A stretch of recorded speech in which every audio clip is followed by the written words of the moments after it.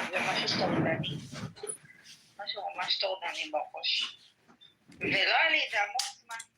ועכשיו ישנתי איזה 3 שעות. והתעוררתי, ופתאום היה לי את זה עוד פעם. אחרי המון שנים שלא היה לי את זה. מה זה מלחיץ? עכשיו התקשרתי לאחותי, ראיתי שהתקשרה אליי, התקשרתי אליי כדי שהמוח שלי יתעסק בשיחה ולא בדבר הזה. כאילו, חייבת להסיט את המחשבות שלי למקום הזה. כדי שזה לא יפריע לי. כן, משהו מפחיד. לא טיפלתי בזה הפעם, כן? כי אני לא באמת יודעת איך מטפלים בדבר הזה. לא היית על הרופאה או משהו? לא. כי זה פעם זה כזה. נגיד עכשיו היה לי את זה, זהו, לא יהיה לי את זה עכשיו תקופה. כאילו זה לא, גם אני לא יודעת באמת להסביר את הדבר הזה. משהו הזוי, ולא היה לי את זה שנים. שכחתי בכלל שהיה לי את זה. וכשיש לי את זה, זה בדרך כלל בלילה. כאילו באמצע הלילה, אם אני מתעוררת באמצע הלילה, אז פתאום יש לי את ההתקף הזה. אבל לא היה לי את זה המון שנים. זה כנראה משהו שבא אחרי שינה. אני מניחה. כן. אז זה מה שקרה לי עכשיו, והייתי חייבת לדבר כאילו. להשיק את הראש שלי בדיבורים. התקשרתי לאחותי, ועכשיו אני איתכם, כדי שזה לא יחזור. אוקיי, בוא נדבר. כן. אבל זהו. בעיקרון זה כבר יותר טוב. שלום. רק שתדעי לך שראיתי את הסרט, בהתחלה הייתי בטוח זה ירי, אבל כשהבנתי שאת לא אומרת לו, יא בן של זונה, אתה יודעת שזה לא ירי. אבל נכון שזה בול ולא אימא'לה. אבל לא היה חסר יא בן של זונה. כן. לא, היא כנראה שנזרה בגלל הטיקטוק או משהו. גם לא הייתי מצלמת את עצמי, אומרת לו יא בן של זונה. אבל איך ראיתי זה הכי חייבת, זה בול, זה פשוט זה אני. זה אני וירים. אבל גם שם יש 2 ילדים. תקשיבי, הוא גם דומה לירים. נכון? אני לא טועה. כן, אבל היה חסר היה בן של זונה. חשבתי זה הוא, אבל זה לא היה הקול שלך. ואז היה עוד ילד על הרצפה, אמרתי, אין מצב שזאת אורלי. לא. גם איזה שילוב, זה גם היה שילוב מנצח של קורנפלקס עם שקשוקה.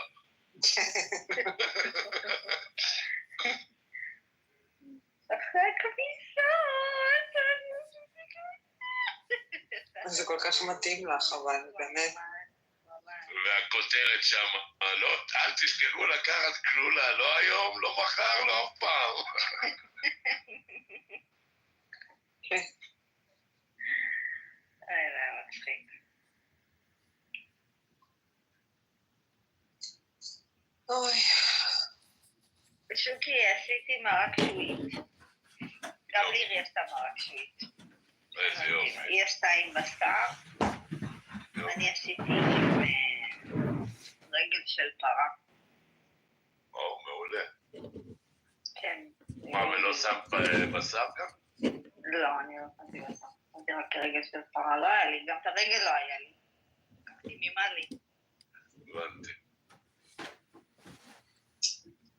היה לי רגל עגולה כזאת, אמרתי לה, אחד מספיק. בגודל שמתי אותו בפנים, ככה באמצע, שזה יתבשל ביחד.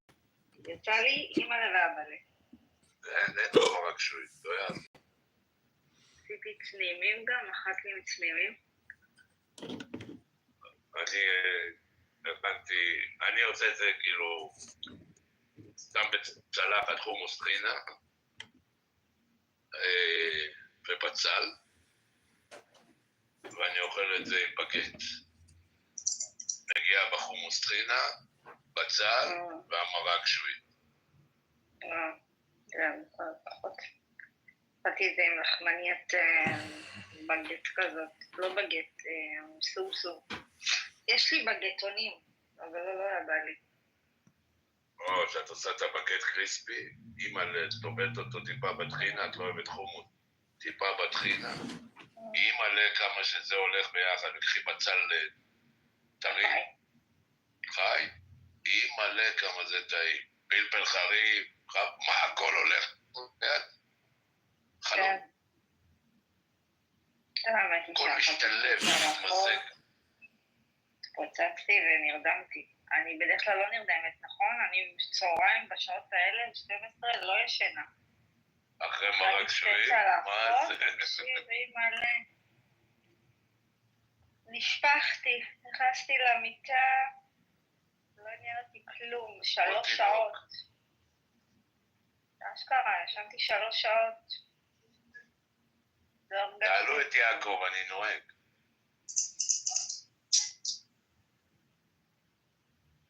רגע. הנה. בוקר טוב. בוקר טוב, יעקב.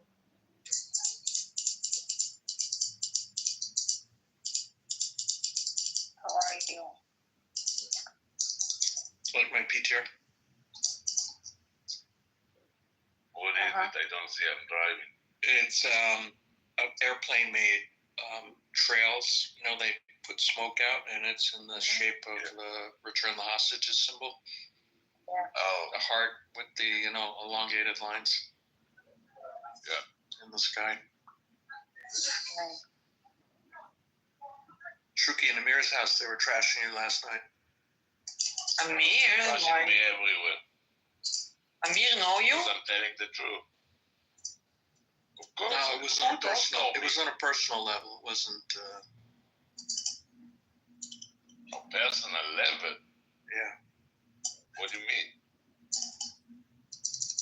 They said, and I was like, I asked them to stop on so many occasions. They said, you're not allowed back in Israel. You're not allowed back in the state of New York. You obviously have got some, pedophilia issues. And I said, prove it. Like, you're actually now slandering somebody. You are making shit up.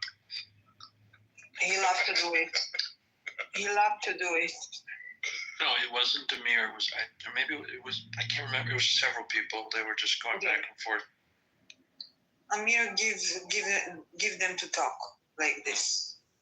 Yeah. Yes. Because if you will talk on one of the terrorists over there, he immediately will shut your mic. Really? Did you get clipped? Who, me? No, really, because I was following you, but now it had a plus sign next to you. No. Okay. Who can click Aurelia? I don't know. I'm too New much account, right? It's not a new account. Oh, okay. Maybe I thought I was following you. No, I don't. Now you do. Now we do. Yeah. I just want to say it's important that none of us be, Islamophobic. The Islams, they need our help now more than ever, that they've been outed for being rapists and murderers.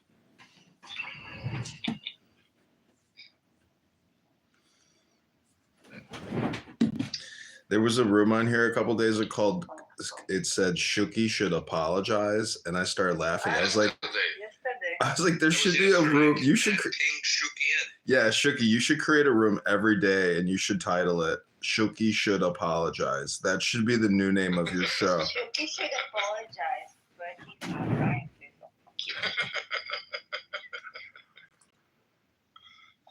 Oh, I love those people. I mean, I love to kill them also, but... Shuki should have a TV show where he fixes people's life. Oh my God, Danny. That's true. I would listen to it. I think it would be hilarious. I mean, and it would be hilarious in a good way. Like, You a piece of shit. You need to suck his dick. What are you saying? Exactly. I don't understand. If this is the truth, I saw a reel today that a woman calling her husband and telling him that the vacuum stopped sucking. So he's coming, he's looking on the vacuum, I tell, this one, you need to buy a new one. This one probably got married.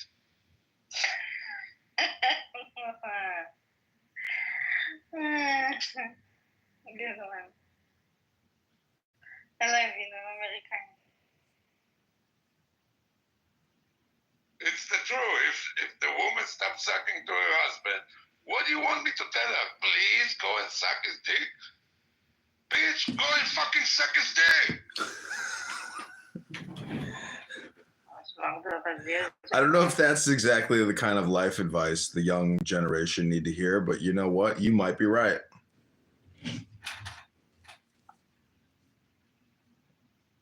I'm not going to be politically correct with nothing. It is the way that it is. It is what it is. למה אני לא יכולה לשנות את הטייטל?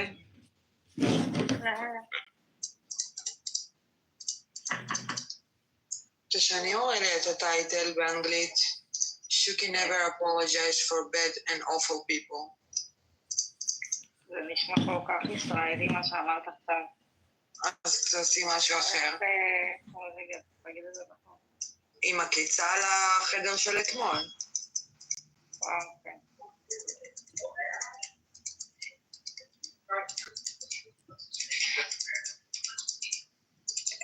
Shuki never apologized for a Nazi lover.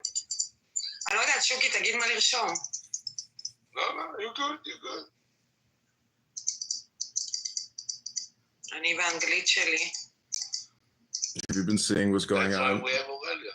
Have you been seeing what's going on in the UK with the prime minister there and all the headlines about the rapists, the groom gangs? It looks like Elon's like trying to control England's, like from the articles, it's like he's going after some people in the government there, right? Yeah, this Carl Steamer or whatever, he was the prosecutor for the Jimmy Savile case, and Jimmy Savile raped over 500 young children. And Ooh, and what's with his gold casket? Like, what are these people doing with that? That was a weird rabbit hole to go down. are you talking about Jimmy Savile had a gold casket? Yeah, and so does well, no, they did something with his grave, so the people couldn't press charges, right? It's like unmarked. Oh, you mean so they couldn't desecrate it? Well, that too, but I think it was also so the victims couldn't, like, I don't know. Get if the that's gold true. casket or something, like as reparations. Like probably want to dig it up and toss it into the Thames.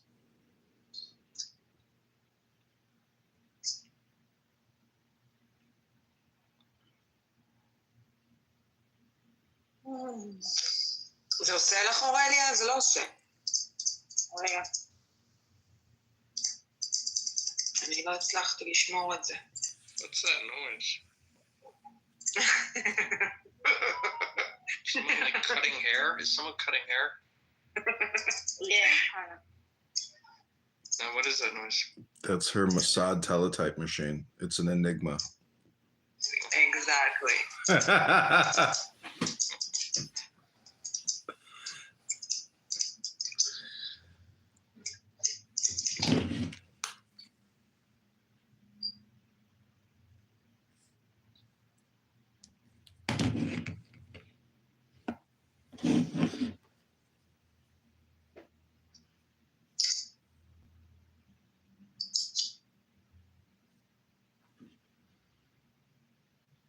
Elon wrote 5 hours ago, had this election not been won by Donald Trump, civilization would be lost.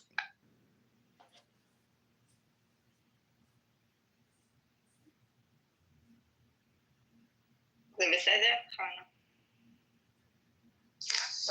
איך הצלחת? צריך לעשות done ואז save. לא היה לי דן. מעניין. Hey, 2 truckers in the room. 2 chakras. Yeah, he has a ticket.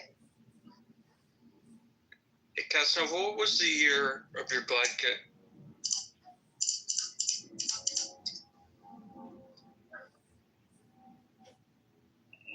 אין הנודניק הזה שהיית צריך להתנצל לפניו שהוא 2014.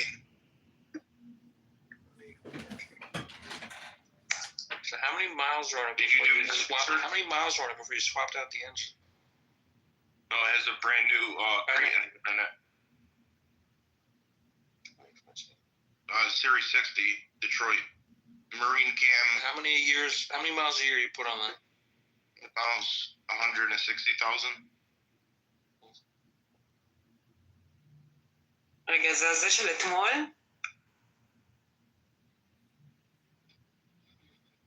מה זה? זה של אתמול, ששוקי... זה? רב איתו כבר? נראה לי, הוא? לא רב איתו. זה הנודניק כזה שאמרו ששוקי צריך להתנצל בפניו. זה זה? כן.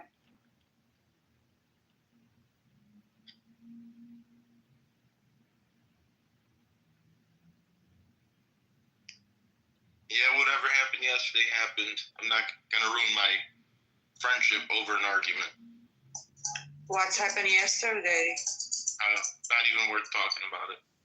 Why? We want to hear it. You brought it up. As they say in court, you open the door. Okay, minor disagreement. And then you open a room that Shuki need to apologize? That was yesterday. Oh. And today you know what's gonna happen in a second? I wasn't here for a minute and look who's coming. The fucking scumbag. זונה בן-אלף זונה, אמא שלך שרמוטה. Oh my God. Everybody say goodbye to the piece of shit. ביי על ביי. המרק עם כוס אמא שלך. זונה בן-אלף זונה. שכחתי מה הוא אמר. אלק, אתמול היה אתמול והיום יום חדש.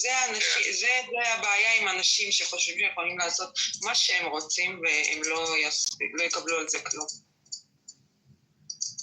כן. רגע, ובחדר הזה אבי גם הייתה וכל האלה? כן, כן, בוודאי. חצוף. בוודאי.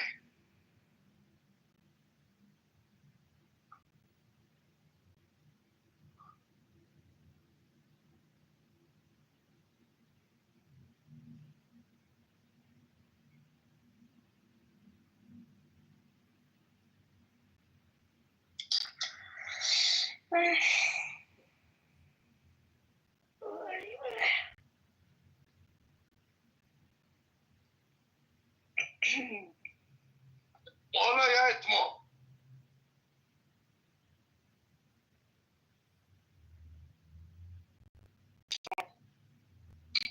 אז יאללה שוקי, אני אומרת היום תתנצל.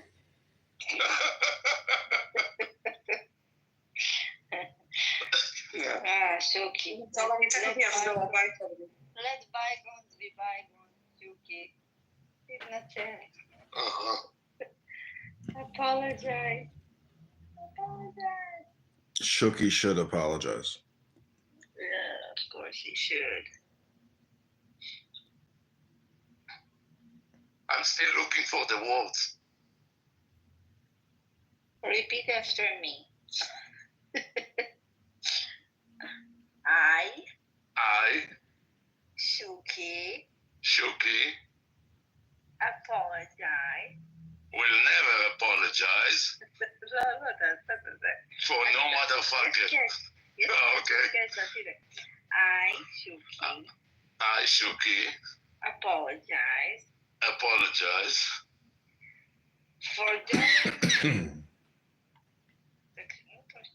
for those of those who were born who born with no brains. with no brains. Oh, that's actually good. I'm apologizing for their stupid mom that did not swallow instead of conceiving. Yeah.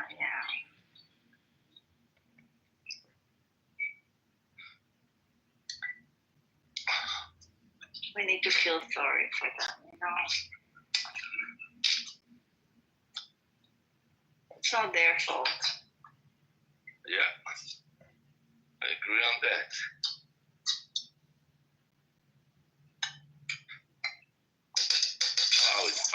באוזן.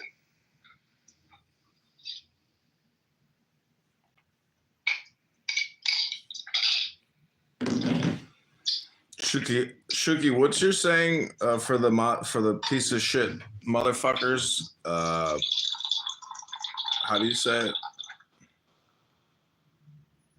I don't know what you mean. So, like, let's say you're a Palestinian Muslim terrorist piece of shit, and they encounter Shuki in the street, and they say something nasty to you. What is your response in Arabic? I think that's it. It's like I don't even know if it's an expression, but it's what you say. It's like Gaba begin boto bar. I can't. I have no idea. God is with you, and the pussy of your mom is behind you.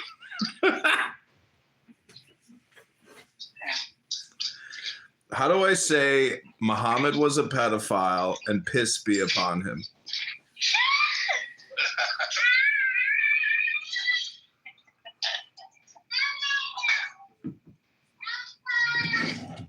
בסדר? תדחו, מתלהב. מי זה? תגידי ביי ביי. תגידי ביי ביי. ביי ממי. תודה.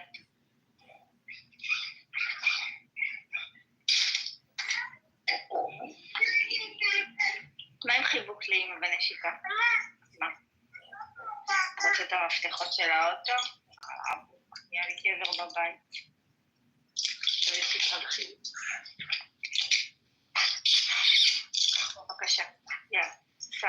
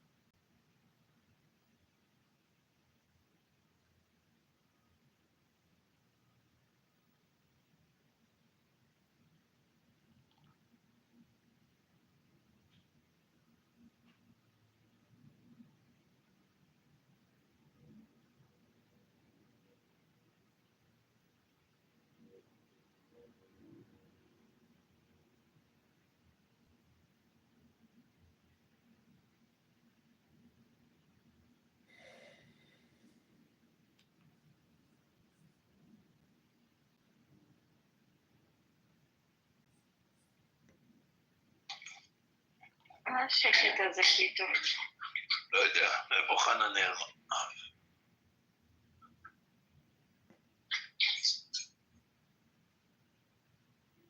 לא ידעתי לא פה.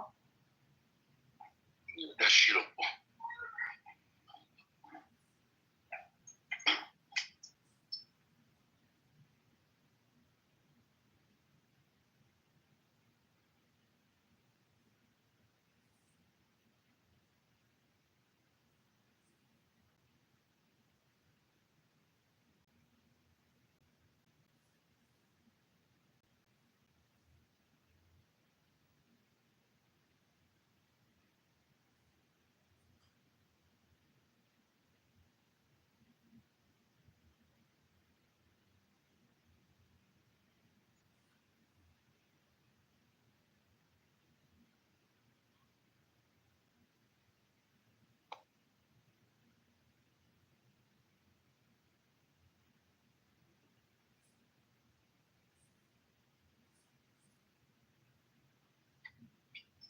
אני מחברת לי עוד שוויט.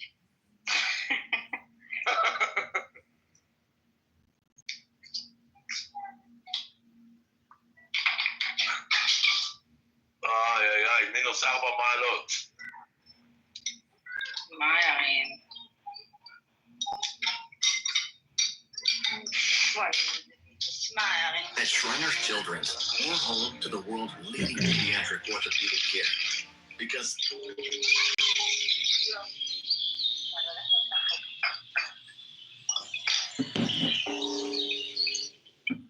Okay, I'm headed out. Have a great day, everybody. God bless. You too.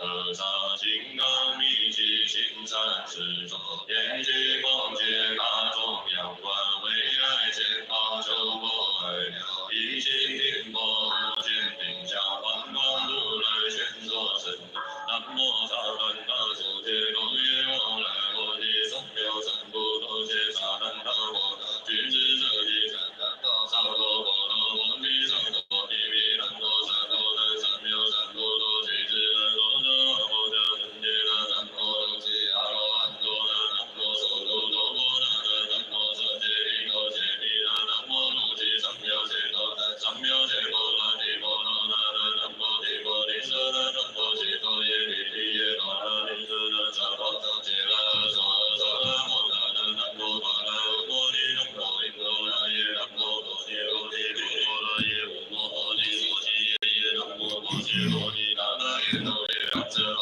那三摩多那南无悉揭利多耶南无波提菩提摩迦那耶利利多那那揭罗提多那波罗迦那耶阿尼摩提毗婆舍那利摩悉利摩那利揭罗那摩悉耶利多耶南无波提菩提多那南无波罗摩提那耶南无跋舍那提那耶南无摩提提那耶南无揭舍提那南无波揭摩提提提萨埵那提阿婆那阿那努那智耶罗那提多南无波揭摩提南无阿提罗摩耶罗那提多耶我来我提三藐三菩提耶南无波揭摩萨埵毗耶罗那提多耶阿那我提三藐三菩提耶南无波揭摩毗那遮耶毗罗毗罗提耶阿那婆那遮耶罗那提多耶南无波揭摩提南无释毗那耶那那那遮耶罗那提多耶阿那我提三藐三菩提耶南无波揭摩提舍提耶菩提罗那提多耶阿那我提三藐三菩提耶南无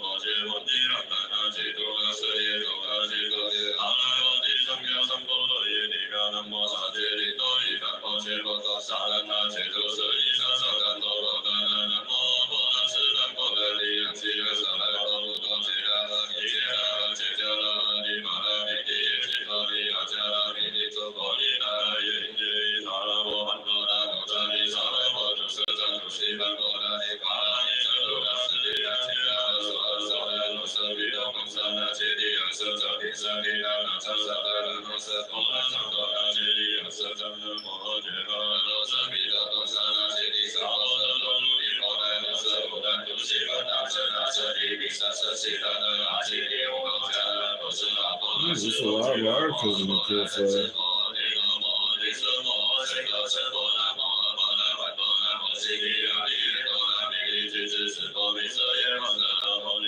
弥舍路东红的红阿舍那智阿那阿智波那智波波那智多阿舍那三智毗舍那三三多舍毗毗波摩舍多舍摩罗波摩舍多阿耶多那摩诃那阿摩那摩舍那三界那智波摩舍那毗波尼提那多尼摩舍那阿萨多遮毗提耶真遮那摩尼迦摩娑摩摩揭那多那毗流遮那揭利耶耶那多舍利毗遮那波摩尼遮巴舍那迦那迦波那波卢舍那摩舍那舍毗那舍多舍迦波那舍舍波那摩尼揭提摩多那揭多所毗阿迦揭曼多因多那摩摩揭无悉利舍揭多波那舍悉多萨那那揭多舍利舍无悉多路用等波那无悉多路用悉单波那无悉多路用波那舍利耶三波萨多揭那无悉多路用萨摩亚萨那萨萨揭那那舍利那摩萨那揭那无悉多路用舍多那悉利那揭那娑娑那弥那摩萨那那无悉多路用那萨婆揭曼萨那那揭多舍利三波那揭舍利摩萨萨摩娑娑萨那舍利萨提智萨萨提提提阿毗提智波提高萨萨因迦摩诃那舍卢多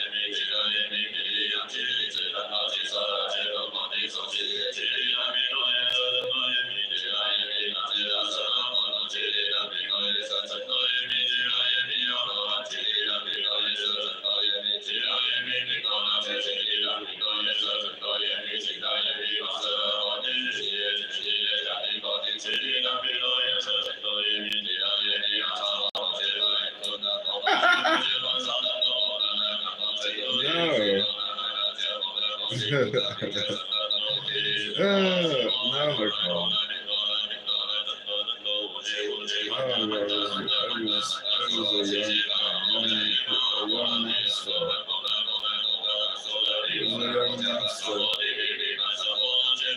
I'm sorry forever, baby. And also, you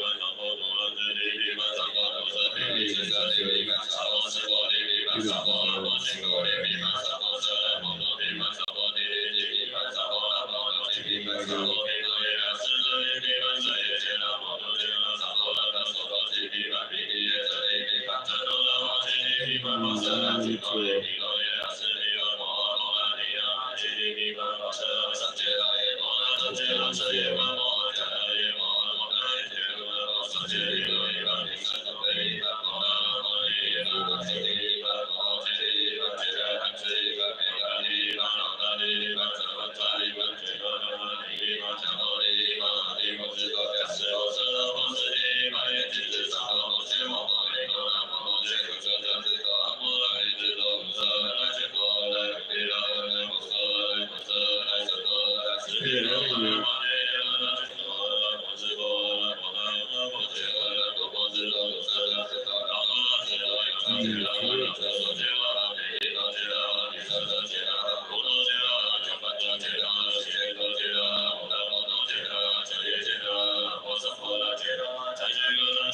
So I'm trying to has you do to it.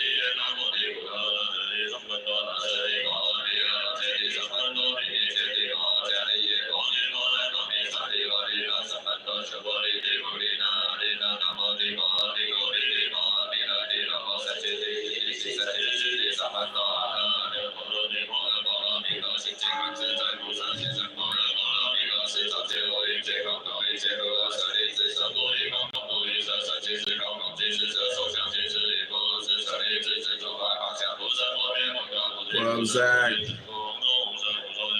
I'm listening to morning Buddhist chanting.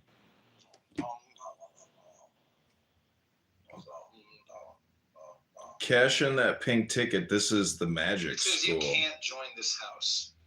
You can't join this house. Oh, I need to mod it or edit. Who can join? Everyone. Open to all. Why don't you create a house today called the House of Tanya and read the Tanya?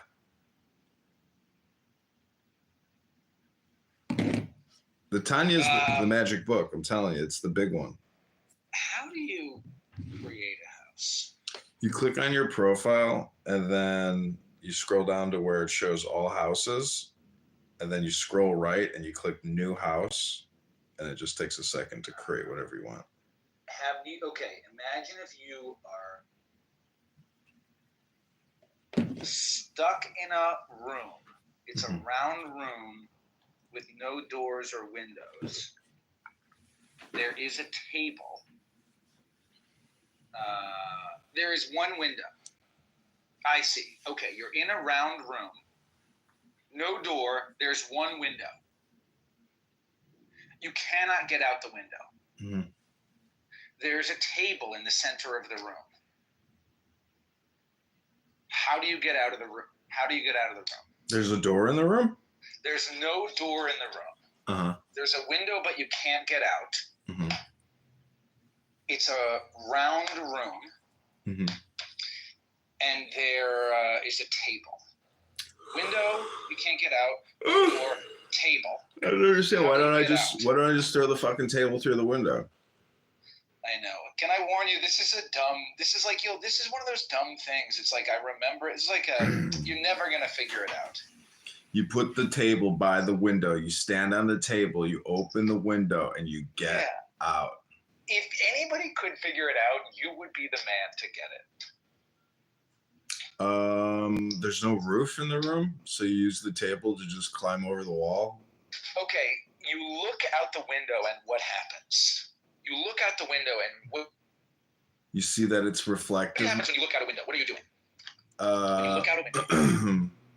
It's a metaphor for the self. So I don't understand the table. Like the table is an altar. You look out the window and you see.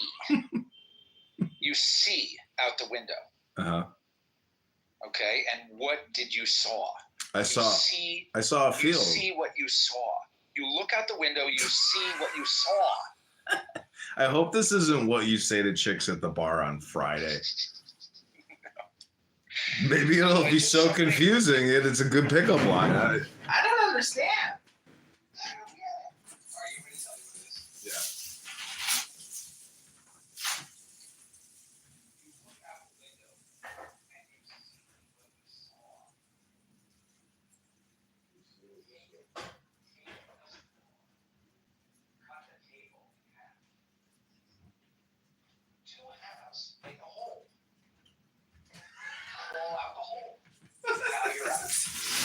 Oh, wow. It's very linguistic of you. Look out the window, see what you saw, take the saw the table in half. 2 halves make a hole. Roll out the hole. Okay, so I got one for you. Your dick is inside of a vagina. All right. Your dick is looking around inside the vagina, sees a window, and there's an IED or UID or whatever those. IUD. There's There's an IUD. an IUD in the vagina. The penis sees the IUD, but looks around the uterus. What does the penis do? The penis comes of age. Wrong. Penis. The penis gets poked by the IUD, and the penis says, "Is that a paperclip?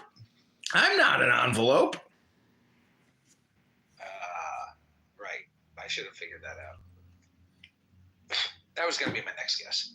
If anyone could have figured that one out, it was going to be you. Okay, second question. A dick is in a booty hole. The dick looks around the booty hole and sees a massive petrified turd that is clinging onto the walls of the rectum. What does the penis say to the petrified turd clinging onto the halls of the rectum? Oh shit, nigga. No. Holy shit, you need an enema. Oh, of course. Of course.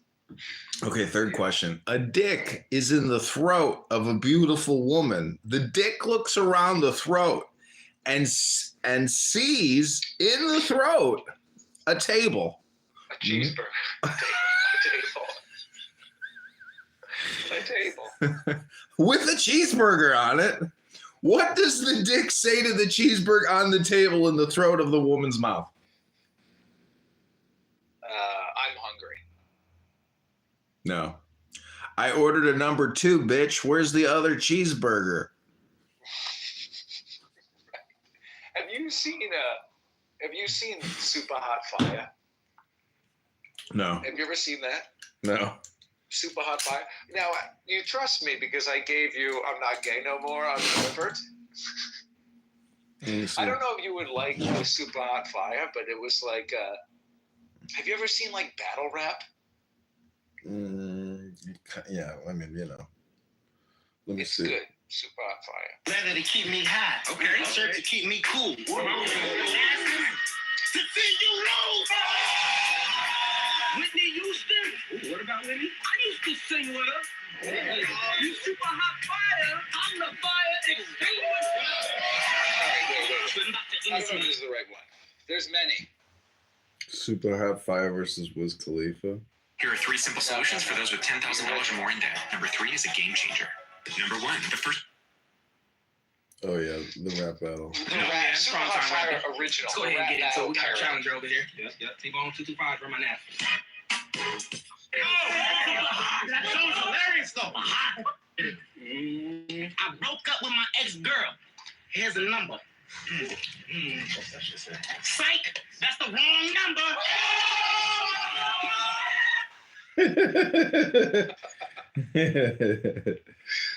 There's more. That's funny. Adrian Dittman is not Elon Musk. Psych! That's the wrong number. So I don't know if you saw, but like last night, the major headlines are Adrian Dittman is Elon Musk. Oh, really?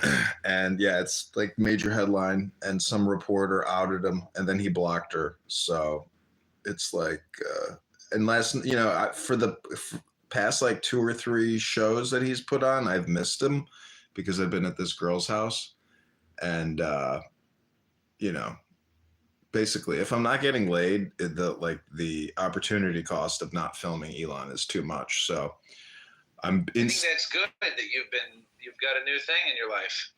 I know. That's I mean, good. we'll see. You know, it's the winter time, so it's like it's a bitch to drive to people's houses, and so we'll see. I mean, I'm gonna try to like institute a Shabbos dating policy, where like, you know, she's already. I told her that Jews only have sex on Shabbos, and she's like, well, we're gonna follow their rules then. I was like, okay, but you know, basically that means like I'm not gonna hang out with her unless it's Shabbos. I mean, that sounds fine. Yeah, I agree. And that'll open up me to film Elon every night.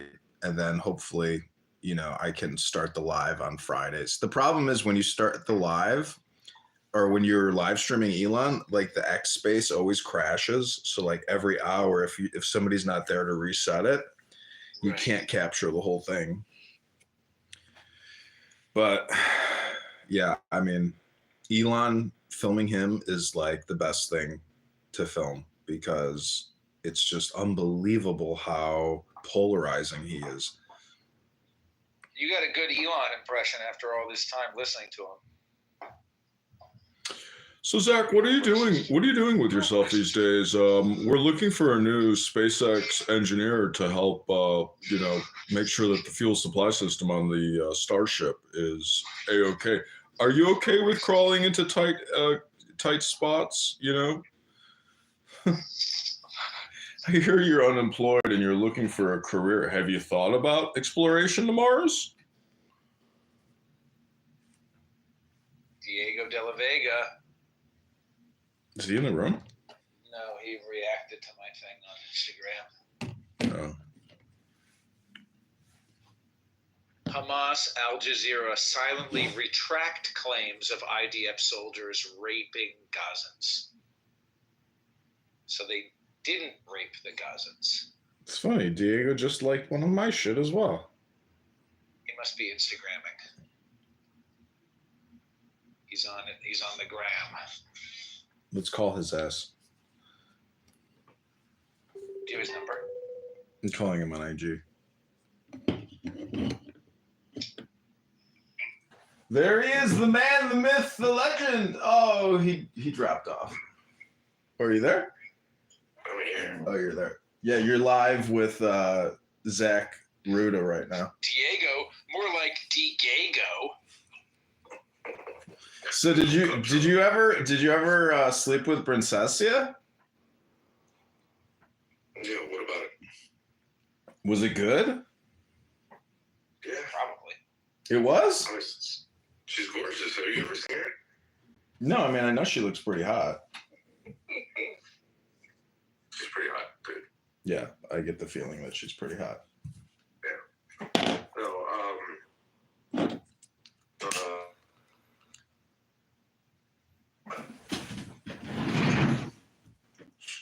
although I have this theory, right?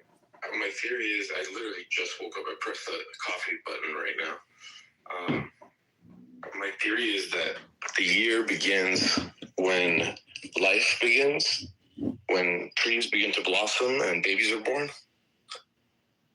Does that make sense to you? No, Sure. no. Yes, it does.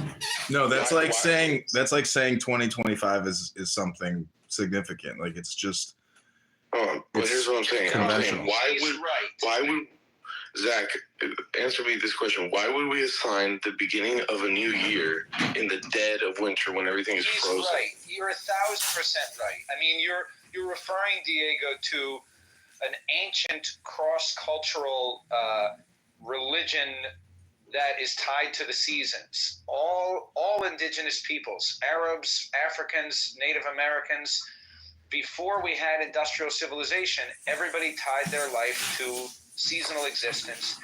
And in that paradigm, the year begins in the spring. So the new Yeah, year, that's- I would say, would be in April, Mhm. right? And the Even- Shields, there's this theory, John, you might like this. I mean, John Young, Tom Brown, it's really developed by John Young with influence after education from Tom Brown Jr., but incorporating native traditions all around the world. So the 8 shields are the 8 directions: east, southeast, south, southwest, on and on. And the energy always begins in the east. It does not begin in the north. The way that we write the compass, never eat soggy waffles. Northeast, south, west. But actually, it should be eat soggy waffles, nigga. Because it begins in the east. And in the east is spring.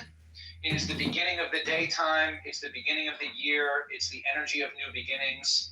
In the south, then we move to the south. The sun is high in the sky.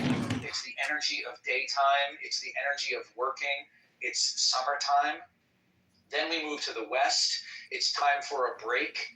It's time for reflection. It's time for rest. We're in the west. It's the autumn. Then we end in the north, which is death, which is also visioning, which is planning, which is new beginnings, winter. And then so you're right. I agree. yeah, but Yeah. look, the months in Jesus Spanish. Christ rose again in the spring. No, the whole thing about Osiris is like the fallen pine tree is dead and it's resurrected. Another tree sprouts up from the tree. and the pine tree is, like a winter tree, which is the Christmas tree, the Mass of Christ. Isn't it all just tied to zodiac? Because isn't each month a zodiac, and like it's Isn't the Sagittarius? zodiac tied to the seasons of Earth?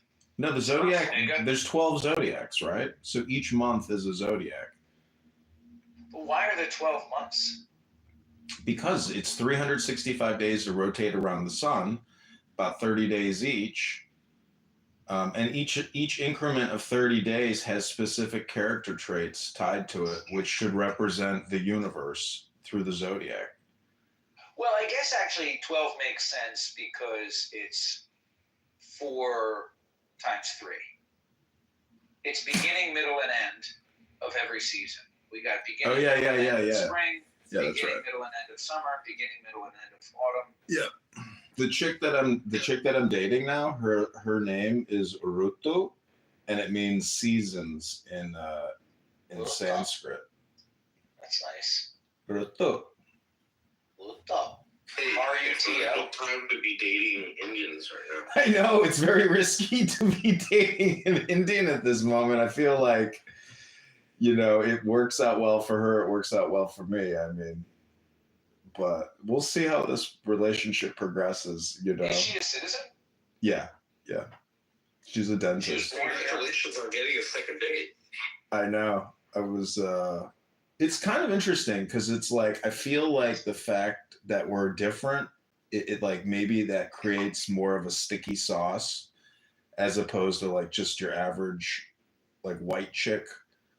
I don't know. It's weird how opposites attract. But the failure rate based on my historical dating, record is epic. So it's like a 90% fail rate.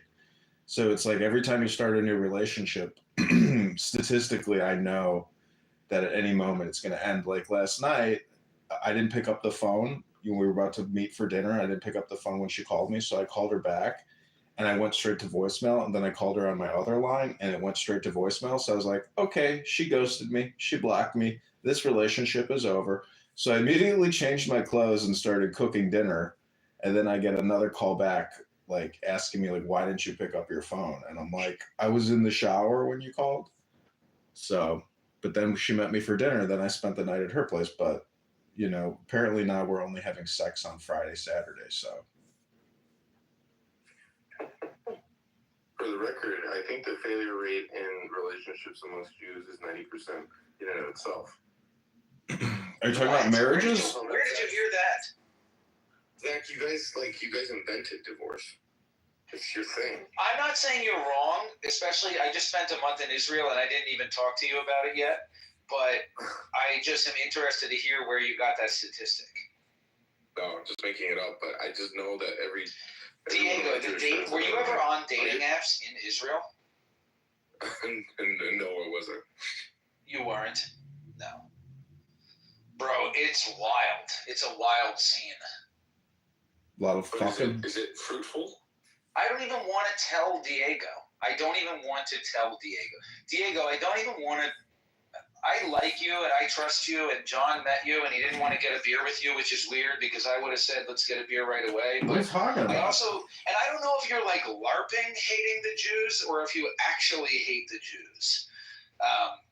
He's a self-hating Jew. I saw this guy's face. You could have put a kippah on his head. You couldn't tell the difference. Anyway, look, I'm not saying anything bad about Israel. I'm just saying it's clear to me that it's a traumatized population. Really? And There you go. I was thinking a lot about Portnoy's complaint. Basically, every time an American man has sex with an Israeli woman, it's Portnoy's complaint. Seriously, I mean, it's no rape, but it's like, it's very much like a sniveling American pussy boy. It's just so interesting the way we do things in America. And I mean, even, I don't know, you're like Latino or what are you Spanish? You're not Latino. Is that an insult? No, that's not an insult. He's a Ladino. Latino. What are you though? Are you Mexican? You're not Mexican. Are you American? Yes, but You American, we got nigga? cast Well, yeah, I'm American, yeah. Where are you from? From California. From California. Didn't you grow up in New York though, like East Coast? Well, I live in New York. And I still And how continue old are to you? visit New York. Are we all the same? John's a little older than me, I think. But how old are you? I'm not yet 40. Let's put it like that. You're not yet 40. Okay, so we're all basically right in the same age. So, Diego, would you say that you were enculturated by America to be like a simp? To be a simp? Yeah, because I feel like I was. I feel like that was like the way to be a man was to be like a faggot. You know? Really? It was to be like, oh, well, with the consent and you, whatever, women can be in the workplace, and you know, all of modern feminism, I think, is like a erasing of gender roles and kind of like a simping. Well, I'll tell you this. I spent a significant amount of time outside the United States, and outside the United States, in other countries, young men fight a lot, and there's a lot of traditional, what would you call it, hazing and testing. Right, so you had this American paradigm broken for you early by traveling to other countries, basically. And you were like, oh, the American way of doing things is not the only way, because here I am in another country and they're doing things a different way. Yeah, the one thing I was going to say is that when I entered school in the United States, I got into a few fights, which I won. This is when I was very young, so it's not like saying much that I won some fights, but I was a big kid, relatively, in the early years. Anyway, my dad had a shift as he wanted to try and be more American. He got rid of his guns and his rifles, and eventually he told me that fighting was not a solution to any problems. And so I would say that there was a taming there that was not natural. Because when I was growing up, my dad loved to go hunting. He taught me how to fight. Mexicans are very good at fighting. You know this whole thing? Yeah, the Alamo and all that shit. No, I mean, the best boxers in the world, from Mexico. They're indigenous? Yeah, exactly. It's just a thing. Well, I think it's a cultural thing. I don't think it's genetic because they're little people, I'm not that little. Just about 6 feet tall, but, Please, but man. anyway. Mexican. Yeah. But anyway, that was my thing. Yes, I do agree that, Zach, you probably grew up with Boy Meets World. Yeah. Yeah. That's a good show, but it's kind of, it didn't really show Corey as a strong masculine kind of kid. How old was Topanga in that show? Because is there some pederasty going on with Topanga? I never thought that she was very hot. Really? Oh, to me, she was like the perfect, She looks like a fish. But the hair, like the physique, I don't know. To me, she was just like stunning. But I was also in love with Kelly from Saved by the Bell.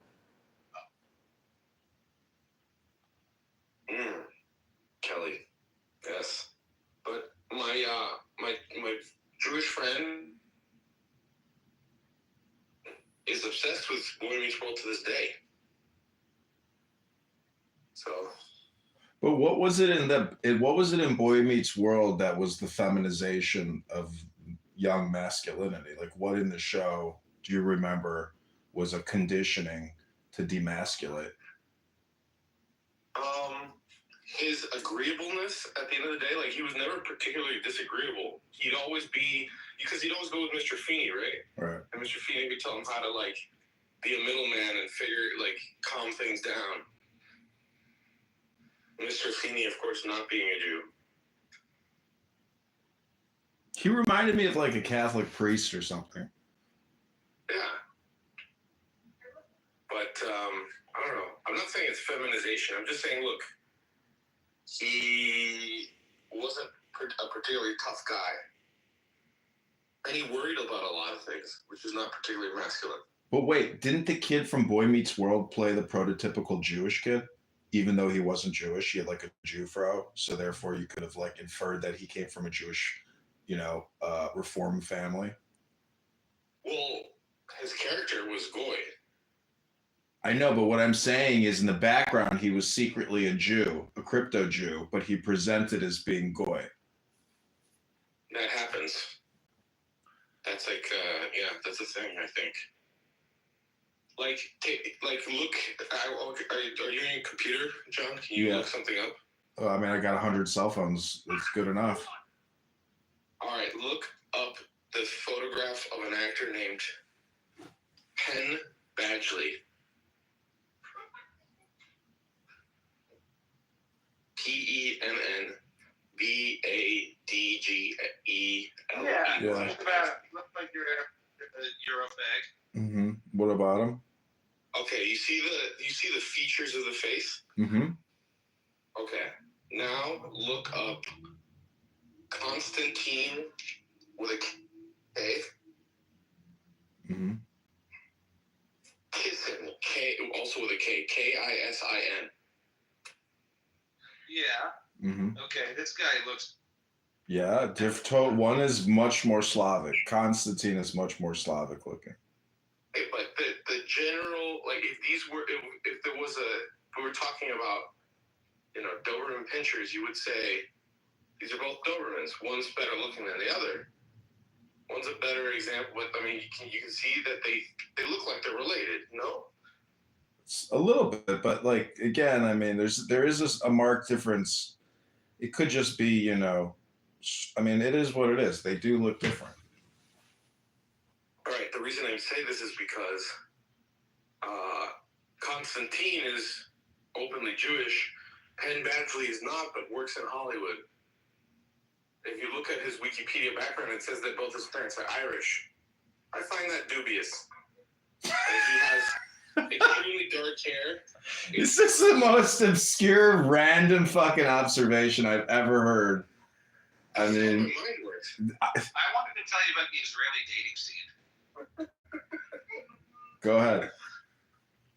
No, just that it was very intense, and I think that there's a lot of PTSD.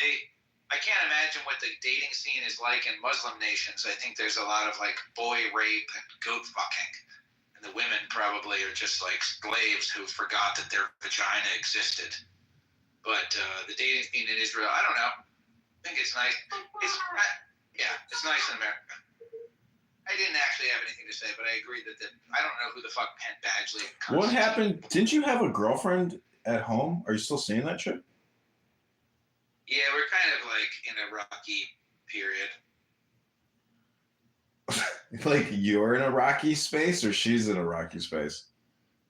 It's been a long, hard, kind of bad relationship that we have taken multiple breaks from, and I don't know. I was kind of, to be honest with you, I was kind of thinking like maybe this is a good relationship, and after maybe it's worth, like maybe if you can find somebody who can tolerate you in this cold world, and you just hang on to that person.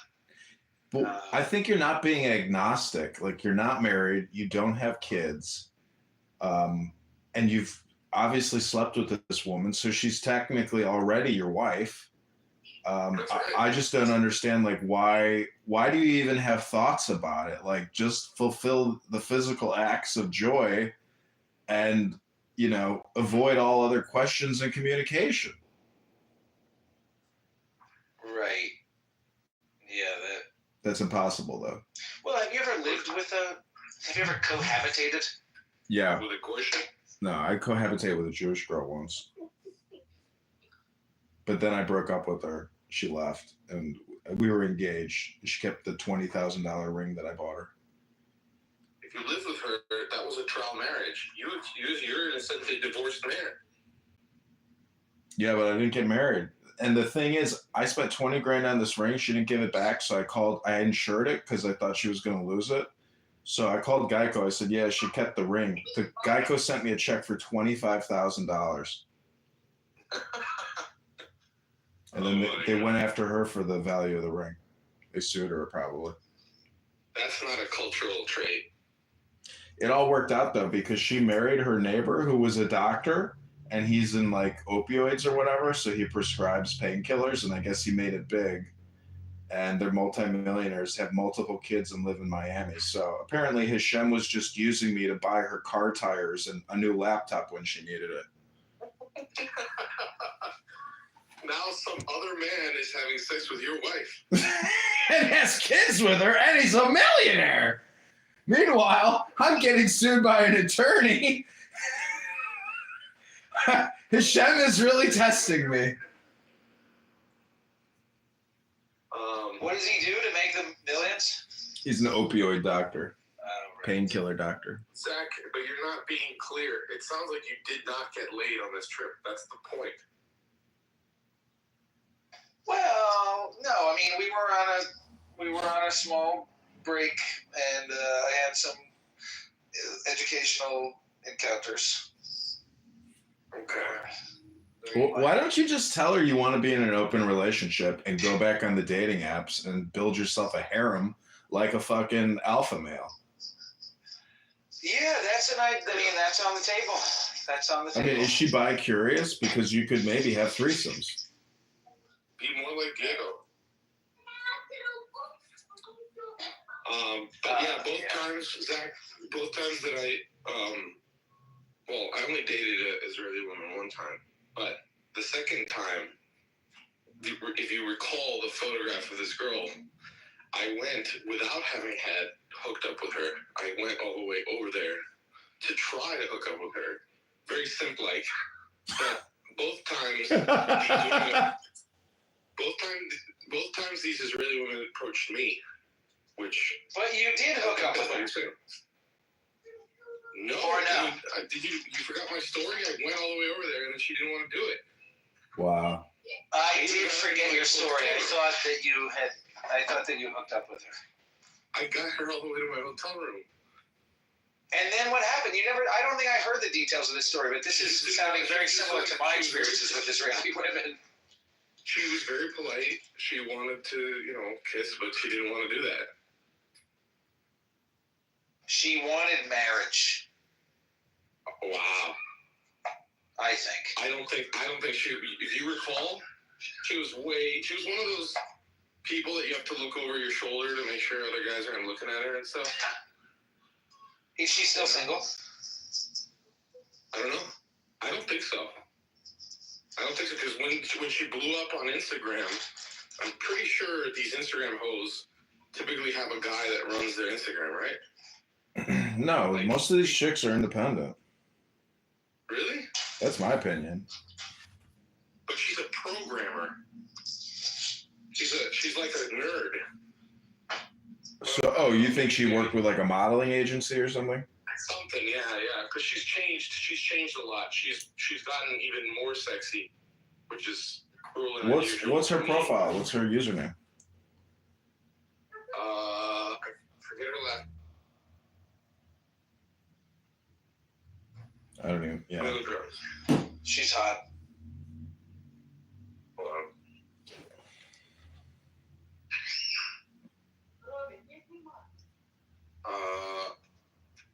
Yael Cohen Aris. Oh, she's a Cohen? Cohen, I guess.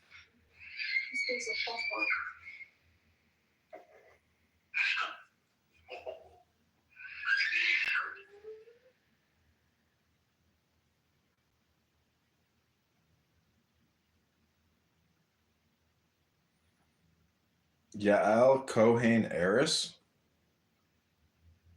Yeah. Oh, she's got 1.7 million followers? Yes, dude. Jesus. The last time I checked, she didn't have 1 million, but that's insane. Her other one, oh wow, she's really hot. But if you can see older photos of her, she was essentially a cute programmer girl with an amazing ass. Yeah. Let's compare this girl to Topanga Lawrence. I would marry Topanga. for sure. Let me ask you this, Zach. Have you ever lived with a woman or dated a woman that you couldn't fall asleep next to because you always had to have sex with her? That was my relationship. That was my current girlfriend in the beginning, before she turned into a heinous cunt. I mean, when we first got together, we had sex every night, and sometimes twice a day, sometimes in the daytime and then at night. And every night we were getting into bed together, and I was like, God, this girl is so hot. I'm gonna fuck her. And then we would have sex and fall asleep, and that was the beginning of our relationship for like, I don't know, a year and a half maybe. And then we moved in together. I mean, that was most of that. I mean, we didn't move in for at least a year, but we've been together for probably almost 7 years. And in the beginning, yeah, it was like that for sure. But then she started being a bitch. And then now she's still hot, but she's also, when I look at her, I just think kind of bitch. Well, see that? Okay, well, I've known women longer than 7 years who are complete bitches, in fact, crazy bitches, but that doesn't get in the way of my sexual feelings towards them. But my point here I mean, we've been having sex throughout the 7 years. We had sex this morning. But it's not, but sometimes, I don't know. I mean, I was away for a month, and I don't know. It's a long story. But my point here is that, I mean, the way that you describe the sex sounds healthy. I'm talking about relationships where you really can't help yourself whether you like this woman or not. I don't think those are healthy relationships. Oh, I see. Yeah. Have you ever been in a relationship with somebody where you really wanted to have sex with them every day in the beginning, but then you were with them for a few years and then they turned into like kind of a bitch, and then you were like, I don't know if I like this person anymore. It's kind of a bitch. I've never put the like the person thing with the want to have sex with the person thing. Like, they're disconnected for me. Oh, so you objectify women? Well, let me give you an example, right? Like, I had a long-term girl that I never, had any kids with or anything, but I've known her for a long time. She's a couple years older than me. Long story short,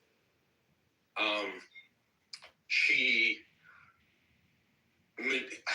somehow, we were talking about my sister, and then we had my sister date her friend, and long story short, we're all grown adults.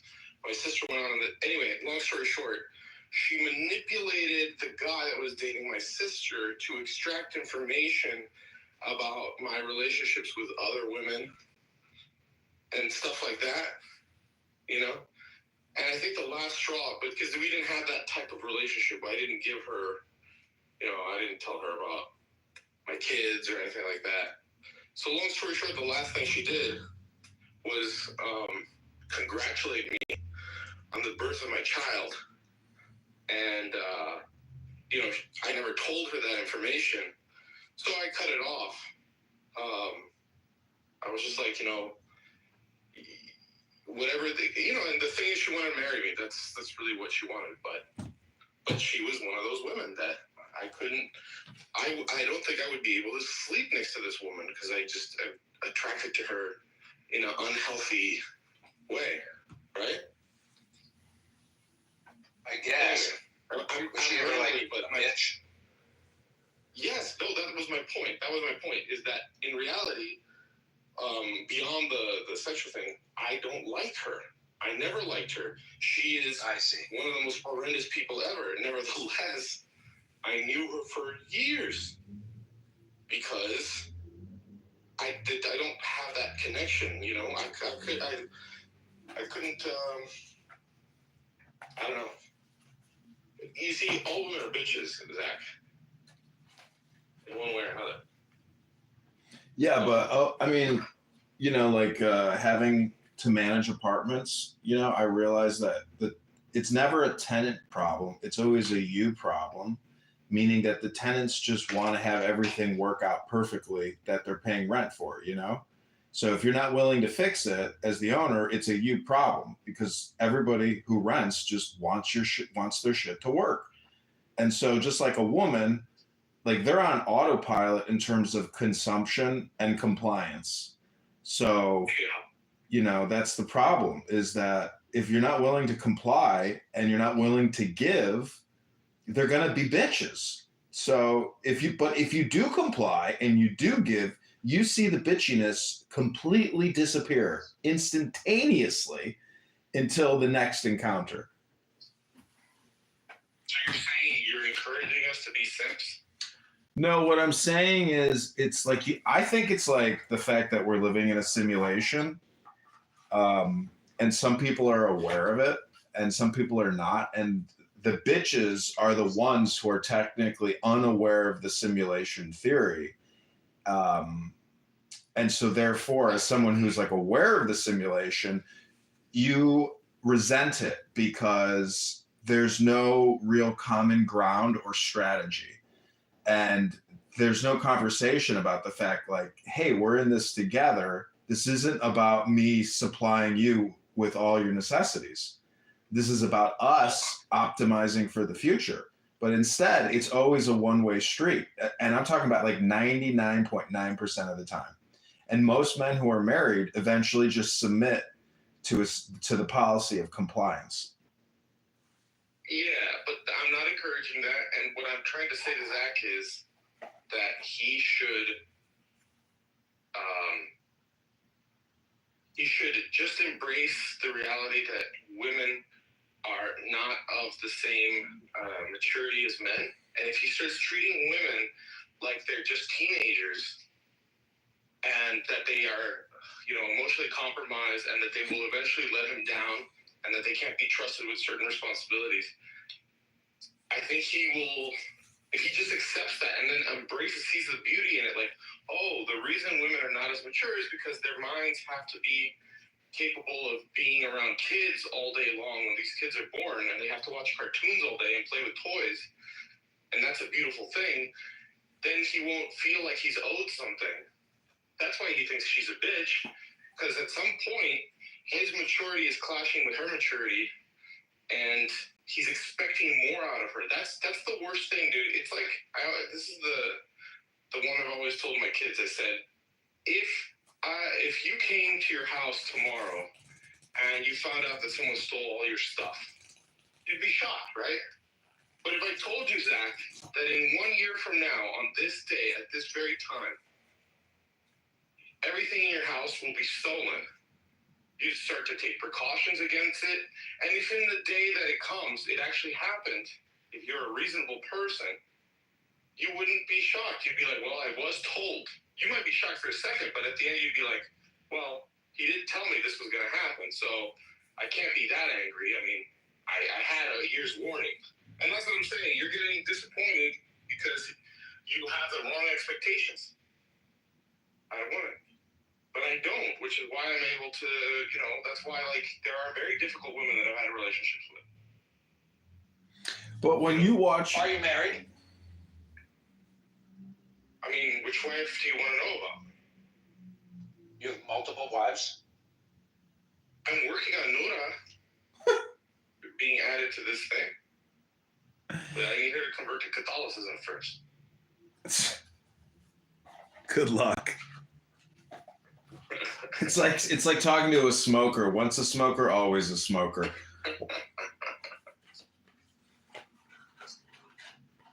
But Diego, there's room in the Islamic faith for Catholicism too. Hey, have you guys seen Flauda? Yeah. That shit is good. I heard that with Muslim, the Syrian takeover. Like the Israelis are working on getting that guy, Ali Cohen or whatever, like getting his remains back to Israel. Can you say that again? I didn't hear any of that. The guy that helped the Israelis do targeting in Syria against Assad Senior, Ali Cohen, the spy. They killed him. Yeah, they killed him. But what I'm saying is, now that there's a new government, they are hoping that through back channels they'll be able to bring back the remains of that patriot and give him a dignified burial. What are the laws in Judaism in terms of burial? Don't you have to be buried in a time frame? It doesn't matter. It'll be a propaganda event by the Israeli government. Yeah. It'll be a big win. You get what I'm saying, Zach? You just have to accept that women are like men, but you have to take away reason and accountability. And then, once you accept that... Jack Nicholson over here. Did you see him? He just fucking took a photo at 87. Yeah, he looks great. Yeah, he does. Once you accept that, man, you're gonna be able to have a bitch of a girlfriend. And I'm not gonna say that having a bitch of a girlfriend is not a way to live. So don't get me wrong, right? You gotta get rid of that bitch. But to the extent the sex part will no longer fail, and you'll keep your testosterone up. Zach, why don't you just keep banging your girlfriend, live your best life, enjoy the sex, and just never get married? And if she happens to, leave you and hitch up with some other guy who promises her marriage, just go on with your life as if nothing happened. And I guarantee you another bee will fly to your flower. And if you find a nice Jewish girl, then you can enjoy Shabbos sex and enjoy the 24 hours of rest and bliss. And if she's a bitch on Shabbos, then kick that bitch to the curb too. Like, if she's not singing songs, cooking dinner, riding that dick, she's not your shidducha. You're destining him to become an El Normo someday. El Normo is divorced. His first wife cleaned his ass out. He made the money back, and he claims now that the first wife wants him back. Classic. I think Zach, you have to look at it in terms of like Adam and Eve. Woman came out of man. And so that therefore they should be submissive to a man. But at the same time, in 2024, the problem really is words and thinking. I would say that Diego is also guilty of this, is that like you're not in the highest. This is like my Andrew Meyer shtick, is that like you're not in the highest level of consciousness, and therefore you're still even thinking about this shit. This is all petty shit for women to sit there and try to hypnotize you with a bunch of propaganda and their own stupidity. I mean, you have to be above all this and be, in my opinion, that's what agnosticism is. It's like you're no longer doing the word game and the word dance, and it's fucking with you. Do you think I should try to make a kimchi business where I'm selling kimchi? Dude, Zach, no. You need to select one woman and say, this woman, you need to say, this is for you, Zach. You're not the traveling to Israel, a couple times a year for philandering type. You need to pick one good woman, preferably Jewish, say, on this land I shall grow my, palm trees, and lay down that seed and stay with that woman. In Israel? No, I don't think so. Not in Israel. I don't think. First of all, Israel's dangerous, right? I think you established that. Although the fact that you went there on vacation tells me you don't think it's dangerous, which is not a good sign. It was dope. I contacted you a few times while I was there. Didn't I send you some pictures of some hot girls? Yeah, you didn't send me pictures of hot girls. You did send me some stuff. But I thought I also sent you like a picture of the street. Maybe, yeah, of the street, but I didn't see pictures of any asses or legs or anything. You should I don't know what your fixation with Israel is, but find yourself Are you Canadian? Or no, you're not Canadian. You're just very No. far north. I live in Maine. But Maine is not Canada. Is it Canada-like? Yes, I live like a Canadian. My life is It's similar to Canadian life. the way Canadian actors can often portray like people from Michigan and things like that. There's a lot of crossover, especially northern Maine. I mean, if you go to northern Maine is a lot of French people. Like, there's a town in northern Maine. On the map, it says Saint Agatha, but it's pronounced Senegat, like the French way. Oh, right. You know, just Senegat. based on your features, you know where you would benefit. You should move to Southern California.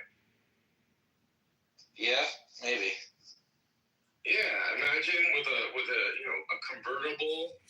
You're starting to get, those, your salt and pepper. You got some of those, like, Lennon-style sunglasses. Kind of round. Are they still? Do they still make movies in Hollywood? Zach, the biggest mistake you can do is even thinking about tomorrow or next week or next year. None of that shit matters. It's all abstract. The only thing that really matters is today, right now. So that's the real truth, because what you do now is going to impact the future. But so it's better to analyze what you're going to do now in order to try to, cheat the hangman a couple of years from now. Well, they're very different options. I mean, sometimes I think if my relationship were better, or if I felt better about the relationship, then there would be no anxiety about the future. Just be like, this is what. See, that's the thing about your relationship. It's not the relationship that has to change, and it's not your woman that has to change. It's your internal fortitude or knowledge of self. The concept is you come from brilliance, you return to brilliance, and that, essentially, you're trans. You're going to be anxious. Why not make the anxiety about work rather than about play?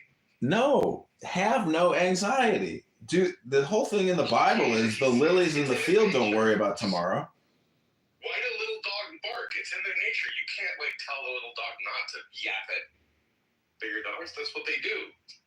In this case, Jews suffer from a thing we sometimes call neuroticism.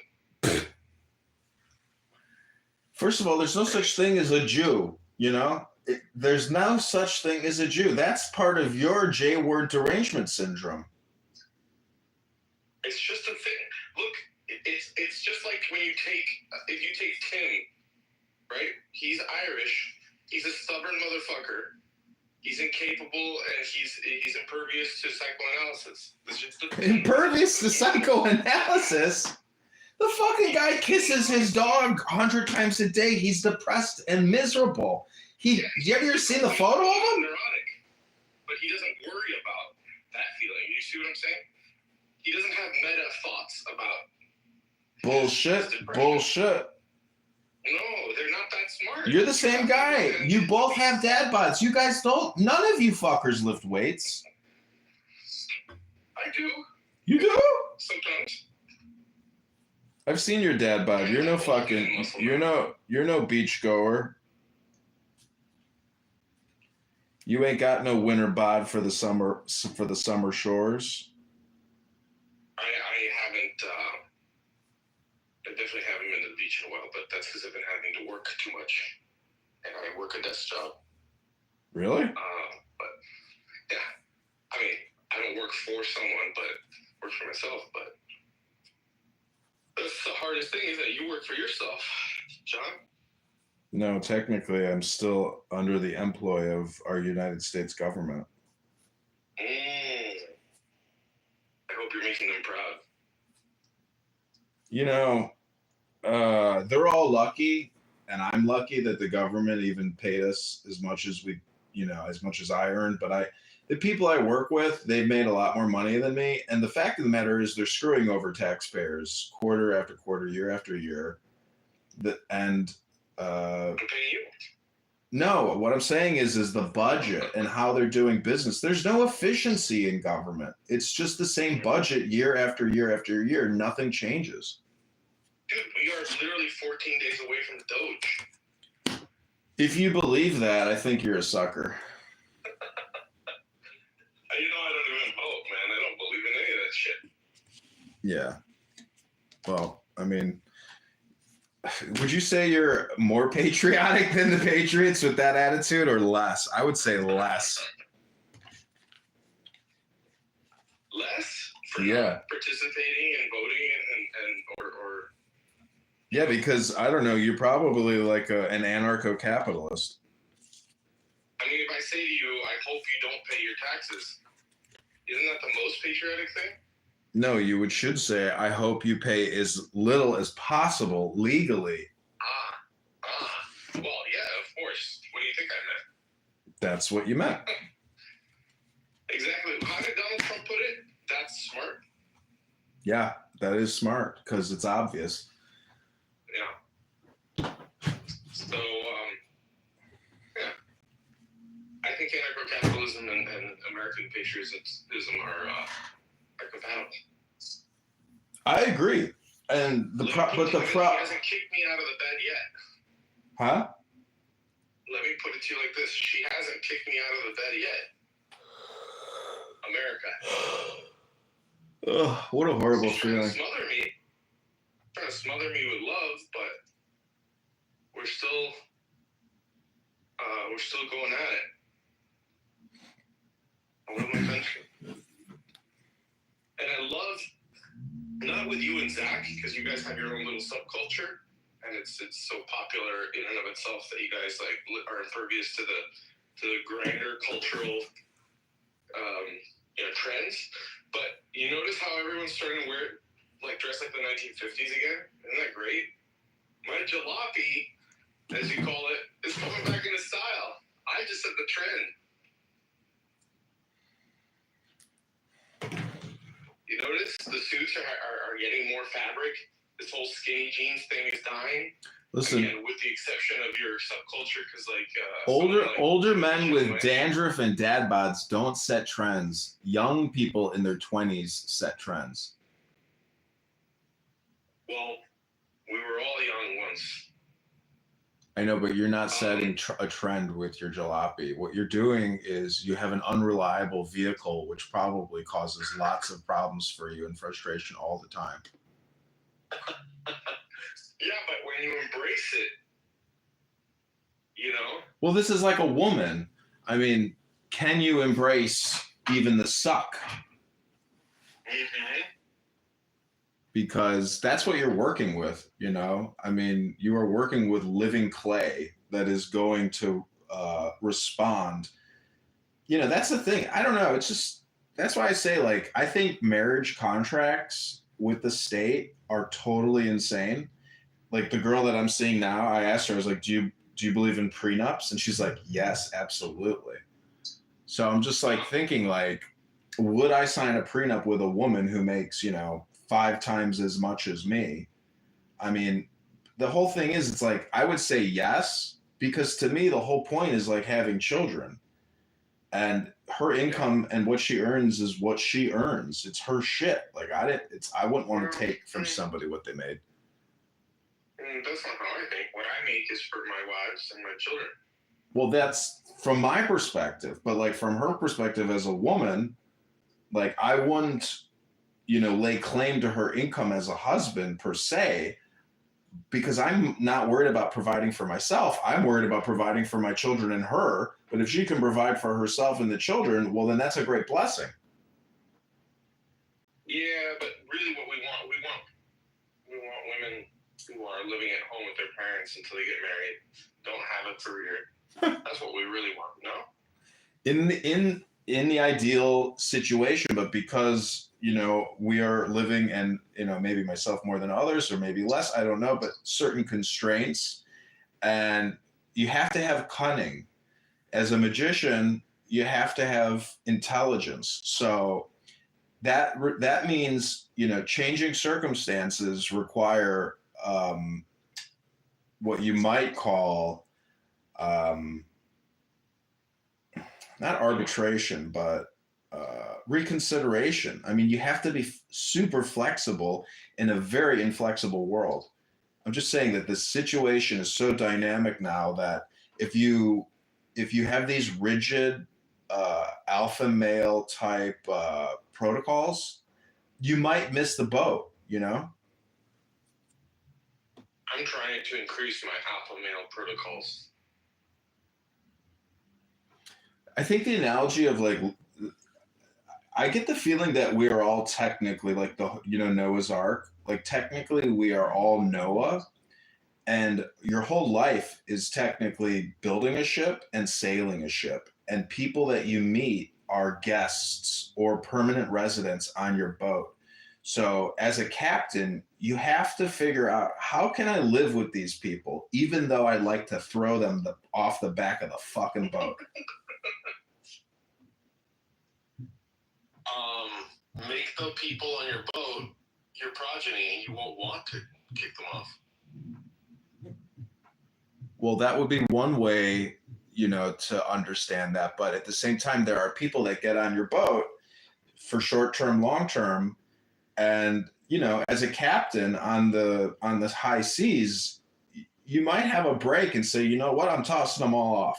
I'm going elsewhere. But then you find yourself in the same pattern, saying, oh, I'm just rebuilding more, cabin mates and shipmates, and why are these any better than the previous ones? Mm-hmm. I see that. So thus, you are a complicated guy. You think about the things no one else has the energy or patience to. I know, he's my nigga.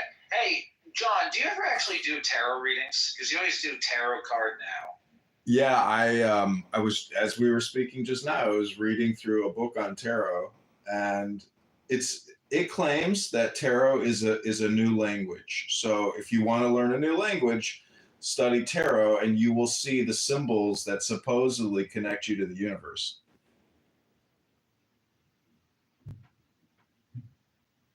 I just saw tarot in this movie called Craven the Hunter.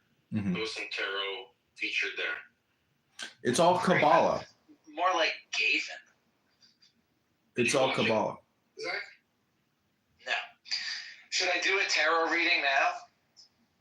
What you should do is get a book on tarot cards and then record yourself reading the book, because if you can integrate the knowledge of Kabbalah and tarot into your mind, you will look at everything with a more positive attitude, because you will see that even your cunt bitch girlfriend is a divine manifestation of the goddess. There's a book called Sex Magic, and the whole purpose of sex is so you can essentially unlock your soul and have a relationship with your hidden daemon, or what they call Shekhinah, which is the female deity or goddess or angel. So, you think your girlfriend is a bitch, but that's really unprocessed subconscious anger, frustration, rage. It's like having back pain, but you're unaware that your subconscious is holding all of this hidden energy. And so when you have sex, what you're supposed to do is it's supposed to essentially, the whole purpose of life is marriage, but really it's just sex, because when you have this Kundalini sex, there's like ways to essentially utilize sex to go into higher levels of consciousness. And again, this is all just in books, and it's up to you to try to do the scientific experiments to see if what their hypotheses are real. But you should view your bitch girlfriend as being your secret hidden self, meaning that only through a woman can you essentially see the self, which is God. So that's the whole purpose of, and then the orgasm is like the chokmah or the crown or the foundation or the kingdom. It's this huge release. But in sex magic, you don't want to have an orgasm. You want to essentially have sex, but don't bust your nut. And in the non-busting, you are able to like supercharge your soul to go to the highest levels of consciousness. It's a yogic practice, basically. You should look into it. Just Google sex magic, and you can see how people have sex but don't come in order to achieve higher states of consciousness, which is also going to help you achieve your goals, whatever they are, because now you have more energy, more kundalini power.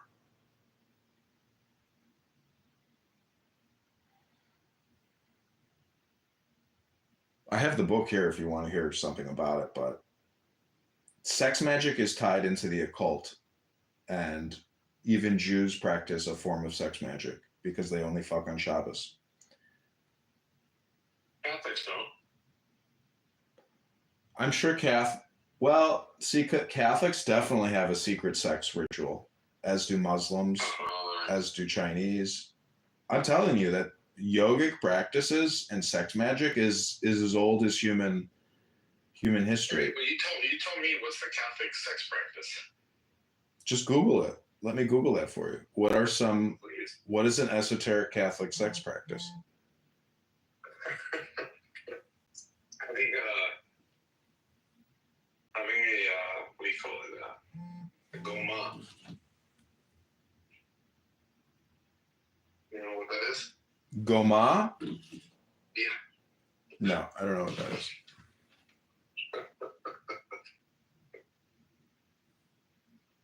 Let me see. Esoteric Catholic sex ritual.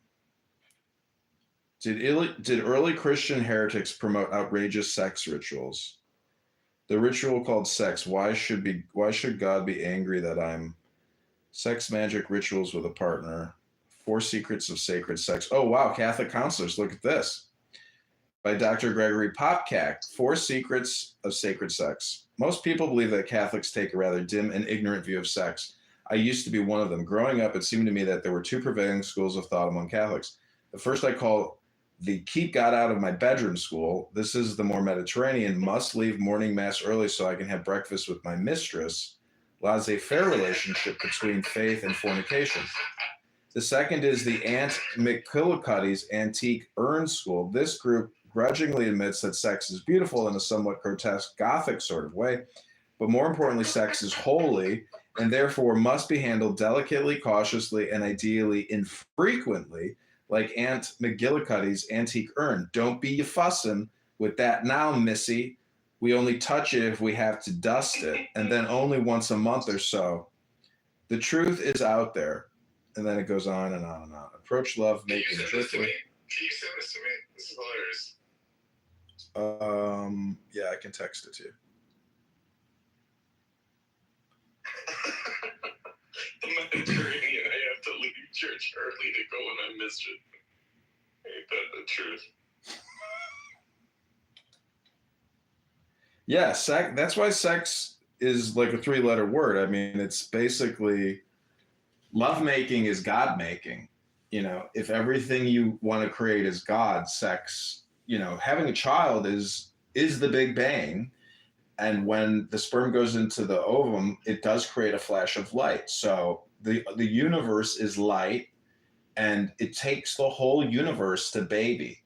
In the same way, you know, that an apple tree apples, the earth is peopling, and it requires sex to do that. So sex is truly the magic, meaning that, you know, we're not doing automation, we're doing biological automation. You know, like, why do a clone army when you can just have slaves?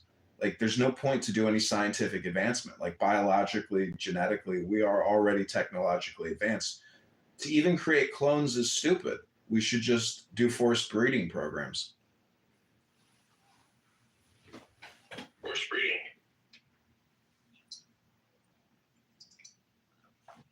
Forced breeding.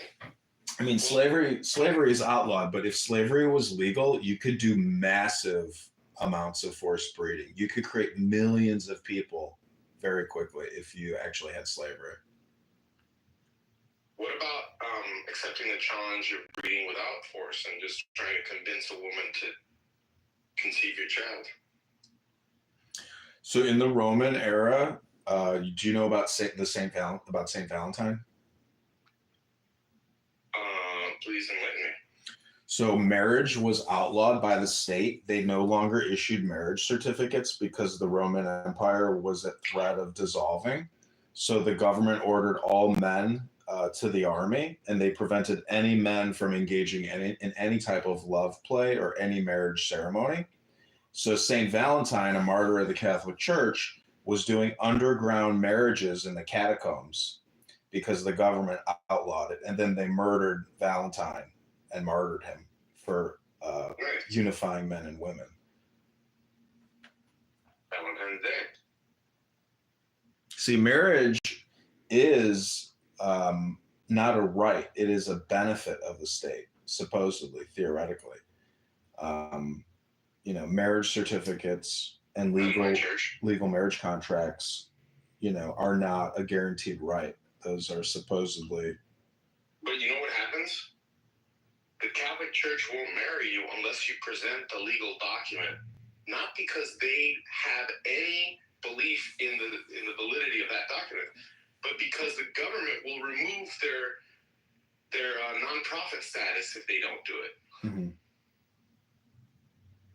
Well, Scientology Scientology can also act as, the signator on the contract, as long as that they are, ordained or have their own certificate by the state as being a licensed, whatever the title is on that certificate. Nice. You know what I'm talking about? I hope, I have to get to work, but I hope, John, that you create that flash of light. Oh, I'm trying to get that big bang, but I mean, the chick I'm with now, as soon as that big bang happened, she called an Uber and had a Plan B delivered in 50 minutes. She aborted my child, in less than an hour. That's an abomination. That's what I'm saying. I was like, don't do this. At least think about this for 24 hours. And she's like, no, I can't live like this. I have to take the Plan B. I have to know. Tell her first, the bottom line is you didn't give her an orgasm. She faked it. Well, that's... A woman with a proper orgasm is rendered immobilized and incapable of thinking of these type of thoughts. I don't know, dude. I'm pretty sure she busted a nut, and then the next day she's like, "Did you come in me?" And I'm like, "I think I might have." And she's like, "Then I'm getting a Plan B." That's wrong. You should have said,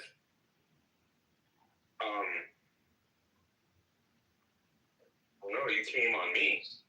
How many kids do you have? 2? I have a few. I saw 2 in a car. How the hell do you support these human beings you are creating? That's my concern. I don't have the money. I have enough to support myself, but I don't have enough to support children. I know, but here's a little trick. Every time you have another child, God will provide.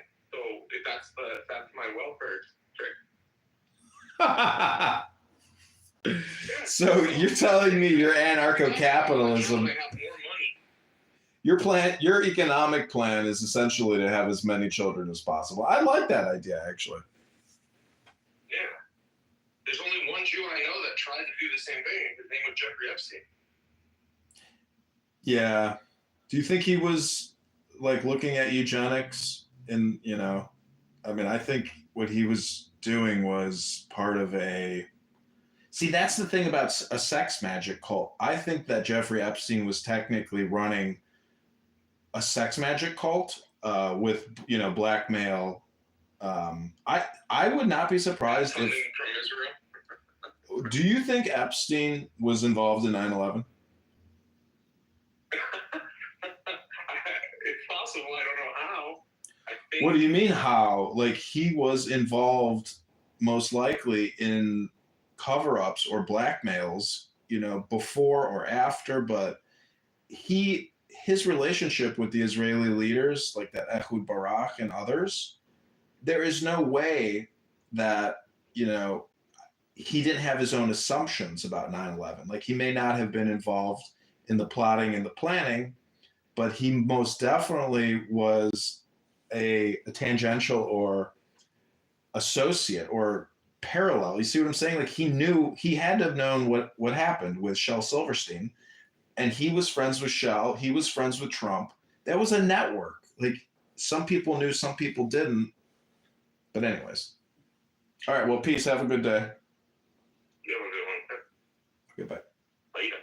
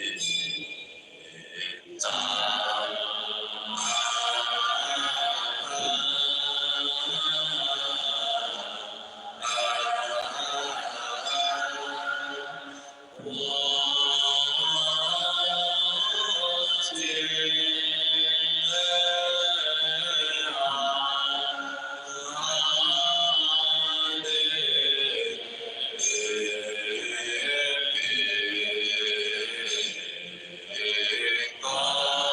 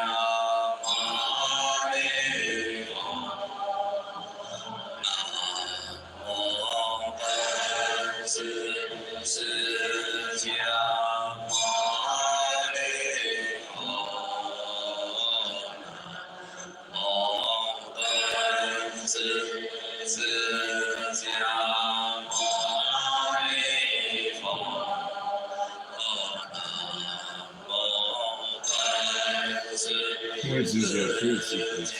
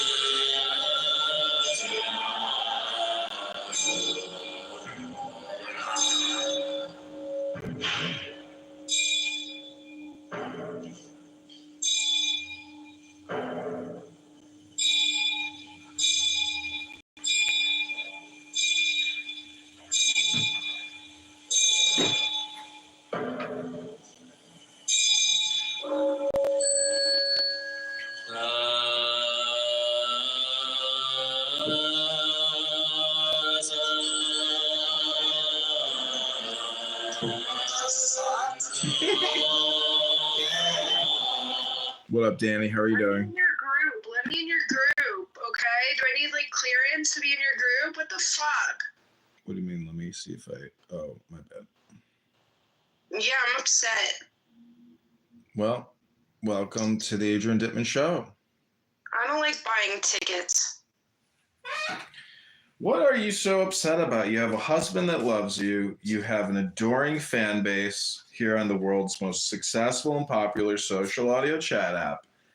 And you're already upset. It's so early in the morning to be upset. Can't you wait at least till noon? Oh my gosh, but the Jews are so upset today, and I just am upset too because everyone hates us. Even me, I hate myself. You do? No, that was a lie. Oh, well, that's good. You know, there's aspects of myself that I don't like, but I don't hate them enough to change it. So that might be the problem. I should start to hate myself more. No, you should start to love yourself more.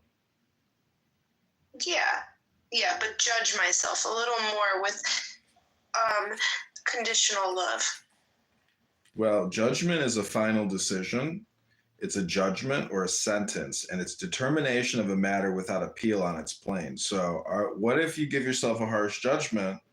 Can you appeal it and give yourself more love, compassion, kindness? See, your problem is severity. In Kabbalah, severity is number 5, Gebura. Do you know what Gebura means? Is it a Sephiroth? It is a Sephiroth. Sephirat. It's not rat. Okay, so I gotta look it up and see where the placement is. Yeah. I was just talking to Zach Ruda. He's like, do you think I should study tarot? And I was like, absolutely. It's all about Kabbalah. Number 5 on the it's in the middle left, which the color is red. Yeah. Number 1 is Keter. Number 2 is Kakma. Number 3 is Bina. Number 4 is Chesed. The two, because they work together, the Bina and the Kakma. You need both because you need to use your wisdom and knowledge together in the right way. Right. It's 2 wands, kings, or 3 cups, queens. So I am the number 2, Kakama, and the Bina is number 3, which is you, which is understanding. So I have the wisdom, and you have the capability of understanding that wisdom. Together, united through number 14, which is the Empress or Venus, which is number 3, which is the green. So, but we're also connected through 12 and 11, which is the Fool and the Magician, which is 1 Keter, the crown, or aces, which is the white light. Yeah, yellow and green is like the color of the Magician and the Hermit. Anyways, number 10 is Malkuth or Kingdom, which is Pentacles and Princesses. And there's 4 colors. So isn't it the Earth as well? Right. Which is the lowest plane, which is the present. But see, honestly, you could say because it's the lowest, it's the highest, because above is below, below is above, like 1 equals 10. So the crown equals the kingdom and everything contained in it, which is wisdom, understanding, mercy, severity, beauty, victory, splendor, foundation. So that's the crown of the kingdom, 1 through 10. But it's a 32 path. You know who knew about the 32 paths is Wesley. You know, crazy military Wesley. Yeah, but the way he talks about the Jewish people, he's very, he paints pictures with octopus legs. I know he's very anti-Semitic, but yet he still knows about the 32 path. I was like, that's the thing is like some people, even though they have J-word derangement, like Christian, like American Christianity, it's like they're very close, but they're not willing to go the extra mile.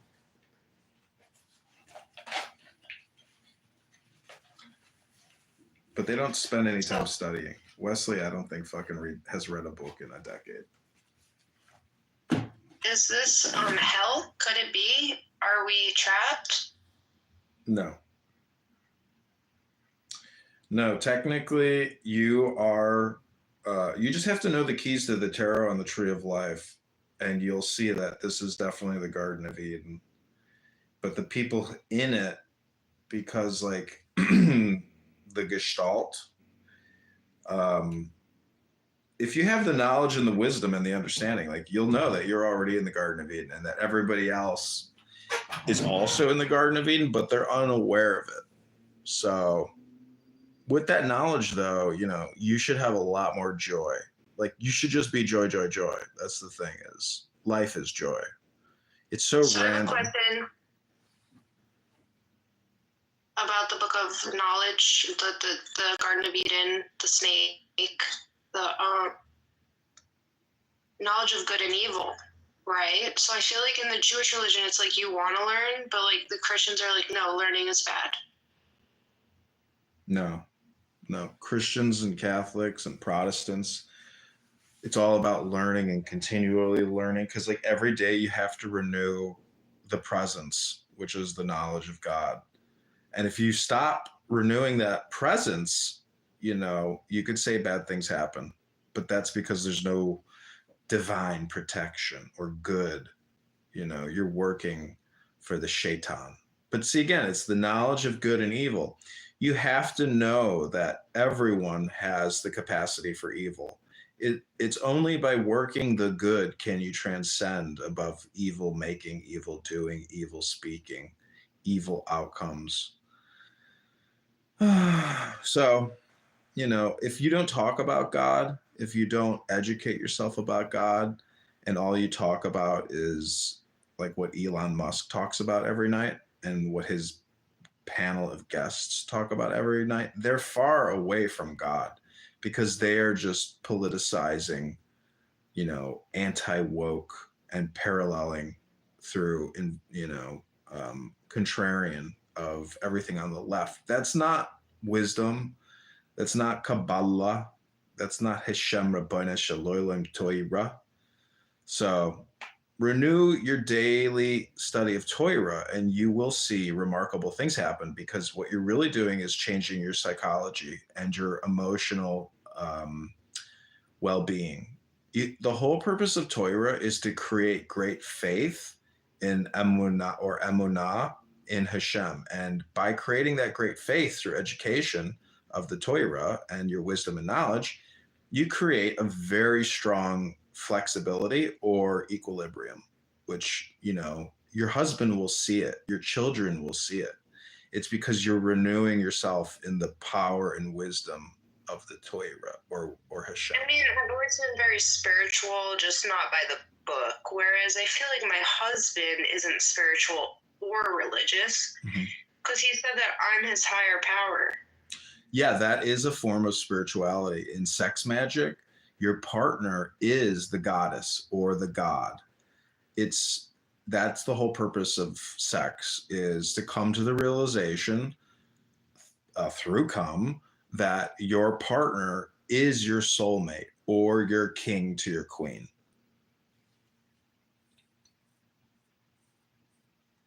It's about higher levels of consciousness, knowing that you are most likely the prima causa, or, what is it called? Solipsism. It's like the belief that you are God in trans, that you are a manifestation of God's divine infinity and eternity and power. Most likely you are. I mean, if you believe the creation story, you are actually an extension of God's existence. And that's why every man has evil and good in them, because God is not just good. God is also, evil transcended. But it's all about action. Go do, Danny. Do and go and be good. What else is there to say other than be productive and be good? Like, that's the whole thing boiled down. So Elon Musk isn't religious? He says he believes in God, but he also says really stupid, irrational things. Like, he's very negative in his heuristics or linguistics or in his meta.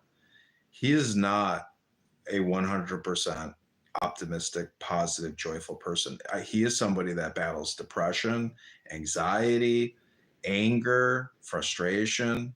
He has no very strong peace of mind. That's why I say, if you study Torah, it will create a very strong tower or kingdom.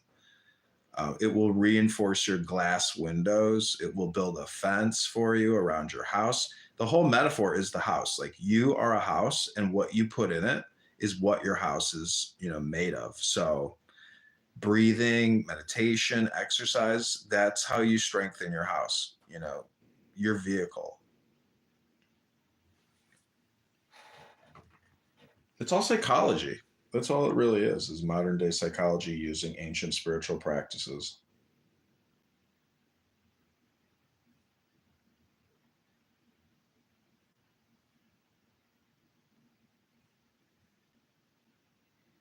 The concept is, how do you make yourself holier?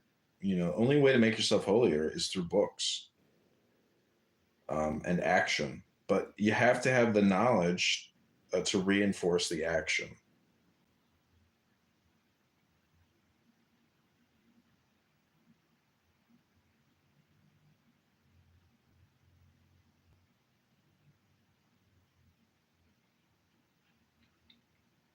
So I would get the Tanya book if I were you, or Tanya? yeah, Tanya.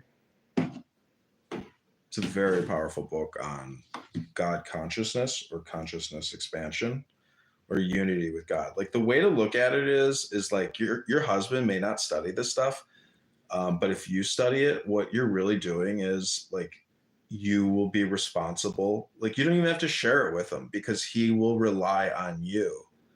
Meaning that, like, your partner doesn't have to have the same information as you. What's important is that you have the information and you carry it for the both of you. So how do you raise a kid as a Christian and a Jewish? You just give them some books and say, read this, and just let that be, because it's irrelevant. What you're trying to do is get your child educated on God, and in the process, educate yourself. Again, God is the knowledge of doing and going.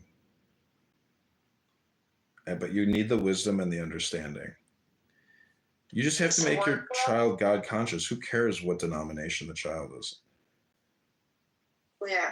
That's all just like politicization, basically. An organization. Like slavers. Slavers? Slavers?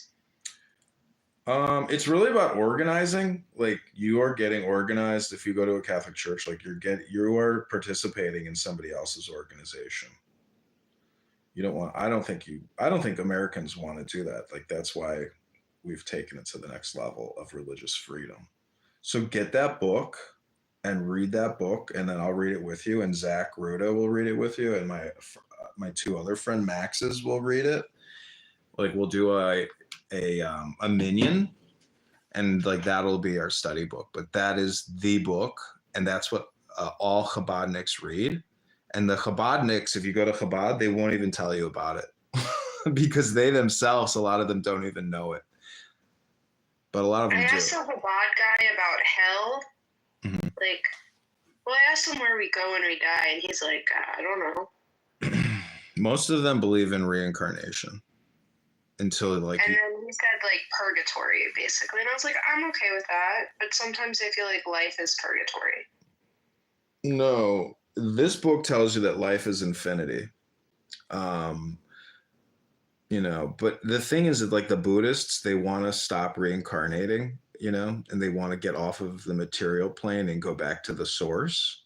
And that's essentially, in my opinion, what a lot of Chabadniks and Jews also believe, that if you are reincarnated, it is for some divine purpose. Hitler wanted to do. Hitler? Yeah, escape samsara. I'm sure they were all into I know they were into all the esoteric sciences. At one of their castles, they were doing like black magic rituals, using ancient German Nordic sigils. And I just bought a book recently on German Nordic sigils and how they're used in like magic rituals. And Odin, and the swastika, that is a universal symbol. Like, the Buddhists and the Hindus use it. So they believe in like Aryanism, which is really just a form of like eugenic science, where they believe that, you have to breed with genetically superior lines of, Aryanism or something. So that's why Winston Churchill called it a perverted sick science, because it is a perversion of God's creation. you know, what they're trying to do. They believe it's like that movie Dune, where they think they're trying to create a Super Saiyan or a Superman through selective breeding programs, which is what in the movie Dune, the Bene Gesserits are responsible for guiding. Is, you know, they were trying to create the Mashiach or Messiah, which is what Paul Atreides is. He's the Mahdi, and you know, he has superpowers, but that's all just a metaphor for the Torah, which is the wisdom of God. There's something called X theory or X factor, which is what religions are trying to scientifically explore, which is the presence of the divine. But in many ways, it's like mind control or hypnosis, because through religion, you can mind control people, and you're using memetics to do it, or, you know, linguistics, which is really a form of math and science in itself.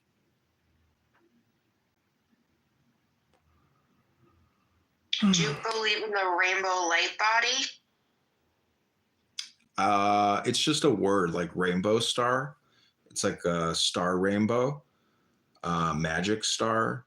Again, it's just the rainbow is magic, you know, like the leprechaun, the pot of gold, and the spectrum of light, because each light corresponds to a Kabbalistic, Toiritic interpretation, Rabbana Shalom, especially with Noah and the covenant of peace, you know, that God will no longer genocide mankind because of anger. And so these are all metaphors for understanding God, which should bring you great peace and eliminate anger from your psyche. Hopefully. It's very difficult. Be honest, Danny. Like, the big thing is, like, can you go one day without getting angry? Can you go 7 days without getting angry? And then can you go 30 days without getting angry? And if you can do that, Marcus Aurelius says, give thanks to the gods, because just think about that, Danny. Think about how angry you get all the time. All the time. But imagine if you could live a life of bliss, just 24 hours with no anger in your heart, in your mind, nothing you say. I'm not very angry as a person. You know, like, I've just been angry before. But passive aggressive, being irascible, being immature, saying childish things on this app is a form of passive aggressive or subtle anger. Like, you're really not happy. Can you be honest and tell me, are you happy? I think I am in the middle. Like, I just am. And, like, it's a roller coaster, because life's a roller coaster. So at the end of the day, I'm grateful for what I have. So roller coaster living is not joy, and that's not happiness. That is, oh, fuck, this is crazy, and now I'm very angry and very sad and very scared. Or, oh, this is great, I'm happy again, or I'm full of joy again. But then you go back to being angry, because you just described it as being up, down, up, down, up, down. You need to create equilibrium, which is what Torah. No, I'm a Libra, so I try to get the equilibrium, right, all the time. But the Cancer husband is like, and I'm like, okay. All right. This is the importance of Zodiac. Yes. And understanding and reading and studying it, because you have to do work, you know, to create that equilibrium. And again, it's like a daily work. How are you going to work it? You know, I say to kill two birds with one stone. Somebody like you in your position, you should get a book on tarot cards and a tarot deck, and do free tarot card readings for people. And then you will learn how to more effectively navigate, you know, all your future situations with your husband, with your children, with your aunt. I could read tarot, but it's against my religion. It's not. I think it is. Anything you do to further the study of God is not against your religion. It's to your detriment.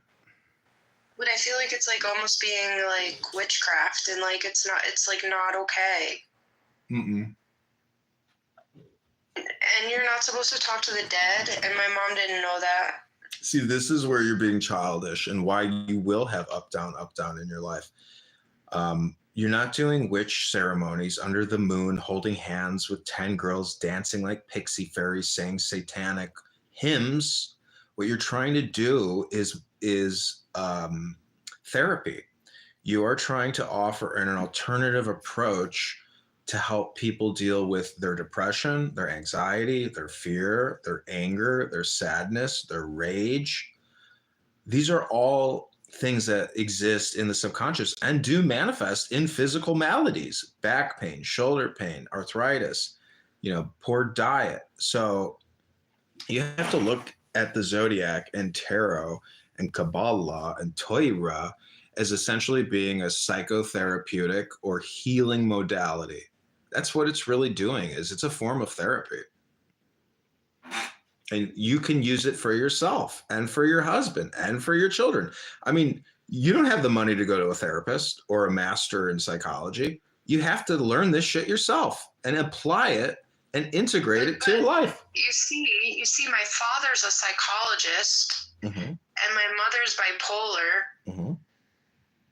So. Okay, well then, great. You can apply this knowledge to the way you interact with them, because your mother being a bipolar, she's constantly trying to gaslight you. She's constantly trying to find out just how flexible you really are. My mother is the same way. You can't get off the phone with her unless she throws you an insult. And it's her algorithm trying to test your algorithm to see where you're at. But are you going to get angry about it? I mean, tell me the last time you got angry with your mom. Be honest. Because I was bringing up that she gave away my husband's painting of his house in Greece that someone made that said to his name on the back, and she gave it to the guy that does work at the house because she didn't remember it. Well, there you go. That was a form of passive aggressive behavior. And then it was our fault because he said it was in a certain area where my husband says it definitely wasn't in that area. Okay, well, that's a perfect example of letting go, meaning that are you going to hang on to the anger? My Charizard holographic card that I had from 4th grade that I saved forever that she gave to the cleaning lady's son that's worth like $15,000 to $50,000. Mm-hmm. So she did that. Yeah, well, you have to know your boundaries. The thing is, you're a separate house. You have a fence, you have windows, you have a chimney, you have a boiler system, you have an air conditioning system, you have a filtration system. I don't have a chimney. Oh, you got a chimney. How else do you let out hot air? No, but in my house, she has a chimney, so Santa could go to her house, but not mine. Okay, well, it's a metaphor. Don't you get it? That like you're a teapot and like what your mom is the fire underneath your teapot, and you have to release the valve to let the anger out, the frustration, the rage, the disappointment, the fear. The whole thing is about self-enlightenment. That's the whole purpose, is that you and your husband, when together, are in the presence of the Blessed Holy Ancient One. Only then, not with your mom, not with your dad, but with your husband. So you're saying when I have sex with my husband, we're with the Blessed Holy One? Correct. That is in the Zohar, the saying that only in the presence of a man and a woman united will you find the presence of the Blessed Ancient Holy One. So that's the way to look at your husband, is that any anger you have for him or any frustration or any regret, you have to realize that it's like a secret key going into a secret lock, that only when you two are united does the Blessed Holy Ancient One make itself present in your life. And you can ask that Blessed Ancient Holy One for what you need, what you want, what you desire in the material plane. New car, private jet, island in Maui, island in the Caribbean, a mansion in Manhattan, a mansion in Beverly Hills, a beautiful condo in Miami, Ribono Shel Olam, $1 billion wired to your checking account. Anything you want, you can ask the Blessed Holy Ancient One when you are united with your husband. There's no other way to communicate with the Blessed Ancient Holy One except through sex.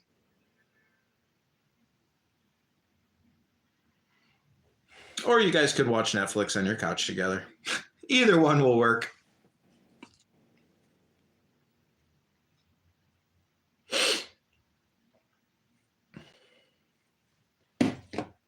Aren't you happy that you came to my morning meditation practice and Toy Ratanya study?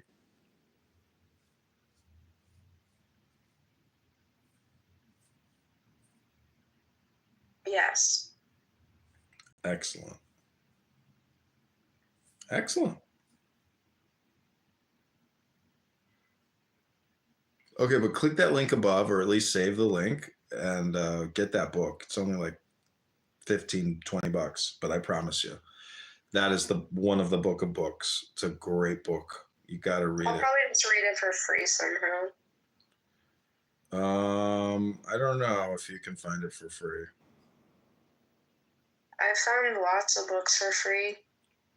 The Well- government gives a lot of books out for free. Well, if you can get that book for free, send me the link. But you want to hear a chapter of it? I got the book right here. And this will culminate our conversation.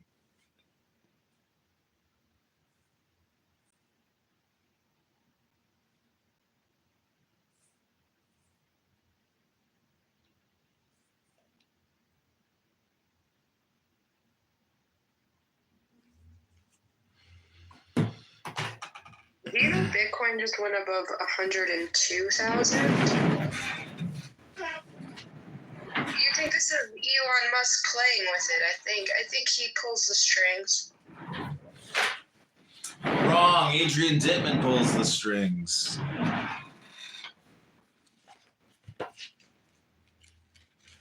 Okay.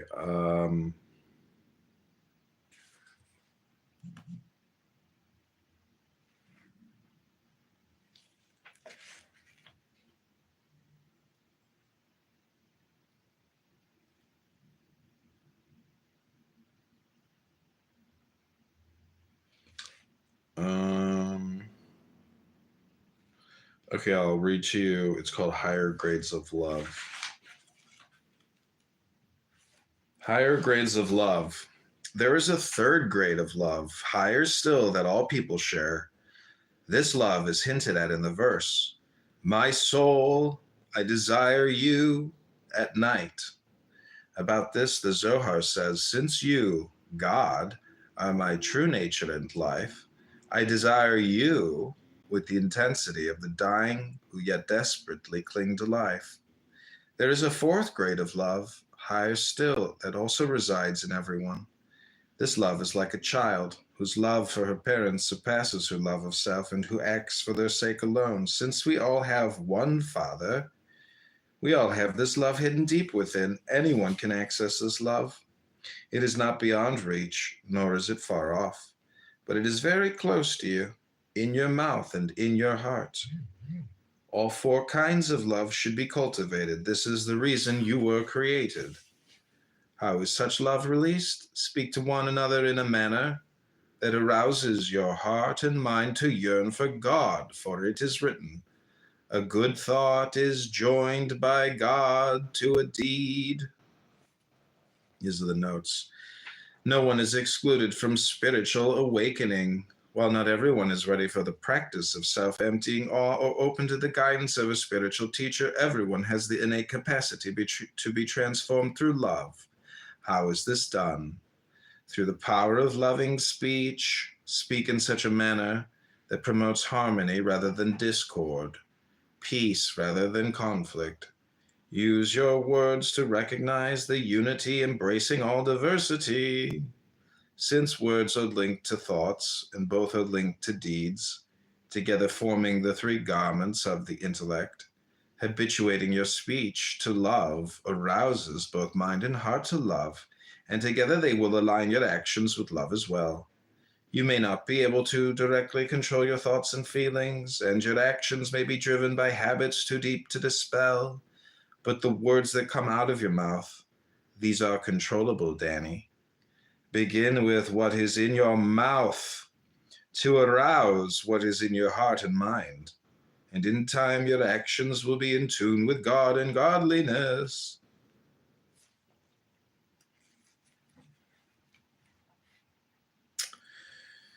These are other subnotes. Ein Sof, the infinite Godhead, includes even the thickest shell of self and separation, for even these are part of God's infinite unfolding.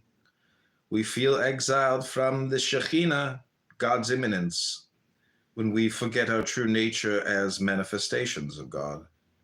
When you realize your attachment to self is preventing you from realizing the unity of the transcendent and the immanent aspects of God, you will desire that union and work to end your attachment. Yichud Elyon, literally the highest unity, that is non-duality. Yichud Elyon. Okay, that's your Tanya Torah portion of the day, higher grades of love. Rabbi Rami Shapiro and Rabbi Zalman Schachter Shalomi.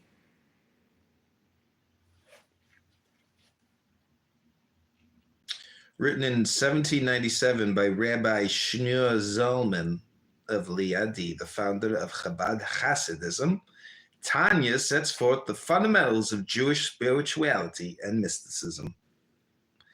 While a focus of daily study by tens of thousands of Hasidic Jews, Tanya is little known outside the world of Jewish mysticism.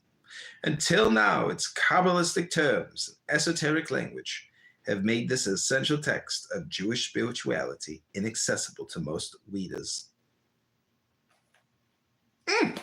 What a good book.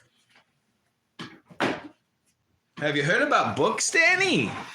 They're like software programs for humans.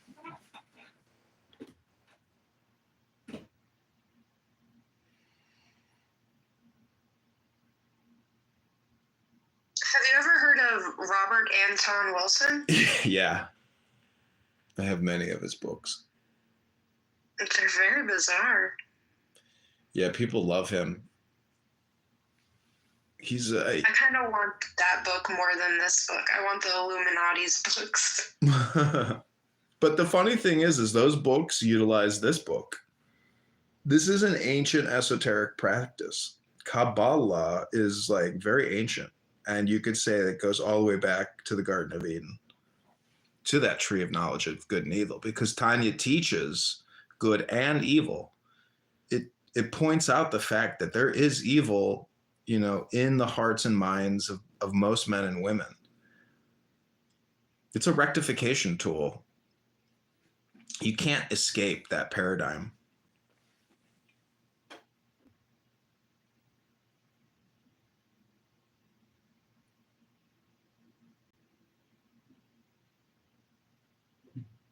Is there other games that people play? Is this just one game of life? No, 10, not 11, 10, not 9. There's 10 games to play. But you could say it's an infinite game. It's just there's an infinite number of options, opportunities, situations.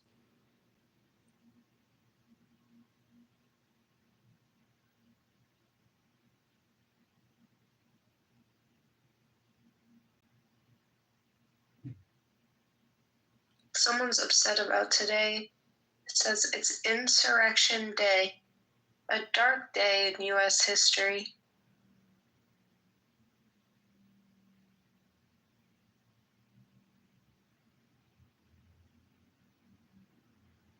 I heard somebody make the prediction that between now and January 20th, at least 1,000 Americans are going to die in T attacks.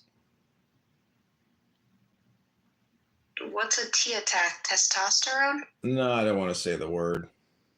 Oh, okay. Now I know. 100 people? That's insane. No, I just know 1,000. that some.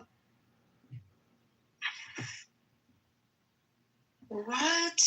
That was the analysis of somebody who had does statistical probabilities based on historical precedents and how many people have died in other moments of political turmoil in the United States of America.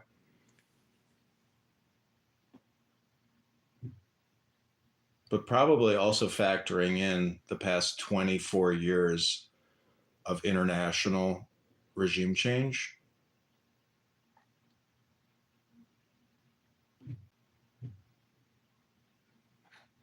People are saying like stock up on water, stock up on essentials, like between now and the 20th, because they say there could be like electrical, grids going down. There could be cyber, attacks on the banking network, on the energy network, gas, even like that's what I've heard people saying. Like now is like the most precarious time.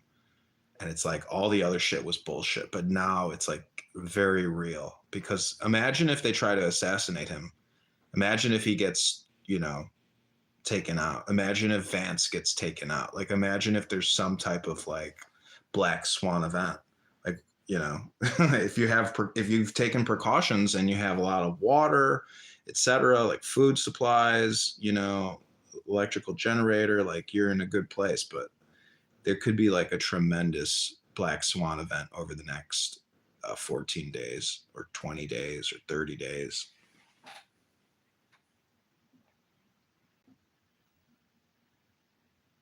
I don't believe it necessarily, but that's the thing. It's like, it's not about believing it. It's about hypothesizing what could possibly happen. That guy said he lives in a different world than other people when they asked him about like conflicts. I forget that guy's name. He's like a famous guy.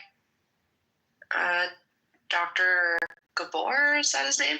Gabor Mate? I don't know.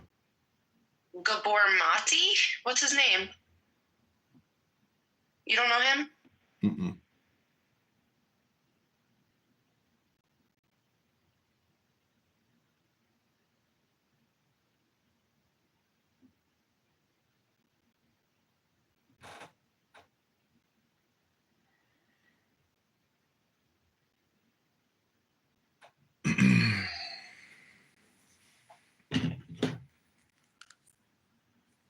You really don't know him? He has 3.4 million followers on Instagram.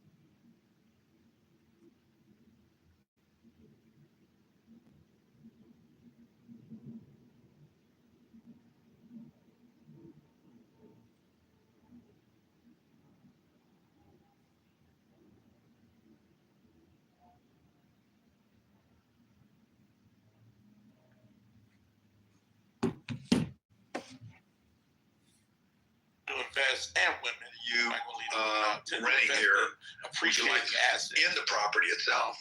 A woman In like this that, case, we'll show them that not only are we, your rent is going to pay for the people, but it's also buying Bitcoin.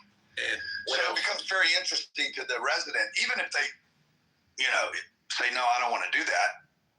We all be partners in the real estate. We think that extends the life of that tenant, that residence, makes them feel better about living there. And number two, we haven't out yet. We'll run a pilot on it and see the response from the market. But we would take the rents. We probably wouldn't offer the way Thomas presented it. We would just say our rents are $1,920, and part of that is going to buy you $100 a month. And to participate in that, you need to stay at the property 3 years or whatever. Like we just got to figure that formula out. Grant, one of the things I think is so fantastic about what you're doing is you're expanding Bitcoin exposure to a new class of investors. I think a lot of the people who are creating Bitcoin products are targeting those products at people who are already into Bitcoin or are educated about Bitcoin. But not a lot of people are doing this at scale for a new audience of investors who aren't necessarily as educated and informed about Bitcoin. And I'm curious, you mentioned that there's a group of people who, once you added Bitcoin to this product, they were interested. So they weren't interested in the real estate deals themselves, but once you added Bitcoin, they were interested.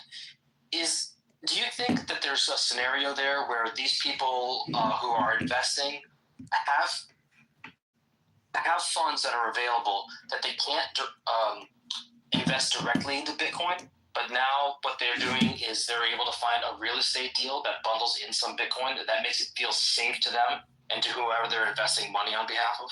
Is that a dynamic that you're seeing play out here? Yeah, I mean, I just take one case of a guy that's, he's worth, $12 billion this week. And he's watched me for 15 years buy real estate. He's never invested with me. And when I showed him this, he's like, oh yeah, I put 50 million. Like it was like that fast. And I said, well, how much Bitcoin do you own? He's like, I don't own any.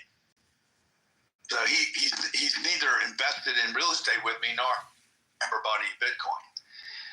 But this became to him it makes, like, he's like, Grant, you need to do as many of these as you can as possible. You need to go to the market. You're literally going to cottage industry around this.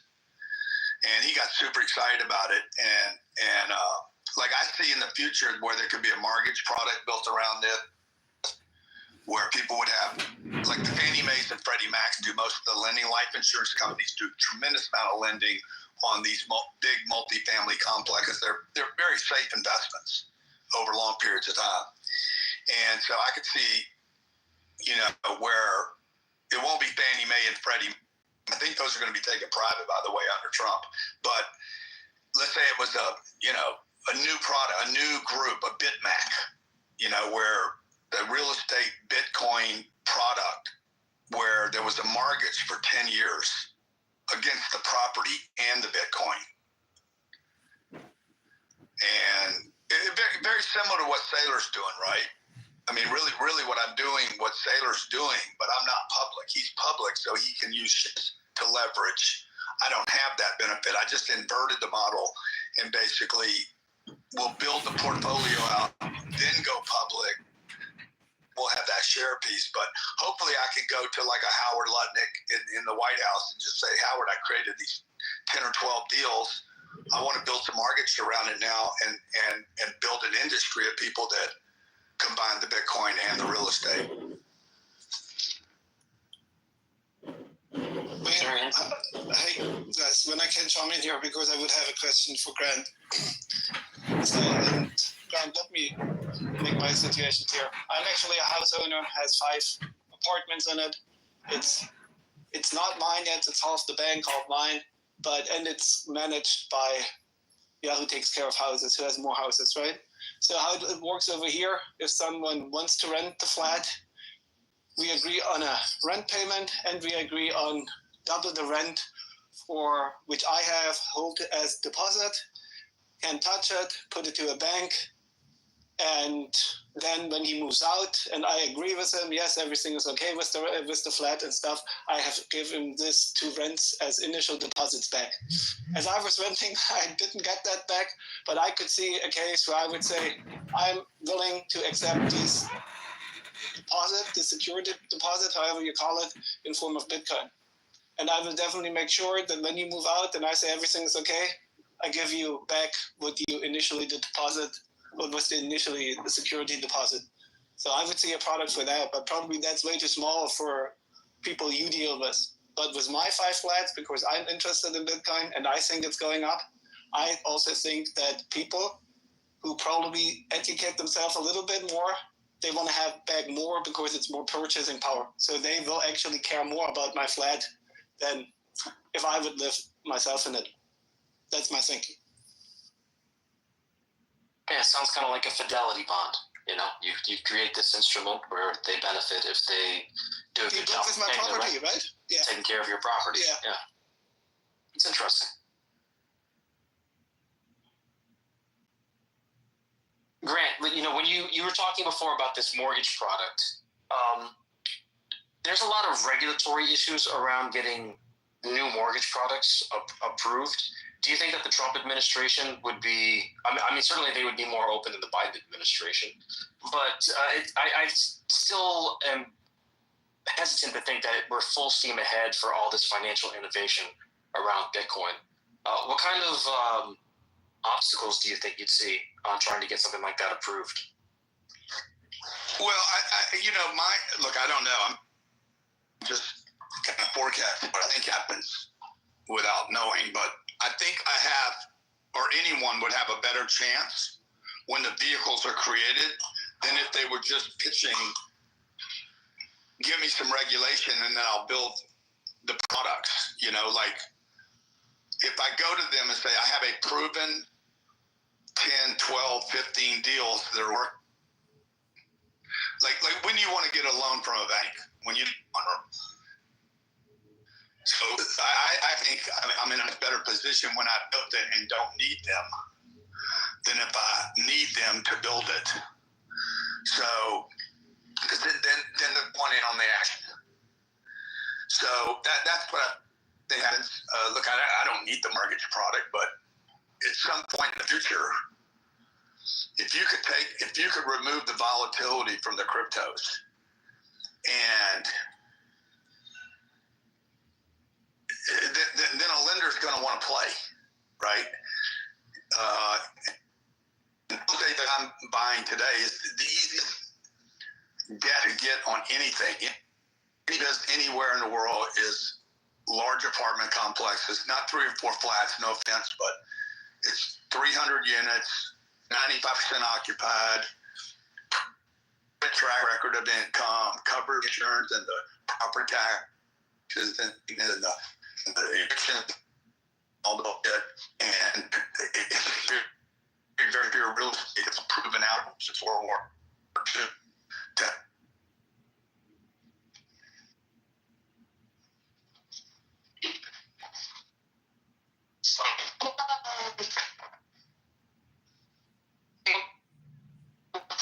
Hey, Grant, we're having a hard time picking up your audio.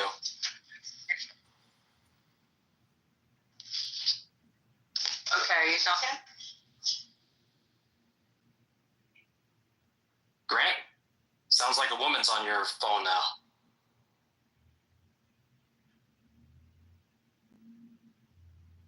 All right, well, one of the great things about what Grant just said, in my mind, is I think with this new Trump administration, I mean, we're only 14 days away from the inauguration.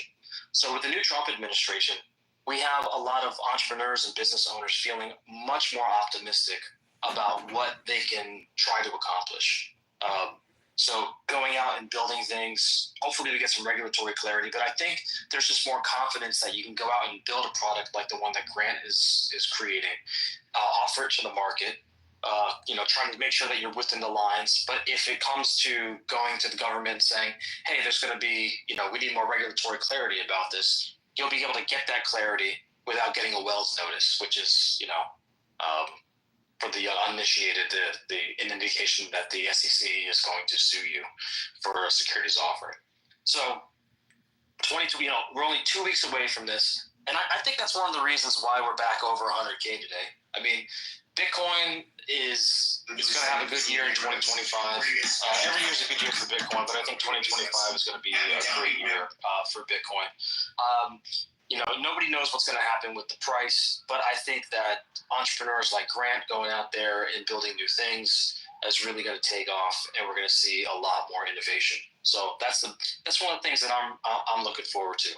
As an investor, of course, I feel much more confident about building things under the Trump administration or investing in things in the Trump administration, because one of the biggest overhangs for crypto companies for a very long time now has been, number one, getting debanked. If you operated in the crypto space and moved any significant amount of money around for crypto, or were just even related to crypto, you saw you had problems. You had problems getting transactions to clear. You would lose your account without notice. This was a regular occurrence for people involved in the industry. And then the second part of that is that people are becoming, it's becoming okay to build things on Bitcoin. It's becoming okay to invest in Bitcoin. I was at a property just yesterday doing at a shooting range, and it's the property is the Texas Disposal Systems. That's the largest landfill here in Central Texas, and they have a 10 gigawatt energy generation facility that's coming up online, and they're using methane gas that's collected from the landfill to power it. And I had a conversation with the owner of it about bringing in companies to mine Bitcoin with the surplus energy. He's got this transition period where they've got the gas production up, but the electricity production is not there. And then there's all sorts of other issues. And the coolest thing about it was that it was just a normal conversation. It was just a normal conversation that involved Bitcoin. There wasn't any sort of this is weird or exotic.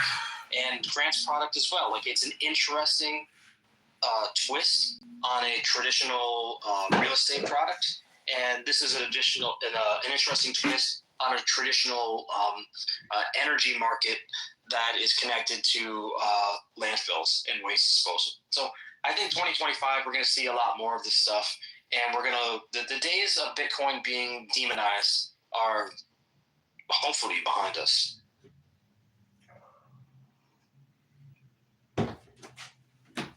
So it's not just going to be MicroStrategy that is creating innovative products. Thomas, is there anything else that you're seeing out there in the world that is normalizing Bitcoin, making Bitcoin feel like it's just more part of everyday business as opposed to this crazy exotic thing that is money for drug dealers? I think Grant's project is actually very exciting. I mean, there's no grass growing under Grant's feet.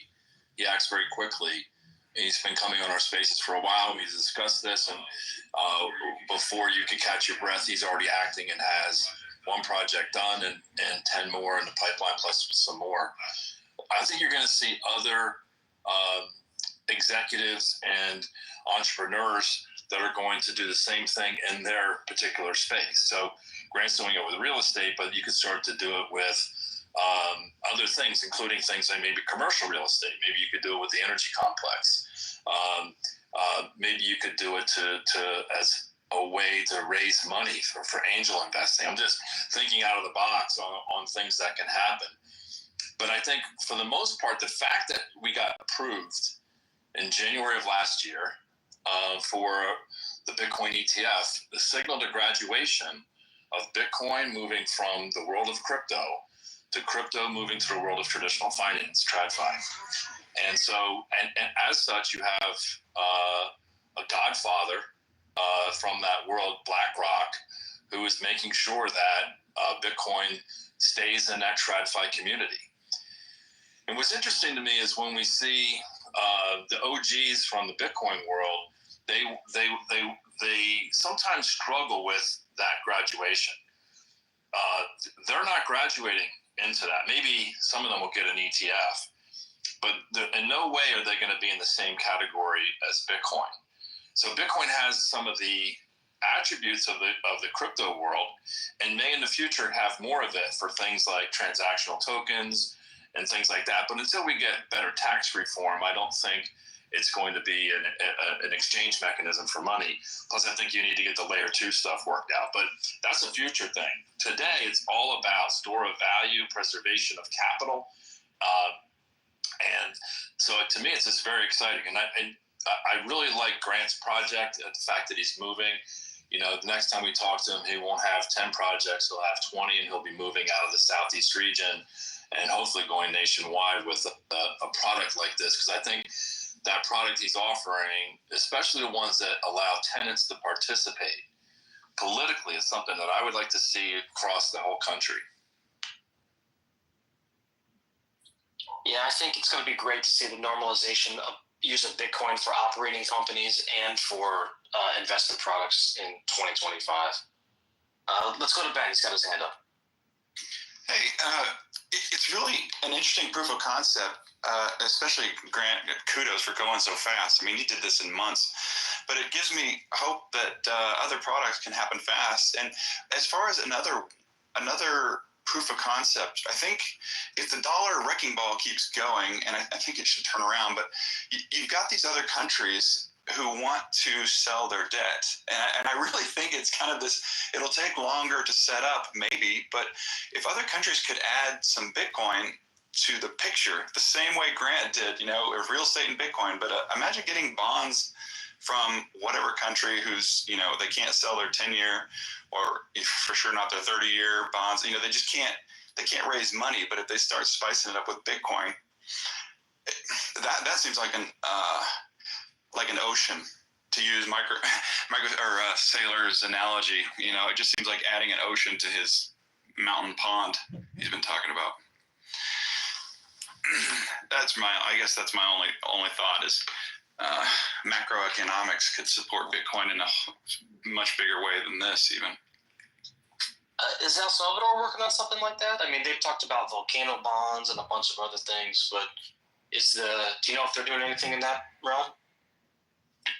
I don't know. It seems like they're doing something that even be more crazy. You know, they just took that IMF loan, so they've got this huge well of money from them. But I have a feeling, you know, he's ramping up his strategy to get more Bitcoin.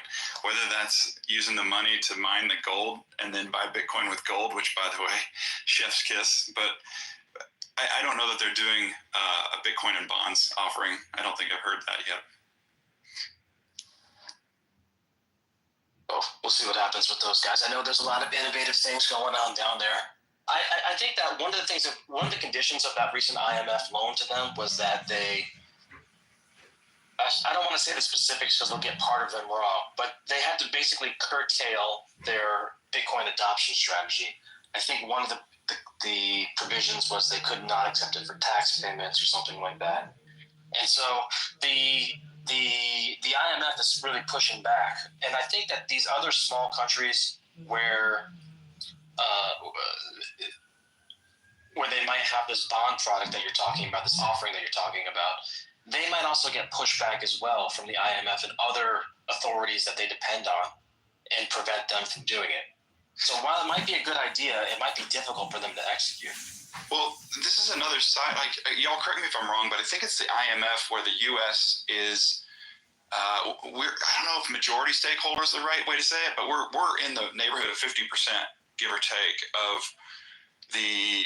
I don't know if voting shares is the right way to say it, but that fund is funded big time by the U.S. dollars.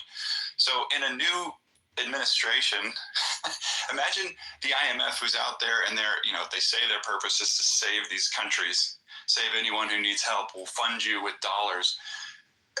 Imagine their stance changing if Trump really, goes the way he's committed, and the U.S. will be a dollar powerhouse, but a little bit of backing by Bitcoin.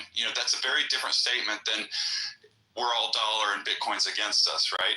So if the IMF is trying to actually save countries, imagine them completely changing this combative combative towards Bitcoin mentality with the U.S. at the helm, who has the voting rights. I don't know. It could be good. How long what would that transition, let's just play it out for a second. How long would that transition take, and what would it look like? What steps would have to occur for them to move from completely hostile to partially supportive? Oh, I pass the baton to somebody more knowledgeable. Well, I'll spitball on them a little bit. I wouldn't say that I'm more knowledgeable, but I would think that you're going to need to see a strategic Bitcoin reserve of the United States. I think that would be table stakes for that to happen. I think we're going to have to see the normalization. We'd have to probably see stablecoin and crypto market structure bills also pass in the United States for that to feel that the right rules and regulations are in place for them. So those are three pretty big hurdles that I think you'd have to get over for that dynamic to even consider happening. But I think it's largely a cultural change that will take a long time. I mean, one of the things that I've always observed in Bitcoin, and over the past 14 years or so, is a lot of things. The cultural changes take a lot longer, and people say gradually, then suddenly, but there is a binary, almost like a punctuated equilibrium to the changes in Bitcoin, but the seeds of that are sown over long periods of time. Like the Bitcoin ETF, for example, you had the Winklevoss twins. They filed for one in 2013, 2014. A little rusty on my memory there. And then Barry Silbert created the GBTC product with the idea that was going to convert to a spot ETF. That was kind of always in the game plan all along. And then that just took forever, and it involved a lawsuit. So a lot of, from Grayscale to force the SEC to approve the spot ETF. So, along the way, there was almost 10 years of pressure for the Bitcoin ETF to come into reality. And people act sort of like, well, it just kind of got approved in last year because Magic in this lawsuit. I think the same thing would be happening with the IMF. It would take a lot longer, but I think it's a cultural change. And I think the normalization of Bitcoin it gives permission people to change their attitudes without facing ridicule or career risk. And I think that's a huge deal.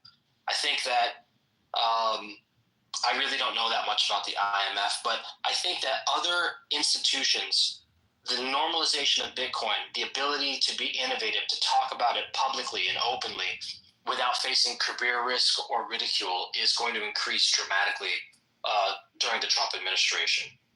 And I hope that one of the outcomes we get from that is a wave of innovation, of people building new products like what Gary is building. I've got some ideas for things that I want to build myself. I'm just kind of waiting to see what happens. Waiting to see what happens with the first 100 days of the Trump administration. See where the market structure bill goes. See where hopefully things with stable coins are able to get some progress. And then I think I feel more comfortable just taking the next step after that. Let's see here. Hey guys, just as a heads up, if you want to speak, please go ahead and raise your hand again. This room has reset twice since we've been in here. So I've noticed the room will drop from 600 people down to 12, and then everybody rejoins again. So it's a little bit janky this morning. Wayne, can you hear me? I want to add something what you said with Bitcoin and the normalization. Yeah, go ahead, Alex. So, thanks. I think probably a lot of people will still also in the future do not understand Bitcoin, but I will probably explain them to them in that I think we can all see that the world is digitalized or getting digitalized more and more, right, on a live basis, and this helps us. Is it through the phones that we can talk? Is it through navigation? Is it through language? So gold was, I think, reliable in the analog world. Okay, yeah, it made its job. So, but we see again we're going more digital. So I think Bitcoin is definitely reliable in a digitalized world, and that's I think where we're trending. Now we have AI. Again, we are going more digital. So Well, yeah, that's a trend that's been going on for 40 years. You know, I mean, we had invention the transistor back in That's why we will see. 1975. That's why we will see what gets demonetized faster. Oh wow, Part that of was, real that was 50 real years estate ago. or part of gold, right? So again, I think also people who do, what I want to say is that people who do not understand Bitcoin understand that we are getting more digitalized by the day.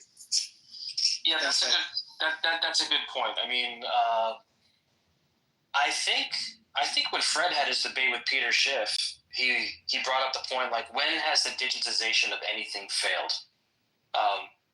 And the answer is never. And I don't think gold is useless. I still think it has some utility. But I feel like, to me, gold is like a vestigial organ. It's like an appendix. Wait, I understand you there, but again, for me, Bitcoin reflects the digitalization of real money. Okay, what the gold bugs tried to tell us about, I don't know, hundreds of years. But we have a communication channel now for it. And that I do not need something to touch to know that it's real when I can communicate it everywhere, wherever I am on the world, right? So I could not do this with gold. So it definitely, if I really have to move or go somewhere, it gives me the freedom that I do not have to think so much that what I would have to think with gold probably in my basement. That's the point. Well, for me, it's a moot point. In general, like the argument of gold, because people have gold because they already have gold, and I think the new buyers for gold it's going to decline. I think that let me finish my thought. Is that as money capital moves from older folks down to Gen X, down to millennials, those people are going to be less and less likely to continue to hold those gold assets. I don't know that gold is going to be like completely demonetized, Saylor style, but where Michael Saylor was recommending. Hello, Moto.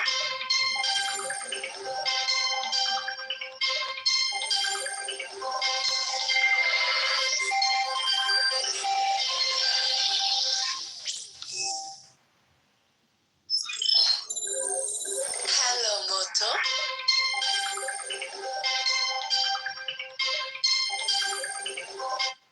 And it's part of just an organic process.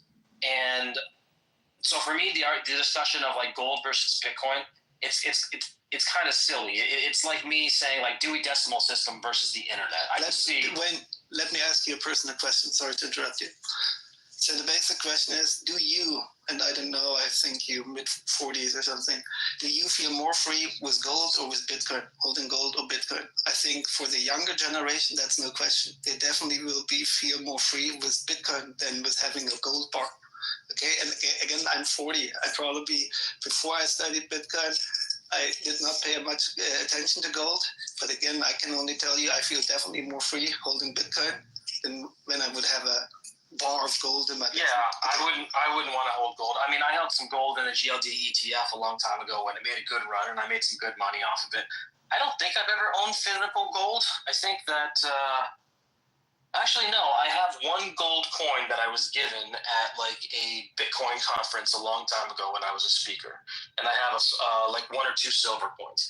But I just have no desire to get gold. I don't know what I would do with gold. Take it to a pawn shop and like try to trade it for cash if there's a zombie apocalypse. I don't get it. Sorry, what you could try is when you have this gold coin, I also have like two things for my father, and I don't even know. I think it was then also combined with this was the first mark or whatever. But go try it to get a suit with this gold coin. Let's see how many people will accept it. Then it's like, right, it was 1 ounce or whatever, which buys you still a suit or whatever. I don't even know how much a gram that should be. So just try it with your gold coin to get a suit. Let's see if that's working. That's funny.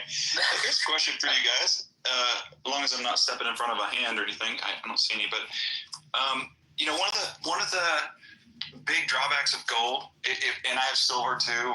I mean, silver, not gold, but any of those precious metals, you get run over the coals in the purchase and especially in the sale. Like, I don't even know where to sell it, but pawn shop level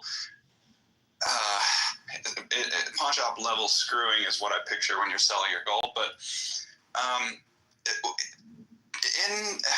let's see, for Bitcoin, when you're buying and selling in and out of cash or fiat from Bitcoin, it's pretty damn bad, right? I remember Grant talking about it. Like, are you guys serious? Like, when I buy the Bitcoin, I get like a large percent less because of the fees on Coinbase. And that, I think, what I'm curious about from the panel is these fees must be made up of some version of risk plus profit that the exchange wants to make, plus this, plus that, plus storage, all these things. But I feel like, and I hope over time, as this next administration comes in and regulates the banks, and hopefully banks start custodying more, there's going to have to be some kind of like a competition to bring that cost way, way down. Do you guys agree? Yeah, that's been a concern for Coinbase investors for a long time, is fee compressions. They were making a lot of their money from trading fees, and a lot of those fees were coming from non-Bitcoin coins. But yeah, I mean, it's inevitable that those fees get compressed over time. There's just not enough. There's just too much competition that's out there, and like you said, as banks start to get involved in this, there's going to be more pressure on that. So I don't know. Long term, I don't know if trading fees is long term like a really good business model for Bitcoin exchanges. Like, it's been by contrast, it's been the best model so far. It's been the only real model. Listing fees and trading fees are a great way for Bitcoin businesses to make money.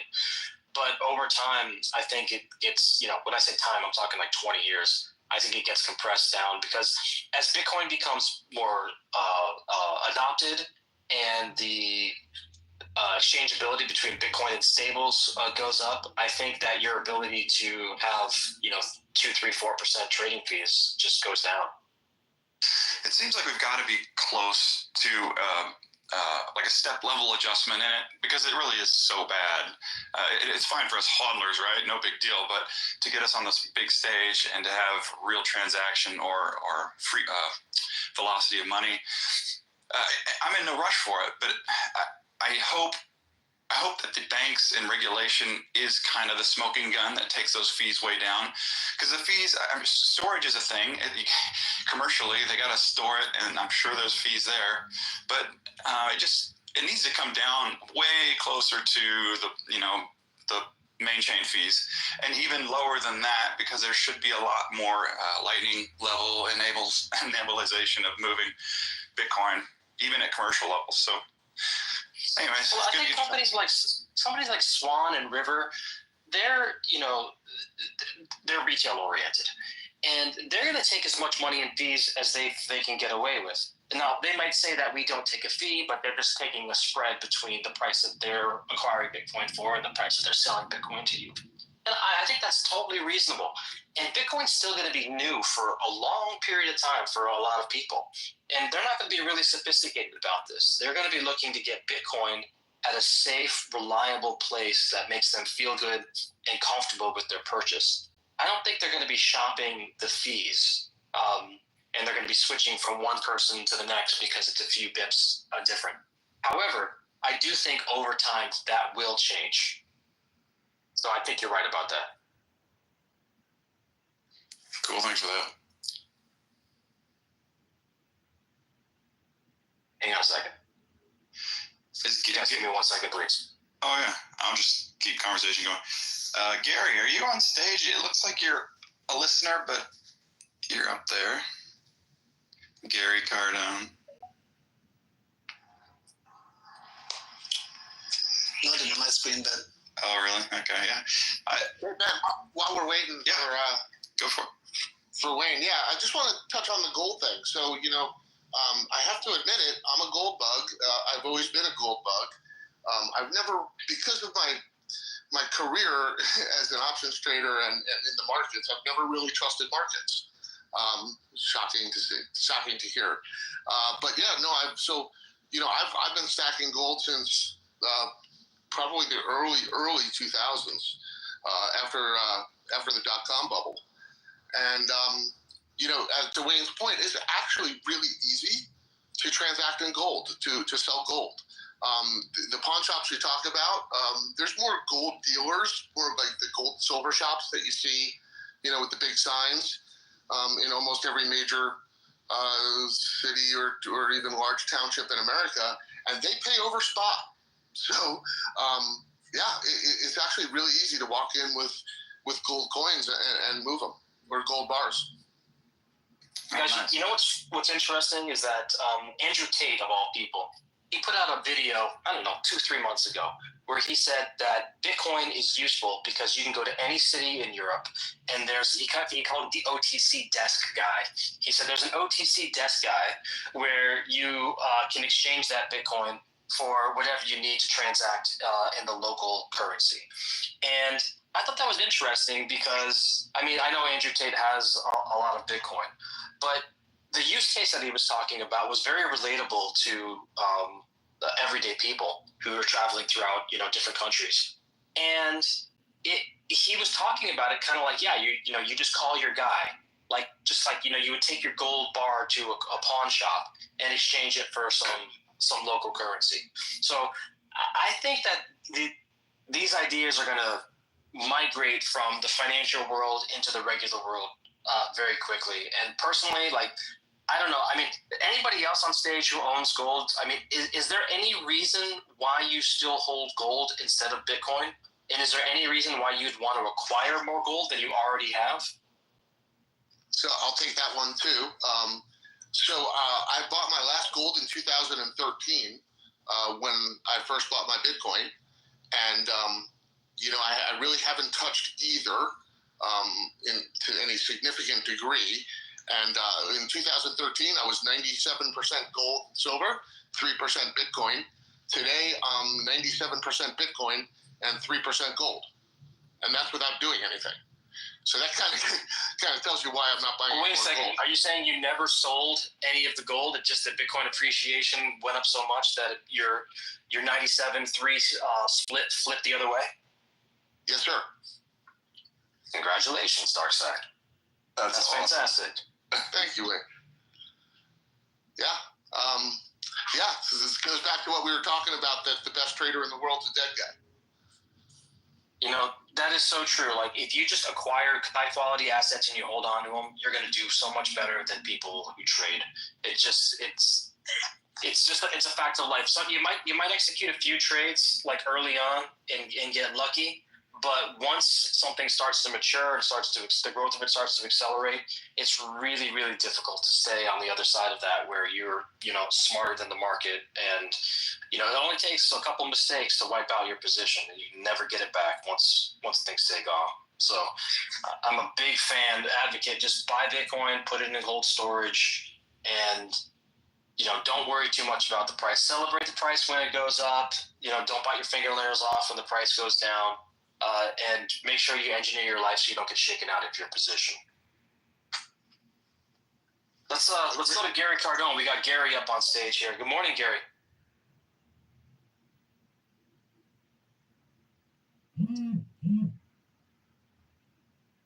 Oh. Looks like Gary's not available right now at the moment. Hopefully he'll come back. Darkside, it sounded like you were going to say something there. Yeah, no, I was just going to agree with you, and I kind of call it frozen storage, right? So cold that it's in a deep freeze. That's the best thing you can do with your Bitcoin, right? Don't touch it. That's one of the advantages of multi-sig as well. If you have multi-sig and you have your keys separated so that it actually takes physical work for you to assemble everything together to execute a Bitcoin transaction of size. That's not just a security strategy, it's also a HODL strategy. It forces you to really think twice about making a trade. Imagine if you had a large Bitcoin position on an exchange where you could just sell at any moment versus, you need to, drive halfway across the state or contact an attorney or somebody else to get one of your keys. It really changes the dynamic about how you think about things. So I think that's a good point. But hey, Gary, good morning. Yeah, Gary here. Just was having problems between PC, anyway, I couldn't find the link. Yeah, don't worry about this. This Spaces have been janky all morning. It's turning out. How's everybody doing at 102? And MicroStrategy's up, 22% 2 days? I mean, you guys really ready for this road? We're going to rock, man. Oh, yeah, man. You got to celebrate the wins when they come. And, David Bailey tweeted this morning that this could be the last time we see Bitcoin below $100,000. So that's a guarantee that we'll go down there at least one more time. But that day may not be too far in the future. And I'm really thinking that, I think I'm really optimistic about where we are going in 2025. I see things just doing a lot better under a new, more friendly government. A lot more entrepreneurs like your brother doing interesting things with Bitcoin. Gary, what's your take on what you see for the year ahead?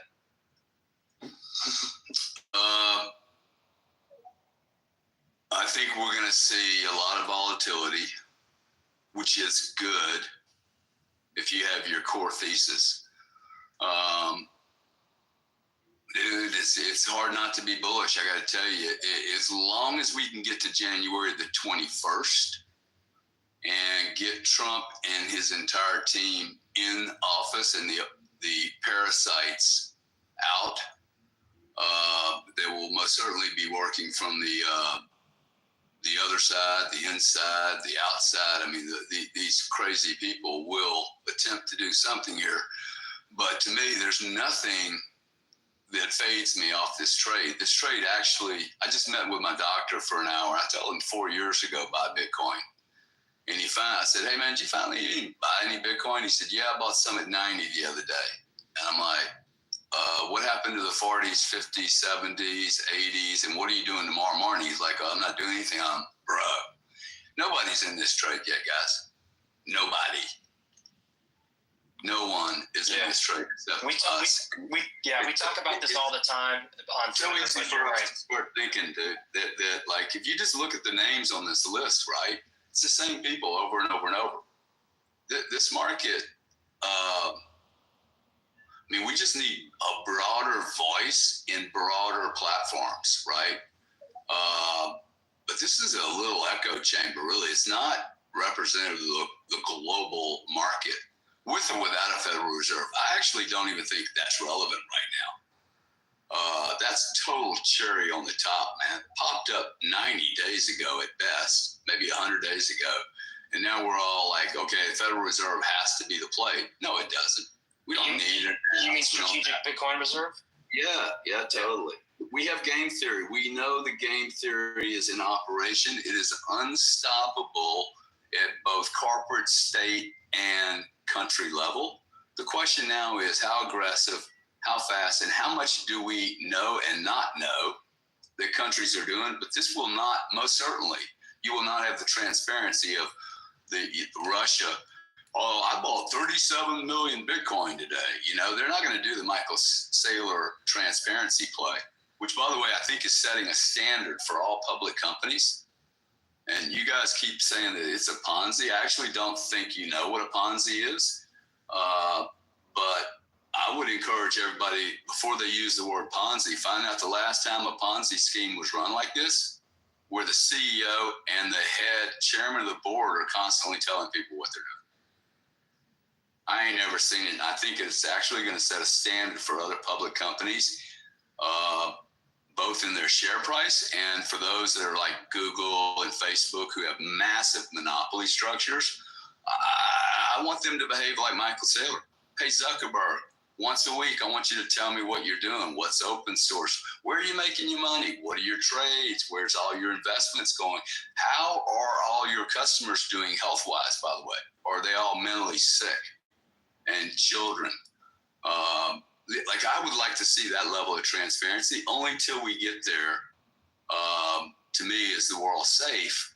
But when you have one metric, it only takes one guiding light to set the standard. And we finally have Bitcoin in a position where it can shine. So I'll pass it back over to you. Gary, I have a question. Gary, for you, actually. So when we say, okay, Rustworks 3, which is one favor which Trump can accomplish. And now it comes to creating the Bitcoin reserve or getting a tax relief, what you have to report, right? Trump also said no tax on tips and all that stuff. And we can only take one of these. I mean, for me, it would be sufficient enough when the US actually keeps their stack they already have, which they confiscated, instead of saying, oh, yeah, we buy now as a country. So, of course. Yeah, I personally think that last part's unnecessary. If they keep the 200,000 Bitcoin on their balance sheet, it is in the United States balance sheet. If we just get him to say, hey, he's not going to sell it, good, dude, we're done. Now, let me rephrase the question again. We have the Bitcoin reserve or we get the tax relief. I think for the whole industry, it would be very beneficial when we get the tax relief. We're going to get. Do we have to report? Both, my friend. What's that? We will get both. We will get tax relief on tips. I don't think they're related to crypto, and you'll get the strategic reserve. You're going to get both of them. Why would you only want one? I think to Gary's broader point, like earlier, is that there's just an inevitability here of momentum. You know, it doesn't. You know, these small policy changes. Exactly. It's like the internet. The internet was obviously going to be successful, and Bitcoin is obviously going to be successful. Can you predict every step along the way? Absolutely not. But we've definitely crossed the threshold here, especially with what's happened over the past year with the Bitcoin spot ETF and the red wave. I think that there's enough momentum going forward where it's just, it's a matter of time more than anything else, Bitcoin's long-term success. Okay, wait, now let me phrase it differently. I would like to see that we get the tax relief faster than that we get actually, now we figured out how to create really a strategic reserve. Would be more beneficial to the What tax relief are you looking for? Again, I wanted to use Bitcoin in a way that I do not have to, tell them what happened 5 years ago. Okay. So you want to not be able to pay taxes on all crypto? That's not what I'm saying. I want to have a use for regulation. How we deal with that? Yeah. And I'm not. What do you want specifically? What do you want? Do you want to be able to use crypto and not pay taxes on a retail level? Or do you want to be able to hoard Bitcoin, sell it when you want, take your profit, and not pay tax? No, it's not. We have to talk about, okay, how much tax do we pay on that? But I'm asking you, dude, what is it you're asking? Because it sounds like if you want to use your Bitcoin for retail and not pay taxes on it, I don't think you understand Bitcoin. So why you would use Bitcoin to buy potato chips unless it's a massive discount? I don't know why anyone would do that. Gary, I have a reason why you would. You got a second? Well, I mean, if the reason is to grease the skids of the retailers, that's no, that's not why. Go ahead. So can I explain? Okay. So for somebody like me who's 100% Bitcoin, I have to spend Bitcoin. Otherwise, I have to transfer it into dollars first, in which case I need to take a capital gains even for small amounts. So if you're 100% Bitcoin and you have nothing else, if you fully port it over to the system that everybody else is headed towards, then so I think what the argument is, Ben, is give us either tax breaks below a certain threshold so that we can use this in a real way, or make it legal tender so that it becomes the legal tender in the United States. We don't pay capital gains on Bitcoin. So whether that threshold is $600, $1,000, $100,000, $250,000, I don't know what the right thing is, but I think most Bitcoiners want to see it become legal tender, because if the U.S., as Trump has said, is going to be the leader of quote unquote crypto, which I hate that word. I wish we would just talk about Bitcoin, and I hope, Gary, you get there someday where you're just talking about Bitcoin, but that's a topic for another time. If we really want to be leaders of this thing, and we don't want China or Russia or somebody else to eat our lunch, just like we did with the internet, we want to be the bastion for that, then we need to get rid of capital gains so that people can actually use this stuff on a regular day-to-day basis and build the community that we want to build and pull that future forward faster than instead of waiting for somebody else to come along and say, you know what, we're the bastion, we're the cradle for crypto and Bitcoin and evolution. and let somebody else take it from us. I think if the U.S. really wants to be serious about it, they need to start thinking about getting rid of capital gains. Thank you, Bitcoin Pilot. Couldn't say it better. And I would actually say, okay, we see how inflationary our world is. $10,000 for sure. I do not have to report $10,000. Well, There's been a few bills that have been floated about where there would be exemptions for small amounts of Bitcoin for capital gains tax reporting purposes. But I think to Gary's point, like, you know, Bitcoin is not a retail phenomenon for buying cups of coffee and spending stuff. And it was for a very short period of time back between like maybe 2011 and 2014. But that ship is sort of look what a waste. Hang tight, guys. Look at what a waste of money that was. Anyone that used Bitcoin to buy potato chips, that's the worst investment they've ever made in their entire life. Again, though, it's all Bitcoin, Gary. It's all Bitcoin. Yeah, I know it is, man. But like the truth is, like if you tell me, hey, do you want it on the Federal Reserve, the strategic reserve, or do you want no capital gains? You're going to lose the capital gain battle. Like this country. Sure, though, Gary. Well, because you guys propose it that way, but you're going to make more progress by not having.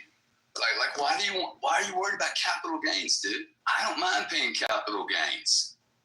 Okay? If I have gains. What I don't want to do is be in question and have Russia put it on the reserve. And to me, it's far more important for us to stick this on the strategic reserve in America to get in front of it than whether I have a capital gain. You're not going to win that. I agree. Gary, I agree. $1 million. I agree with you. I understand what you're saying, and I agree to an extent. But I think there's a great. I don't know if you've seen. There's a picture of sort of. You have Bitcoin at store of value and then Bitcoin immediate exchange, and there's two different S curves on those. And I think there are people like me who are already fully ported, right? So I'm all the way at the top of the Bitcoin store value S curve, and I want to live on the immediate exchange S curve. And so there are early adopters, and you're talking about there used to be, Wayne, you were talking about there used to be people back in 2011 or 12 trying to get people on, and there was a big bootstrapping movement in the early days of Bitcoin. And a lot of that has fallen to the side, and because it has become this store of value. But if the world fully ports over to a Bitcoin standard, eventually you're going to want to use this stuff. And no, I think that right now is not the time that we should be arguing removing capital gains over a Bitcoin strategic reserve necessarily. If that's the case, we're talking about one or the other. But I do think the conversation about both of them is incredibly important. And if we're really serious about what Bitcoin should and will become, then you have to have that conversation at some point of how are we really going to be that cradle for the rest of the world if we're not making this legal tender, if we're not letting people use it in the way that it should be or could be used, really growing the Lightning Network, being able to go to my coffee shop and pay some sats for some coffee. That's the world I would love to see. And I don't see why we can't have both. And I think they're important to talk about now and forever and into the future. Yeah, I mean, there's a couple of issues with Bitcoin being used for retail payments. Forget about the tax issue for a second. There's also throughput and transaction fees. And there's been plenty of times over the years where those have been constraints for people wanting to make small payments. So even if the government said, you know what, go ahead. There's no tax on Bitcoin, spend it freely. We'd still have other challenges that could constrain us from just massive adoption of Bitcoin. But I think if you zoom back a little bit, the question was posed by Alexander as like a binary, and we're not going to have that. We're going to have governments, not just the United States, but other governments having broad, sweeping changes they're making at the regulatory level, at the legislative level, just across the board to try to outcompete other countries for creating a friendly environment for Bitcoin and for stable coins. I think those two things are tied at the hip, and it's going to be a necessity for them to drive that forward. So I don't think we're going to be presented with these choices in the future. I think that it's clear, just like the internet took off, Bitcoin and stable coins are taking off together, and they're going to eat the world.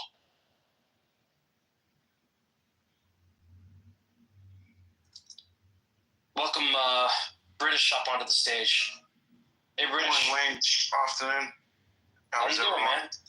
I'm good. I'm really good. Are you guys discussing adoption by people or by capital?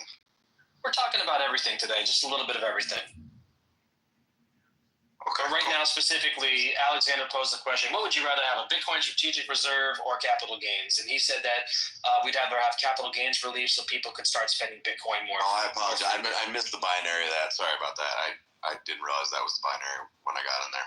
Yeah, no, it's cool. And so that was sort of the context of the conversation. But we've been talking about everything this morning. You know, Bitcoin above 100K.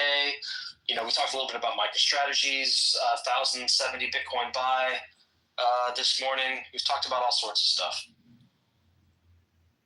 Awesome. I would rather prefer a SBR than a capital gains relief.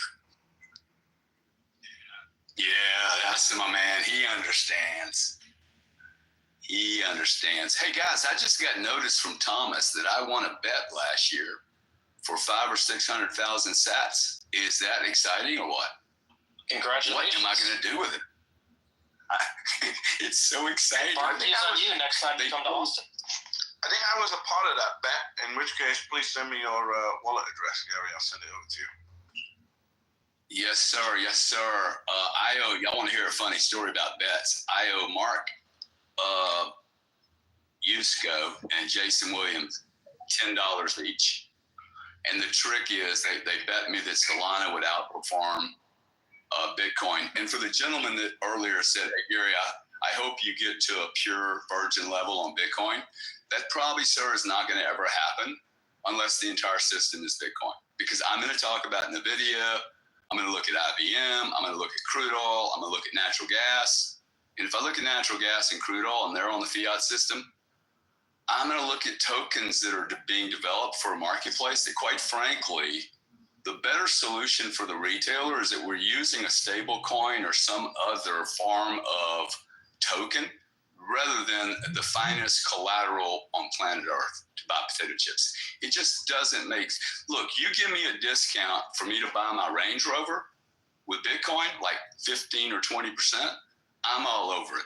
Until you value my Bitcoin over the dollars, though, this is my complaint about people using Bitcoin to buy potato chips. You're not fully valuing your Bitcoin. But Gary, you're not fully valuing your capital if you have anything other than Bitcoin. That's the Bitcoin. Yeah, well, sadly for me, I didn't grow up in Bitcoin. Sadly for me, I have 30 or 40 None of us grew up in Bitcoin. We're all here. We're all new. 30 or 40 years of investments in private equity, in real estate, that I can't just call people up and go, hey man, liquidate me into Bitcoin. Why not? You fucking don't have any clue then. You don't have any investments like this. Let me call my brother up. I'm in 6 of his funds and say, hey bro, send me $11 million in Bitcoin. I mean, it might take time, but that's exactly what Bitcoiners have done now for the last 15 years. They've slowly gotten out of their other positions and moved into Bitcoin. They're fully ported, and now they have to use a little bit to buy their life.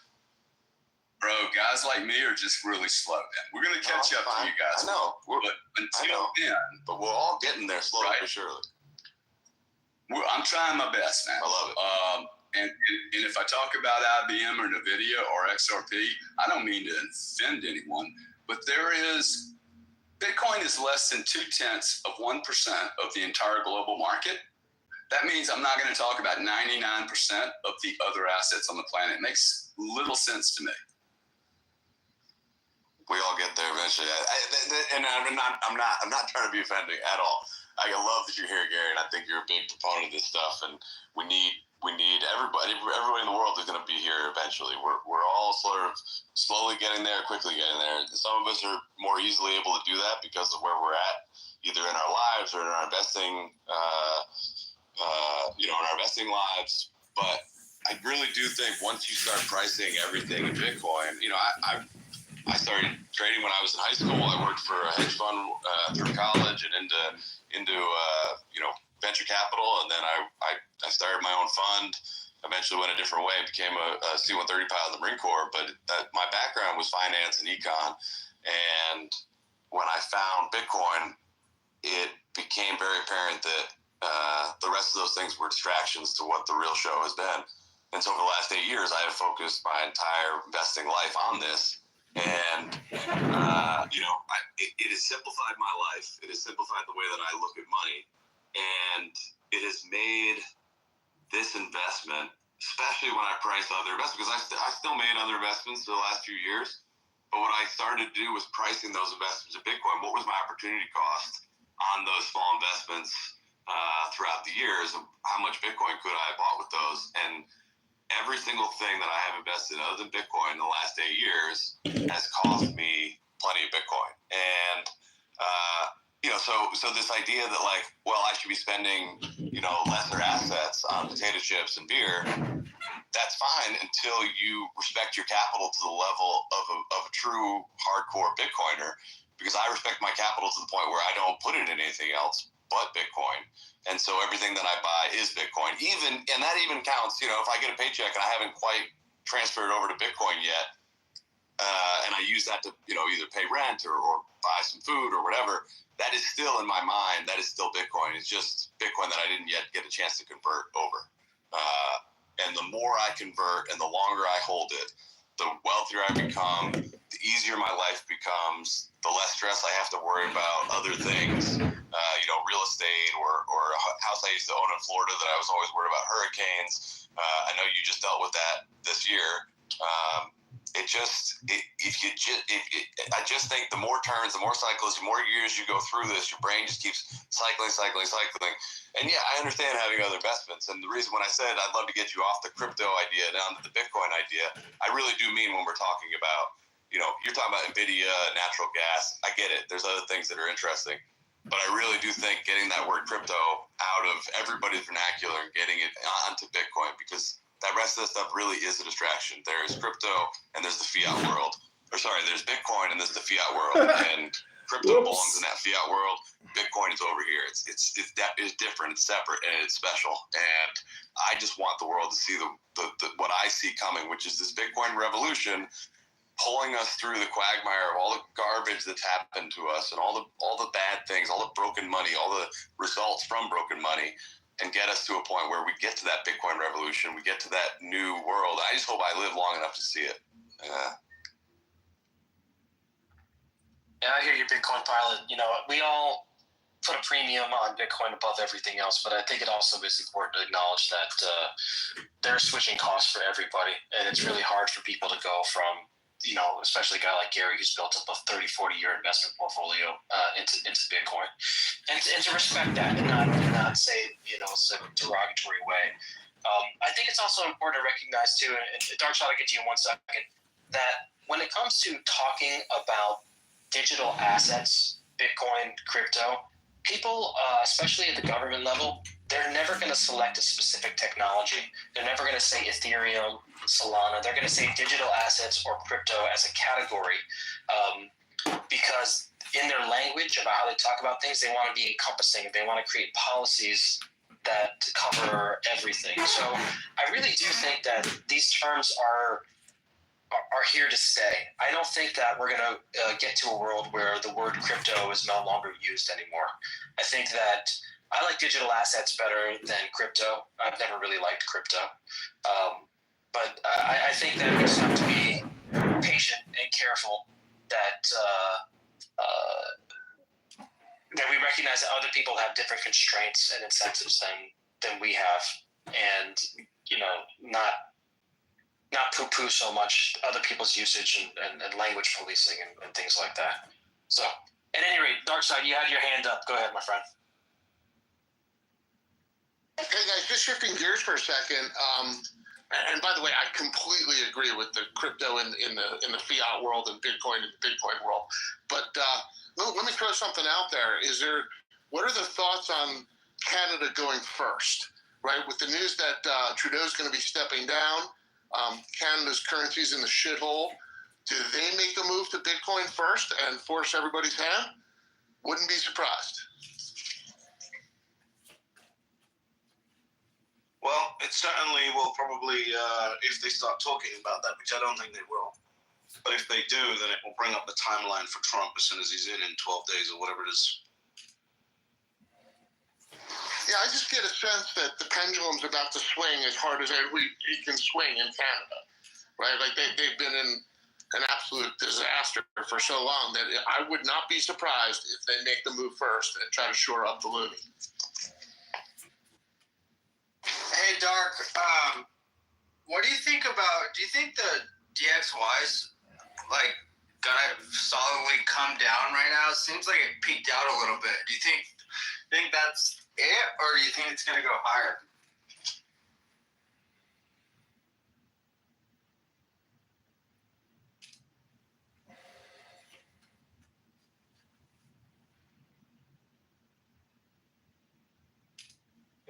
That was a question for you, Dark, so I don't know if you heard Luke.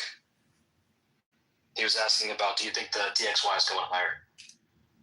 Yeah, it seems like it's breaking down a little bit. I don't know if you think it topped or not.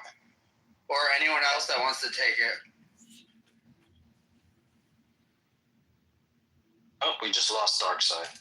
I don't really have a strong opinion about this. Obviously, there's been a run up in the dollar recently. I think if we say Joe Carlasari 3 times, he'll come into the room and answer the question. British? Anyone? I don't know. I'm bringing a few more people up on stage who might want to address this issue, so hang on 1 second. Okay, thank you. Gary, and I think we got Darkside back as well.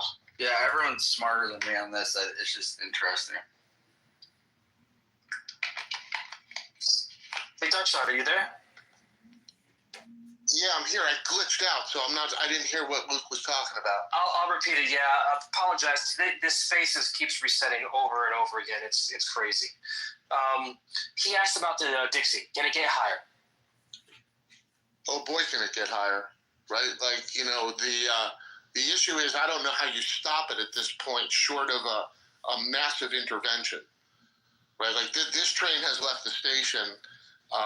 The spread between the U.S. Treasuries and foreign treasuries continues to expand. It's almost like the U.S. is just a gigantic sucking machine, drawing capital from all over the world, thus weakening foreign currencies and strengthening the U.S. currency, which is not a good thing. But it's going to take a massive intervention to stop the Dixie. So you don't think 108 or whatever it hit 2 days ago, you don't think that's the top? You don't think it's reversing from there? No, I don't. So this thing is just going to rip and break shit all over the world before they try and get it down in print. Well, let me ask you this. How do you get it down? The U.S. 10 years at 461 now, right? Like, China's 10 years at one and change. In Europe, they're in the 2s, right? So why would you invest money in Europe when you can come here and get, in the 4s? Doesn't make any sense. Yeah, how do you get it down? It's like a relative game. So if everyone else's currencies are fucked. I've kind of been pounding this point with Infra for a while now, right? Like the system's broken. The amount of debt that we have is sucking capital out of the entire world. So how do you get it down? You'd have to go to something like QE, right? Which would lead to potentially high inflation. Like, there's no really good answer. In Europe, they can't raise rates. They're already about to fall into the ocean. So, yeah, QE is what they can do, right? That's the only thing they can do. So this gets to the really good argument, which is it's going to be the Fed against Trump. Trump's going to demand lower interest rates, and the Fed's going to sit there and drop the front. Potentially, they'll drop the front end of the curve, but that's just causing the back end of the curve to steepen, right? So that's not. Remember, the Fed doesn't control the long end, short of going to yield curve control and QE, where they actually buy duration, right? They issue short term and they buy up the long end of the curve, but we're already have moved our duration so far to the front of the curve that if we move it further to the front of the curve, we're just taking on higher and higher refinancing risk. As it stands right now, we're going to have to refinance $7 trillion of debt in 2025.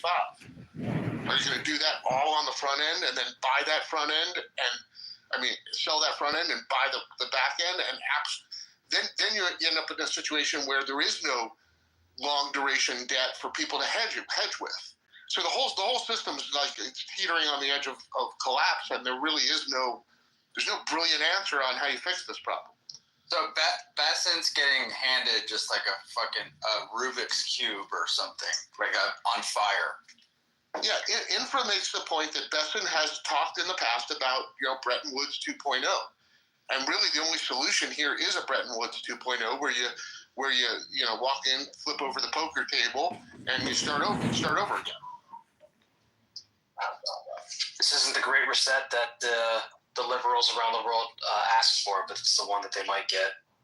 Yeah, exactly. That's a great point, right? Like they were looking for the Great Reset, they may get the ultimate reset, right? Where the U.S. dollar's cut in half. Yeah. Let's get a few other voices in on this. Let's go to Rob and then Simon.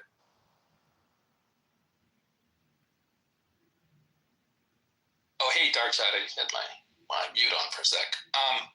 Yeah, I couldn't agree more with everything you just said. I think if you go back and look kind of historically, I think the parallel might be in the mid-'80s, right before the Plaza Accords. And if people aren't familiar with that whole episode, it's really interesting. But the Dixie, I think it got up to 170 or something like that. Now, the foreign currencies were a little different there, so you're sort of comparing apples to oranges. But there was something in the neighborhood of a 30 or 40% increase in the value of the dollar relative to all other currencies.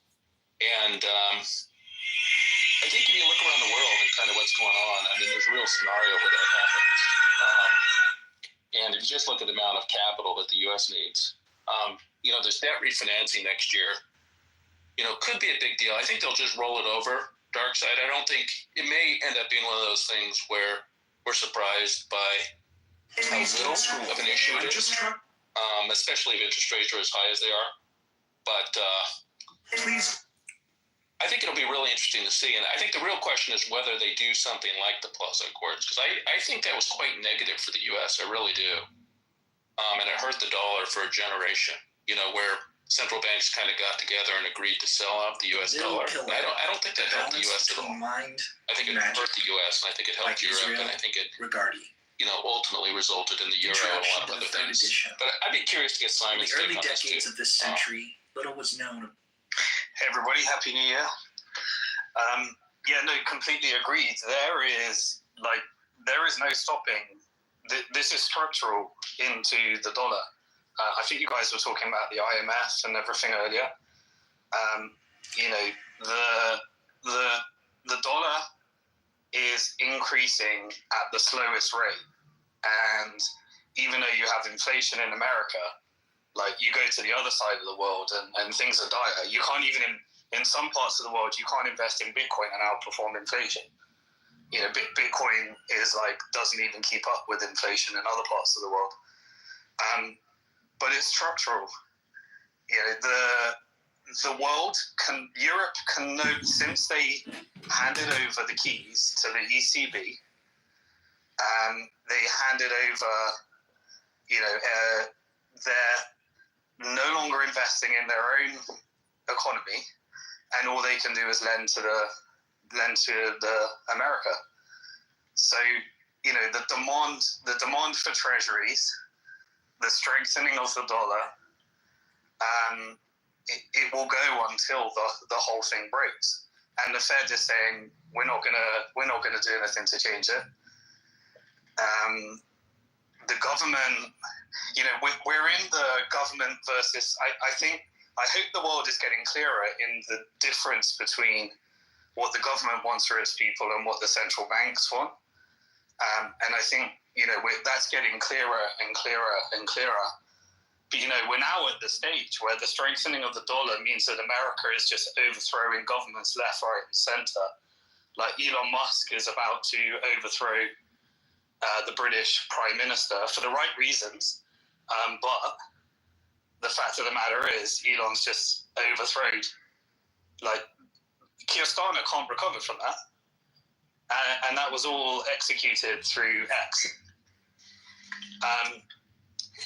That series of events will create massive civil unrest within the UK, the level of tension and hate as a result of these immigration policies when everyone draws their own conclusion around what's happening, like jobs are being lost. AI is taking jobs. It's come, like every small business I know is on a hiring freeze. And the only way to survive this is to own assets. So you got real estate, you got Bitcoin, or you got stocks. And the vast majority of the world doesn't own real estate, Bitcoin, and stocks.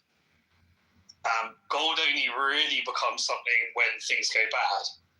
But Bitcoin is benefiting from the Fed's policy, and also is the solution once the thing breaks.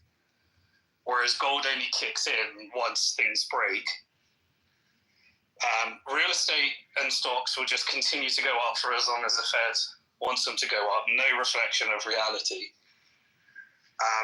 And central banks are printing their currency in order to provide liquidity for their central bank, their governments, and their people to invest in US assets.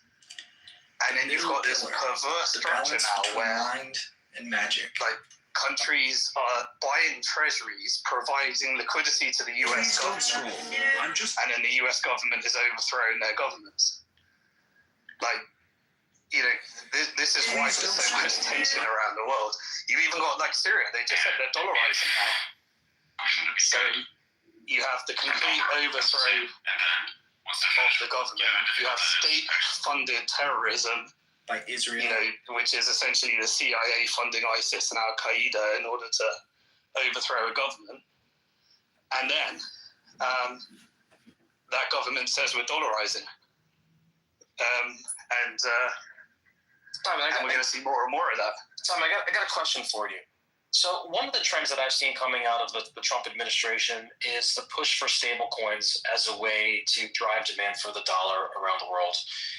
And to what degree do you think that if the other if everybody else has a weak currency and the U.S. dollar is a stronger currency, then that gives somewhat of an incentive to, there's always trade-offs involved, but somewhat of an incentive for countries people inside countries outside the U.S. to want to get dollars.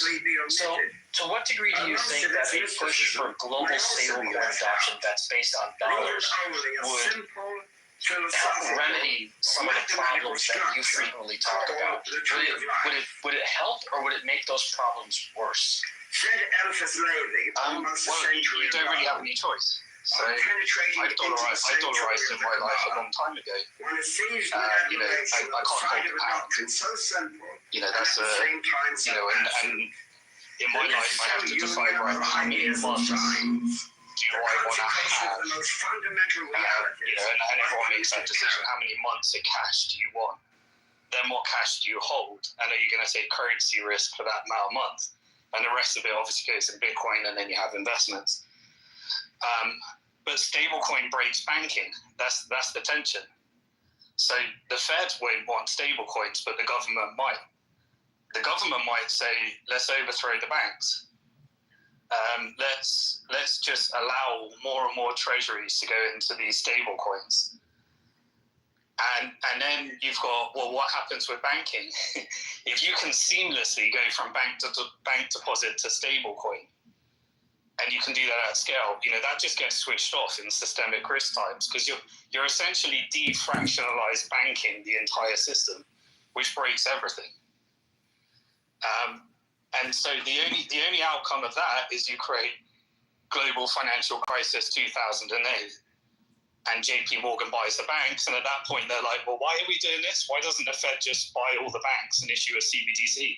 Why don't we just replace everyone's deposit with a CBDC? Hence the reason why we're all becoming algorithms right now, because stablecoins breaks banking so badly.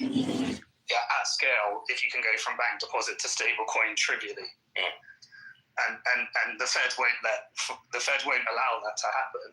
They'll say, well, private stable coins or CBDCs, and and then there's going to be that tension between between government and central bank, because the central bank is no longer serving what the people want. I think we know which direction at least the Trump administration is leaning towards. They're really pushing towards stablecoins. So let's bring in Rob. He's had his hand up. Go ahead, Rob. Hey, Simon. Yeah, appreciate that perspective. You know, I think what we may be seeing, and this is, I think, I haven't heard this take, but it seems to me that the argument that Bitcoiners are making, you know, with the challenges of fiat, and I think everything that people experienced in the 2020 period, I think they won the argument. I really do, and I think where we're going to see fiat currencies break first will be the smaller ones, and I think what they're going to be doing is going towards the dollar. So ironically, what we may be seeing happening is as the Bitcoiners and as the anti-fiat voices win the argument, people actually end up moving away from the smaller ones first into the US dollar and the Bitcoin second. But Bitcoin may actually be helping the dollar. Interesting. Let's go to Teddy. Yeah, hey guys. I mostly agree with everything that Simon and Rob have been saying here recently. And as a Canadian, you know, I'm pretty similar to Simon's take on not holding the Canadian dollar already. But I think that, you know, as of late, especially Canadians have been waking up to this as an idea, not even like Bitcoiners or people that, you know, are focused on economics, but just Canadians across the board are starting to realize how bad things are getting. There's been a lot more mainstream media discussion about the purchasing power of the Canadian dollar. There's obviously been like a lot of discussion in social media on X in particular about politics. You know, Elon did amazing things for Trump and helping him win that presidency in a landslide. But I've noticed he's started talking about politics globally. He's mentioned things about Trudeau, who, you know, thank God is now out of the picture. He's been talking about Tommy Robinson and what's going on in the UK. He is really digging his you know, feet in here, or his hands in here on global politics, which I think is great. Trying to fight back against this woke agenda. And, you know, the Canadians are realizing, like Rob was kind of just hinting at, that we're going to see some of these smaller currencies start to move to US dollar. I don't even think it's going to be small currencies. And back to your point, Wayne, about, you know, stablecoin adoption or just, you know, US dollar adoption, anything that will help people store their value better than what the current option is, I think will be used. And I wouldn't be surprised if we kind of move to a point of, you know, global adoption of the US dollar as currency, not just as, you know, a store of value, as like the you know, global reserve currency, but actually as the currency that people want to trade in. And we're already kind of seeing that in very niche marketplaces. For example, I have a friend that's a watch dealer, and right now when buying and selling watches in Toronto, in Canada, all of the big dealers are only accepting US dollars. This is a first for him experiencing that.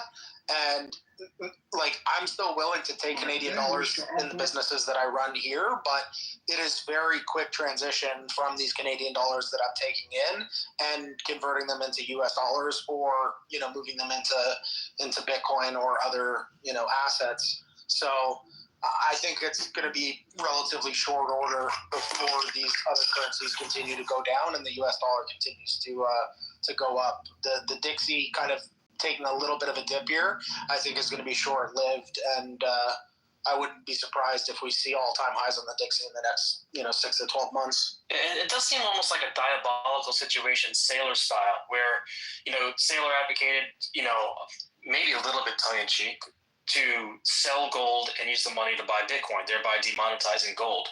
I can see a similar analogy where everybody around the world wants to hold dollars. And if the U.S. goes out and they aggressively say, okay, we're going to make it easier for everyone around the world. This audio presentation is the it's a way for them to Israel regarding drive demand for treasuries, so lower the U.S.'s borrowing costs, and just, put even more people sort of under the thumb, so to speak, of the United States, and be able to say that, hey, you guys are, now depending on us. And they're not doing it from a malicious standpoint, but it just seems like, if you do drive global stablecoin adoption, it benefits the United States government, but it's at the expense of all these foreign financial institutions. Yeah, the problem with that is, kind of almost like the immigration debate. There is a global recognition. Like, you take Keir Starmer at the moment. The first thing he did when he came in as Prime Minister is he said, we've got billions for Ukraine, we've got billions for Israel. And no recognition of a cost of living crisis. And so then if everyone's holding their reserves in America, in treasuries, then you're subsidizing the US economy. And that's also subsidizing a brain drain. And so, that's why we are where we are. Like, America's just going to have to figure out how to trade on its own eventually. And,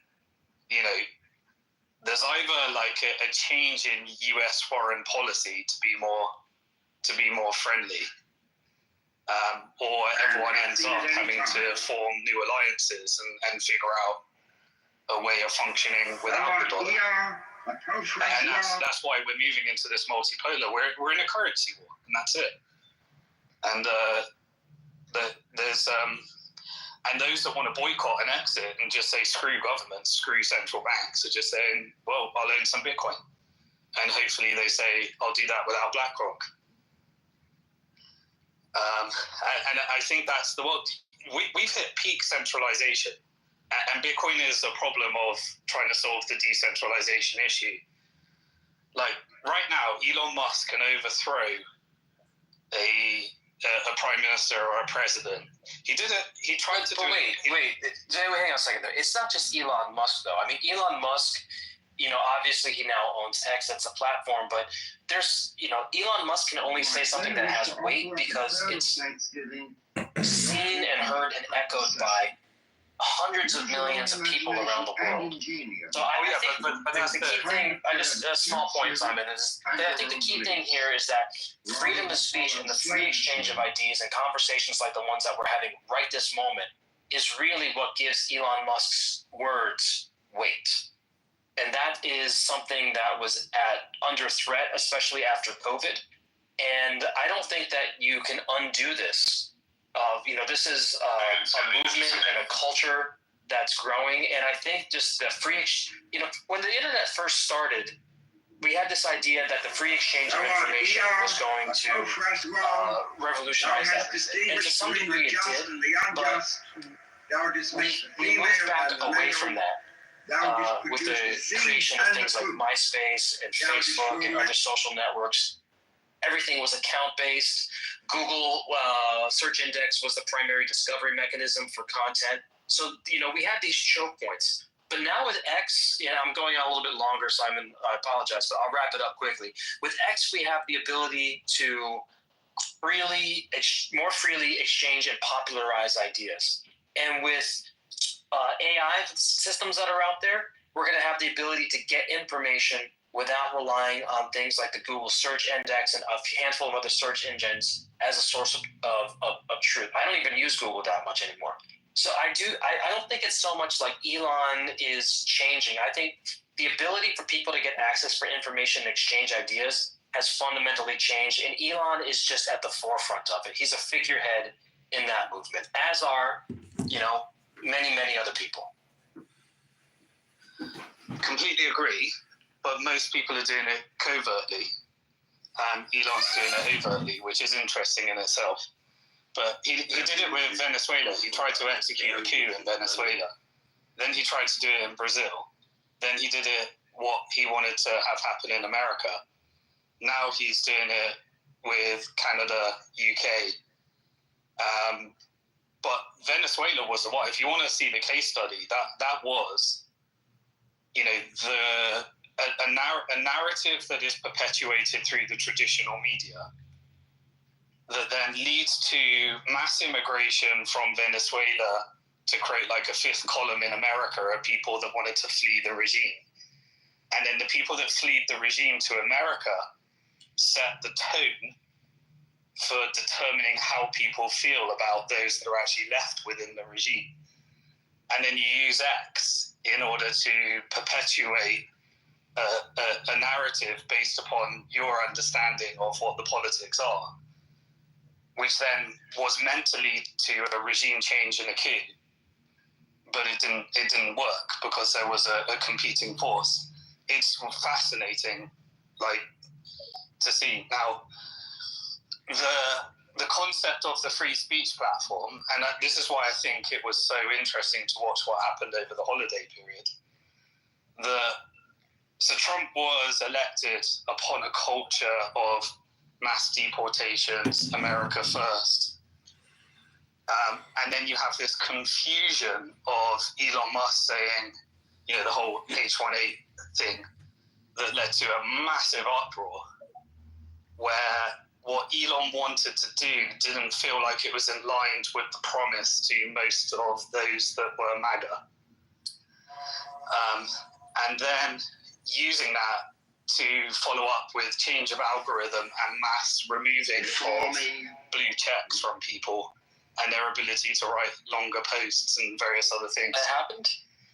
There was a mass removal of blue checks and removal of their ability to create long-form posts on Twitter or X. Yeah.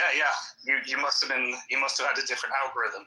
If you're in the anti-Israel algorithm, which I'm in, so many accounts were booted off because they were. If you had the combination of being against H1A and being anti-Israel, you got booted off. You lost your blue checks. You couldn't upload a video more than 2 minutes. You got deboosted. And you can't write long posts anymore, and you're shadow banned. And then that follows up with, people need to be more happy. And so then you're like, well, what does happy mean? What does that algorithm mean? Like, this is a fascinating thing. But you know what the story is? We have to eventually achieve what we did for Bitcoin with our identity, with our social media, with our voting. Like, we have to own our own identity. We have to own our own social media posts. And we know the technological hurdles in those. But I think there was a bait and switch, and I think you'll see more of it. But maybe you were on the right side of Elon's algorithm, so you weren't experiencing it. I mean, my perception of the whole H-1B issue was that Vivek made a post. Elon said a few things. Some people read a lot into Vivek's long post, especially Vivek's long post, and they used it as an opportunity to try to drive a wedge into the party by trying to say that, you know, Elon Musk is setting policy for Donald Trump, and so I really looked at it as really, this is more like a manufactured crisis here, a manufactured scenario, manufactured outrage is probably a good term. And it was, I didn't realize that there were people who were experiencing what you said you just experienced. So I'm gonna look into that. Thanks for sharing that idea with me. Guys, it's getting close to the time that we wrap up the show, but I did want to touch on one thing that was related to what Simon was just speaking about, especially because we have Teddy Bitcoins on stage, who is a Canadian. Teddy, I'm wondering what your take is on what's happening with Trudeau today. Yeah, you know, I think it's great for Canada. Even the Liberals that I know here don't really like him, or they've come not to like him. They liked him when he first, became Prime Minister, but after seeing what's happened to Canada over the last decade, it's a disappointment for everybody, right? So it's no surprise that, the caucus wasn't supporting him. I feel like it's a bit like what happened with Biden and Kamala. Obviously, there's different reasons for why. Like Biden was, old age and getting to a point where he wasn't fit to run, and Trudeau is still young and has a lot of life left in him. But as far as a politician and how the public perceives him, it's game over, right? And I think that in general, people are sick and tired of this like diversity, equity, inclusion narrative that has been like played out far too much. It's not to say that I'm not inclusive or I don't want some diversity. I don't want equality. I don't want inclusion. I want those things. I just think that we need to be smart about it, right? We need to be smart about how many immigrants we're letting into the country, and why they're being let into the country. Just allowing like any amount of refugees in was a big thing that Trudeau was all for. The government spending we saw in the U.S. and Canada, sending money abroad to fight other countries' wars, especially Ukraine. There's a lot of Ukrainians that moved to Canada, now Canadians, that supported that, and some that didn't even support it because at the end of the day they left Ukraine and they don't have family there, and they kind of thought it was a bad idea. But the woke agenda in the schools with the transing of children too early on puberty blockers and things like that. There are so many things that the left has done that were questionable even to some liberals. So I think generally speaking, most people are pretty happy with what's going on here politically. And one thing that I like to highlight is the second-hand man to most likely the next prime minister, Pierre Poilievre, is a very good friend, college friend. They were actually best friends to J.D. Vance. So some people might not know that, but one of Pierre's kind of like, in his corner type of guys is the second-hand man to Donald Trump's, old friend. They still keep in touch. I can only imagine that things are lining up in a way that America, the United States of America and Canada kind of band together here and, make North America great again, not just America, but so Teddy, really, it's truly epic to see. Are you guys going to become the 51st state and adopt the Bitcoin standard? Is that what you're saying?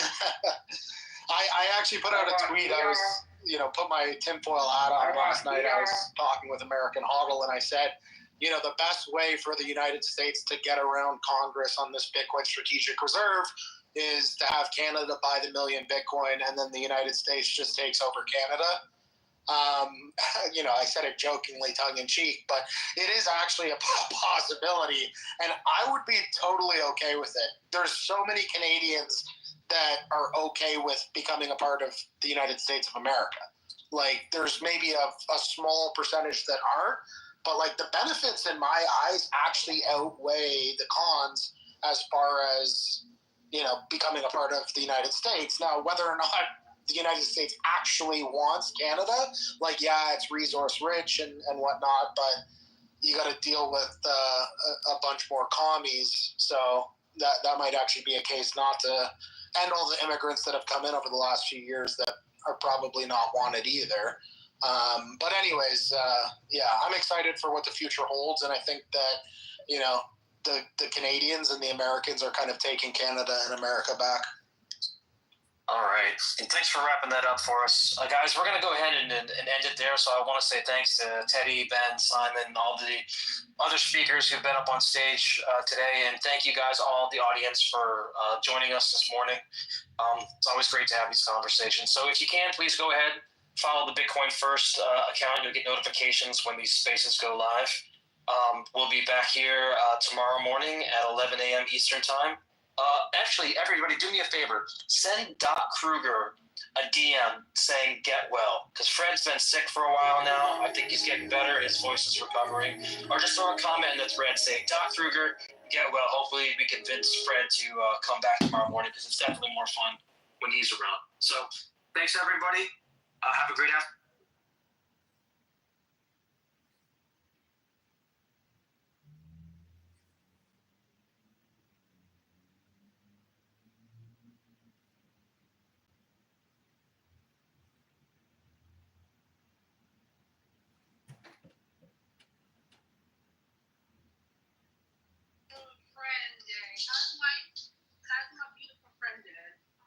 to the Aki. Assalamu alaikum. Other side screaming against it. But what Doge is going to do is going to highlight some inconsistencies while not pertaining to other ones. Like we should be taking a look at government contracts, but the biggest participant in there are, Amazon and Elon Musk. So you got what is it, Zuckerberg or whoever's running Amazon right now? He partakes in it. You've got Musk, who gets billions of dollars through that shit. So if we're going to take that, and they don't always deliver. Here's a big issue. I'm going to tell you a secret. Those two guys don't always deliver on their promises or their contractual agreements to the United States. In fact, a lot of the private contractors like Boeings and Raytheons and fucking Armalites and SIG and all of these other fucking contracting companies, they don't necessarily always follow through the contracts. They underperform and oftentimes underdeliver. And yet, you as a taxpayer, we pay them out. We shell that check right out there. Trump was right in his first administration to hold that back and negotiate fees, to argue back. Our current administration and years prior, they just fucking paid that off. That's where Doge should start. That's my opinion, but they won't start there because it's a moneymaker for the large private industry, Rob. That's an approach, and when we've got McZed on the stage, we'll welcome him up in a moment. But I'm of the mind that this Doge advisory committee will be like the same thing that happened under I can't think of the firm he worked for, but the business executive. They did a similar study under the Reagan administration, and then it'll go nowhere. So we'll see what's going on, Miss.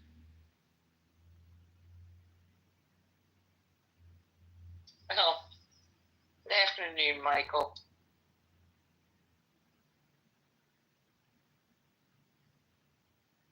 All right, there we go with that. Yeah, I think that Doge is not going to go far. I think that it sounds good. I think that it's got a good ethos. I'm all for a smaller yet more efficient government. But the way that it's set up, I don't think that it'll actually come into an effect or anything like that. Luckily, the Republicans have a majority of Congress. And they have the presidency, so they theoretically could make shit happen. But I don't think they have the incentives. What do you think, Beth Adams? Well, I don't know. I mean, Monica's going off in the chat talking about my dead mother and how I'm blocked. Don't disinvite me to a party I don't want to go to. I'll be at the gym, Monica. You should definitely learn the address to the gym. Learn to see your feet without a mirror. And again, at the end of the day, you want to talk about my mother all day long. She wasn't a wide back ass hoofed foot animal like you are. What is this? Anyways, so they're going to have a hard time cutting the federal budget for the obvious reasons. What are the biggest parts of the federal budget? Well, entitlement programs are enormous. Social Security, Medicare, the entitlement programs. I don't think anybody has got the guts to mess with those. Then you have the military, which has now failed an audit for, I think it is the 6th or 7th consecutive year or something. The idea that Trump and the Republicans are going to rein in military spending or military procurement, I think that's delusional. That won't happen. And now the third issue is the interest payments.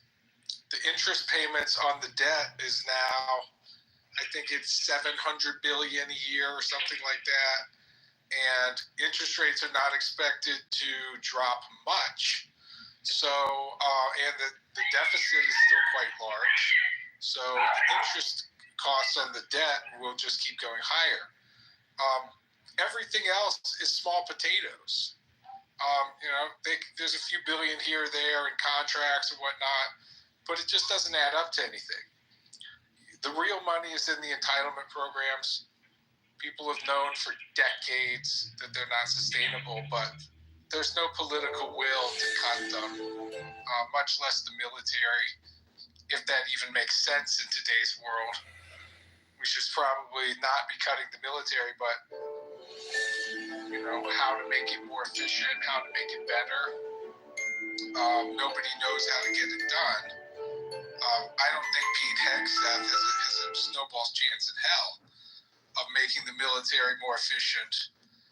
Basically, the military is burned out from 20 years of inconclusive wars on the other side of the world. So, we couldn't even supply our allies with sufficient weapons and materiel. So, I don't think that there's cost savings there. So, I think it all adds up to nothing. We saw a massive increase in the debt and deficit last time Trump was in office. He's not a fiscal conservative, obviously. I think it's all baloney.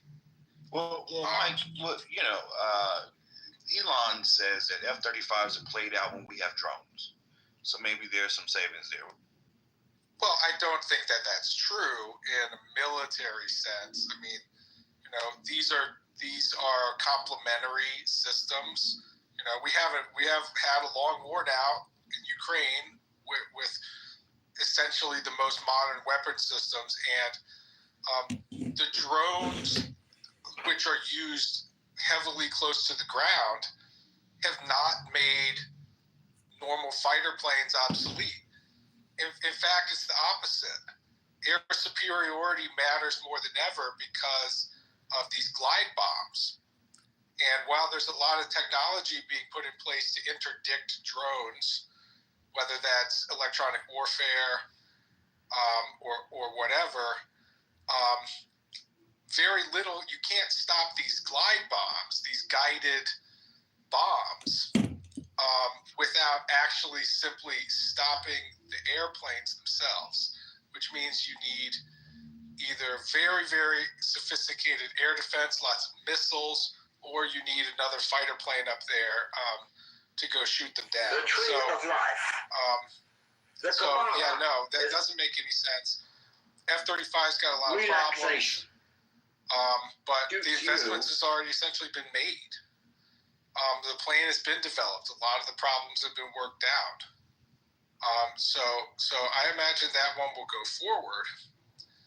Also, the way people talk about that project, lumping its entire lifetime of costs into one number, doesn't really make sense.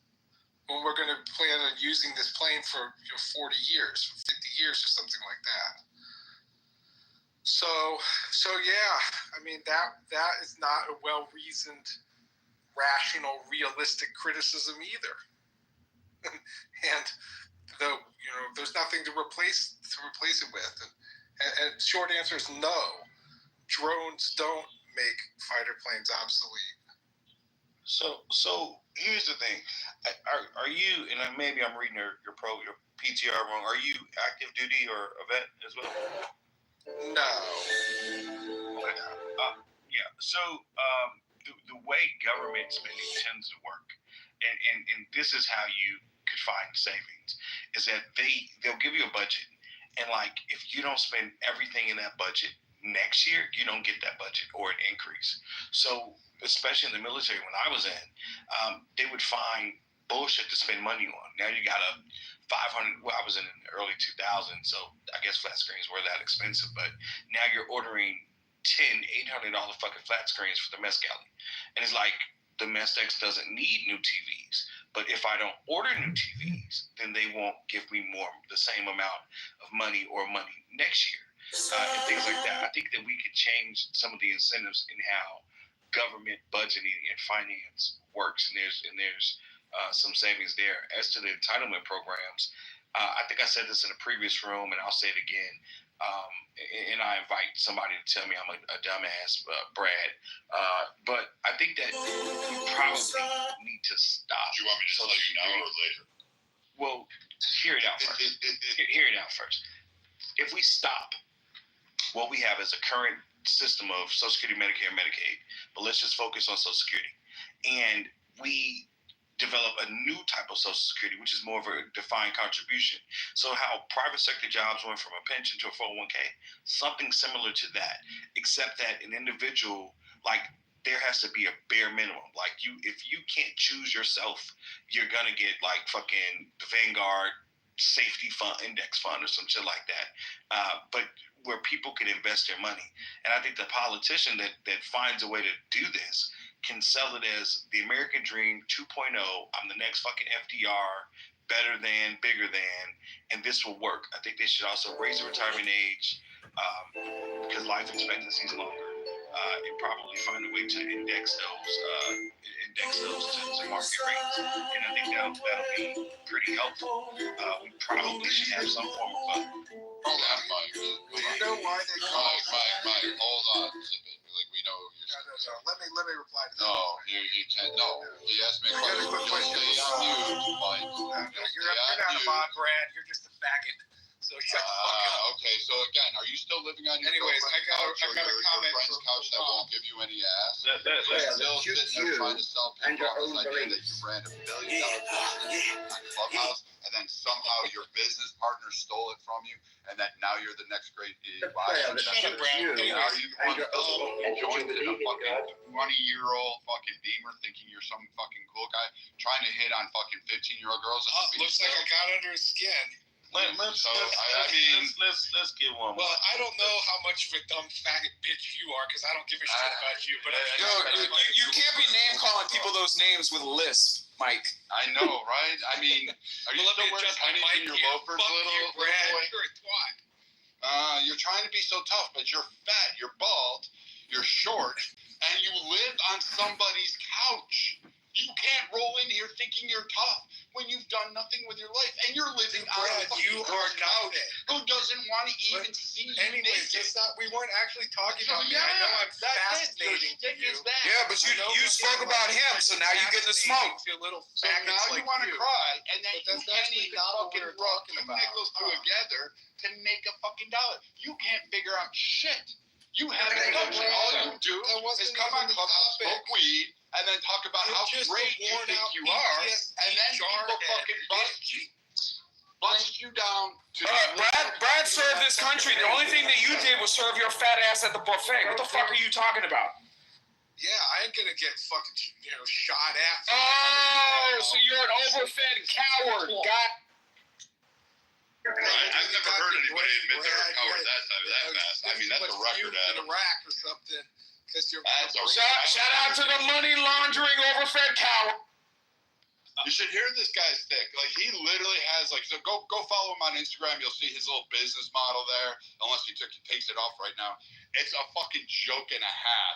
And he ran around saying he owned this business and all this shit, like another Clubhouse billionaire fucking grifter. Actually, and he was like trying to do all this shit. And then he comes out one night and he starts talking with Roger and Kelly. And then he goes, sounds like a tranny trillion to me. House.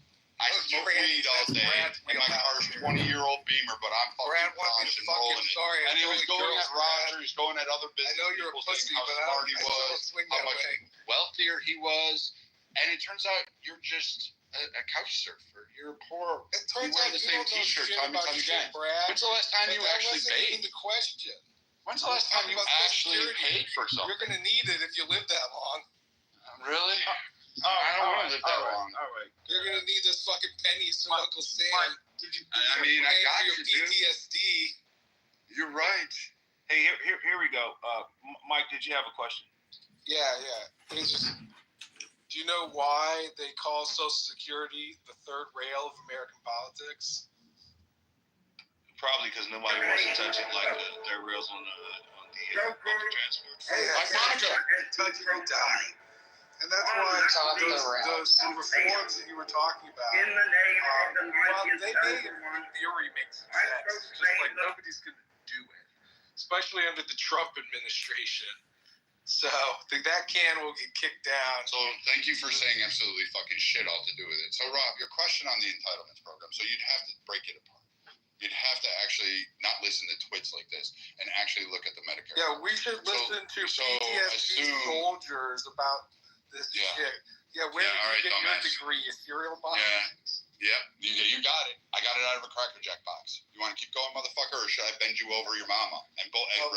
Let's hear your grand How about I bend you over and touch your toes? Let's see how you're going to solve Tell me with that list how much you bend over for everybody. Tell me again with that list how much you bend over. What value do you bring? You aren't even going to get Social Security. You actually have to pay into the system first, dipshit. And you paid nothing in your life. Well, good thing I'm a Spare me fucking about your fucking millionaire, want you of know. Social Security. After all those You're a millions, deadbeat man, I don't fucking need to worry bum. about that You shit, can't even. dude. You can't even be called I'm a just deadbeat gonna dad hop because from no bed one's to willing bed to to procreate bed, with from you. couch to couch to couch. I'll be fine.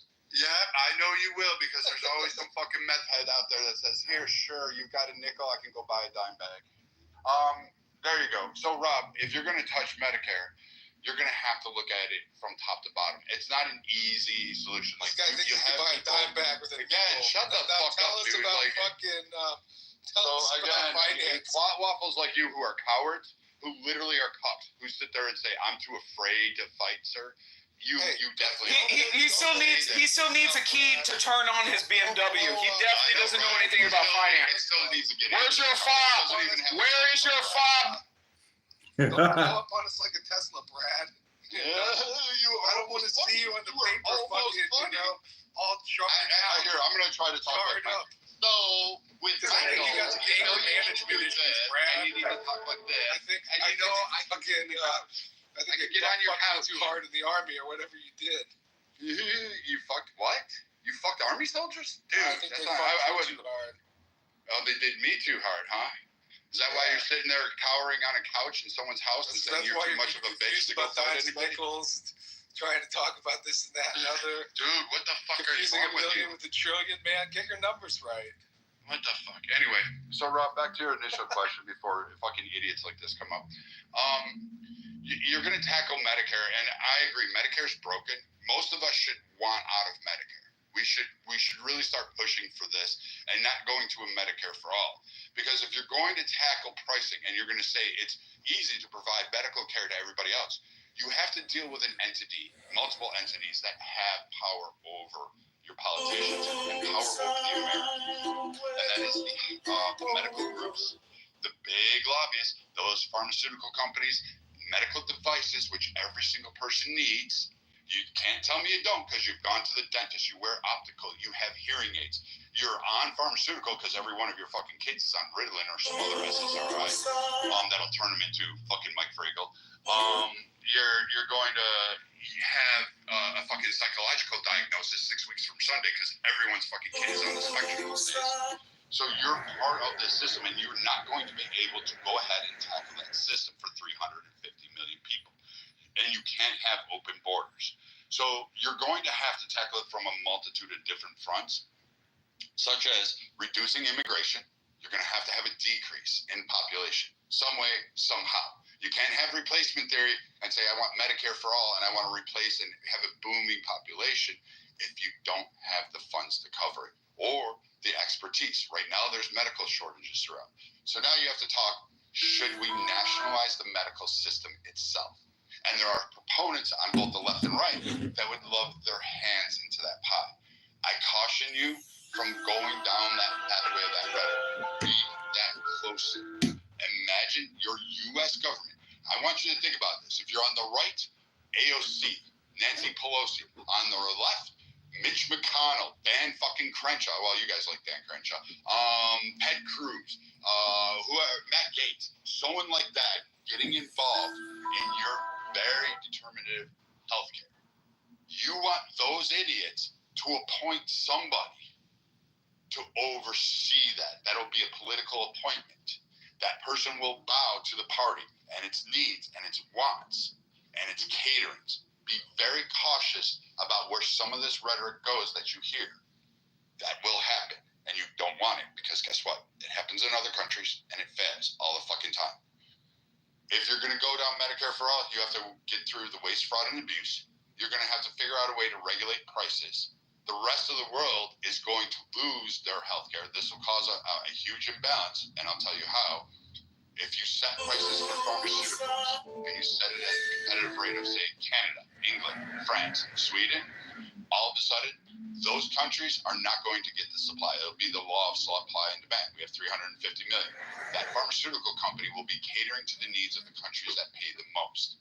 They will get the short end of the stick. Or they will have someone like Pfizer or Moderna sit there, or Johnson & Johnson say, oh, you want our medications? This is the cost. You either pony up and pay it, which will increase your taxes, and you'll still be paying through the nose.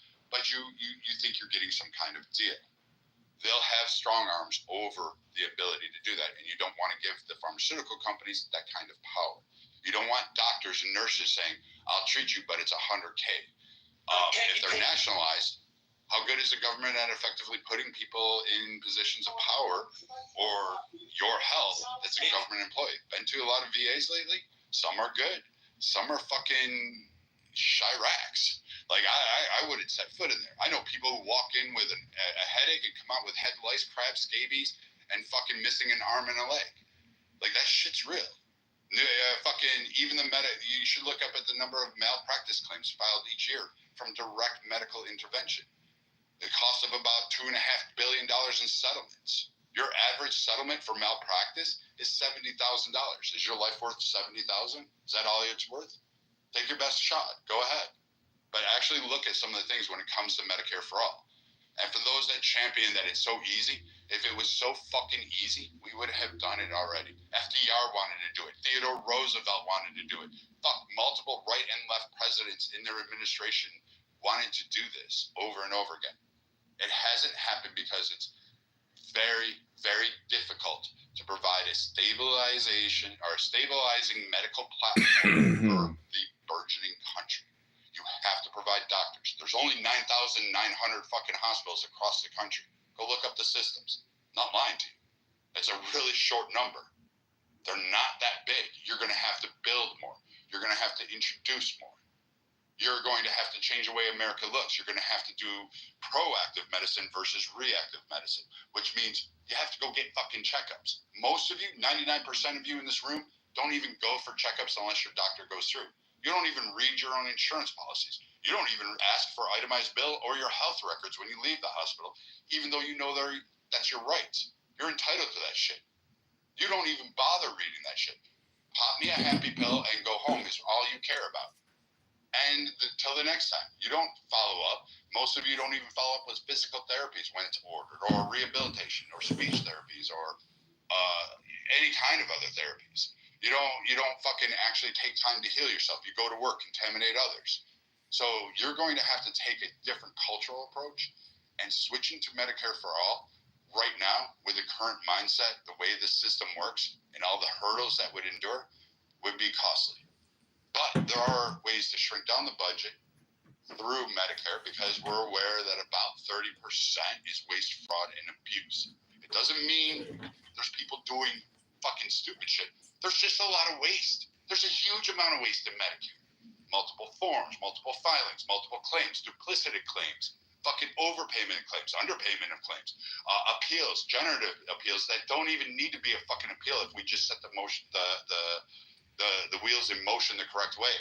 There's systems that can be brought in. OCR, fucking AI can help in a lot of these areas that would help streamline a lot of these efficiencies. They don't do that, and you're not going to have it. I say get rid of the Medicare system and allow the states to actually have a Medicaid for all program for the states handled by the private insurance markets. So let me pause you right there, Brad. So if we transition it more to states, make it a block grant, give the money to the states, what happens when Indiana says, oh, well, we're going to have the bare bones, only meeting the federal requirements, like nothing. Like, we'll cover you if you die or have a kid, but everything in between, I don't know what to tell you, right? And so people transition and move to Illinois, right, which is heavily Democratic, and they say, well, we'll give you the everything. We're doing everything for you medically. We'll cover the cost. I don't give a fuck if it's a hangnail or swapping out a hanging dick. We'll do it all for you, right? And then now the money that Illinois has been allocated from the federal government is explosive. Now it's $35 billion, whereas a simple state like Indiana, it's $5 billion, right? How do we? I guess the question is, how do we, under those auspices, how do we make sure that we're giving, quote unquote, the right amount as a federal government? Because now the federal government has to continue to throw more and more money at Illinois under this scenario, as opposed to a flat rate to every other state for block grants. And if that's the case, they might as well do it themselves, right?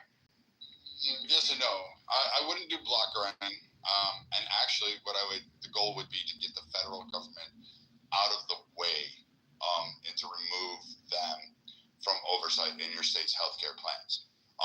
The federal government does not know more than the state of California about the health of its residents and what it needs. It doesn't know more than Illinois, New York, Texas, Florida. Florida has a heavily geriatric population. You think, well, maybe Biden does because he's like fucking 400 years old. But do you think they actually know the direct needs of a state that's heavily populated by octogenarians and kids visiting Disney World? No, they have no fucking clue. Nor do they know the needs of Wisconsin or the Alaskan people who have a different region they live in and different diets. None of that shit is really, they're not aware of that. They don't give a fuck about it. They really don't. CMS that controls all this is there. The goal should be to allow the federal government to provide oversight that the states need to comply with regulations. But federal dollars shouldn't be circumvented or given in block grants. What would be ideal is to allow the private insurance companies to actually pay for contracts that help subsidize the healthcare industry, to pay for those claimants, to pay for those on almost like a bidding war, like you would have for car insurance, and allow them to take up so that they're paying into that system directly, and they're taking that profit and it's going right back to the healthcare needs of that state. And thus, they can handle and process the claimants. They can see what's relevant per the guidelines of the state that it needs to, whether you need 6 MRIs or you just need 1. And doctors will do this. Hospital systems do this. And it's not the doctors themselves. It's a billing company. It's a TPA. They're going through and saying, hey, this person was billed for 2 when actually it was 1. And they may not know. It may not be clear. The notes aren't very clear. There's a lot of fucking issues that exist just transferring data. So if we can streamline that and get it to the ground a lot better, and we can channel that money back into a healthcare system to pay the needs, that would be great. The other thing I would do is, and it's anti-conservative of me, I would start to really push back on the predatory nature that the ACA allows for hospital conglomerates. Pushing out and locking out people because of in-network, out-of-network preferences, as well as regional status, is something that has not sat well with me. In any kind of principle. I think we should end out of network and in network. I think if you pay for hospital coverage or medical coverage, you should have it. We have laws in this country with your car insurance that your car insurance cannot tell you which shop to use to repair your vehicle in an accident. Why should a health insurance company get a special privilege to make you go designed with doctors that align with the contract obligations that they have and their negotiations, and basically put out of business those that don't like that insurance company? But I think that every doctor... Brad, can I ask you a question? Yeah, sure. Just a second. Every hospital, every medical thing should be forced to accept whatever health insurance you have at the rates you have and the contract that you negotiated on. Go ahead, Ed. So you don't think that if people would lose weight in America, that, you know, the strain on our healthcare system would deplete? Yeah, I think if we lost weight, there's a whole big thing. If we actually took care of ourselves, dieted, ate healthier, put the fucking chips away, the ho-hos and the Twinkies, not glorified obesity, but actually health, not anorexia. Right. I mean, if you look at the insurance, complex, for car insurance, for example, if you reduce speeding, if you reduce drunk driving, if you reduce, car thefts, then you're reducing said policy premiums, right? So why do people look at this differently when it comes to our health? Yeah, you do reduce premiums. So for those of you that don't really know how health insurance works, it's in a block system. Basically, they get you in an employer if you have it through your employer, which 90% of you do, and they get you in a block. So you and 1,000 other employees. And your premium, you may not use it, but you're paying for everybody else. And on average, your premium is actually the average cost, generally, of what it is. And you're not even paying the full premium.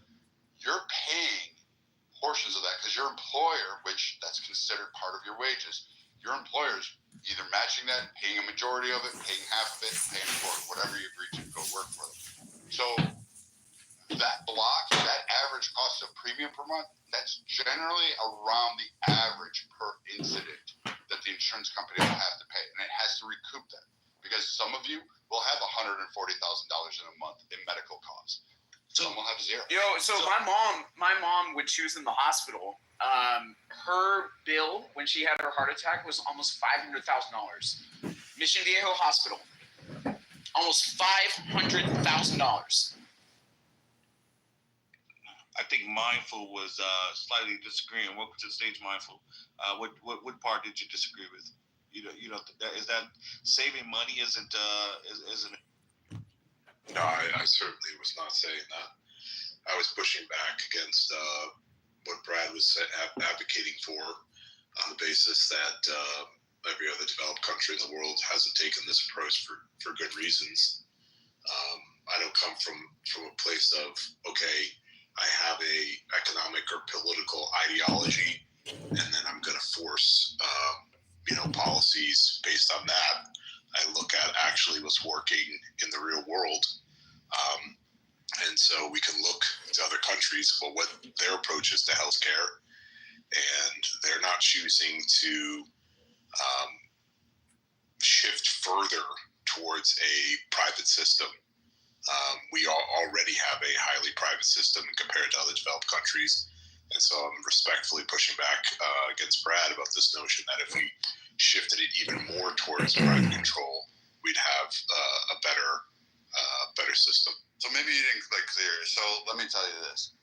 90%, hold on, let me check. 92% of all mental health, behavioral health, mental health, psychiatric health, is actually subsidized. It's socialized medical. It's your Medicare for all. Majority of this country's on. There is not a state, there is not a county, there is not a town that you, as an individual, cannot go get free mental health that is either subsidized by charity organizations, which is like a Catholic charities, or paid for by the state, Medicaid, with a matching dollar from Medicare. There is not an entity. It just doesn't exist. Anybody else screaming is a lie.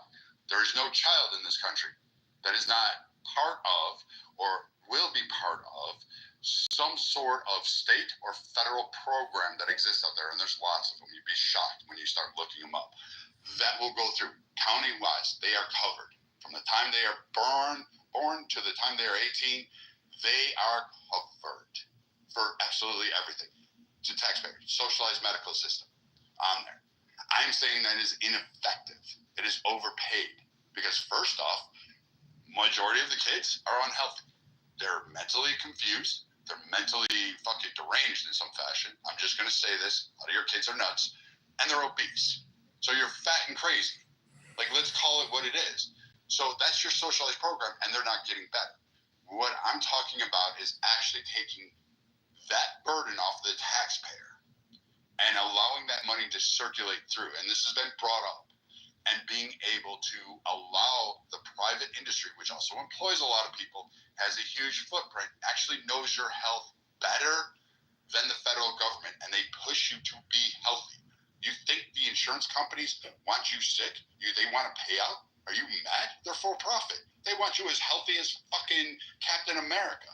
They're going to push you. That's why you get free gym memberships. Look at your plans. Look at all the perks. You get discounts on shopping.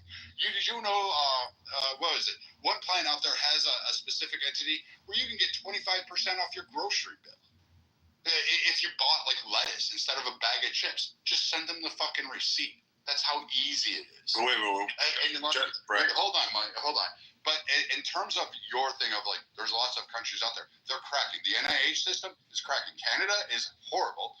That's why they actually don't necessarily like it. And there's a lot of inefficiencies, and not everything is covered under Canada. And as far as Sweden's model, that one is great for Sweden. But you don't get it for everybody, and they're very tightly controlled, which is fine. If you want a Medicare for all model for 350 million people, pay 60% and lock the country down. Not a single person gets in. Or if you are, it's less than a percentage point. It's literally that small. They don't let people in willy-nilly. You can't just go there and become a citizen and enjoy all the benefits. They're not allowing that shit. And now they're even talking about remigration, kicking fucking people out. So the cost has to be balanced. And you can't just do what we've been doing and say we can just put Medicare for all and cover it. You can't. Even California right now passed that measure. And those taxpayers are bitching about it. It started. And now you have CalMed paying for fucking illegal immigrants. You have immigrants of all types just coming down.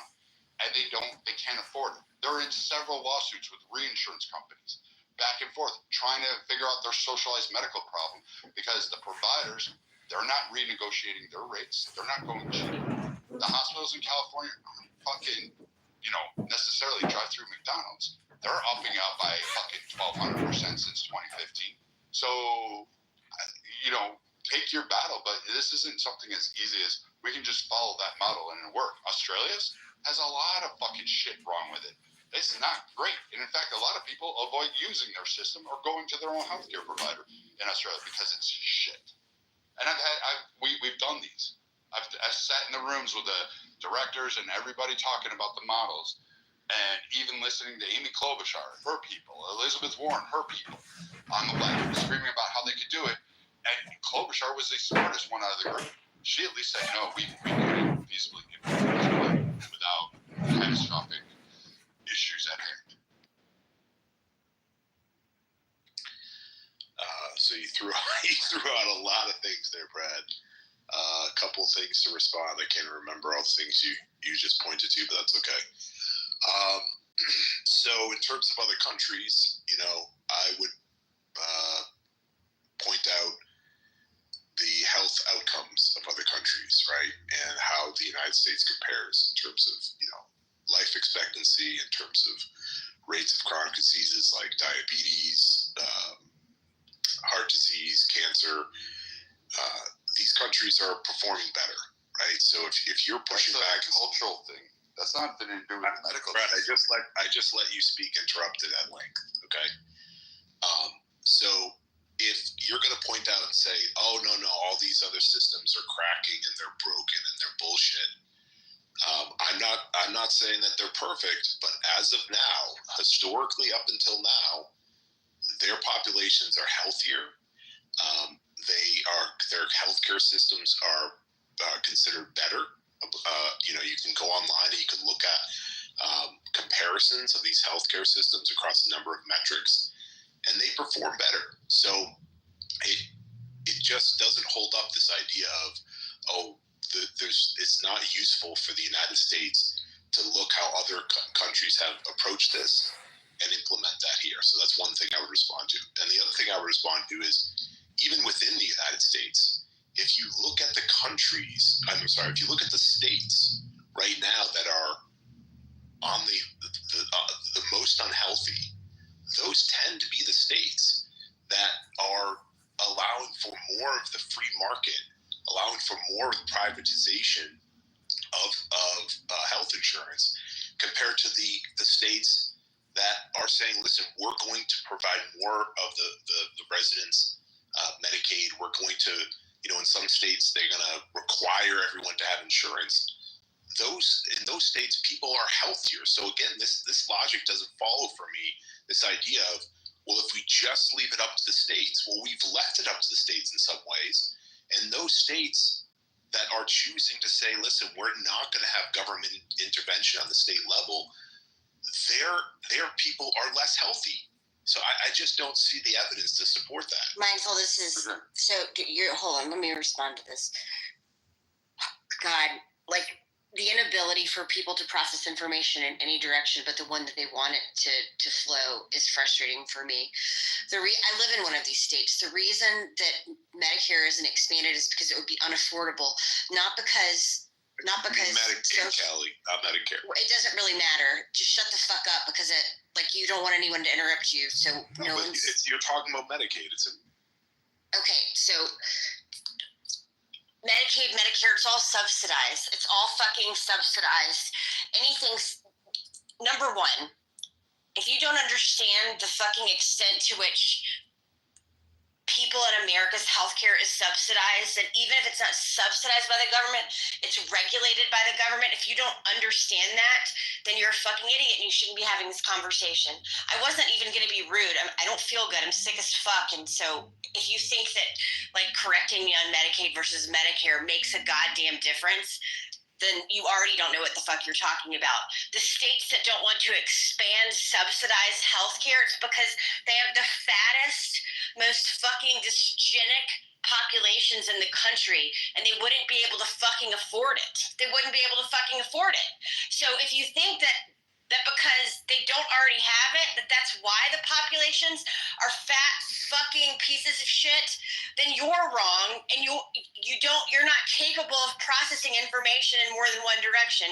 If you think that it would benefit these states to start paying out for the fucking grossest people in America to continue to be gross, then why the fuck wouldn't they do it? If it wouldn't benefit them economically, why wouldn't they fucking do it?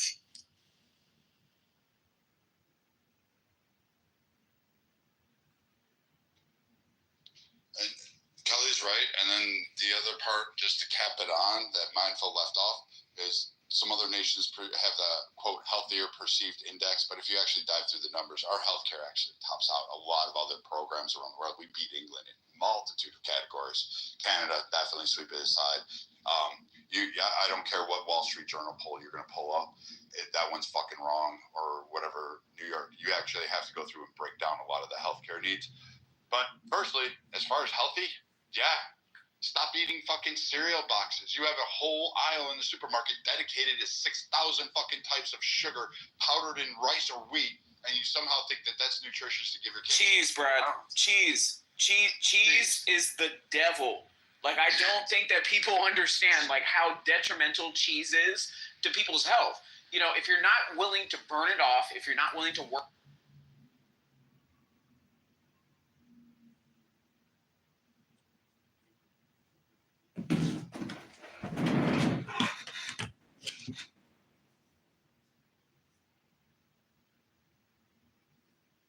You got two of them.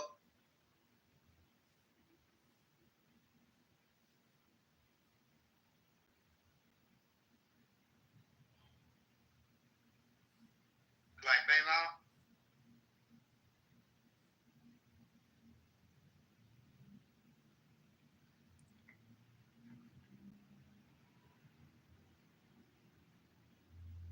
And I'm not a clingy person, and so my wife is.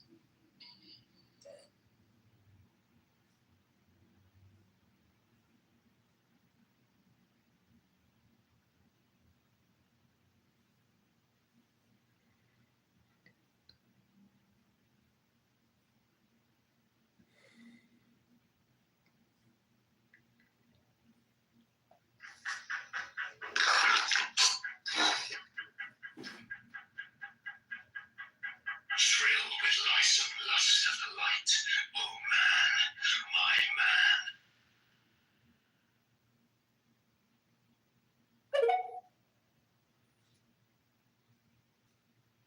Jahan Thorny.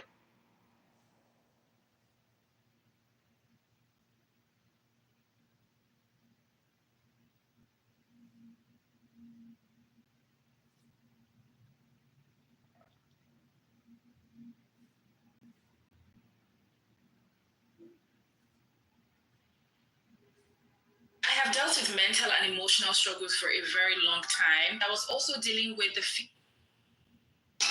pineal gland has tiny little cilia, hair-like extensions all around it. The Kabbalistic cross. Imagine yourself beginning to grow taller and taller.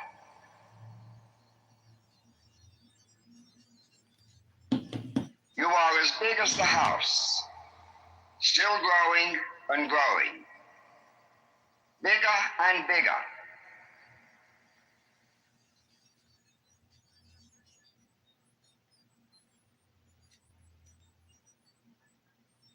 The earth is getting smaller.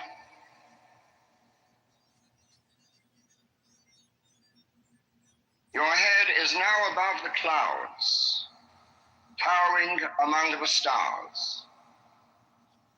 The earth, a small, revolving ball beneath your feet.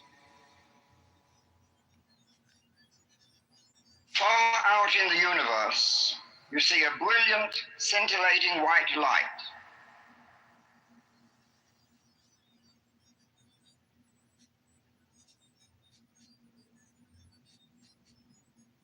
Imagine and visualize this brilliant light descending to form a sphere of light just above your head.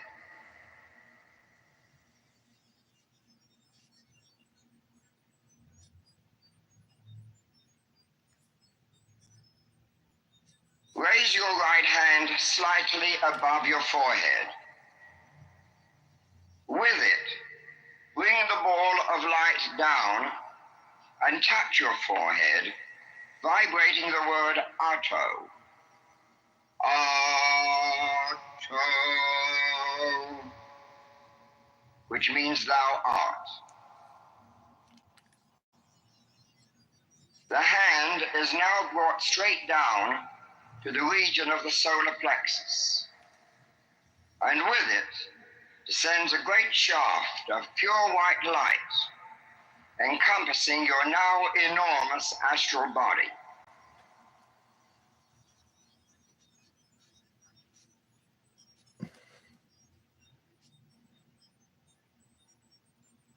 As the shaft of light descends to the feet, vibrate the word Malkuth. Imagine if he says Adrian Dimmon has a question. Meaning the kingdom.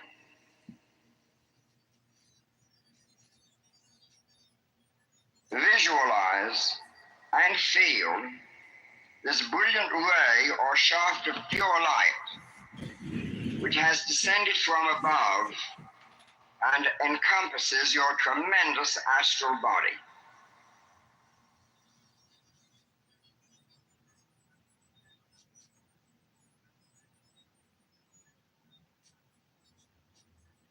Touch the right shoulder. With this tap, a sphere of light is formed just off the right shoulder, in tone of the word Vagabura. Vagabura, which means and the power. Move your right hand across your body and imagine that from this right sphere of light extends a beam of scintillating light, penetrating the chest and continuing through and just beyond the left shoulder.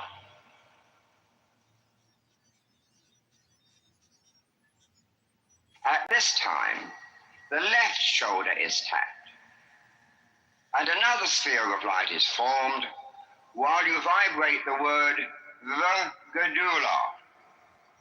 Vagadula, which means and the glory. In this manner is formed the cross of light.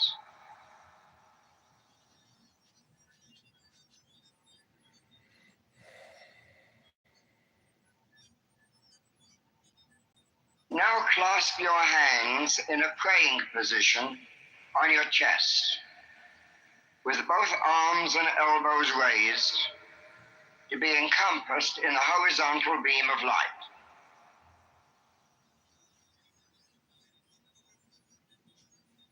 Vibrate the final word, La'olam. La'olam.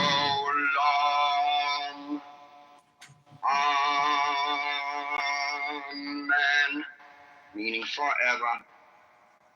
Amen.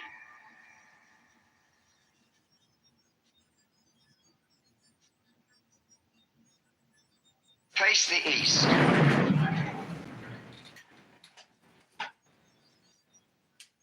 For the ceremonial instrument, you may use a stick of incense, a ritual dagger, or the pointed index finger of your right hand.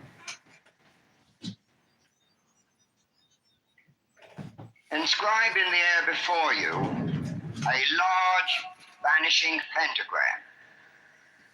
That means, with your ritual instrument in your right hand, start at the lower left-hand point of the pentagram, opposite and outside your left hip. The hand is moved to the uppermost point of the pentagram, which is pictured in front of and just above your forehead. Continue tracing downwards to outside and opposite the right hip. Now move upwards diagonally to outside and opposite the left shoulder. Horizontally across your body to a point even with and outside your right shoulder. And complete the pentagram by moving down to the starting point opposite your left hip. As your hand moves, visualize a beautiful blue flame which follows the point of the dagger as it inscribes the five-pointed star. When the pentagram has been completely traced, thrust the point of the dagger to the center of the pentagram, vibrating the deity name, Yod-Heh Vav-Heh, imagining that your voice carries forward to the end of the universe.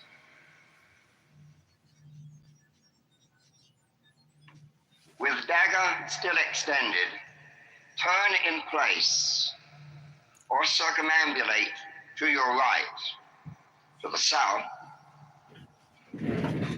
and make a vanishing pentagram.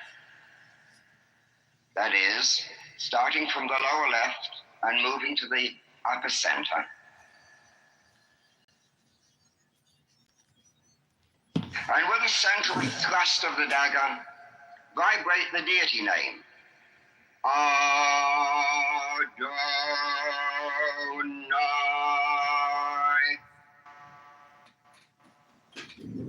Each pentagram remains aflame and is connected with the continuous circle being traced by the extended dagger. Turn or move to the west.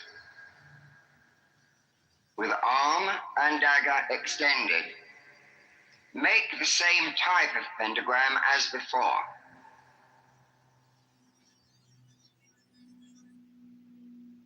Premium quality fabric. Perfect everyday wear for multiple occasions. Available in 5 colors with sizes ranging from XS to 3XL. Download Tammy and get it now. Only for new app users with qualifying orders. Terms and conditions apply.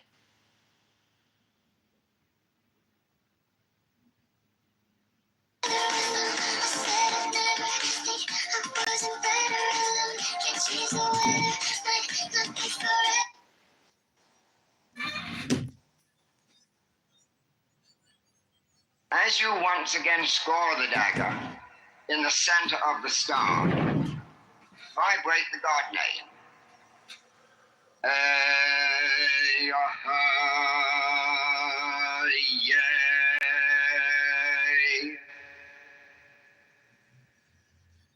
Now turn to the north. As you once again score the dagger in the center of the star, vibrate the God name.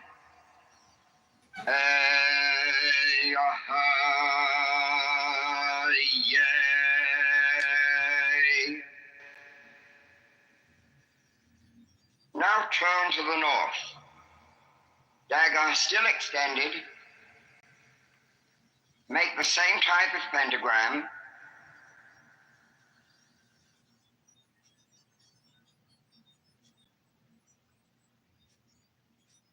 And upon completion, thrust the dagger in the center of the star and vibrate the deity name.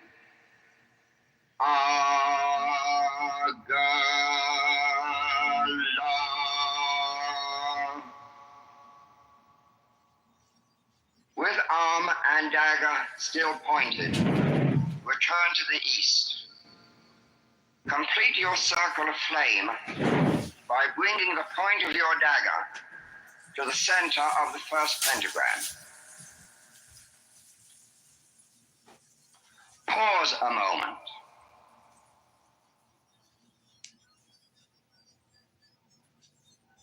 Imagine, and above all, realize, you are standing in a flaming circle with beautiful fiery pentagrams in each quadrant.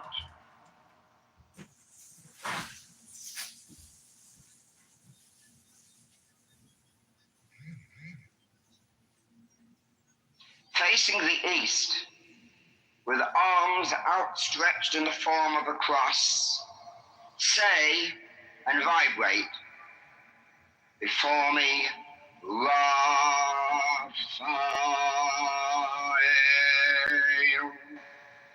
Behind me, Gabriel.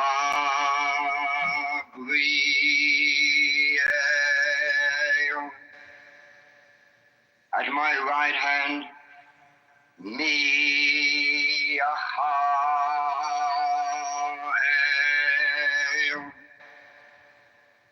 At my left hand, Oriel.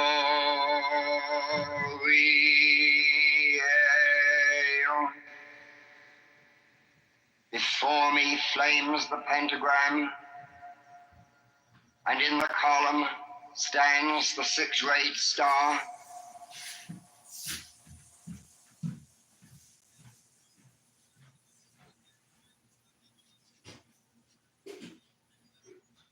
Follow the above pentagram ritual, once again using the Kabbalistic cross as before.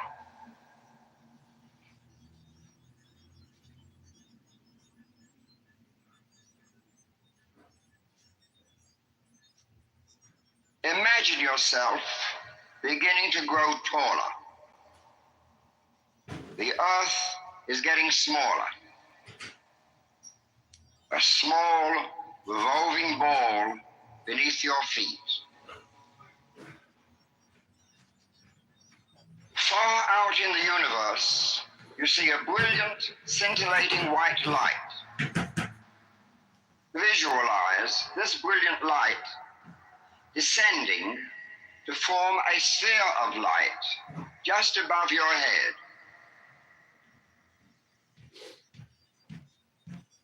Raise your right hand slightly above your forehead. Bring the ball of light down and touch your forehead, vibrating the word Otto. Otto, which means thou art. The hand is now brought straight down to the region of the solar plexus. As the shaft of light descends to the feet, vibrate the word Malkuth. Malkuth,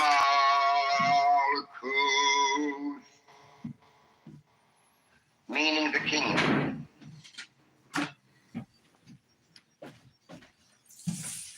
Visualize this brilliant shaft of pure light from above and touch the right shoulder. A sphere of light is formed just off the right shoulder, in tone of the word Vagabura. Vagabura.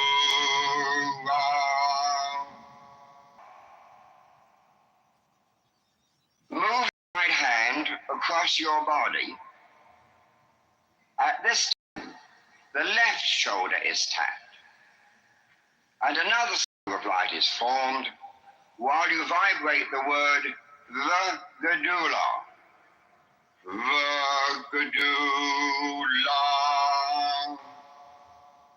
which means and the glory. In this manner is formed the cross of light. Now clasp your hands with both arms and elbows raised, vibrate the final word, L'Olam. L'Olam.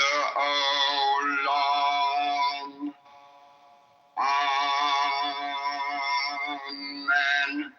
Meaning forever. Amen.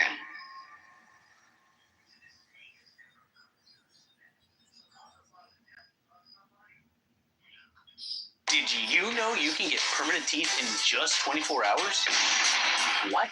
That's right. And with affordable payments, you can make your dream smile a reality in just 24 hours. So say goodbye to waiting up to 10 months with temporary teeth or those really uncomfortable plastic dentures.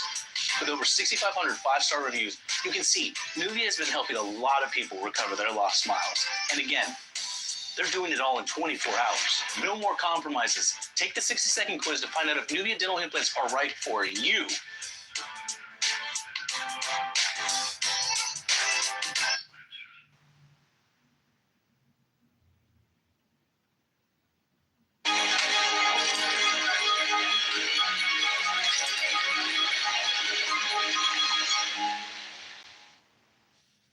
The lesser banishing ritual of the pentagram.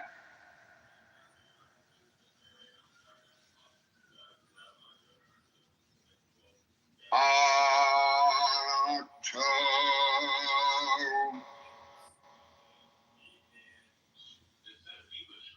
Malchus.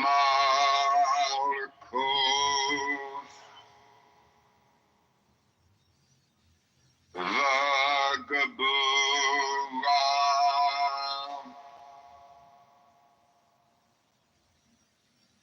Vagadula.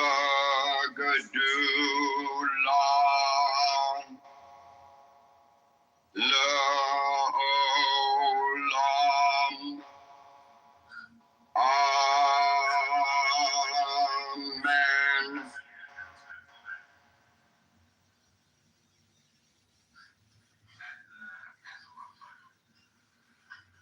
Yod Hey Vav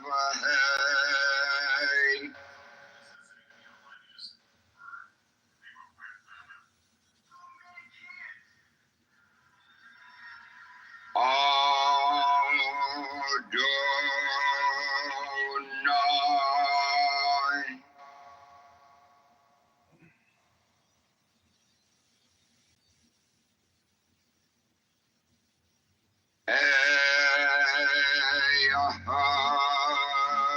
Adonai. Yay.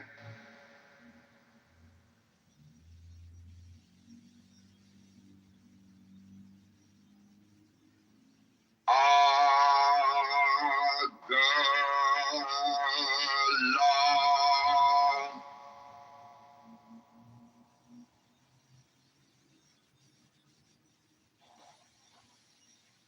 Before me, Raphael.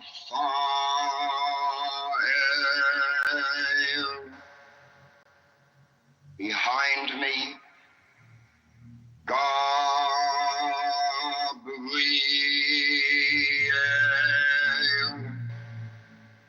At my right hand, Michael.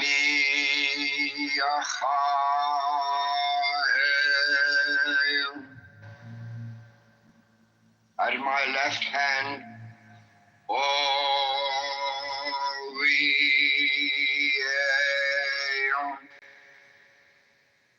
Before me flames the pentagram.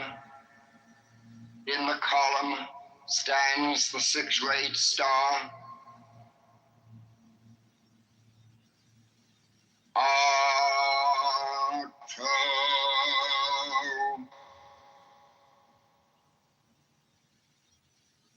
Malchus.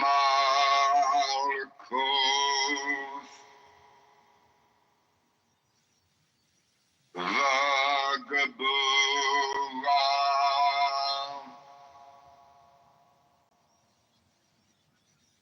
Vagadula.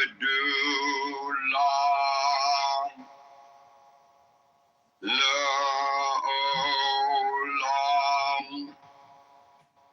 Amen.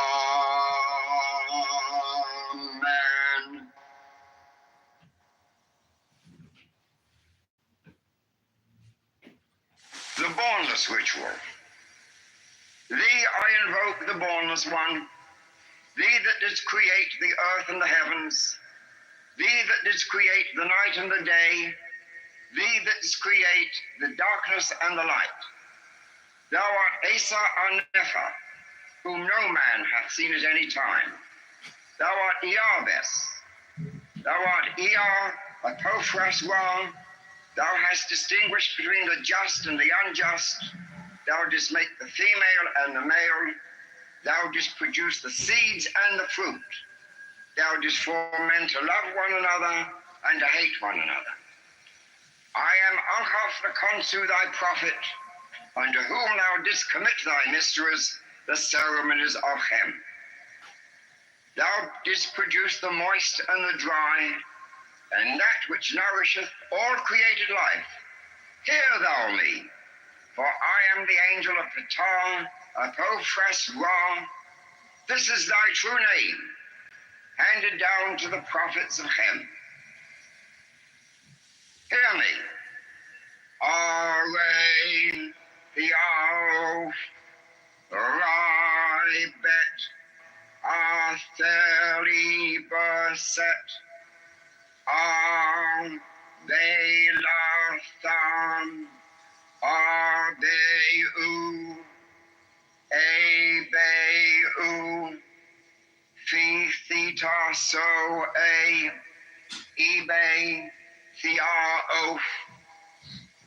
Hear me, and make all spirits subject unto me, so that every spirit of the firmament and of the ether, upon the earth and under the earth, on dry land and in the water, of whirling air and of rushing fire, and every spell and scourge of God may be obedient unto me. I invoke thee, the terrible and invisible God, who dwellest in the void place of the Spirit. Aro, go, go, aga, so sound, mu, dori, o, fal, tha, o,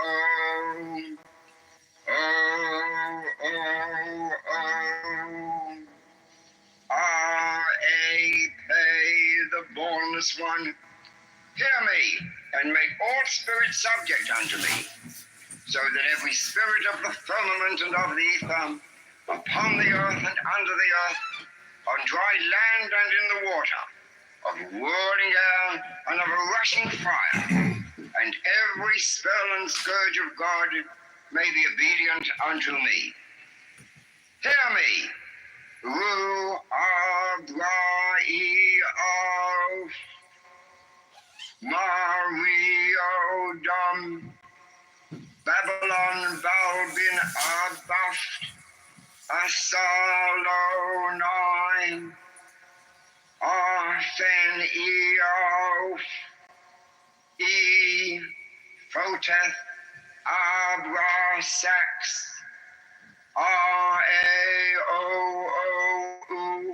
Ishure, mighty and bornless one, hear me, and make all spirits subject unto me, so that every spirit of the firmament and of the ether, upon the earth and under the earth, on dry land and in the water, of whirling air and of rushing fire, and every spell and scourge of God may be obedient unto me. I invoke thee, Ma Bara E-O, E-O El Kothan, Asori Balo, Abraf. Hear me, and make all spirits subject unto me, so that every spirit of the firmament and of the ether, upon the earth and under the earth, on dry land and in the water, of whirling air and of a rushing fire, and every spell and scourge of God may be obedient unto me. Hear me. Aftam Arbaftam Bashom Isak Sabaoth. This is the Lord of the gods. This is the Lord of the universe. This is he whom the winds fear. This is he who, having made voice by his commandment, is Lord of all things, King, ruler, and helper. Hear me, and make all spirits subject unto me, so that every spirit of the firmament and of the ether, upon the earth and under the earth, on dry land and in the water, of whirling air and of rushing fire, and every spell and scourge of God may be obedient unto me. Hear me. E-A-O-U, Pe-U-Re, E-O-U, Pe-U-Re, E-A-F-T, E-R-A-O, E-O-O-U,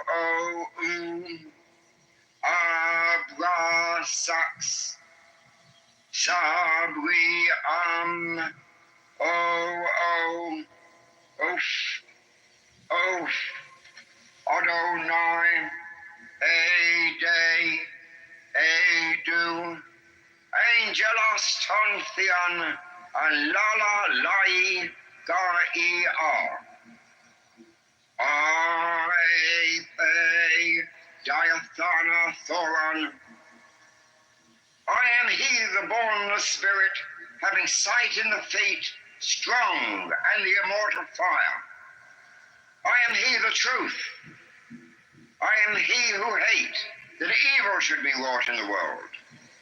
I am he that lighteneth and thundereth. I am he from whom is the shower of the life of earth. I am he whose mouth ever flameth.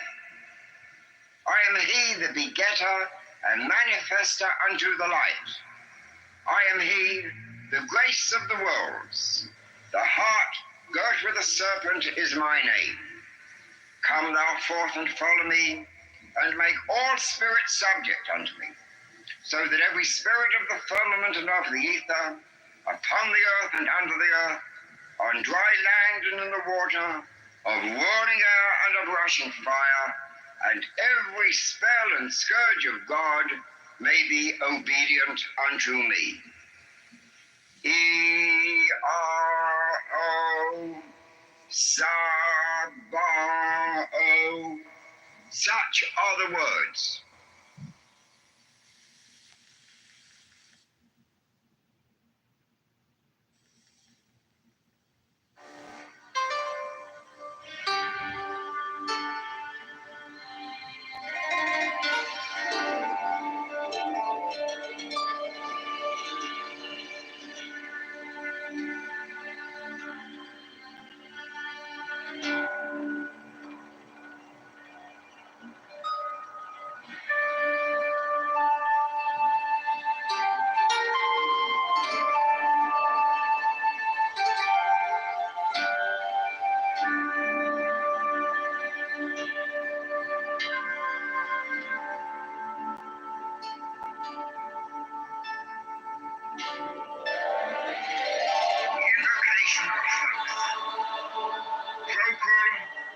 Procul esti profani, lusty Peter. In the name of the mighty and terrible one, I proclaim that I have banished the shells unto their habitations.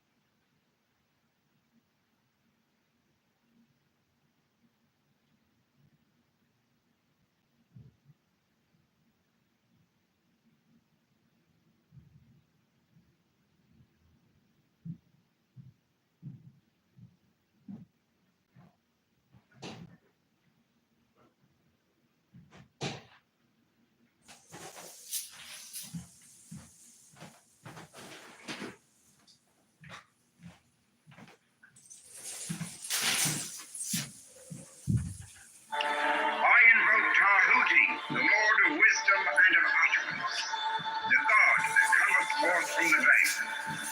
O thou majesty of the Godhead, wisdom crowned Tahuti, Lord of the gates of the universe, thee I invoke. O thou of the ibis head, thee I invoke. Thou who wieldest the wand of double power, thee I invoke. Thou who bearest in thy left hand the rose and cross of light and life, thee I invoke. Thou whose head is as an emerald, and thy nemes as the night sky blue, thee I invoke.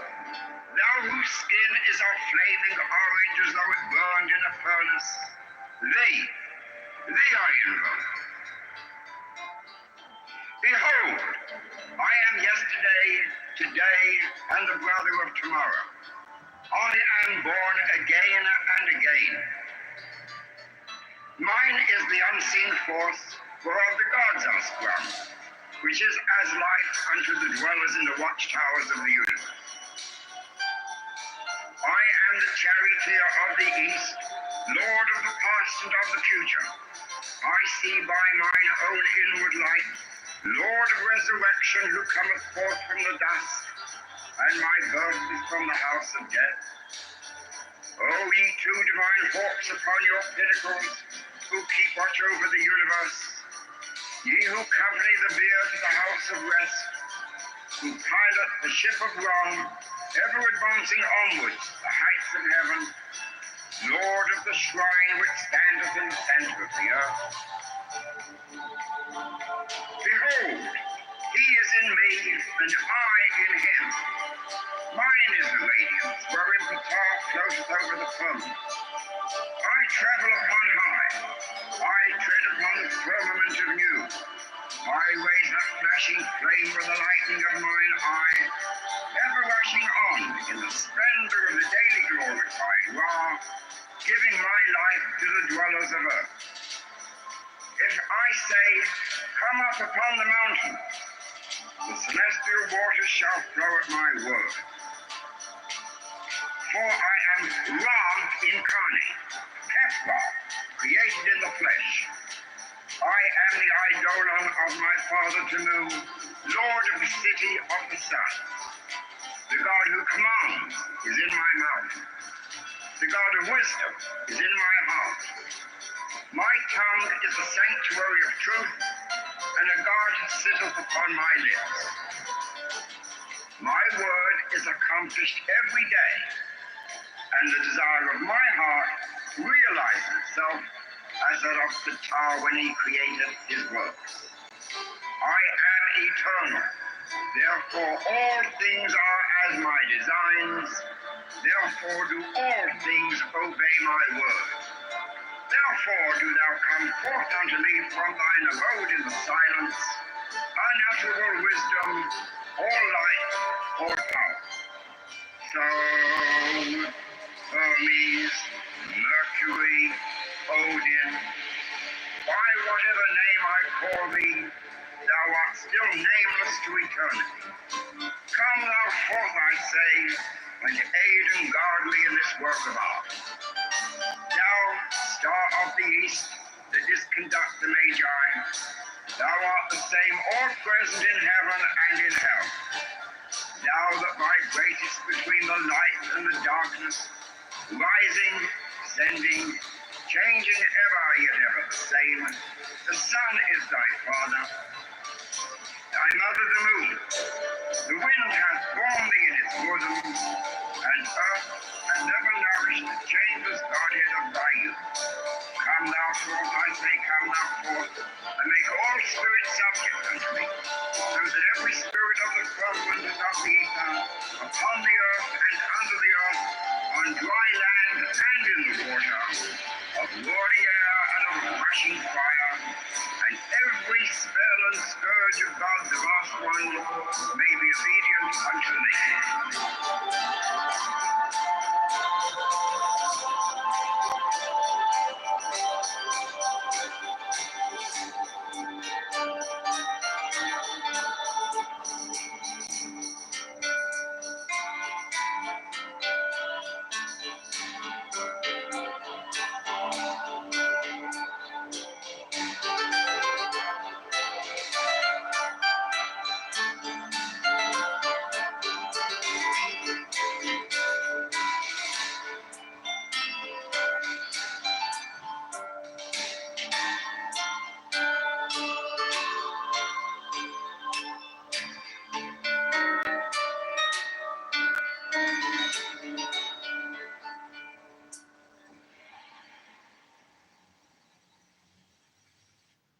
So for real, last year was kind of a lot for me. I was just feeling kind of like burned out and stuck. At some points, I struggled to see things getting better. So I made a hard decision to take a step back from some things and to just really work on my mental health. And a huge part of that for me has been therapy. At first, the idea of adding something into my schedule sounded a little overwhelming, but trust me when I say therapy can make a huge impact on your mental health. There's something about carving out space and time for yourself to sit and unpack and vent and talk to a therapist and reassess and realign with what you're passionate about, set boundaries and track all of those things. It's just so important. I have loved using BetterHelp. First off, they're fully online, which is just super convenient and super flexible, and I feel more comfortable being in my own home.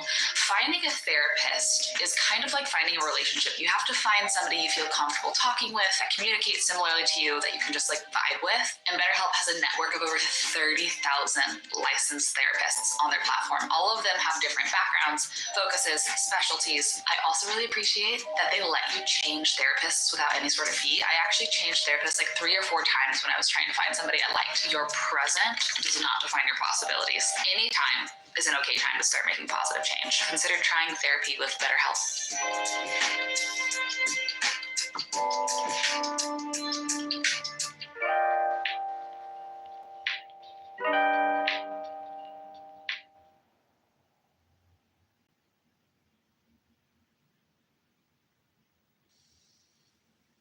Relaxation.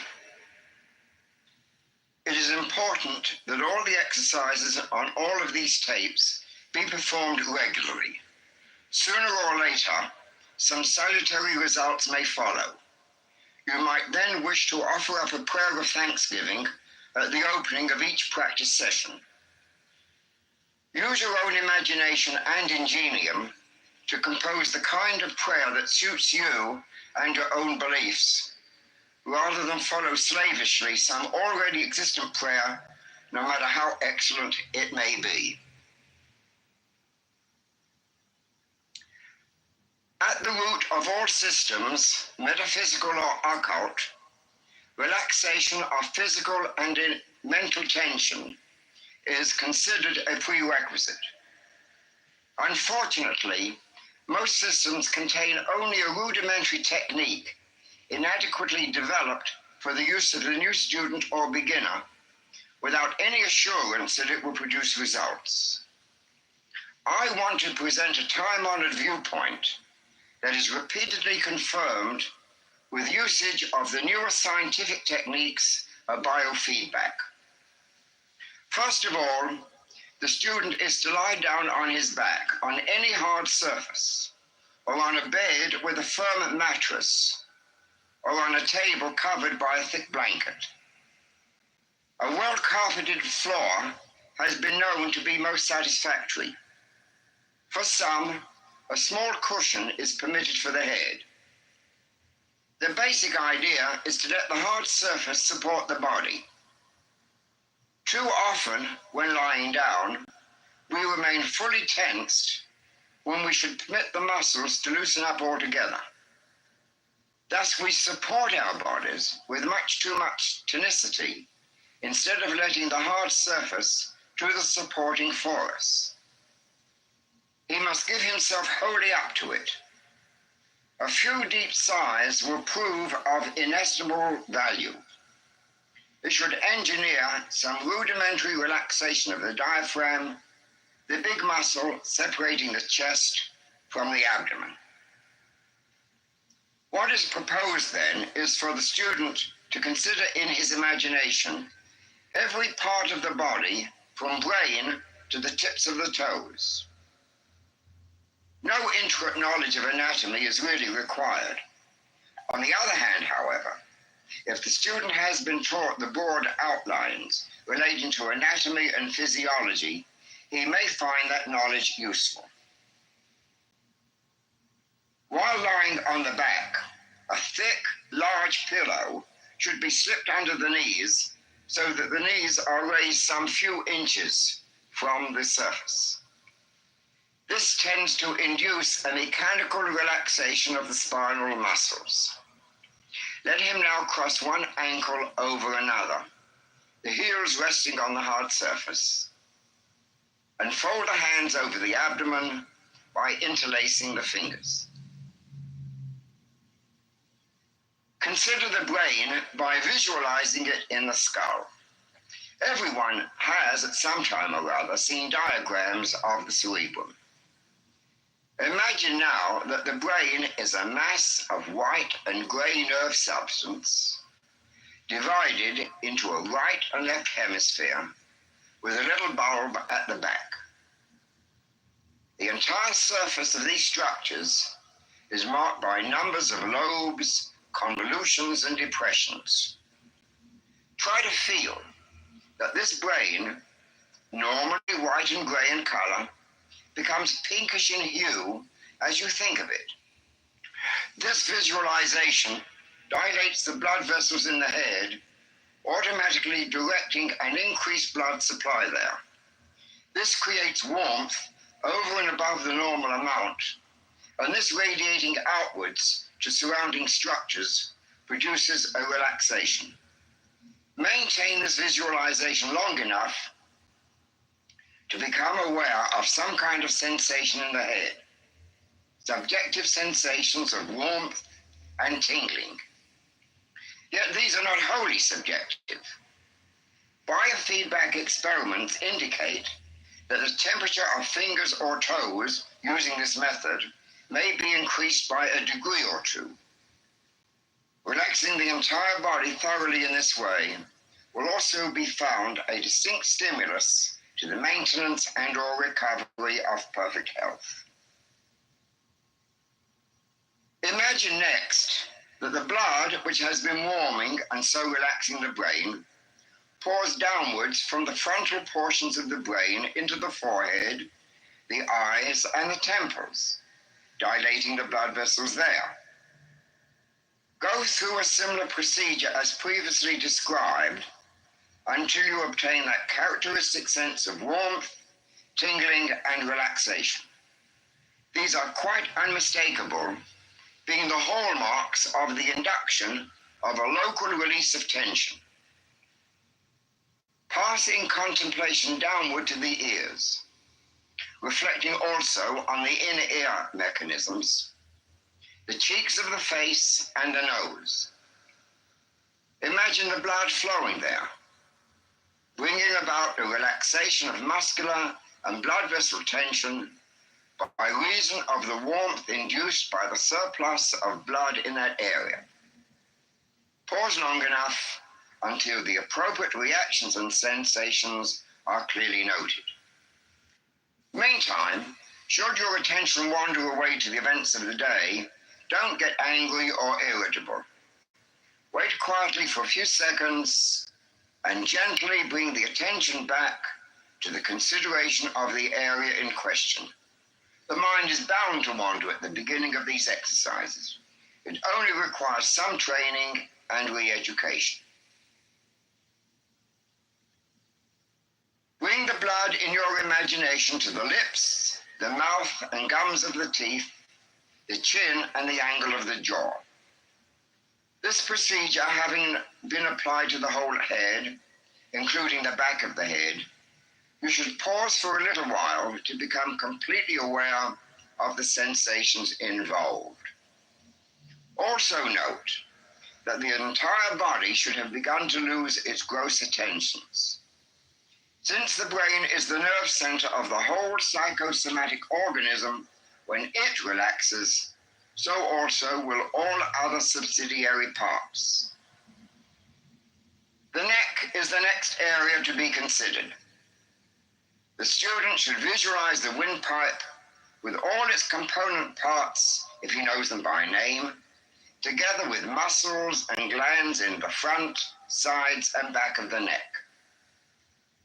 They should be imagined as turning pink due to the dilatation of the blood vessels that, holding more blood, are gently warmed by its heat and thus being coaxed into relaxing. As the tensions begin to loosen, pass the attention to the powerful muscles of the shoulders and shoulder joints. Pay great attention to these, for they are unusually tense in most modern people. The price we pay for the benefits and stresses of civilization.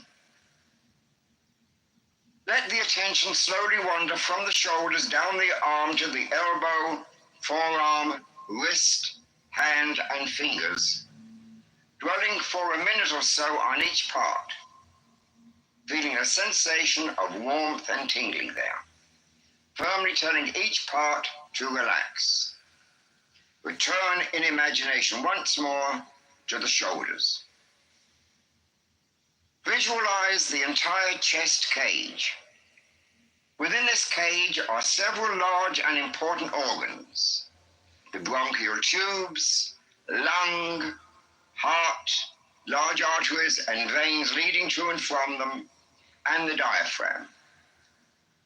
Also make note of and feel the powerful rib muscles which aid the breathing function. Just make a simple picture of this cage and begin to feel that slowly the blood pours into every dilated artery, vein, and capillary. The muscular walls of these vessels relax, enabling them to convey larger quantities of blood than before. Because of this increased blood supply, a greater quantity is being generated in the chest, resulting in a generally diffused sense of relaxation. So far as the abdomen and pelvis are concerned, a similar technique is to be followed. Thinking of the large areas which include the individual organs that you know to be housed there. Feel the warm descent of the blood and experience fully the sensation of aliveness that the consideration of those parts produces. As you practice, you will at first become increasingly conscious of each bodily segment, becoming aware of each separate organ, rather as one does of each tooth, if and when there is a toothache. This awareness is succeeded by a complete cessation of sensory awareness. The relaxed portion, formerly standing out so vividly in consciousness, will fade utterly from view. Eventually, consciousness of the body as a whole vanishes entirely, with a deep and abiding serenity and stillness resulting. Having completed the irrigation of the pelvic area, imagine the life stream of blood dividing into two powerful rivers, each sweeping down one hip and thigh. Consider the thigh as far down as the kneecap, in a manner similar to that applied to all other portions of the body, until you become aware of the warmth and relaxation of the heavy, thick muscles. Then pass downwards with the mind to the ankle, and finally to the tips of the toes. Become fully aware of each minute part of the body, becoming absolutely flooded by the bloodstream, which enables it to undergo this needed release from tension. The entire process from head to toe should take not less than a half an hour at first. More time would even be more satisfactory. As time goes on, less time may be necessary to induce relaxation, until finally the mere wish or thought to relax will spontaneously induce all muscles and tissues everywhere in the body to relax their chronic tension. Skill is the important factor, and skill is achieved solely by practice and constant repetition. In this way, a conditioned response may be built up with the almost instantaneous reaction that such reflexes have.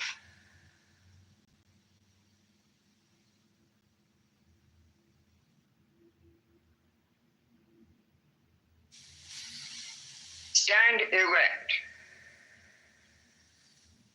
Spread your feet slightly apart. Take a deep breath.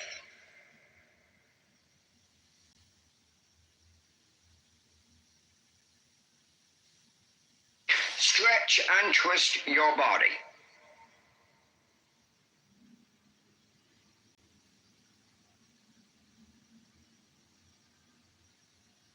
Relax the muscles. Twist and stretch again.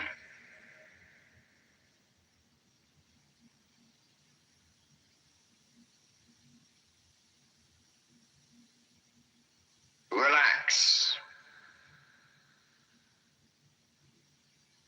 Exhale and let your body flop from the waist, dangling like a rag doll.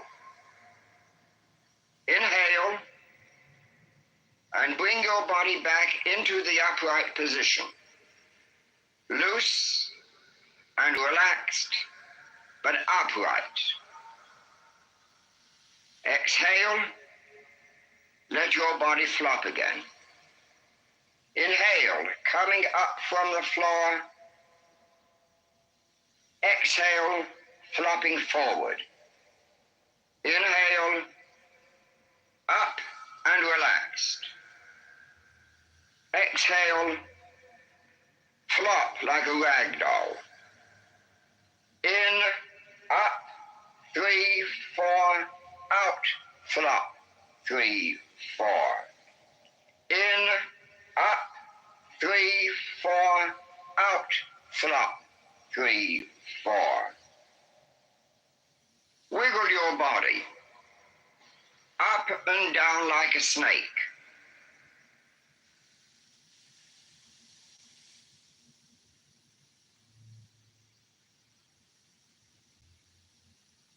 Turn it loose as if it were boneless.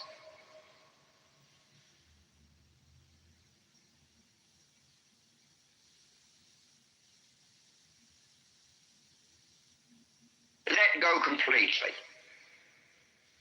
Arms, head, neck and shoulders, all loose. No tension.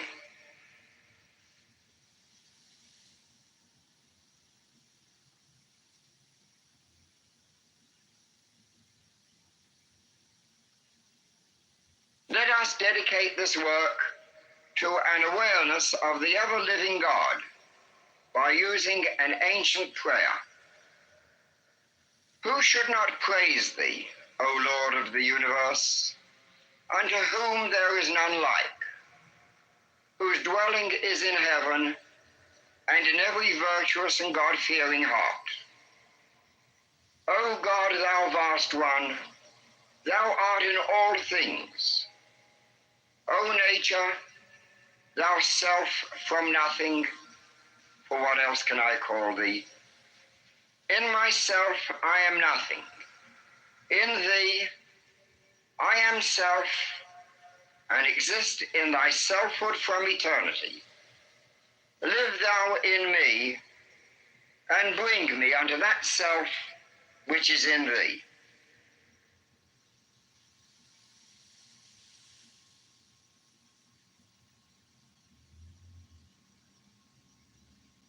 Lie down and make yourself comfortable.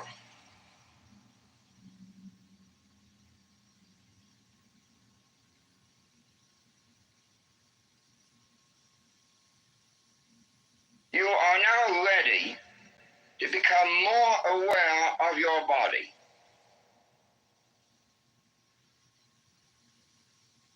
Breathe easily with the lips slightly open. Wiggle around for a moment to find that one position which is most comfortable for you.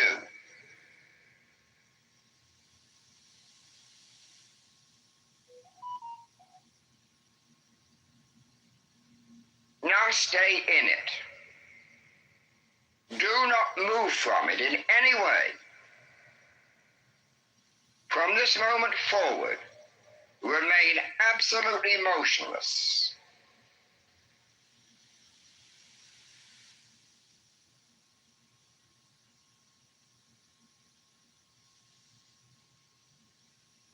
Make make no voluntary muscular movement, not even a wiggle of the toe or the bending of a finger. Motionless.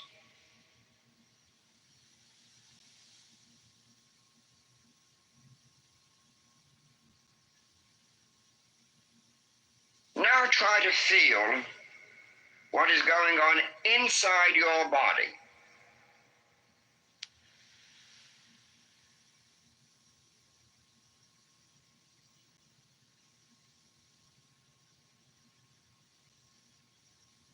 Let your mind roam freely from head to toe and back again. Slowly, deliberately, methodically.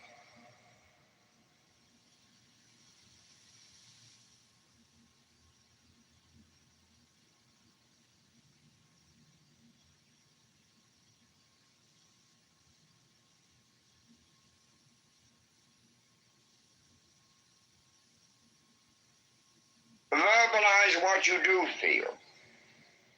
Speak out loud as though reporting your different sensations.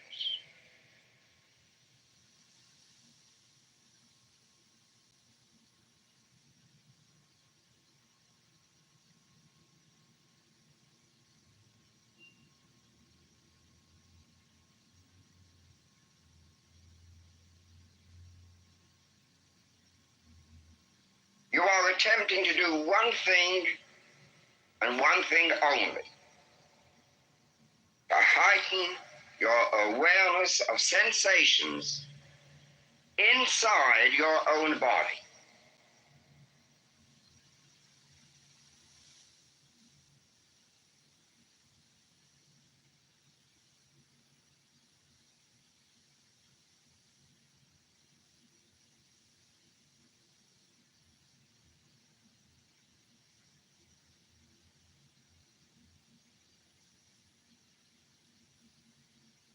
You may become conscious of an itching in the scalp. Leave it alone. In a moment or two, it should die down and then totally disappear.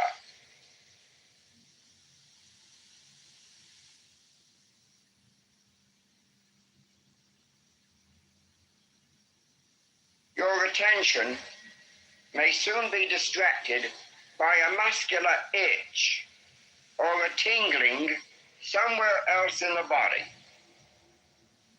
Whatever it is, again, do nothing about it. Merely observe.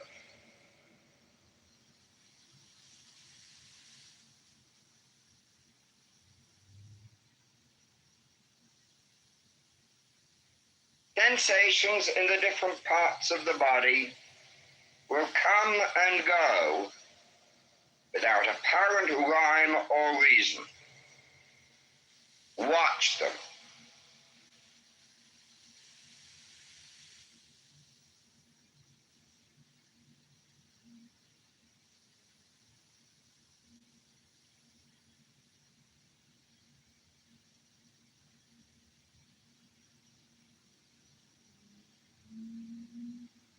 Become aware of your body as something you have lived with. And perhaps now, for the first time, you watch it let go and become soft and relaxed.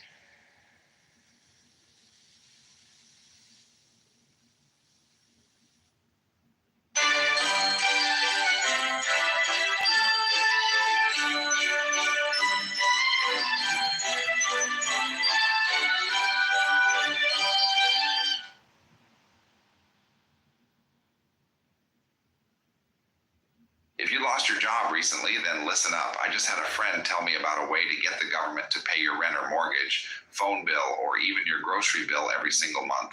He sent me this link to a website called Disability Path that asks you a handful of easy yes or no questions.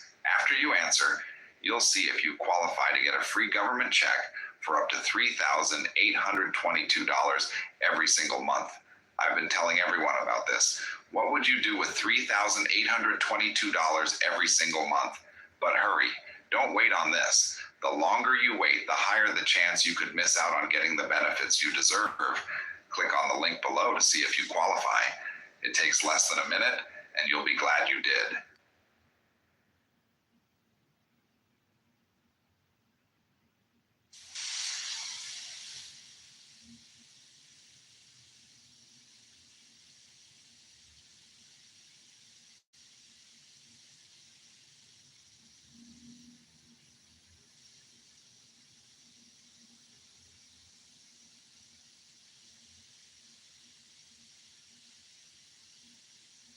Above all, make no judgments about what you observe. Merely notice.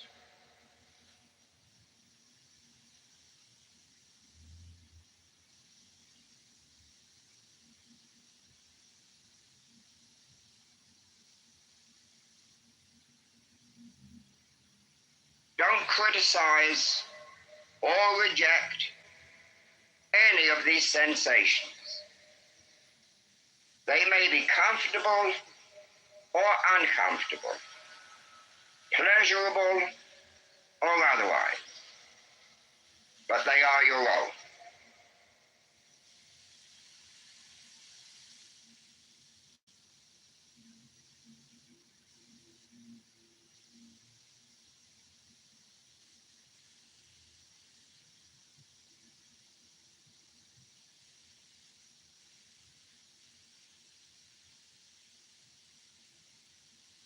Try to become keenly aware of all the sensations without trying to ignore them or to change them.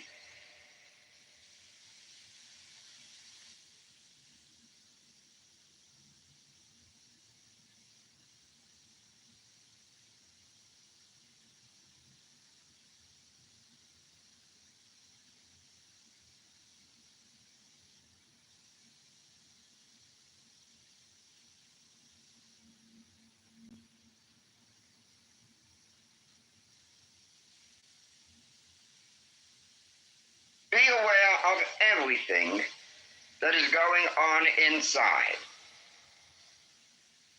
This is the process, eventually leading to self-realization, the integration of the whole man.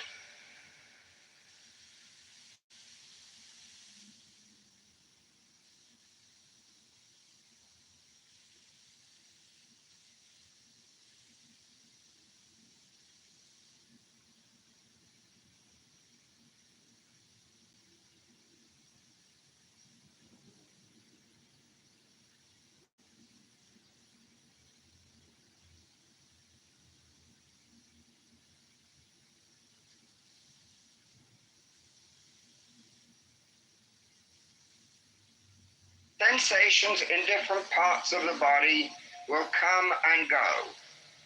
Watch them. Verbalize and study what you do feel.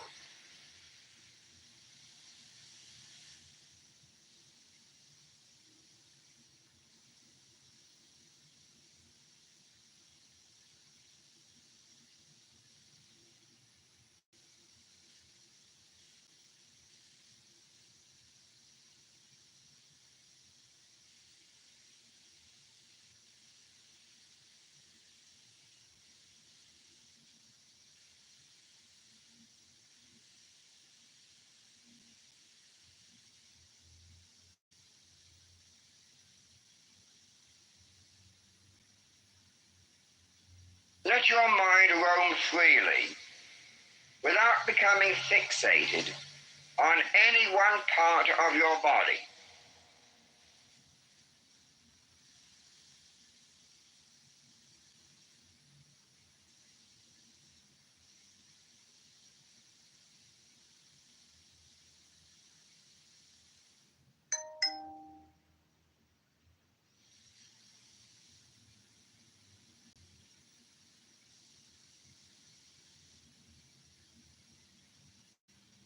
Make no judgments about what you observe.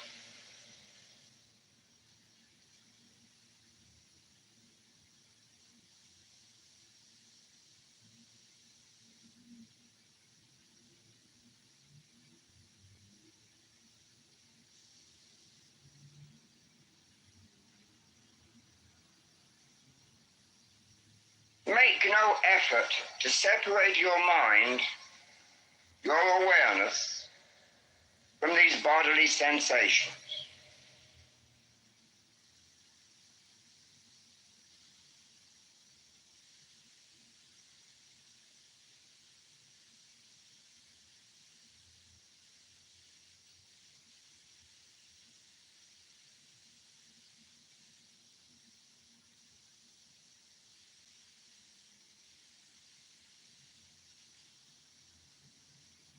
There may be a great temptation to think of something else to distract your mind from discomfort.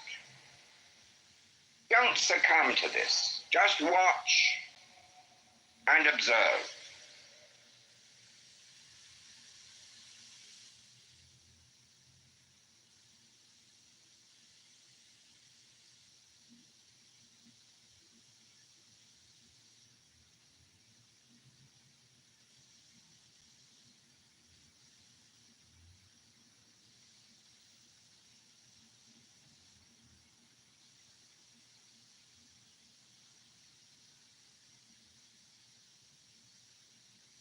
Concentrate only on what we are doing, watching and observing our body sensations.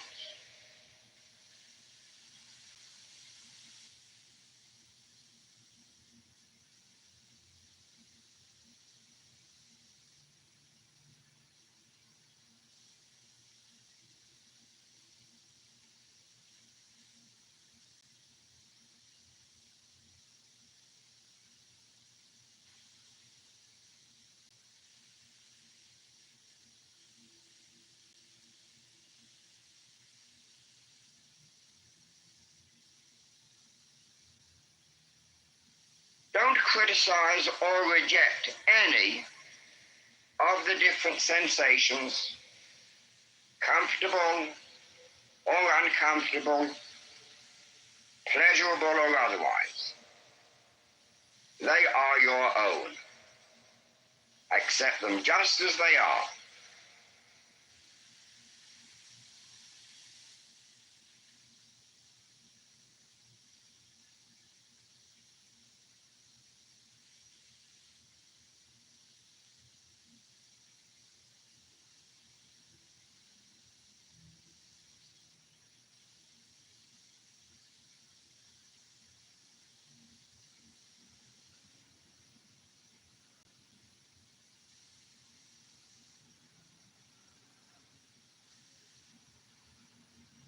You do nothing else but merely observe the rise and fall of sensation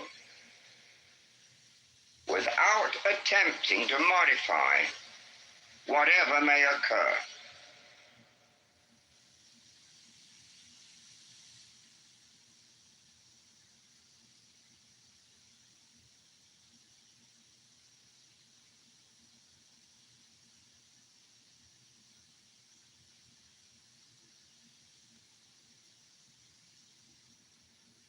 This practice heightens the function that is called self-recollection, mindfulness, and self-awareness.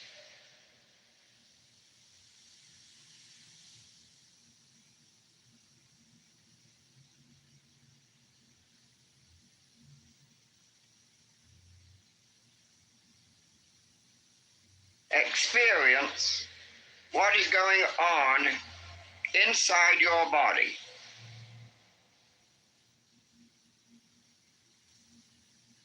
Become aware of what is happening.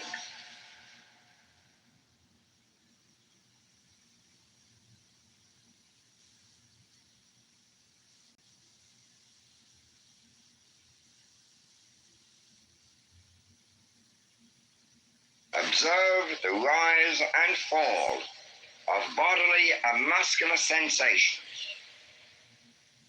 Don't attempt to modify whatever sensory phenomena may occur.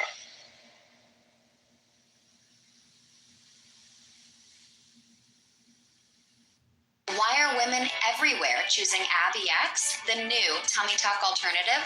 I got the tummy tuck results without the tummy tuck downtime. Get a flat, tight tummy fast with Sonobello's new AbbieX. One visit fat and loose excess skin removal.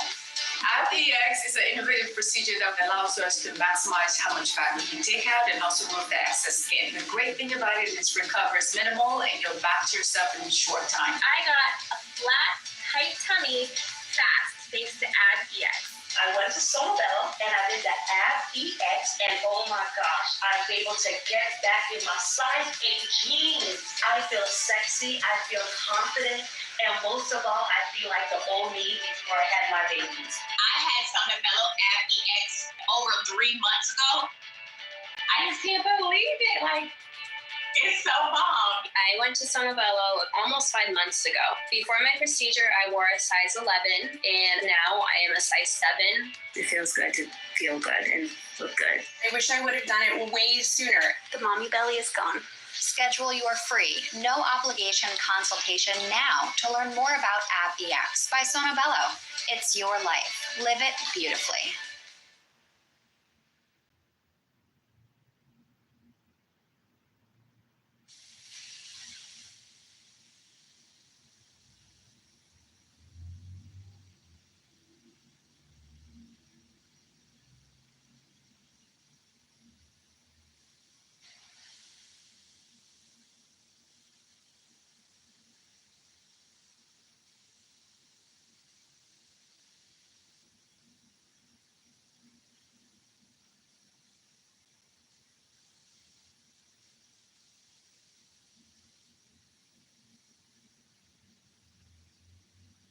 Verbalize. Express clearly what comes before your attention, your awareness, what you feel.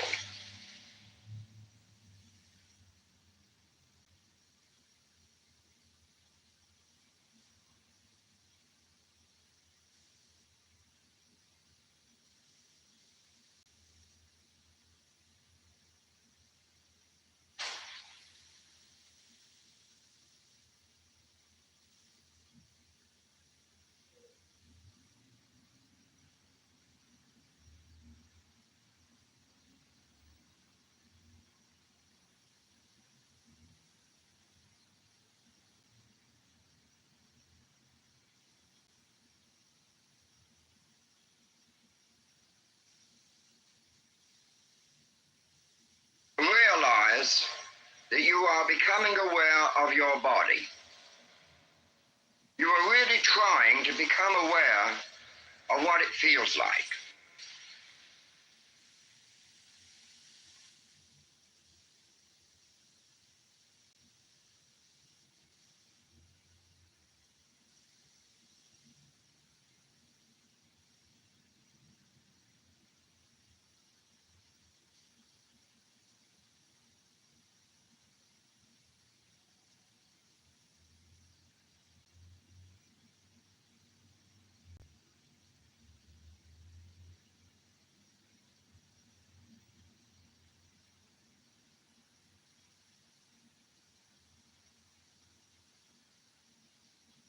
Let your mind move around. Don't try to restrain it or to fix it on any one area or to any one sensation.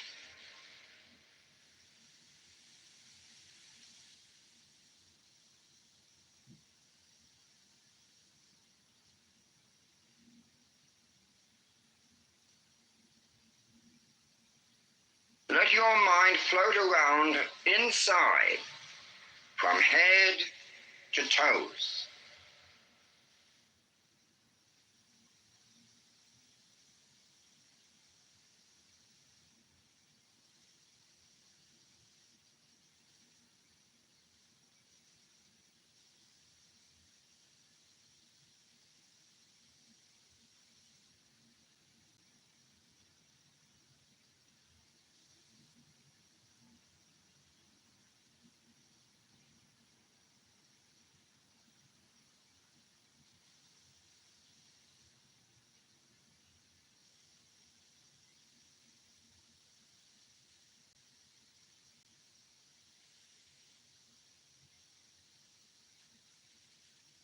take the time to really get the feel of your body.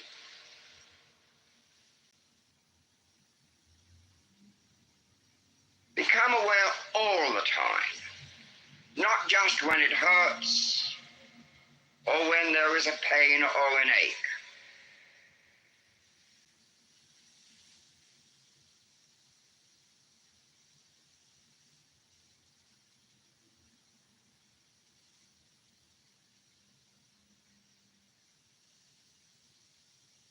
Feel and experience the difference in the different parts of your body. Sense what is going on within your body.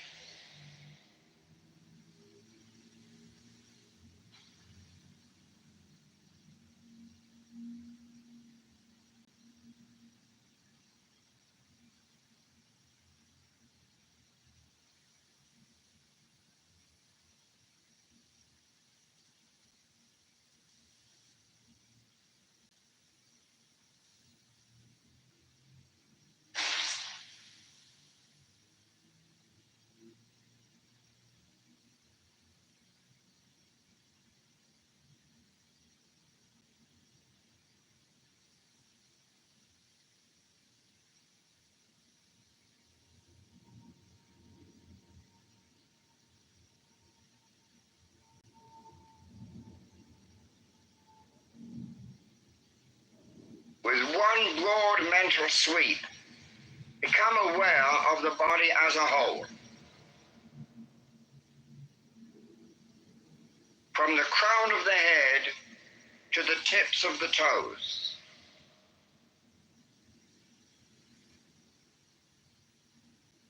See what the body feels like. Whether it is beginning to tingle or whether it has just faded out, leaving you as a kind of free-floating entity, a free floating self.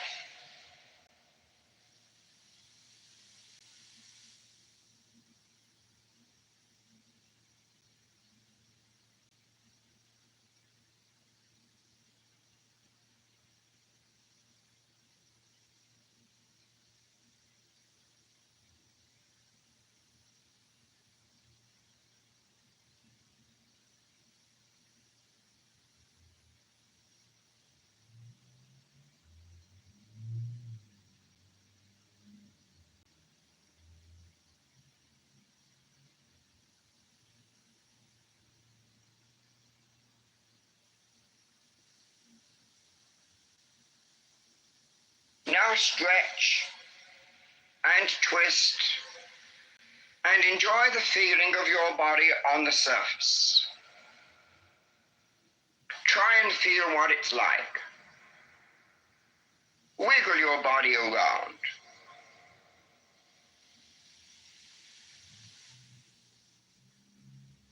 What sensations do you derive from this?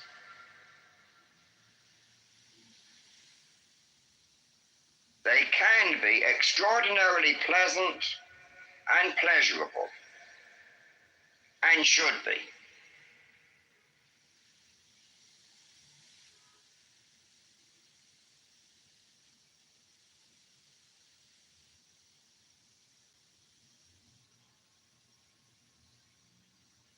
Feel what your body is like as you move it, and as you finally let it at rest.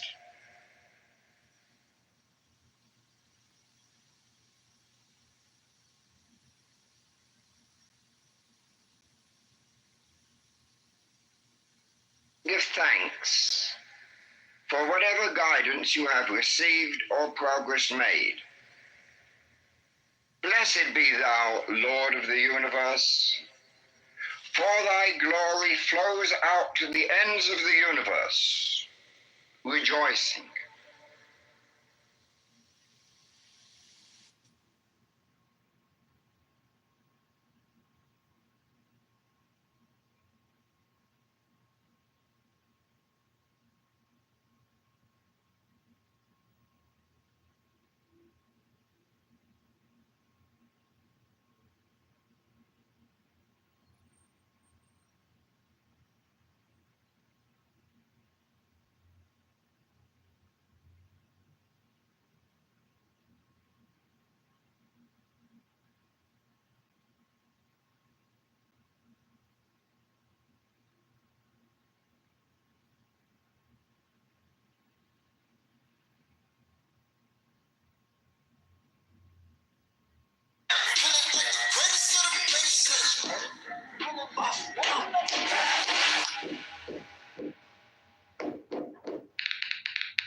your place in Bronx.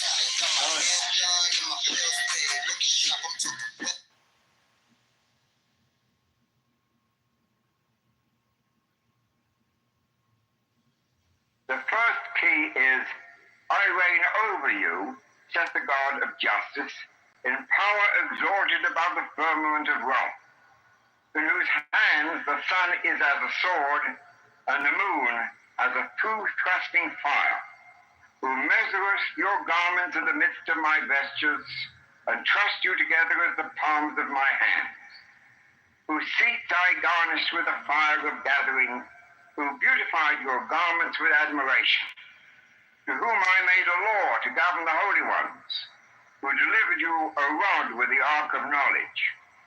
Moreover, you lifted up your voices and swear obedience and faith to him that liveth and triumpheth, whose beginning is not, nor end cannot be, which shineth as a flame in the midst of your palaces, and reigneth amongst you at the balance of righteousness and truth.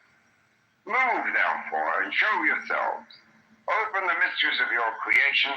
Be friendly unto me.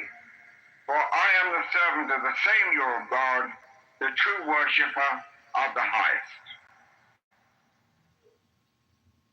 Ekar Zoda Kara Iad Goho, Tor Zodu Odo Kikle Kar, Zoda Kare Oda Zodu Maranu, Zodorji Lape Zodorido, Olnoko Mada, Dacia Dapio, Elos, Oatahi, Ia Ida.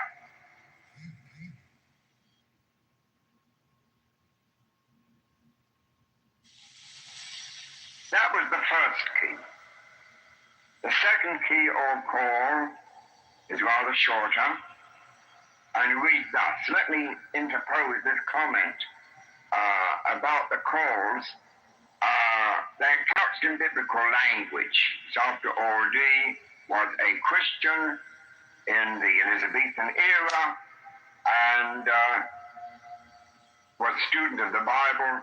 So when these calls were received, they had this very biblical flavor. They may not mean very much, but they sound very impressive and therefore have some emotional value as a stimulus to awakening the magical power in invocation. This is the second key. Now, in the Enochian tongue, it goes something like this, and I'll go a little bit slowly so that you can get the feeling of it rather than anything else. O-El Sonof Veos Saji Goho Iada Balta Ilonshu Kal Zodvan Peho So Beira Zodola Rore Ita Nunzod Peas Odaji Ra'a Tamal Piriji Da'is Hoel Ko Ka'a Notha Zodi Mazod Odo Ko Man Maha Ta Non Blohe Zodienu Soba Tahila Jinonu Pe Pirji Aldi Da'is Urbas Obole Lira Same Kasame Ohorela Tabapia Da'izod Nurenu Saji Kaba Erme Idana Pilahe Fazodmi Zodnu Rezod Adna Gono Iada Piel Da'is Home Oda Tohe Sobe Ipar Melu Ipamis Da'is Loholo Be Pezodo Meda Ho Armeo Oda Boji Fe Ani Tea Piape Piamo El Odave Oranu Zodakare Eka Oda Zoda Moranu Odo Kikle Kaan Zodorji Lape Zodorido Noko Mada Oatahe Ida.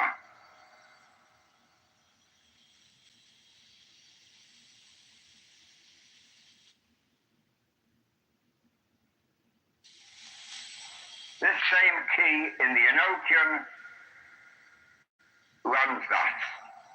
Adgite Upahe Zodoniji Oma Pa Ite Salda V-E-V-Air Sobame, Ialpirji, Zod, Piad Pehe. Kasama, Abranji, Taho, Paracleda, Koto Lor, Es Elko, Torbeus, OOEJ Baltoha. Jivi Kahisa Lusta, Ore Oda Mikalpa, Kahisa, Bia Ozodo Nu Gonu. Lape no Anu, Toef Korse Taji Oko Mani, no Ion Dinu. Tor Zodu Gohe Ale, Zodu Kare, Eka Zodu Maranu, no Kroku Da'a, Zodu Maranu, Mikael Zodo, Oda Ozod, Azod, May, Ovelpe Lape Zodi Ray, Io, Ida. Can the wings of the winds understand your voices of wonder, O ye the second of the first, whom the burning flames have framed within the depths of my jaws, whom I have prepared as cups for a wedding, or as the flowers in their beauty for the chamber of the righteous. Stronger are your feet than the barren stone, and mightier are your voices than the manifold winds. For ye are become a building, such as is not, save in the mind of the all-powerful. Arise, saith the first. Move therefore unto thy servants. Show yourselves in power, and make me a strong seer of things. For I am of him that liveth forever.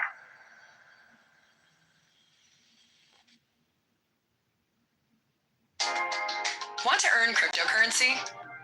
Try Coinbase. Coinbase simplifies buying, selling, earning, and learning about crypto with a user-friendly design that encourages you to learn about crypto by offering rewards for watching short and informative videos. Over $100 million have already been earned by customers to date. Want to get started? Check out Coinbase to learn what else you can do with crypto. Sign up today.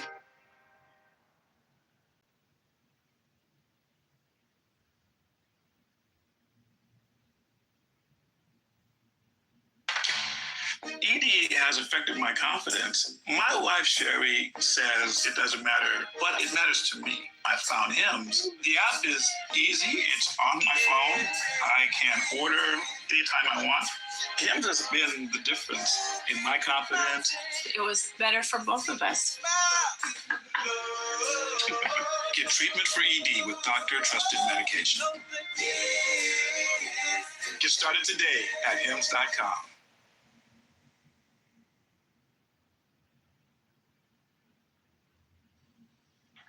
The third key, in English. Behold, saith your God, I am a circle on whose hands stand 12 kingdoms. 6 are the seats of living breath, the rest are as sharp sickles of the horns of death, wherein the creatures of earth are and are not, except mine own hands, which also sleep and shall rise. In the first I made you stewards, and placed you in the seats 12 of government, giving unto every one of you power successively over 4, 5, and 6, the 2 ages of time, to the intent that from the highest vessels and the corners of your governments ye might work my power, pouring down the fires of life and increase continually upon the earth. Thus ye are become the skirts of justice and truth. In the name of the same your God, lift up, I say, yourselves. Behold, his mercies flourish, and his name is become mighty amongst us, in whom we say, move, descend, and apply yourselves unto us, as unto the partakers of the secret wisdom of your creation. In Enochian, Mikmah, Gohomada, Zodire, Comsela, Zodianu. Diahe, Oets, Londoho, Norod, Kahisa, Othila, Gigi, Pehe, Umdala, Kahisa, Tarpuem, Quo, Most Play, Tarlokhe, Prienu, Toltorji, Kahis I Kahisji Inu Ozodi Enu Deas Te Brejida Oda Torzodula Ile A Ola Balzod Aji Oda Ala Tehilnu Os Natar Abe Daluga Vansaji Lansa Kapi Mala Vorsa Ka El A Omir Koko Kazbe Barfeno Izodi Zodo Pay O Dami Ino Aji De Jinata Aba Bahu Nu Na Eo Pangpia Malpirji Pida Koaska No Anu O Nula Balta Oda Veoa Nu Du O Iape Mada Go Holo Go Hus Ami Ranu Mikma Bihu Sazod Kaka Koma Oda Do O A Inu Noah Mirka Ozod A E Oma Kasamji Gohia Zodakare Onigaji Oda Imavame Puja Flaji Anana El Ka Anu.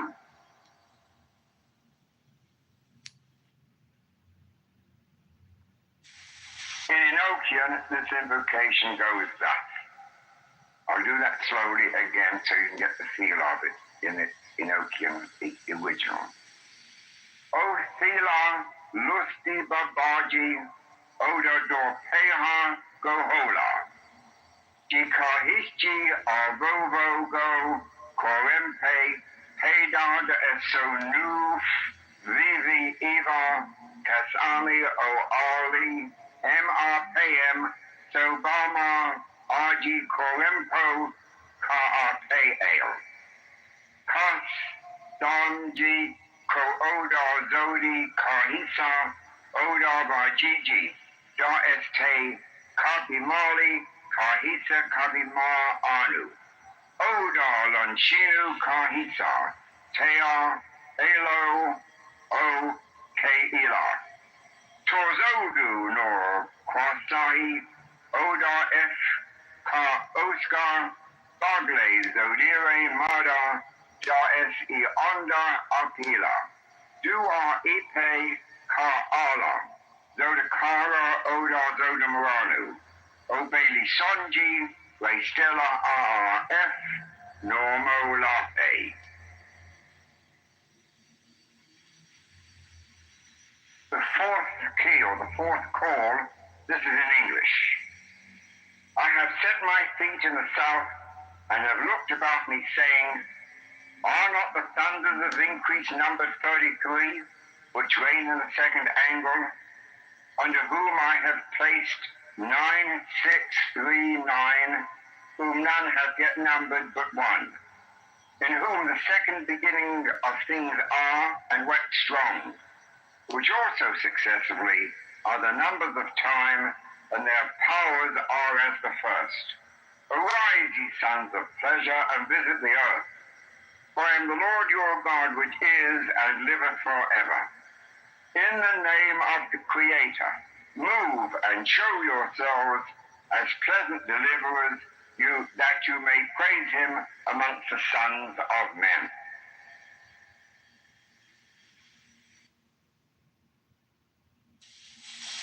The fifth key in Enochian. Dapahe Zodi Mi'i Du Ive Oda No As Te Arcanis Ardroke Dorpe Howard Ka Oscar Oda Ion Te Es Tiritso Te Ablior Kasame Ami It Zodi Na Zoda RF Oda Daluga Zodi Zodope Zodlida Ka Osji Totorji Oda Zod Kahisa ACRSK Ael Ta Vu Oda Ia Oda Tehila Da Es Huba K-A-O-R-A Toba Kol Emsa Kahisa Tea Ila Vales Oda Ko Kals Bay Adka Ni Isa Oda Da Bayas Ka Asa F Apa Zodi Oda Blior E-R-E-R-A Adnas Kitle Sa Bagle G-Ida E-E-L. The fifth key in English. The mighty sounds have entered in the third angle and are become as olives in the olive mount, looking with gladness upon the earth and dwelling in the brightness of the heavens as continual comforters, unto whom I fastened 19 pillars of gladness, and gave them vessels to water the earth with all her creatures. And they are the brothers of the first and the second, and the beginning of their own seats, which are garnished with 6, 9, 6, 3, 6 continual burning lamps, whose numbers are as the first, the ends, and the contents of time. Therefore come ye, and obey your creation. Visit us in peace and comfort.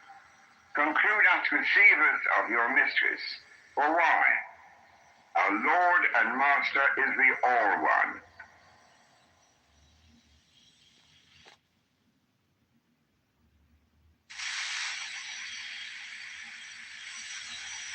The sixth key in Enochian. Gahe es diu kahisa am. Mikar zodo. Pir zodinu. Tobame el haji mir baba lonu. Oda obloka samave lanji. Daluga mala puji are ka osji. Oda Arka Am Kana Zobola Zodare F Liada Ka Osji Oda Kahise Neta Ebe Oda Mia Metea Vi Eva Oda Da Dasa Solpet He Enu Erita Oda Zoda Kame Jimika El Zoda, Sobala Arte, Trianu Lu, E-E-R, E-Oda, E-Krinu, Mada, Ka-A-Onu. The sixth key in English. The spirits of the fourth angle are 9. Mighty in the firmament of waters, whom the first hath planted a torment to the wicked, and a garland to the righteous, giving unto them fiery darts to van of the earth, and 7,699 continual workmen, whose courses visit with comfort the earth, and are in government and continuance as the second and the third. Wherefore hearken unto my voice. I have talked of you, and I move you in power and presence, whose works shall be a song of honor and praise of your God in your creation.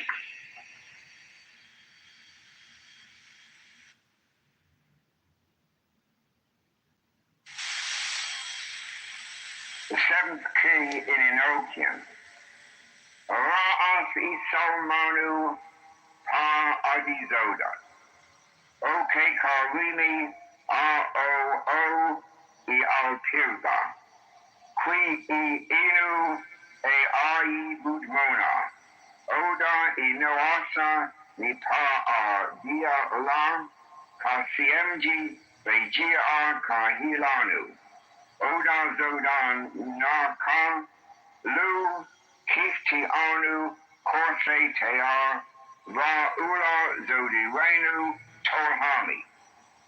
So Bola Lon Du Ha Oda Miyame Kahisa Tear Da Oda is Umdea Uda Tibliare Osila Rita Oda Liame Kano Kala Rita Zodakare Nika Oldad Oha Eom Bagle Hapnor Idalu Gam Lunchi Oda Umplifa Ugeji Bigle Ada.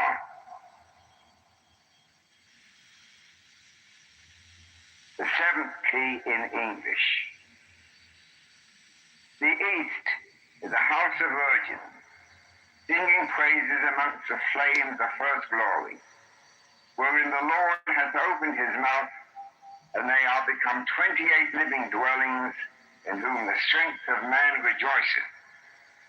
And they are apparelled with ornaments of brightness, that work wonders on all creatures, whose kingdoms and continuance are as the third and the fourth, strong towers and places of comfort, the seat of mercy and continuance. O ye servants of mercy, move, appear, sing praises unto the Creator, and be mighty amongst us.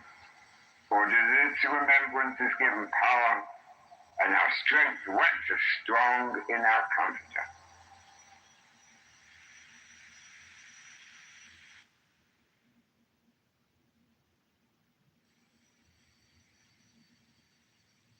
The eighth key in Enochian. Rodem Elo, Etar Puit Sonu, Onu, Nozod Ava Bahe, Ox Kasamji, Oranu, Kahisa Ya, Gigi, Daes Abramji, Baltoha Goho, Yada, Soba, the Anu, Trianu Tea, Lorkis, Abi, Evo, Vinu, Oda, Azodi, Arji, Ar, Riore, Igila Kahisa, De Ar Da Espa Ox, Wusta Kaosko, Da Es Kahisa, Oda Ipuranu, Teloke, Kaji Oi Salmanu, Lon Kaho, Oda, Vovina Kabafe.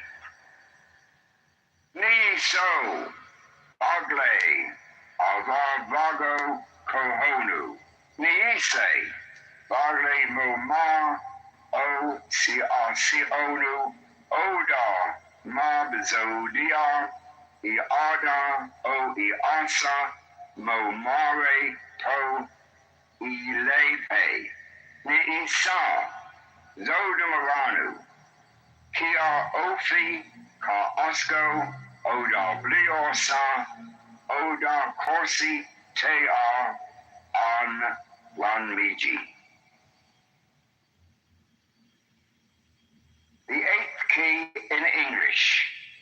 The midday, the first, is as the third heaven, made of hyacinthine pillars 26, in whom the elders are become strong, which I have prepared for my own righteousness, saith the Lord, whose long continuance shall be as buckles to the stooping dragon, and like unto the harvest of a widow.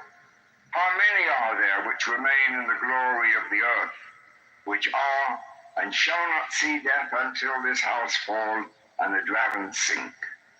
Come away, for the thunders have spoken. Come away, for the crown of the temple and the robe of him that is, was, and shall be crowned are divided. Come, appear unto the terror of the earth, and unto our comfort, and of such as are prepared.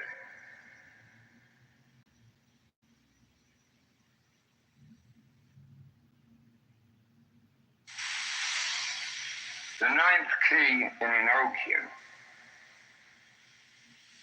Mika Ozod Lansadi Pigila Napeta, E Alpere da es Brinu Pei, E Fafafe Von Peho, Olani Oda Obzoda Sobola Upa'a Kahisa Tartanu Oda Tron Nanu Balie Alare Lusta Sobolu Oda Kahisa Oku Kon No Kodi Kahi Allah Una Aldonu Moma Ko Ostjo Te Alasa Ore Gineo Limelala Ama Kahisa Sobeka Madrida Zod Kahisa U Anu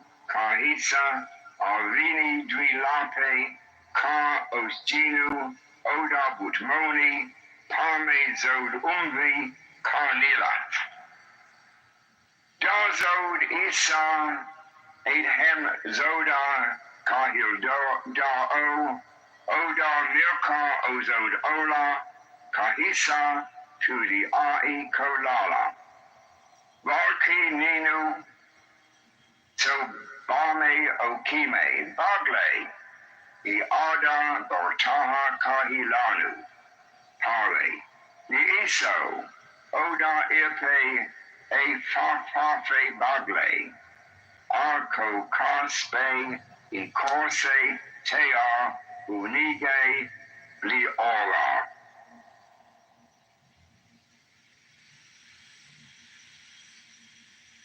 The ninth key in English. A mighty god of fire with two-edged swords flaming, which have 8 vials of wrath or 2 times and a half, whose wings are of wormwood and of the marrow of salt, have set their feet in the west and are measured with their 9,996 ministers. These gather up the moss of the earth as the rich man doth his treasures. Cursed are they, whose iniquities they are. In their eyes are millstones greater than the earth, and from their mouths run seas of blood. Their heads are covered with diamonds, and upon their hands are marble sleeves. Happy is he on whom they frown not, or why? The God of righteousness rejoiceth in them. Come away, and not your vials, for the time is such as requireth comfort.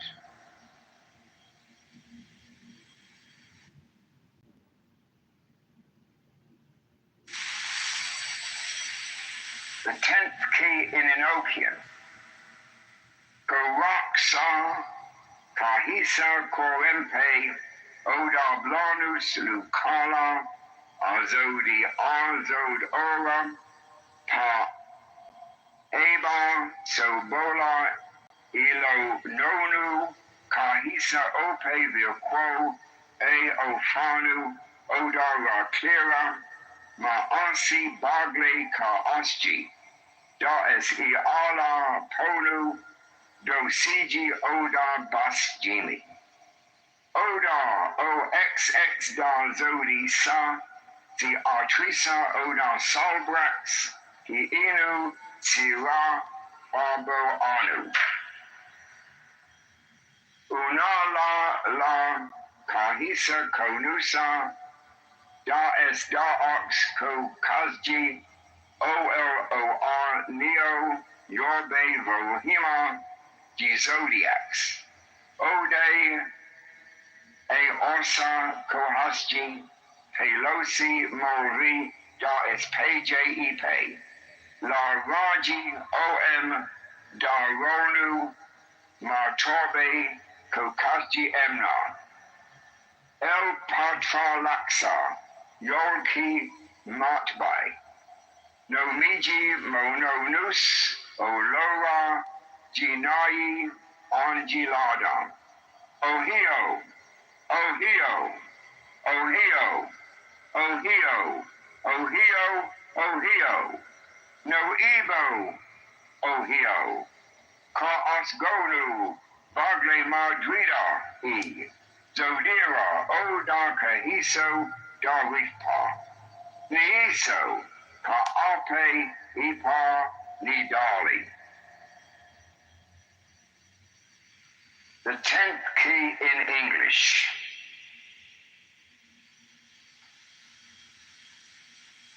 The thunders of judgment and wrath are numbered, and are harbored in the north in the likeness of an oak, whose branches are 22 nests of lamentation and weeping, laid up for the earth, which burn night and day, and vomit out the heads of scorpions and live sulphur mingled with poison. These be the thunders that 5, 6, 7, 8 times, in the 24th part of a moment, roar within 100 mighty earthquakes, and 1,000 times the many surges, which rest not, neither know any echoing time. Herein, one rock bringeth forth 1,000, even as the heart of man doth his thoughts. Woe, woe, woe, woe, woe. Yea, woe be to the earth, for her iniquity is, was, and shall be great. Come away, but not your mighty sounds.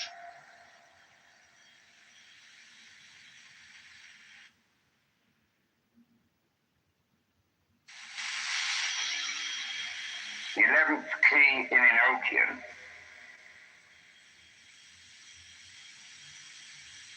Oxi Ayala, Aldo Oda Zod, Dio Oma, Okoroxo, Da Zodi, Da Raasi Oda, Yabzodia Kam Liax, Oda Bahal, Neiso, Salmanu Telokar, Kasar, Manu, Owelko Oda, Day,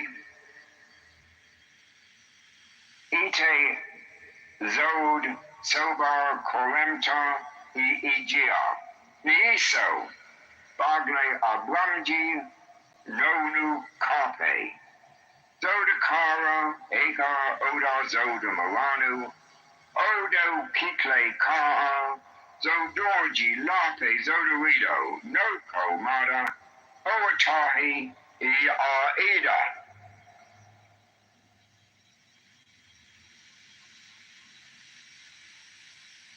The 11th key in English.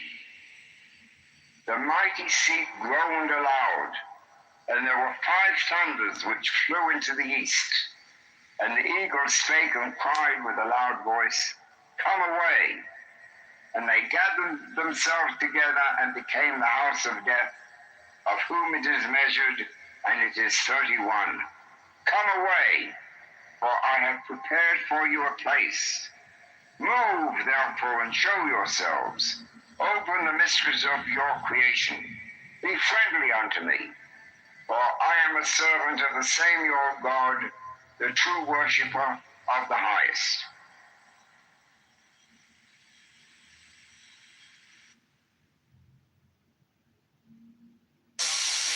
This is from the Book of Wisdom or Folly. My son, there are afflictions many and woes many that come of the errors of men in respect of the will. But there is none greater than this, the interference of the busybody. For they make pretense to know a man's thought better than he doth himself, and to direct his will with more wisdom than he, and to make plans for his happiness. And of all these, the worst is he that sacrificeth himself for the weal of his fellows.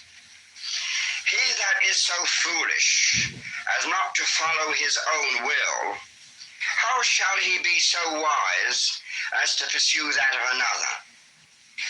If mine horse balk at a fence, should some varlet come behind him and strike at his hoofs?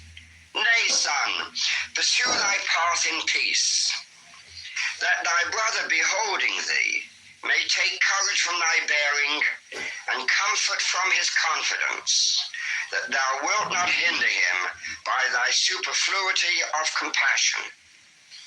Let me not begin to tell thee of the mischiefs that I have seen, whose root was in kindness, whose flower was in self-sacrifice, and whose fruit in catastrophe. Verily, I think there should be no end thereof. Strike, rob, slay thy neighbor, but comfort him not, unless he ask it of thee. And if he ask it, be wary.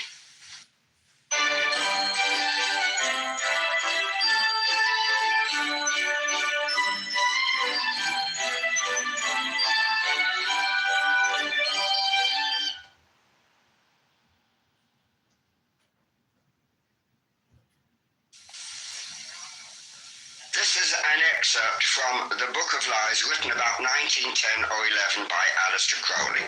It is called Venus of Milo. Life is as ugly and necessary as the female body. Death is as beautiful and necessary as the male body.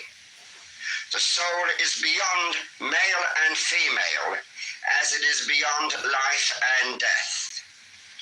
Even as the lingam and the yoni are but diverse developments of one organ, so also are life and death but two phases of one state.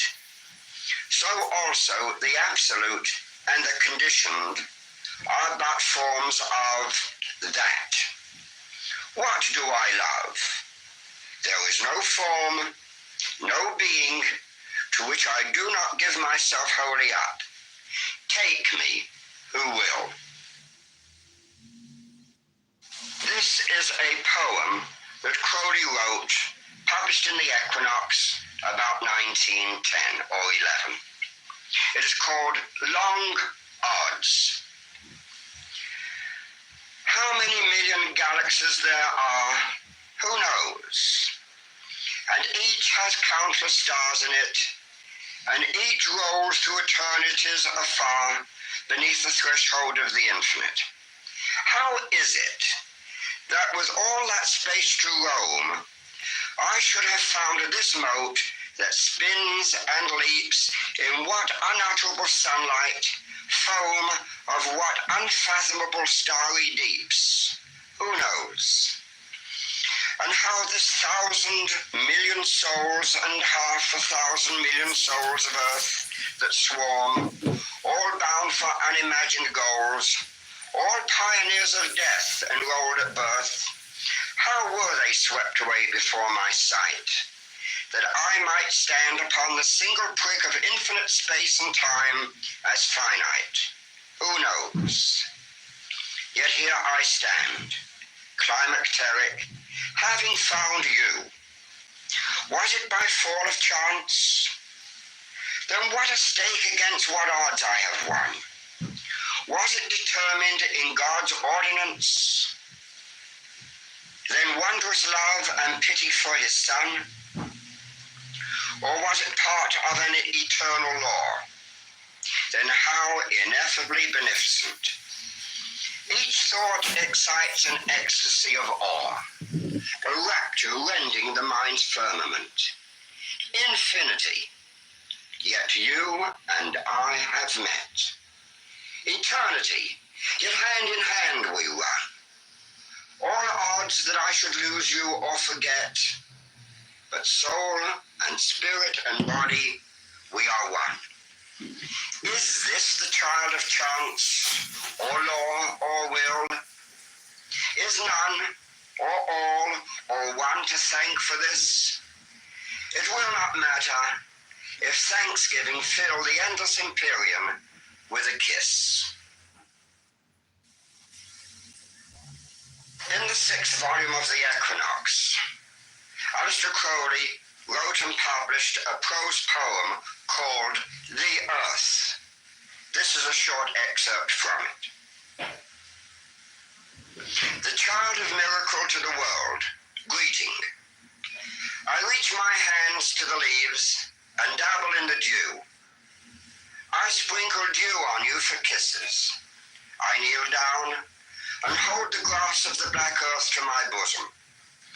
I crush the earth to my lips as if it were a grape, and the wine of Demeter flushes my cheeks. They burn with joy of youth. Why should I greet the world?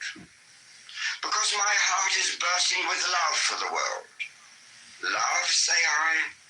Why not lust? Is not lust strength and merriment, and the famine that only the infinite can stay? And why do I call myself the child of miracle? Because I have entered a second time into my mother's womb and am born. Because to the knowledge of manhood has come the passion, even the folly of adolescence, with all its pride and purity.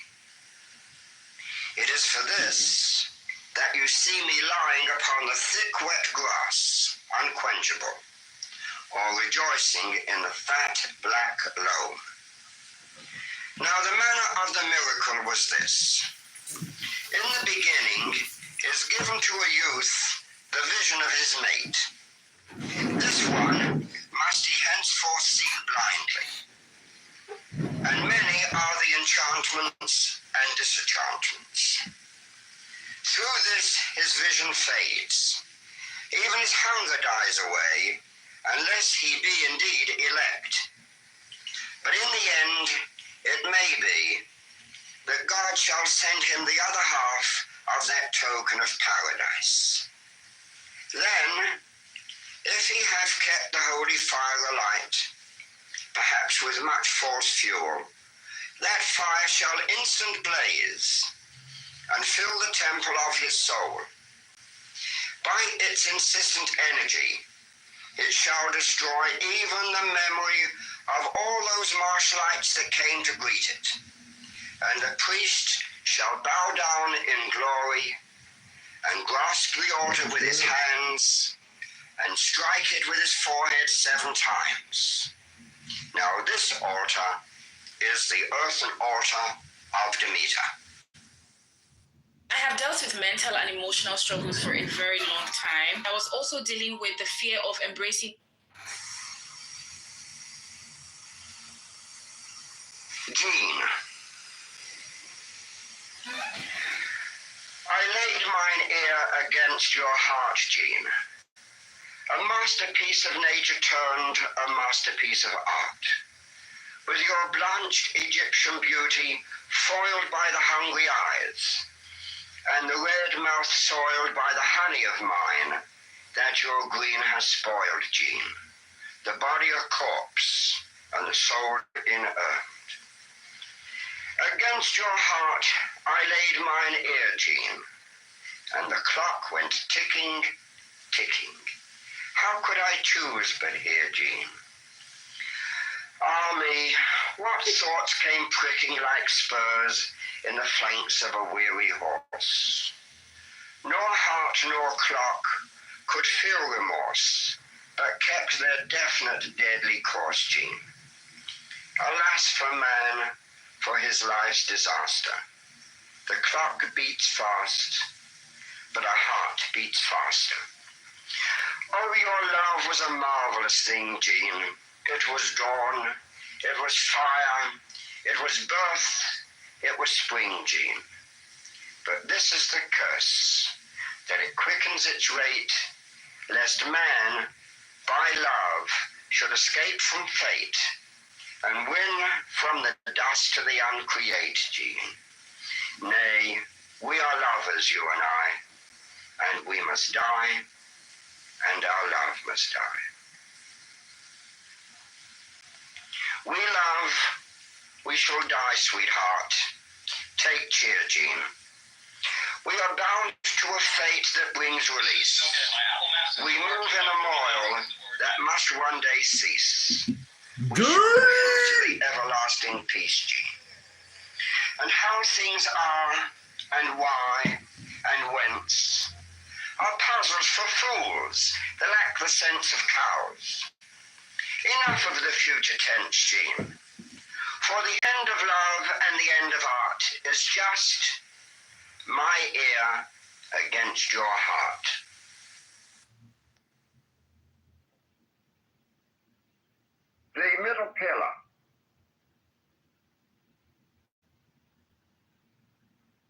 a seated position.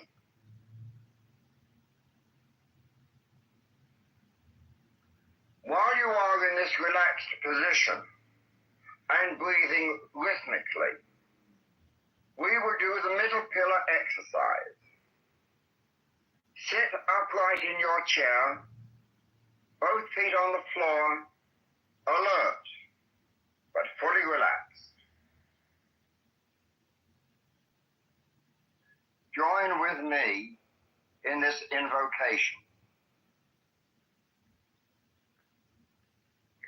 O Lord of the universe, the vast and the mighty one, ruler of the light and the darkness, we adore thee and we invoke thee.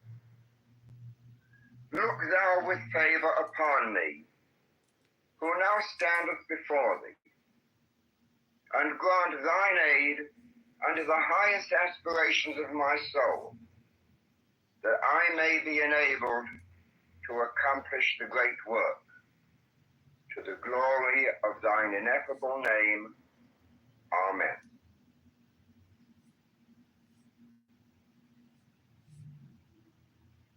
Imagine that there is a brilliant white light just above and touching the crown of your head.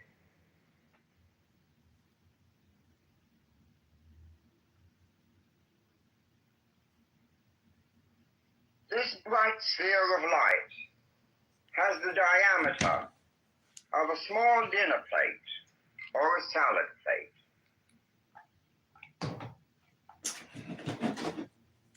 Visualize it in brilliant, scintillating, pure white light.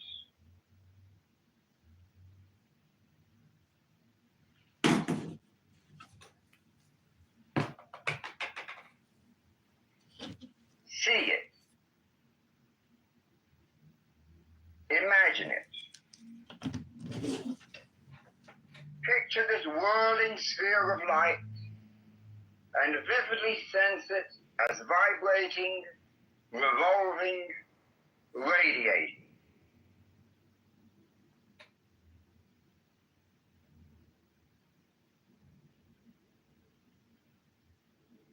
As you imagine this ball of light, periodically vibrate or intone the Hebrew word Ehyeh within this sphere of light.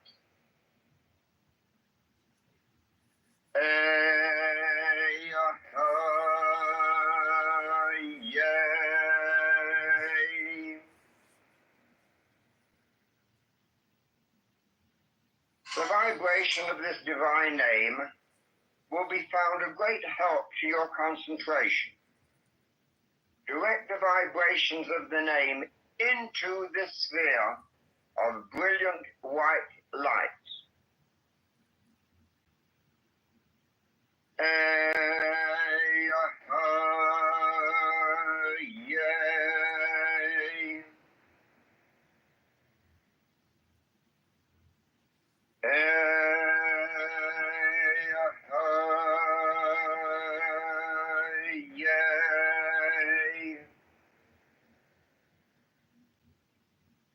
Your mind may wander.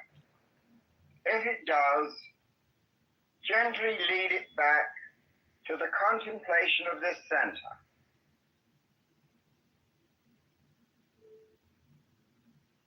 Then vibrate the name again and again.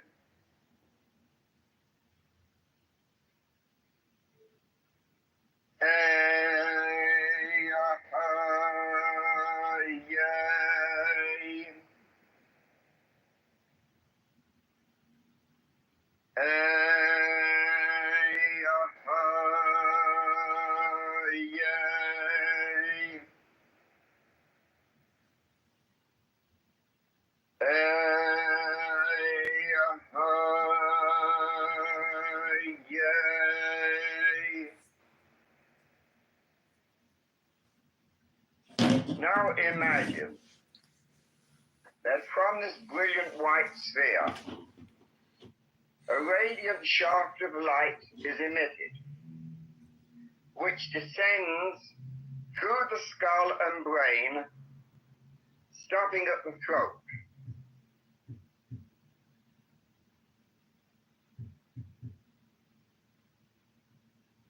Here, a second sphere of light is formed.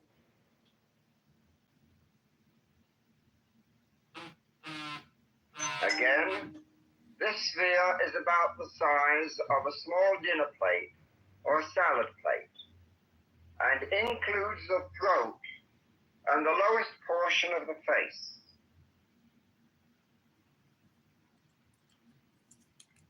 The larynx is the center of this radiating sphere. The divine name is Yehovah Elohim. Yehovah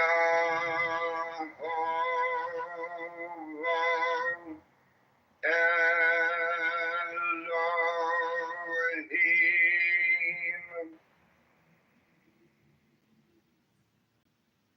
If your mind wanders, bring it back gently to the visualization of the center and vibrate the divine name again. Yehovah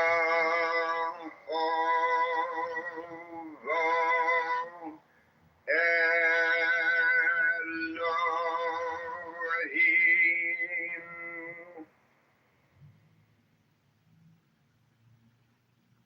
Mentally direct the vibration of the name to the center itself, so that it feels as if the name vibrates within the sphere of scintillating white light.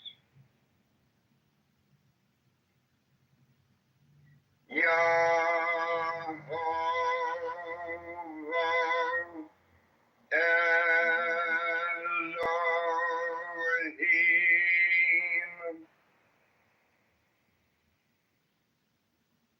Yehovah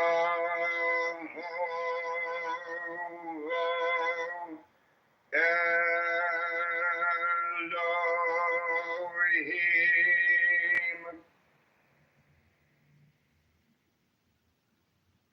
Focusing and vibrating the God name helps keep your mind concentrated. Yehovah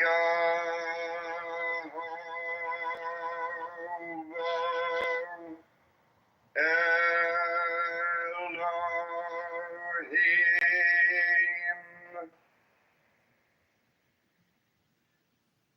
Yehovah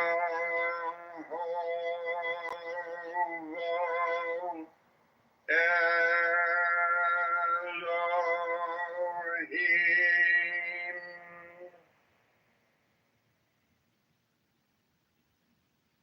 Now see and feel the brilliant white shaft of light extend from the throat and go downward through the chest to form another sphere of brilliant white light resting on your diaphragm.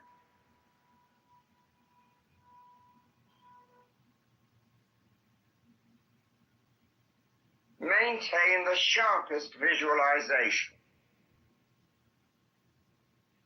Sense it. Feel it.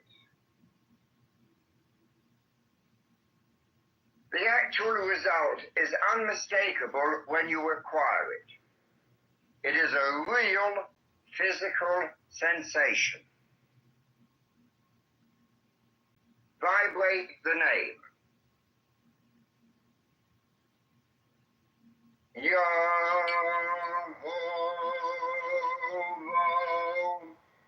Elohim.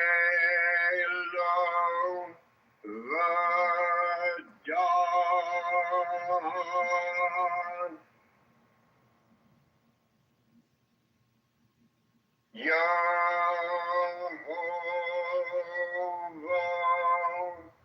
Elohim.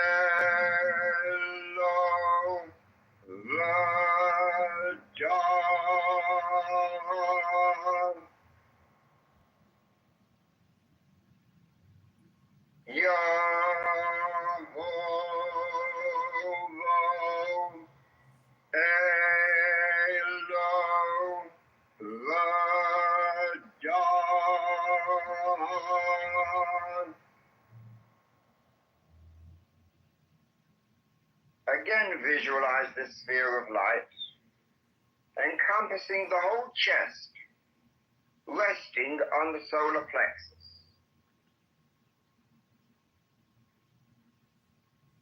If your mind should wander from the sphere of light, coax it gently back by vibrating the powerful divine name.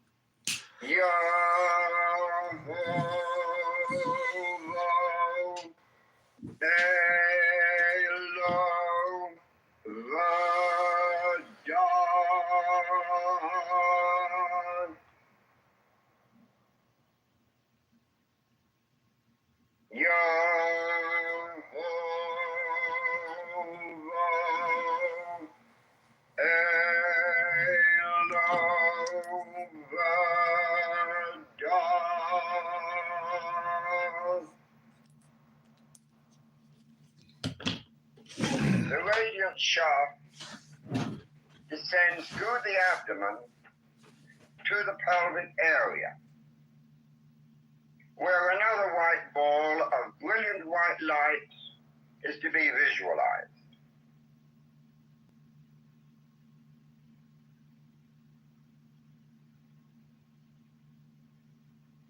The name to be vibrated in this center is Shaddai El Hai.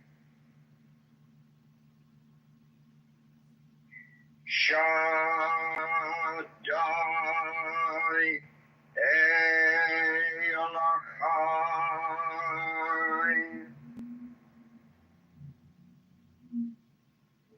Shaddai El Hai.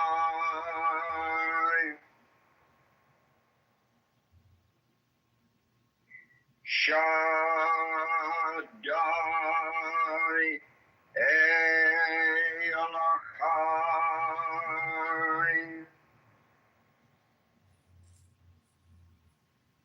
Vibrate the divine name frequently to facilitate concentration. Shaddai El Hai.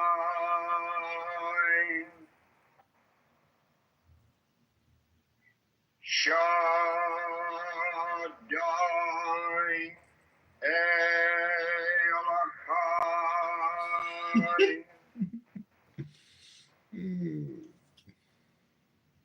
Shaddai El Hai. Visualize the shaft descending from the pelvic sphere to the ankles and feet, where you are once again grounded to the earth.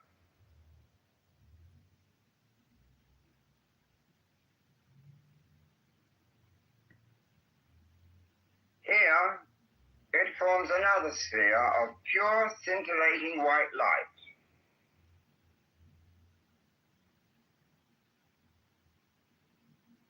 Formulate and visualize this brilliant, dazzling sphere of light.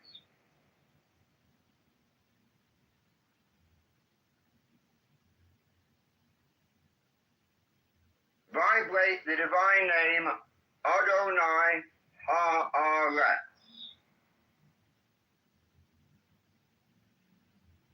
Adonai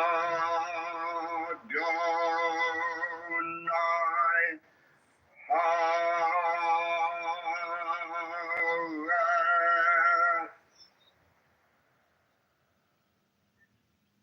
Adonai Haaretz.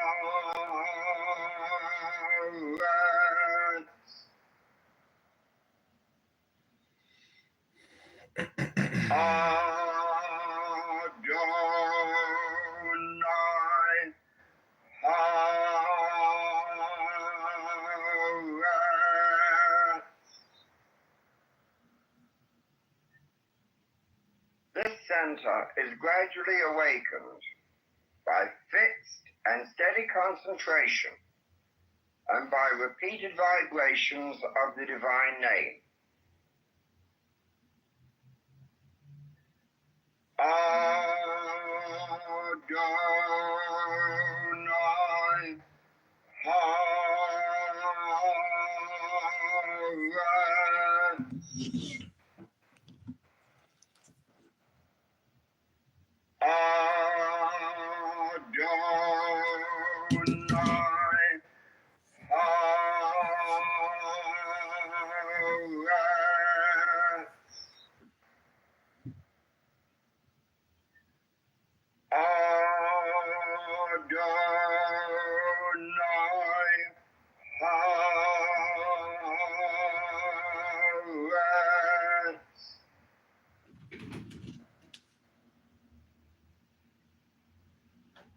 Pause for a moment.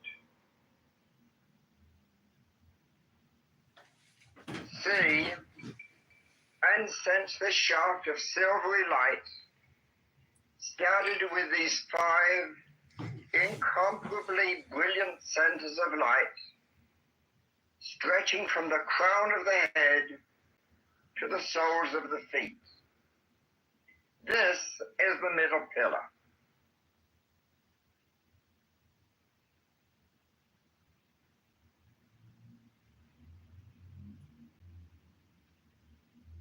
Move your imagination back to the crown of the head, to the white sphere of light corresponding to Ketha on the tree of life.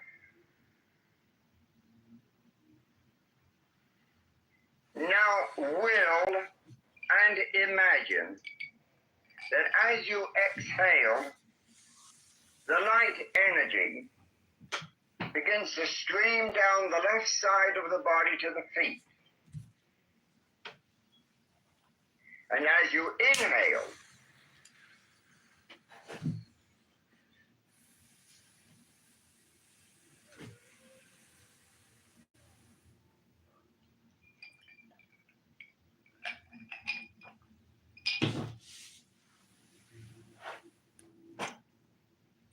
imagine this band of energy ascending the right side of the body, coming back to Ketha. Visualize the psycho-spiritual energy as a band of light radiation extending out some distance from the body. It moves down the left side as you exhale. Up the right as you inhale. Let this psychic circulation flow evenly to the rhythm of the breath. This is the advantage of having learned rhythmic breathing before. Inhale, up the right side. Exhale, down the left, in rhythm with the breathing. Inhale, up the right side. Exhale, the energy flows down the left side. Inhale, the energy flows up the right. Exhale, the energy flows down the left. Inhale, exhale. Inhale, exhale. Visualize the energy flow now changing direction. As you exhale now, the energy moves down the front of the body, turning under the soles of the feet and ascending up the back as you inhale. As you exhale, the energy flows down in the front. Inhale, the energy flows up the back. Exhale, it flows down. Inhale, it flows up. Exhale, down the front. Inhale up the back. Exhale. Inhale. Exhale. Inhale. These circulations of light about the body develop an ovoid-shaped aura of swiftly circulating, radiant, psycho-spiritual energy which surrounds the whole body.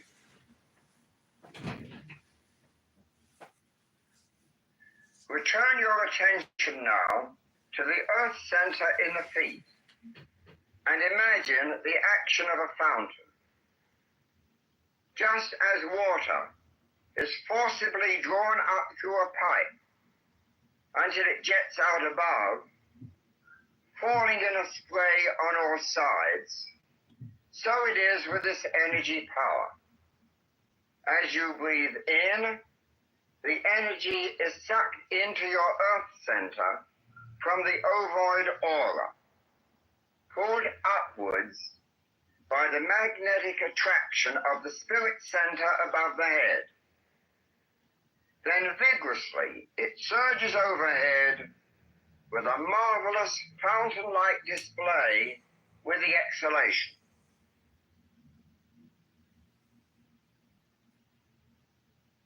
Imagine this psycho-spiritual energy falling all about you within the confines of this ovoid aura. Inhale, and the energy ascends the middle pillar into the Ketha. Exhale, the fountain of energy surges forth to shower your body and spirit. Inhale, up the middle pillar. Exhale, the surging energy sprays all about you. Inhale, and the energy ascends the middle pillar. Exhale, the energy surges forth. Inhale. Exhale. Inhale. Exhale. Inhale. Exhale.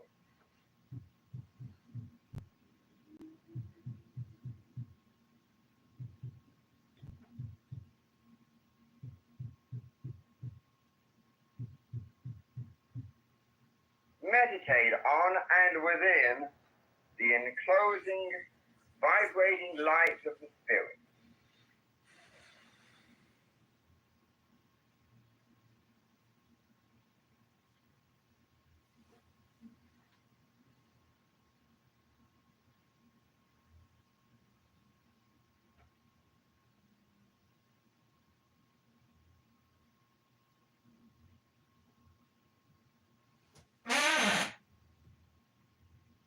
If you lost your job recently, then listen up. I just had a friend tell me about a way to get the... This is from the Book of Wisdom or Folly. My son, there are afflictions many and woes many that come of the errors of men in respect of the will.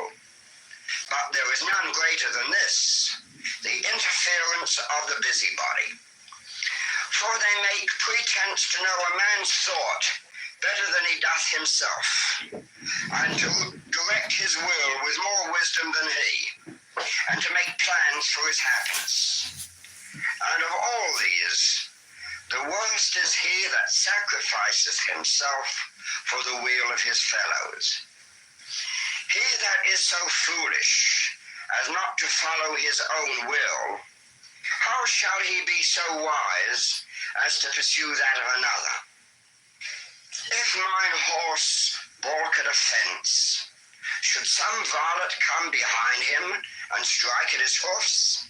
Nay, son, pursue thy path in peace, that thy brother beholding thee may take courage from thy bearing and comfort from his confidence, that thou wilt not hinder him by thy superfluity of compassion.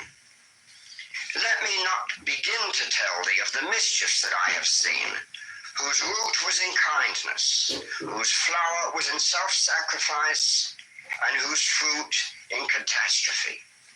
Verily, I think there should be no end thereof. Strike, rob, slay thy neighbor, but comfort him not, unless he ask it of thee. And if he ask it, be wary. This is an excerpt from The Book of Lies, written about 1910 or 11 by Aleister Crowley. It is called Venus of Milo. Life is as ugly and necessary as the female body. Death is as beautiful and necessary as the male body. The soul is beyond male and female, as it is beyond life and death.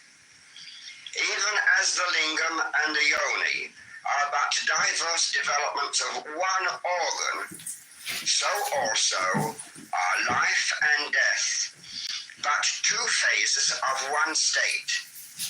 So also the absolute and the conditioned are but forms of that. What do I love? There is no form, no being, to which I do not give myself wholly up. Take me, who will. This is a poem that Crowley wrote, published in the Equinox about 1910 or 11. It is called Long Odds. How many million galaxies there are, who knows? And each has countless stars in it, and each rolls through eternities afar beneath the threshold of the infinite. How is it that with all that space to roam, I should have found this mote that spins and leaps in what unutterable sunlight, foam of what unfathomable starry deeps? Who knows? And how this 1,000,000,000 souls and 500,000,000,000 souls of earth that swarm, all bound for unimagined goals, all pioneers of death enrolled at birth, how were they swept away before my sight, that I might stand upon the single prick of infinite space and time as finite? Who knows? Yet here I stand, climacteric, having found you. Was it by fall of chance? Then what a stake against what odds I have won. Was it determined in God's ordinance? Then wondrous love and pity for his son? Or was it part of an eternal law? Then how ineffably beneficent. Each thought excites an ecstasy of awe, a rapture rending the mind's firmament. Infinity, yet you and I have met. Eternity, yet hand in hand we run. All odds that I should lose you or forget, but soul and spirit and body, we are one. Is this the child of chance, or law, or will? Is none, or all, or one to thank for this? It will not matter if thanksgiving fill the endless empyrean with a kiss. In the 6th volume of the Equinox, Aleister Crowley wrote and published a prose poem called The Earth. This is a short excerpt from it. The child of miracle to the world, greeting. I reach my hands to the leaves and dabble in the dew. I sprinkle dew on you for kisses. I kneel down and hold the grass of the black earth to my bosom. I crush the earth to my lips as if it were a grape, and the wine of Demeter flushes my cheeks. They burn with joy of youth. Why should I greet the world? Because my heart is bursting with love for the world. Love, say I? Why not lust? Is not lust strength and merriment, and the famine that only the infinite can stay? And why do I call myself the child of miracle? Because I have entered a second time into my mother's womb and am born. Because to the knowledge of manhood has come the passion, even the folly of adolescence, with all its pride and purity. It is for this that you see me lying upon the thick wet grass, unquenchable, or rejoicing in the fat black loam. Now the manner of the miracle was this. In the beginning is given to a youth the vision of his mate. This one must he henceforth seek blindly. And many are the enchantments and disenchantments. Through this his vision fades. Even his hunger dies away, unless he be indeed elect. But in the end, it may be that God shall send him the other half of that token of paradise. Then, if he have kept the holy fire alight, perhaps with much false fuel, that fire shall instant blaze and fill the temple of his soul. By its insistent energy, it shall destroy even the memory of all those marshlights that came to greet it. And the priest shall bow down in glory and grasp the altar with his hands and strike it with his forehead 7 times. Now this altar is the earthen altar of Demeter.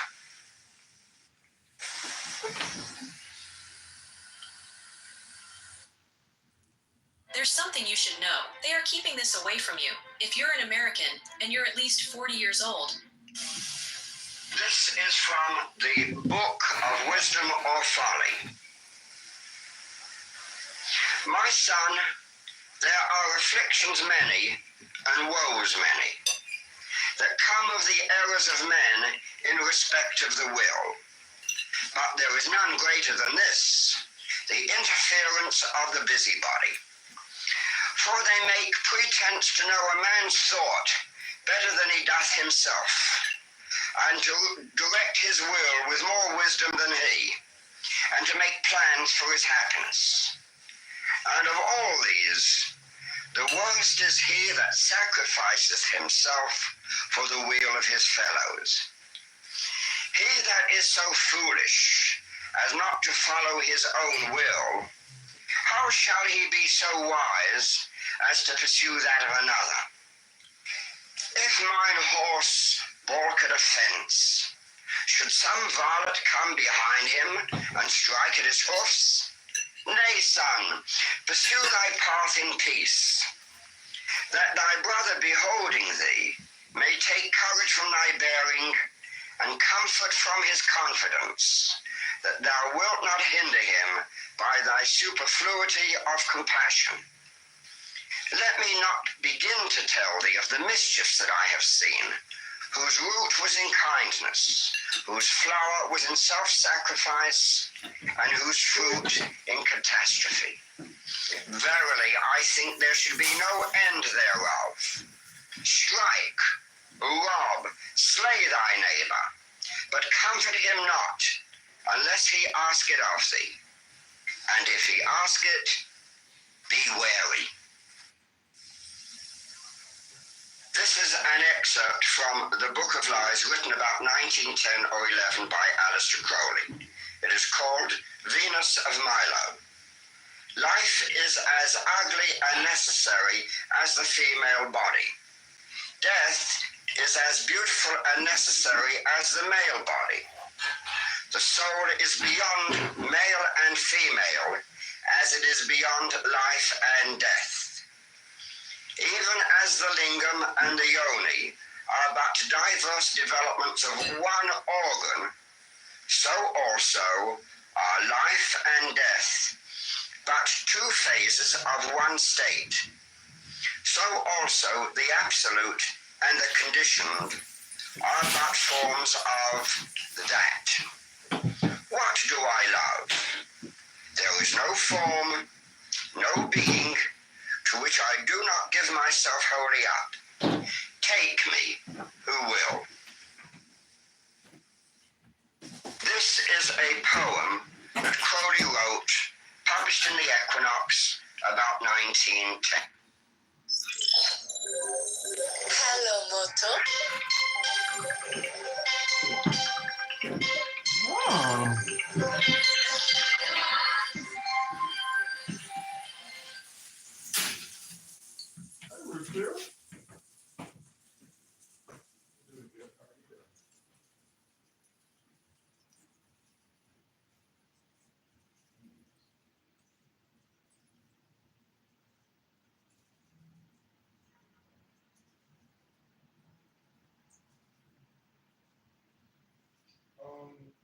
Just got back from the gym and had a little shoveling, a little salting. Went grocery shopping, just had some lunch, and just listening to an audiobook right now. What are you doing?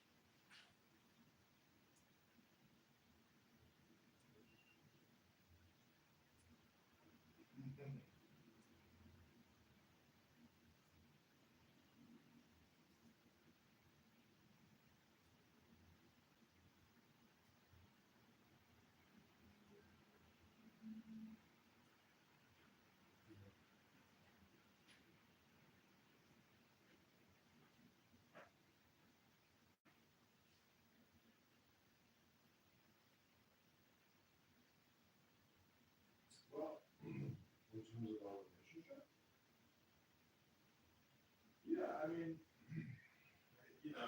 this is relationships. I mean, if you feel that in your gut, I mean, then that's what you feel. But relationships are like flowers and bees. I mean, sometimes they bloom, sometimes they're being grown. I mean, you just have to determine whether or not. I mean, I would like to continue seeing them, So I'm not trying to like project so far into the future where it's like you can't enjoy the present moment. So,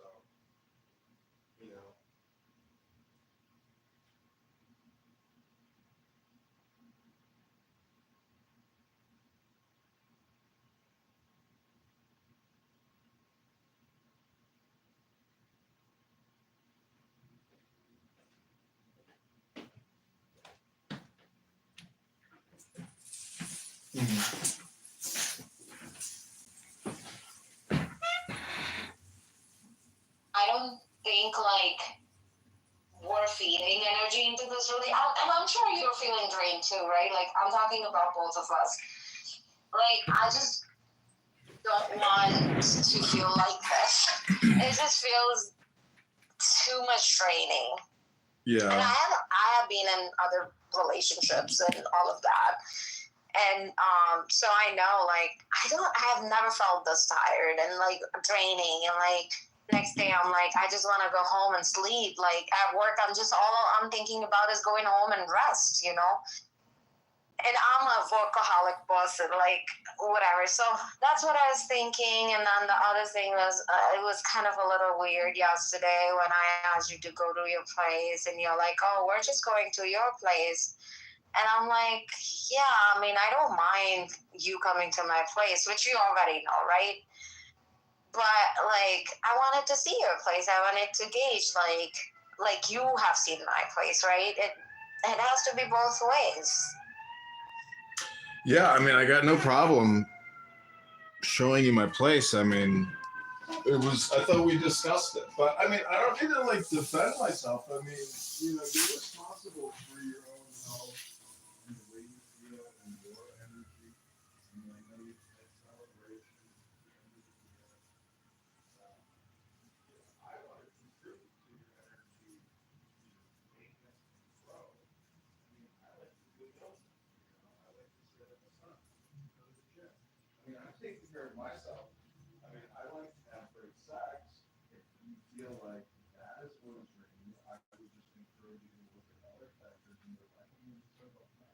So, you know, parties and procedures and all that. I mean, you know, I think you're a beautiful, wonderful person. I mean, I just want you to be friends. And I think you are.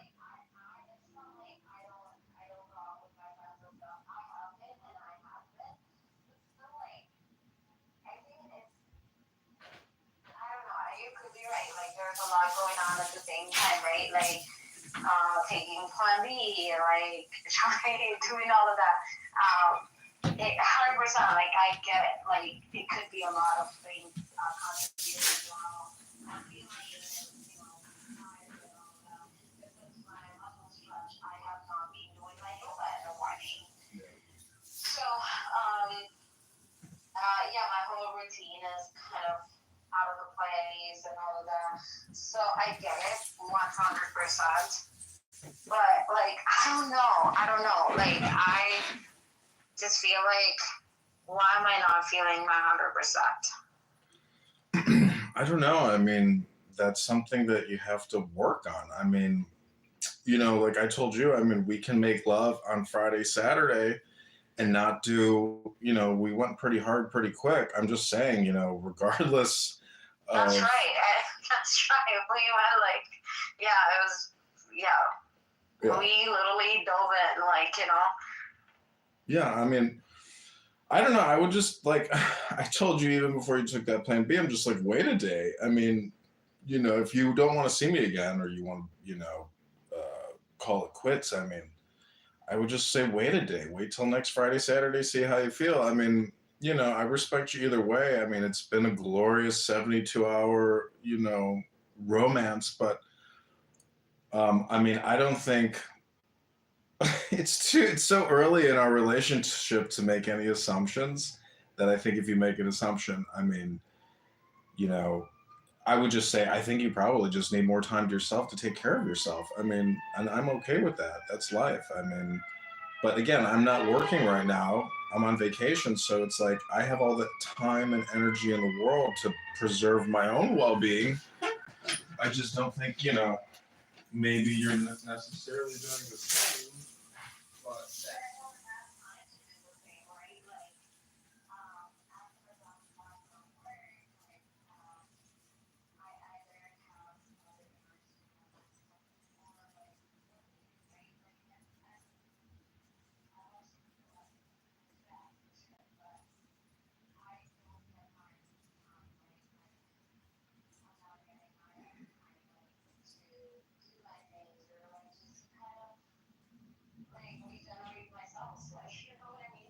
Yeah, I mean, I would say there's only the now. I mean, the weather is terrible. Like, we're both trapped in our houses for the next few months. If we see each other, I mean, it should be, you know, stress-free. So, I mean, I don't want to see you and, like, cause stress when, you know, later on for yourself. I would just say, you know, I don't know what to tell you. I don't have any red flags about you. I think you're just a beautiful, wonderful, intelligent, straight up person. So, I mean, you know, I don't know what to tell you. If you want to continue dating and do your thing, you're gonna burn yourself out on all your dates. Like, you know, it's always a you problem. Because I'm not the source of I mean, I guess I'm the source of maybe one of the reasons why you feel terrible. I think it's probably because you took progesterone and Plan B. I mean, that's like, it could take you 30 days to clear that from your system. Like, you feel, can you imagine? Like, it's forcing your body to auto menstruate. Like, that's why I was like, don't take it. I was like,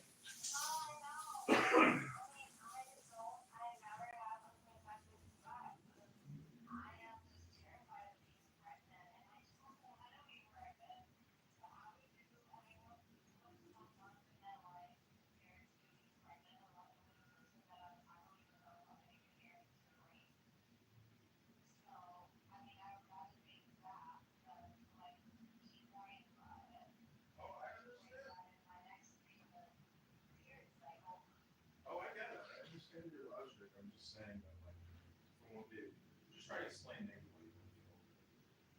But if you don't want to see me again because you think I'm this source of you not feeling good, I would just say go look in the mirror and just know that, you know, personal responsibility, taking care of yourself. I mean, you know, I've been with people where it's like they're not taking care of themselves. I'm just like, there's no way I can marry you because, like, I don't want to be with somebody who's capable of taking care of themselves. I'm not saying that's you. Because you're not feeling good, that means, like, you know, when we spend time together, like, we should be working on it. We should be working on our time.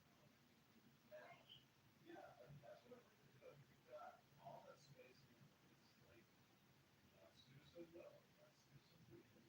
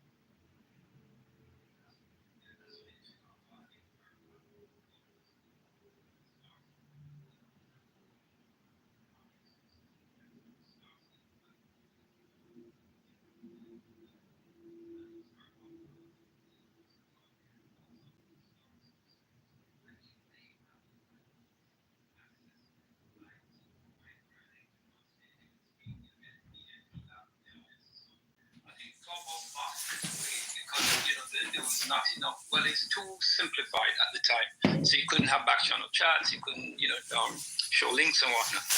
And so they tried to keep it simple, but they maybe went too far with the needle on that.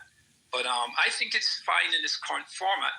You can maintain discipline as once you set the rules straight and adhere to them with religion, religiously. But yes, it's just that it's a bit too free for all. And I guess people take from it what they will. I can't question what people get from it. But for my own intent here, and because I'm working on specific projects, and again, as I said, I started Periscope, doing the live streams. And it's when Periscope got bought by Twitter and X that I lost some of my following. But it was one of my followers who kept telling me about Clubhouse for an entire year. But then I was caught up with my mother's death, my father going into Alzheimer's, and I was away from the States, away from my son, all sorts of life disruption. So I really couldn't refocus to continue the momentum that I had gained. Because at one point I had, I think, 250,000 in a live stream singular. And that was the height of it. And I got, all sorts of outreach, including marriage proposals and death threats and racist attacks, hacker attacks. You'd be surprised. When you rise to a level of prominence on any platform, there are agents and people out there waiting to come at you, to have influence to your followers through you. So one of the things I've actually needed to do is mask up. And, I'm doing other things that I'm realizing I have to take some tips to scrub my presence from the internet a little bit to protect myself. Because some of the stuff I'm doing in Jamaica, I've been literally threatened by the Prime Minister of Jamaica with my life. Oh. Indirectly, yes, because of the Bob Marley beach thing. If you've heard about the beach fight in Jamaica, that's me. And again, that just fell into my hands by accident. But, they are politicians who are getting money from these hotels, so that's why they're doing it. And anybody who gets in the way of that, it's nothing to lose your life. As a Jamaican in Jamaica, and I'm making that clear, tourists are safe, so don't get it wrong. But where do you live now? I'm between Jamaica and New York, but I've kind of obscured my address and my movements. Okay, that's okay. But you're not in Jamaica then? Yeah, no, not in Jamaica. But I will be going back. Okay. I have to. My father's there, and such. But let's put it this way. It's beautiful for me because, what? I'm not afraid of death. Absolutely not. I've lived my life. There's nothing really much I'm looking forward to. Granted, my son, but he's grown now, and, it is what it is. But, I'm just that guy pulled to a higher calling. I'm not satisfied with the small stuff, right? I've had arguments with people. I've been in big organizations and they're like, okay, we got to do something. And the best they can do is a raffle and raise money for some school. I'm like, come on, you guys are doctors, lawyers. Come on, right? But I hear that you're a writer and you're... Multiple things. Again, my crazy life. Well, that's good. I've got connection to 9/11. Attacks to God knows what else. Apple is Mr. Snatch Your Girl. Ooh. Snatch Your Girl, I don't know what that is. But anyway, but yes, anyway, what I've been... Don't be so humble. No snatching girls, but I'll say... You're afraid to approach girls, Richard? No, it's not a girls thing, I tell you what. Girls are not... This is not Christian mingle. This is rapid fire debates. Right. No, I'm focused on missions right now. That's just, and teach his own, right? That's just me. Periscope was a tool. I fell into it. I was able to do good with it. Hey, Mr. Governor, get your ghetto ass up here. I have something to say. Armando, let's debate. Fuck your little mood. Yeah, sorry guys. Yeah, I don't mean to hug you, man. We fell into this, so yeah. How about it, guys? All right. But anybody who's interested in what I'm doing, just follow me. I'll be sending out, the links to it. Appreciate you, Richard. The great backwood blunts you smoking is turning your lips purple, nigga. Ew, you smoke backwoods? You dirty motherfucker. Look at you in that picture about to shoot your own damn head off. The fuck? That's how y'all went to work. What happened, Victoria? Y'all gonna let these white people speak to me like that? Yep. So are you guys discussing anything of substance, intelligence? Yeah. No. We were talking about how to identify them. Right. Let me discuss right. What's going on, Bright Light? Okay, the discussion. I think Richard just taught us how to identify a psychopath. Hola, what's up, Mamacita? Yes, we started on that, but we will follow. Maybe you should go to AdrianDittman.com and see Adrian Dittman, aka Elon Musk, play the psycho on X. Like the Mojave Desert. Jesus Christ. That is the Mojave Desert. Pew, pew, pew, pew, pew. You like the male version of Princess Katie? I get down there, bro. I got that one. Are you a Nickelodeon character that never gave a back? I miss Princess Katie, man. Me too. Nick. Yo, Bert, what's up with your boy Armando? Why is he so scared to debate me? The debate is God is evil. Yeah, the debate is Wow. is God all good or evil? Did you want to do the debate yesterday? I'm trying to debate. Yes, I did. Right now. I wanted to do the debate with you, and you chose to run away. So you said you had no time. Yeah, you were on the chat for another 20 minutes after you said you had no time. All right, Richard, are you able to debate that God is not evil? In the bathroom, Richard. Or Toya, are you able to debate that God is not evil? I'm only debating you, Armando. No. Said that before. Yes. Are you running away, Armando? Are you calling it a loss? Just you keep on avoiding the conversation? This nigga Kaiser with the Little motherfucker, let's go, Armando. As I said, I'm gonna have the debate with you. It was originally set for me and you. Me and you are gonna debate this. Otherwise, you're taking a fucking loss. Your 3-0 is 3-1. Oh shit. Me and you in there. Serious? Are the question is God only good or not? Yes. Of course not. Thanks. That's the debate that me and Armando, because Armando thinks God is all good. Just so we want to debate. Are you scared to have a debate with me, Armando? Hey, Toya, what does your intuition say about the man that you're listening to? Is he a psychopath?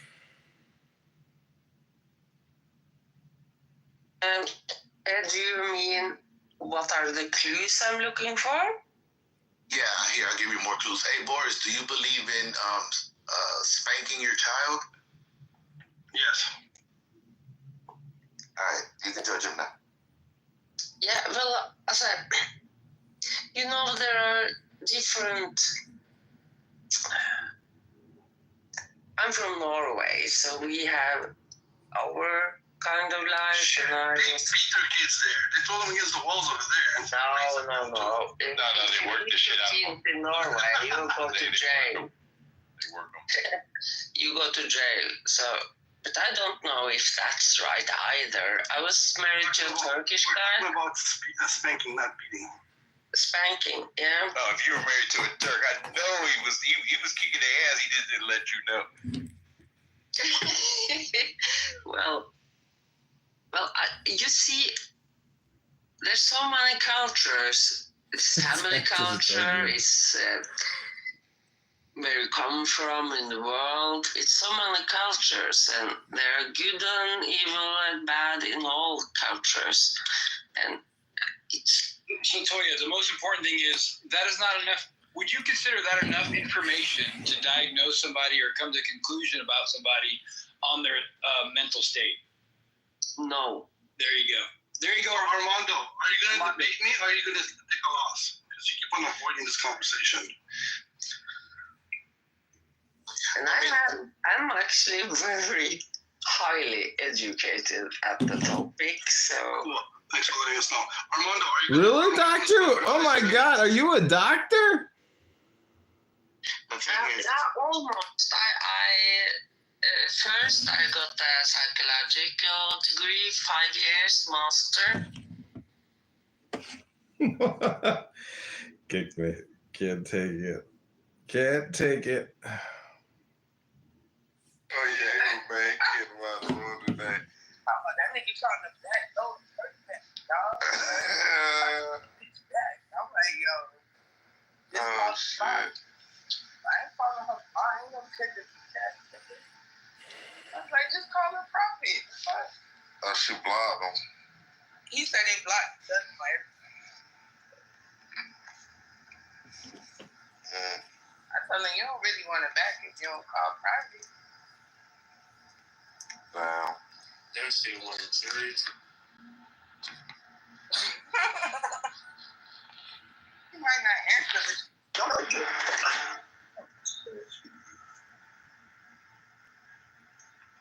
She might answer. You never know. They know right nowadays, you can get in the taste of them. And I'm young, so that shit for the You right, and when they taste this, they pray, better run away. Oh, that's just now. You see this bird flu? Somebody died off that shit. Where? Louisiana.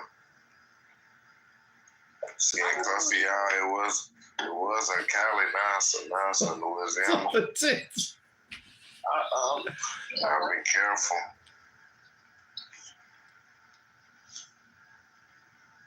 They been said on Clubhouse I in knew the she would Justice fly room years ago that they was gonna release the bird flu.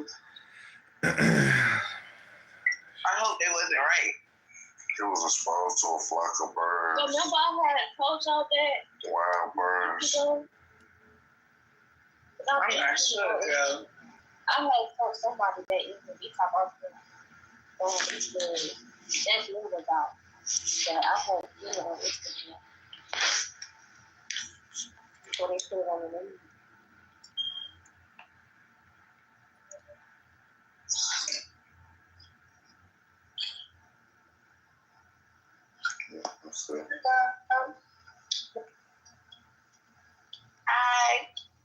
I've been waiting on this. Yes. I'm about to show you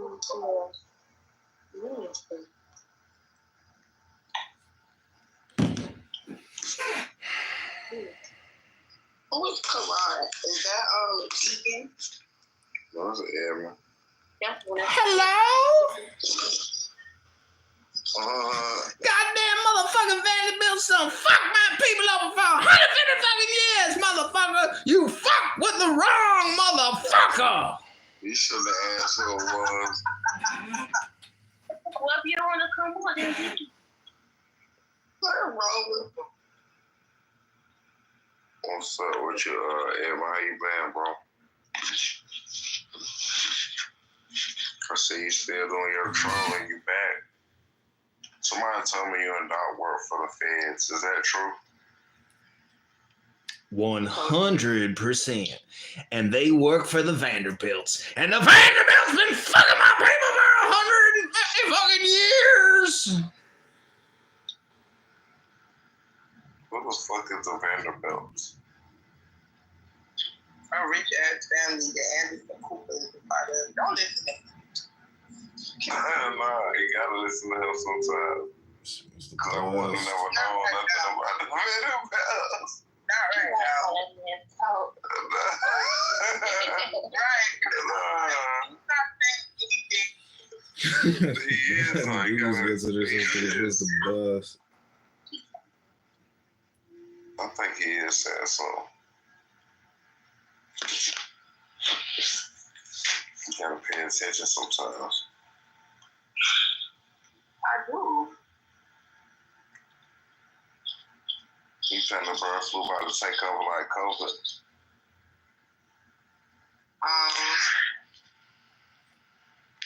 But I closed my ring today on my watch.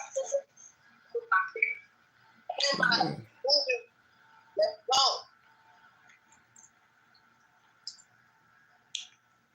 Do you even know what I'm talking about? You said, well, you did what? Nothing.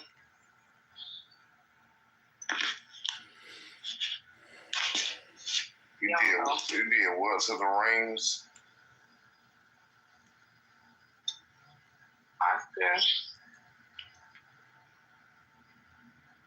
No, I was trying to type this in. don't forget that. Bird flu is going crazy. You know some cases that? I just know somebody died in like Louisiana, right? Mm-hmm. I thought that person had an existing. So sad. It was 65. Oh, it was old then. And they got in contact with some birds or something was in this yard. Oh hell nah, they giving it up like that? So I said it was like 30 birds in my yard today. And one of them could have gave you the birds. I ain't know why, that's crazy. Something so regular can cost you your life. That's crazy. That ain't regular. Like, nah, I can't. Like, what if Birds are regular. What if they just like can breathe on? What if they can like breathe on you or something? No, I understand, but like, you know, if you say for instance, if you feed the birds, you can probably get the bird flu. I don't know. I don't know how it's transmitted, but I'm saying that shit is mad like normal. I thought bird flu is normal. I'm like, that's hell no, no flu is normal, honestly. I gotta go to Walgreens right now and get vaxxed for the bird flu. I'm scared. He's stupid as hell. He should be scared. He just said he worked for the feds, Jazzy. You heard him? Yeah, kick him. I'm doing something. The phone in my bra. Kick him. With all due respect, kick 'em. Now you singing Negro spirituals out there. No.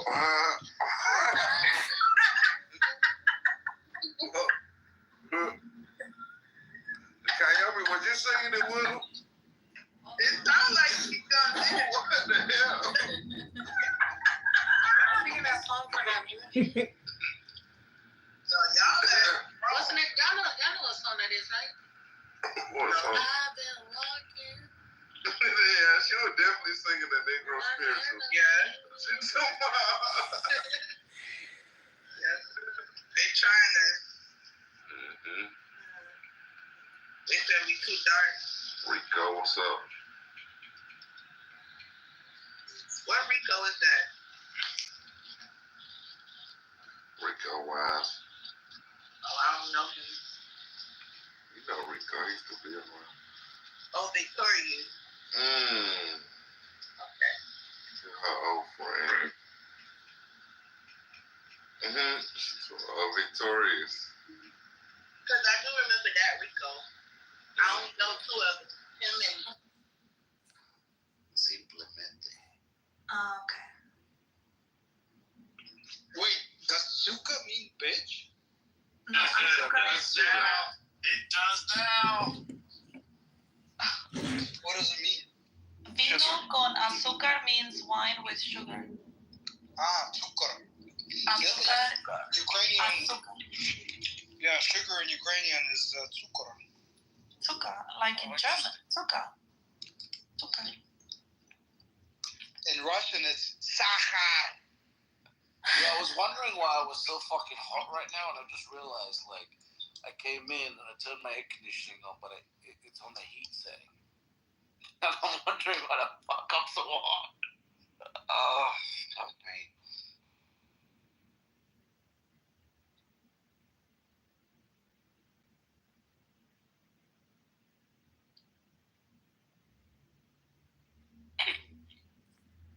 Yo, American Idol was having, where the fuck is he? He was having a debate with Giovanni on Twitter Spaces.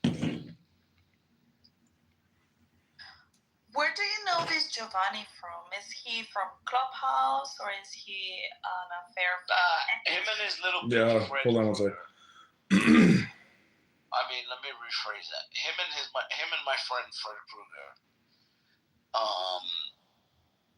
decided to host a debate between me and him, and then I ruined his entire career. And Fred Krueger tried to save it and set me up.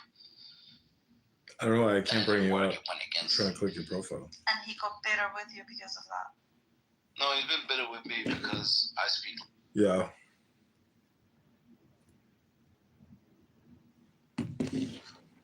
Hello?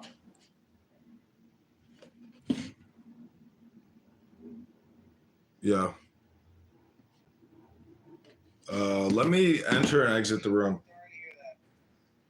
Oh yeah, I mean, I always forget about what I'm even doing over here because I'm like in such a flow state that I always forget there's a back end to all this. And when people watch it, they're just like, what in the fuck? Because like the hypnosis from Instagram is so powerful that when you watch it and you see just like nonstop titty photos, and then you see me on the back end talking to people, you're just like, oh fuck, like no, not dating this guy. I think you could do it without the titty photos. I know, but there's just so many titties out there. And the fact is, when you go on Instagram, it's nothing but titties. And I just screenshot what I'm looking at. So if you are a feminist and you're going to criticize me for using titty photos when online sex and porn is nothing but like everything on the internet, it's like, I'm not going to change who I am and what I'm doing because somebody has a professional reputation and they're a normie and they're, you know, that's the thing is like when you're a dentist or a lawyer, it's like you can't associate with what I'm doing. I get that. So that's the thing. It's like if I do want to continue dating to try to find a partner, it's like, do I just delete all this? Do I just make it all private? Because if I make it private and you can't see it, it's, you know, there's nothing there. But at least I still have the history of doing what I've been doing. But the whole thing centers on Elon Musk and like what is going to happen over the next 14 days. And, you know, is a massive snowstorm going to be geoengineered, you know, just in time to make the most brutal inauguration of all time? I mean, if a chick doesn't want to see me anymore, it's like, do you honestly think my heart hasn't been broken enough? It's like, you can't really break a heart that has been crushed so many times. Like stoically speaking, like all I need to do is take a deep breath and my heart goes back to its full size. Like it's unbreakable at this point. It's not a me problem. It's like if somebody doesn't want to be with me, it's a them problem. But I knew she's so anal retentive anyways and so obsessive compulsive that like us living together would be extremely difficult because there's, you know, she lives in absolute total hygienic perfection. And I'm like a Pakistani. I think that anybody who got the vaccine 5 times is not for you. I know, but see, I'm so Kabbalistic. I practice Gevura so much. I have so much compassion and kindness that Right, you're like, I could love anybody. I can love anybody with a pretty face and a great ass. That's just me because I am the ass man. Right. It's true. I really am the ass man. I really am the ass man. I am the ass man. And this girl had an absolutely wonderful physique, and I'm very upset that I can no longer, you know, make love to such a beautiful woman. But that's dating. You have your memories. I have my memories of a fat tuchus and a pretty smile. Yeah. But she's not the first. I mean, there's been so many before her. It's like, that's the thing is when I get involved with a woman, I'm like, why is this woman any different than the 160 other women before her? You know, and then you got your top 10 out of the 160 and you're like, how does this one compare to those top 10? And you're like, baby, like you're either breaking the ceiling or you're not. This one was a ceiling breaker. She's up there, but definitely not, you know, the most beautiful thing in the world, especially the fact that, you know, you polluted your womb. Why don't you do something with your life? Like become a nurse or something. You are so sick you can't even have a baby. Welcome, Angela. I'm gonna get Plan B. I got the vaccine 5 times because I was like concerned about the COVID vaccine, so I got it. I am a doctor, and therefore, as a woman and a scientist, I knew that the Zav was the best route for health for me. Anyways, Angela, I just got dumped by my wife because according to Maimonides, if you have sex, she becomes your soul wife forever. But I just got dumped. everybody you have sex with is a soul wife? That's what Maimonides says. Do you ever think about how when you die, you're gonna have to look at all the kids that you would have had, but you jerked them all off? You were like jerking off. Yeah. And then you're gonna have to see the parade of all of the loads of semen that you blew in a towel that would have become children. I think there's. They're all gonna be like, John, Daddy, you would have been my daddy. No. There's some kind of Hasidic thing where it's like every nut you bust creates a demon. So right. So that's the thing is if I'm sitting around in like, a campfire or in a restaurant, and it's like every single demon has like a woman or a porn star associated with that busted nut, I'd be like, I remember you, I remember you, I remember you, I remember you, I remember you, I remember you, I remember you, I remember you, I remember you. I'd be like, what are you guys ordering for dinner? Hi, Joy. Welcome. This is the occult science of Israel Regardier, aka Edmund Dakin just got dumped by a girl from Hinge. We had a 7-day love affair. And then she called me and said, I feel so tired every time I'm with you. You make me feel like shit, and I'm dumping you. Is that what she said? Yeah, she's like, every single time I see you, the next day I am completely drained. The whole week I am drained. I cannot sleep.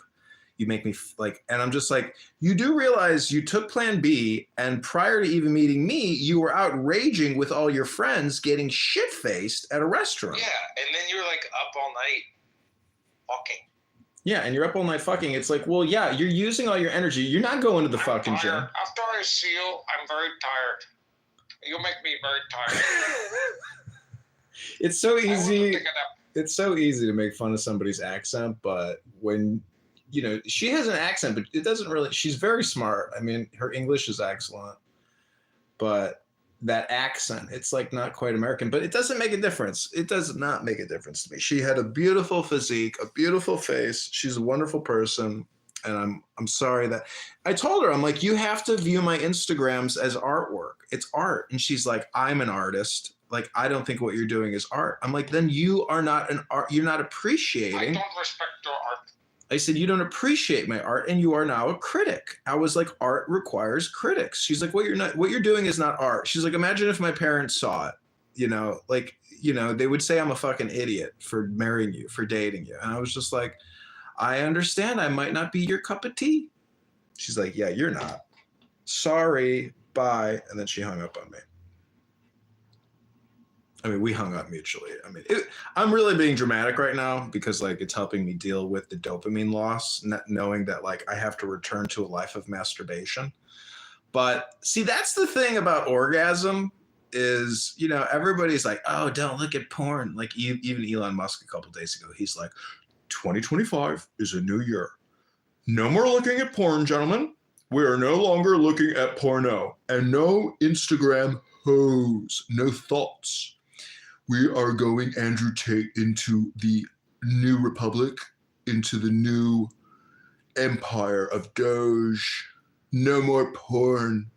But anyways, my point is, it's like sex is actually like automated orgasm in many ways. And even this girl that I recently had sex with, as she was writing me, she was like, I feel like I was in a trance state. I felt like I was in a trance. So basically, yeah, that's what sex is like. That's always what it's like, isn't it? Yeah, I don't think she was a gym goer, and she pulled both of her calf muscles, and it was because I think I was on top of her, and she was straining her legs so much that she pulled both of her calves. So it's you can be very successful in the office, but if you don't actually do anything in the gym, you just are it's called atrophy, and you basically start shrinking like a little old granny in your 30s. So, and plus if you don't eat protein and all you do is eat a vegan diet, yeah. But the thing is, that's the thing about a curvaceous woman is because she really has an incredible derriere. So, and she's very pretty. That's the thing is when you're 5'4", it's you don't have to go be some gym buff. You have to take care of yourself. I don't know. She's a very sexy, beautiful woman. It's too bad that we can't just like have a forever love affair.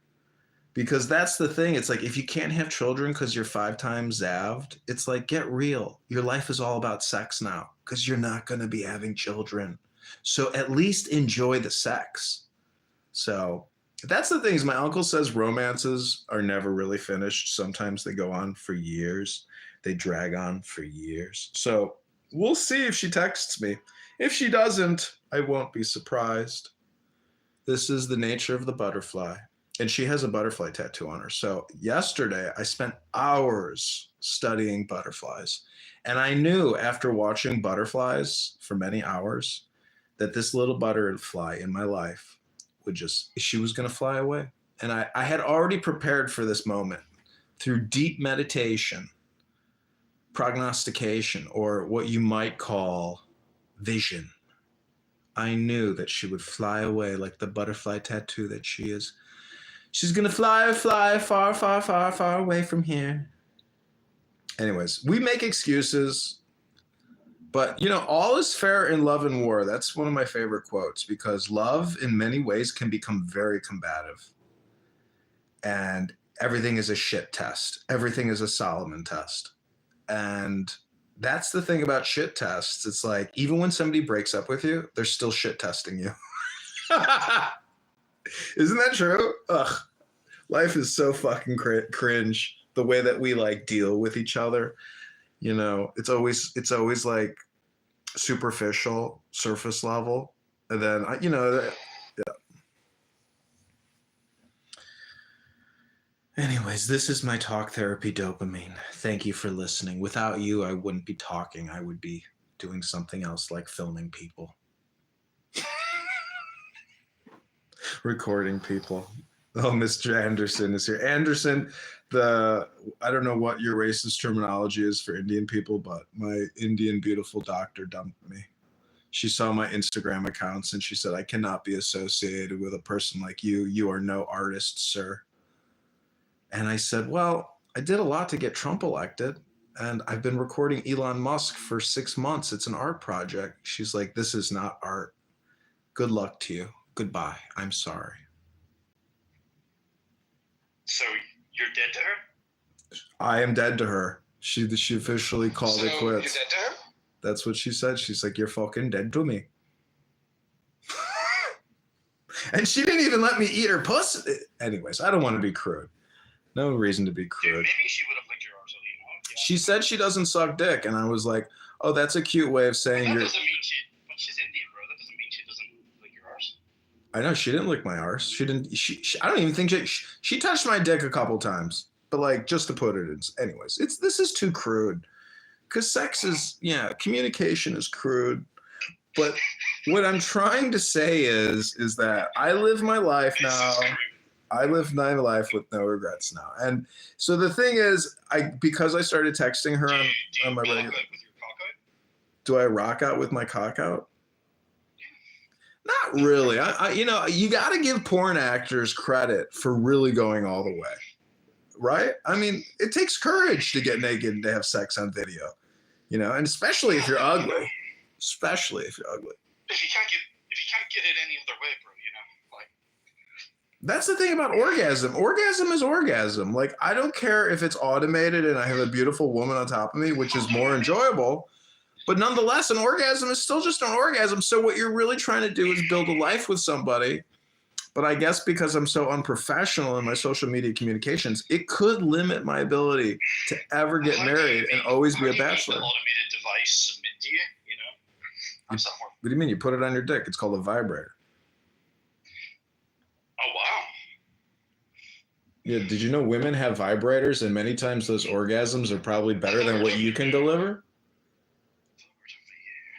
Talking about me. My mistake. Listen, we've psychoanalyzed you enough. I mean, you're a pathetic fucking Irishman. Freud said the Irish are impervious to psychoanalysis. Hey, do you guys still have hair on the back of your legs? Yeah. Back of my legs? What? Yep.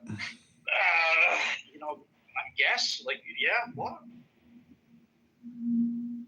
I lost the hair on the back of my legs due to cigarette smoking, apparently.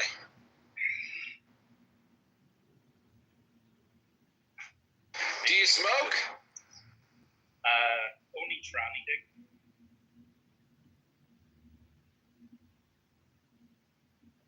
You gotta stop smoking. Oh, shit. I guess I kind of fucked myself in this relationship. That's the thing is like, it's kind of exhausting taking people out, wooing them, and then you dox yourself. You were fucking yourself before the relationship, and now you're still fucking yourself. Yeah, you doxed yourself with your crazy Buffalo Bill habits. Yeah, I guess so. People can't appreciate an artist when they see it. Everybody's a critic. Appreciate a freak.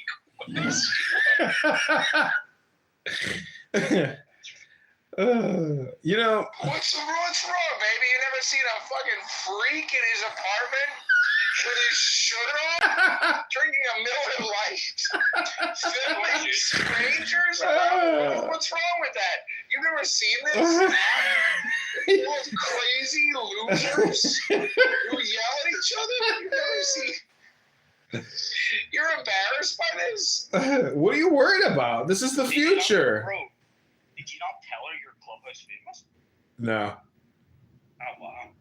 No. You know, that might have worked. Try that line next time. Yeah, it might, but the thing is, like, any woman who like would spend her time watching what I'm doing when I tell her this is all for my entertainment purposes, as well as like hopefully other people's entertainment purposes, for my spouse, it's not intended for my spouse, like in the slightest. Like, you have to know that I'm a performer, I'm an actor, I'm an artist, and like, if you're going to be a critic and you're going to fall into my web, like, that's on you. But like, I don't want you wasting your time as my spouse. This is for the suckers like you guys. You're saying that. Can I?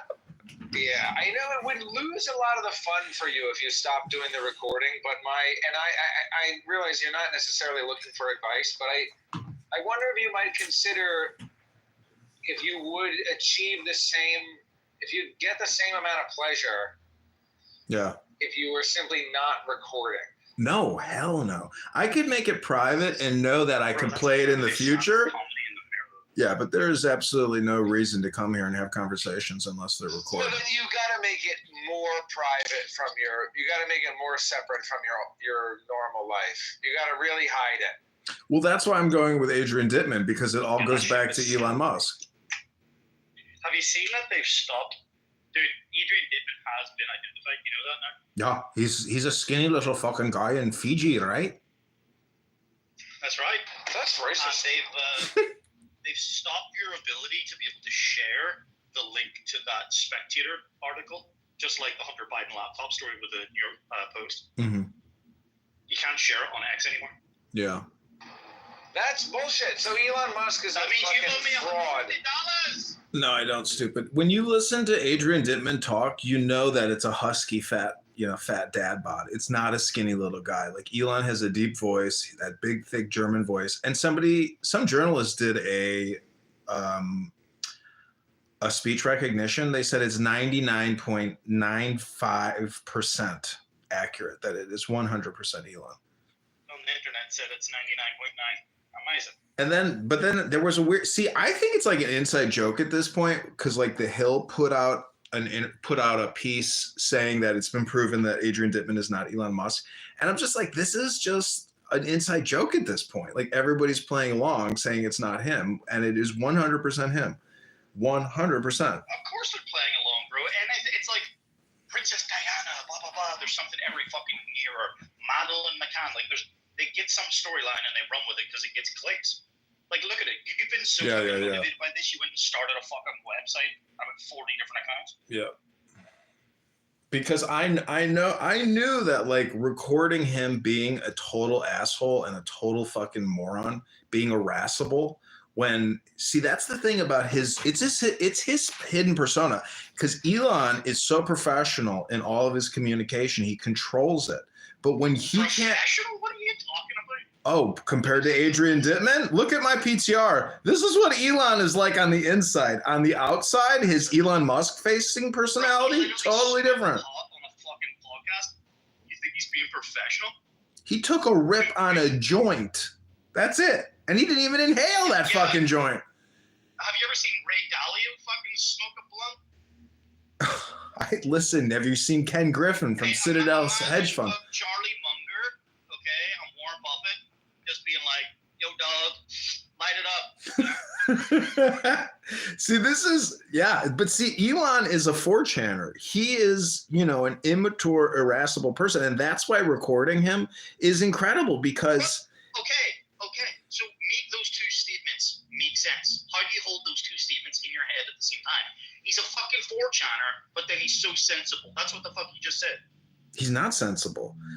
Warren Buffett and Charlie Munger are irascible. Irascible, yeah, which means being immature. Charlie Munger and Warren Buffett, their annual podcast was their annual shareholder meeting where they would drop wisdom and they'd give insight into the operations for investor purposes. They didn't have this childish podcast. And Elon thinks that because it's under the name Adrian, it's okay. And the fact that I've been recording it, and because they're unrecorded spaces, to me makes it extremely valuable content. Because I have been doing this on Clownhouse for many years now, and I'm at that point on Clownhouse where there's nothing, absolutely nothing. Huh? Especially since you're just giving the content away for free. Mm-hmm. Who's the one paying you? Why is it so valuable? Because you're not even archiving it. You're just giving it away. I know. It's like you're open sourcing it. But see, Elon is Zav'd. He eats a buttered steak every night. He's high on Adderall or ketamine. Every morning, that's what he said. In the morning, it's a Oh, I didn't know that you are an Elon Musk, Adrian Dittman expert, and you've been recording him for 6 months. I mean, I don't know what to tell you. Our memories might be a little different, but correct me if I'm wrong, Dr. T. Rob, so you can get your dopamine. You're listening to the fake Elon Musk. I listen to the real. Oh, I see. No, we literally said I don't know what to tell you this, but I'm a former military. Listen, you little fucking leprechaun. I don't know what to tell you, but you're not even part of Ireland. You're like your own little republic up there in that little corner of your fucking little shit fucking island. We run the fucking world. We live in America, you little fucking leprechaun. And so you will listen to me when I have my green bean, or I'll kick your little shanty Irish back to the fucking hole you came out of. Go take your fucking rainbow, your pot of gold and your J-word hate, and shove it up your... How dare you mute me? As a Jew, do you accept this non-Jew who so desperately wants to be one? What? Do you, accept it? Yeah, I think he's a Jew. Jewish enough. There's your bona fides right there. Confirmed.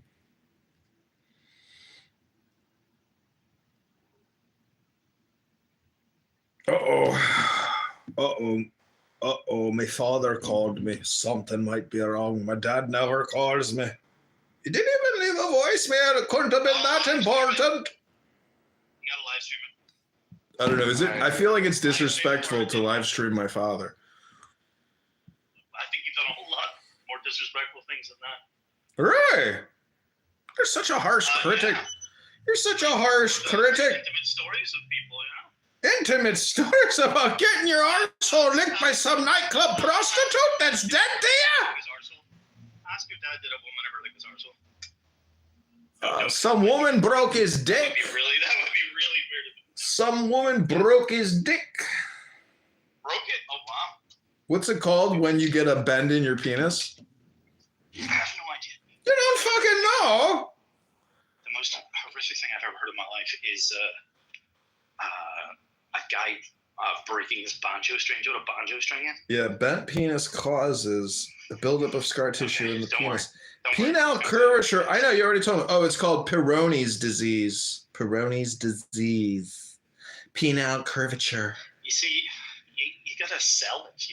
It's curved so it wraps around. Peyronie's. I suffer from Peyronie's disease.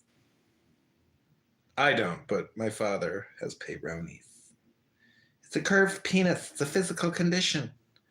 Don't discriminate against the Peyronie bent penis. Sure enough, there is a pharmaceutical to treat bent penis called Xiaflex. Does it count bent down? Where's that? Collagenase Clostridium histolyticum. That bent one that goes downwards, it would just constantly look like you don't have a hard on. My dad's probably gonna be like, so what are you gonna do with yourself? It's the new year, you're sitting at home, drinking a Miller High Life, smoking weed, getting dumped by doctors. Clearly things aren't working out for you. What are you gonna do with yourself? Dude, a Pidgey dropped you like it's hot. A Pidgey dropped me like it was hot. She said, how could I ever show my parents your Instagram pages of artwork? And I was like, I don't know. Parents shouldn't be looking at my Instagram pages of adult artwork. Bro, what if she actually saw your artwork in your house? I know she wanted to come over here last night, but instead I took her to her house and she said that was a red flag. I was like, it's not a red flag. I'm like, you're going to come over here, you're going to bitch and moan about it all, and then I'm going to still have to drive you home. It's like, I'll just take you home now. She's a very uptight woman because she's a very professional person. I get it. We're not meant for each other. Maybe I should find like a hot Jewish chick that smokes weed and likes to do artwork in her panties and has a nice fat ass and a pretty face. That sounds to me like a winning combination. Life is so difficult. Why does it have to be this way? I don't know why. But this is the Ass Man, aka Adrian Dittman. I'm in love with great asses and pretty faces. It's my addiction. My biggest addiction is pretty faces and a great ass. They just don't want to stay with me when they see my Instagram.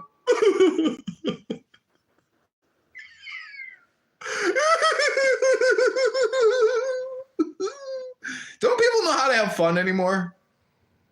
I don't think people do. Everybody is so uptight. It's almost like we're going into World War III or something.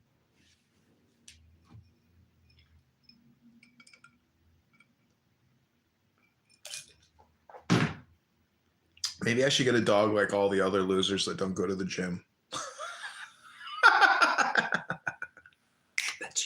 That's you, T-Robs.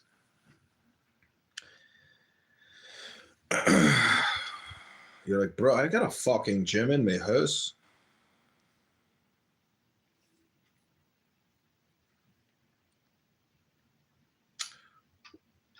That's right. T-Robs. Always so disagreeable.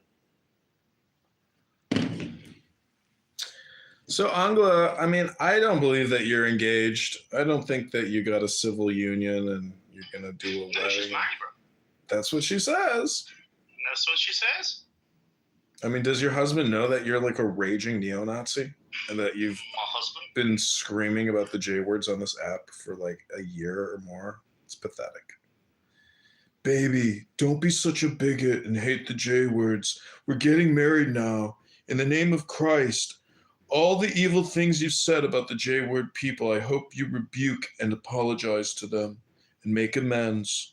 And when you run for office, I promise that Edmund Dakin will not blackmail you for Israel. Otherwise, your career will be ruined. I'll have the Bank of Rothschild up that ass so quick, you won't even know how to respond to the legal summons.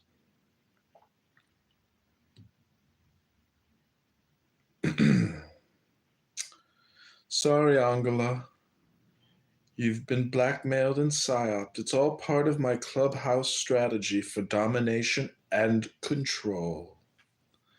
Busted! And Adams? Oh, Adams is really a fucking real wild one. That guy is really fucking bananas.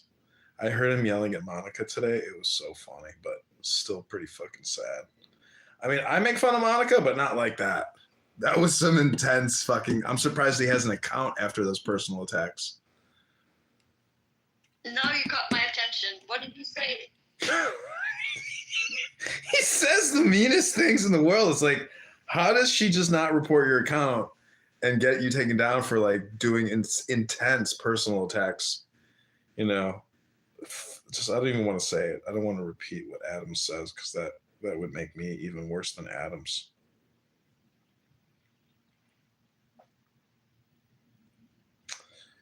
Pretty intense. Okay, let's listen to Issa leading the Bitcoin 2025 room.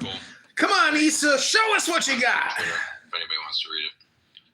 I love recording this Bitcoin room. As usual, Jensen sees that. Do you know who Hodel is? He's incredibly Oh, funny. dude, they're very poor. $3. Extremely toxic, but hilarious. And British is like this other fat piece of shit. No, I mean, the honest answer is like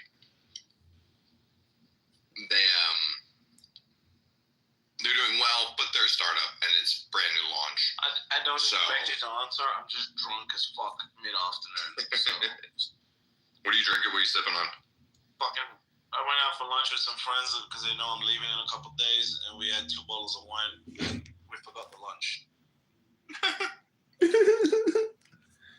Am I pathetic, T-Robs, or are these people pathetic? And these people got a lot more money than me, apparently, supposedly, allegedly. But I'm not pathetic like this. Listen to Issa. You're the one listening to whoever you're listening to. Andrew, you're in the Matrix. I know. Does that make me more pathetic? I can't tell. So British finally got the nerve to serenade Issa after 2 bottles of wine. Ooh, British is hooking up with Issa. They're going to Dubai to fuck it out. That's something I do have. Fatty and an ugly, and ugly and a fatty. He's a sharp Pakistani guy.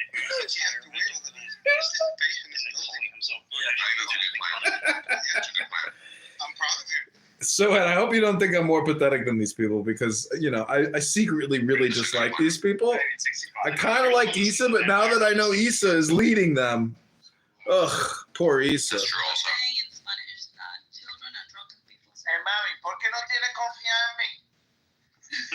Why do you talk like a Cuban? He spent too much time in Miami. Issa, I'll get you a nice bottle of wine when you both go out dancing. Compliments of Clubhouse. You bring it over. Andrew is another really cool guy. Super cool Ukrainian dude. Like, just the most awesome Bitcoiner you've ever met.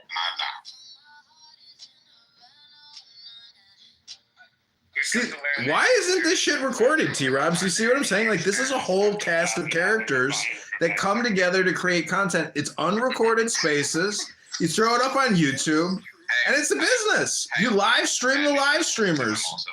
A live stream, the unrecorded live streams. It's got long-term value because these people will eventually stop doing what they're doing. Like, this is every single time they come together to talk, it's a unique opportunity.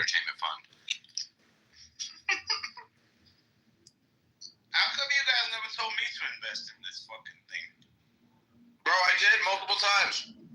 I must have. It's the biggest waste of time in the world. You did. How to waste your time. That's really the real name of the show. You can still get in. Yeah, you can still get in before the A. They'll let you in. I'm just gonna take all of your money through the fucking sponsorships. Well, you know what you should do? You know what you should do? You should maybe cut like a deal that's like some cash, some equity for the sponsorship. You know? Yeah, I was thinking about that. You don't need any cash. Just take the equity. No, yeah, that is cash. Andrew, that's a fucking protects to buy. What are you talking about? Hey, we're already providing you the wine in Dubai for you. You don't need any cash. I'd rather have the equity. You know, like, listen, I know startup success levels. I'm thinking some fucking cash.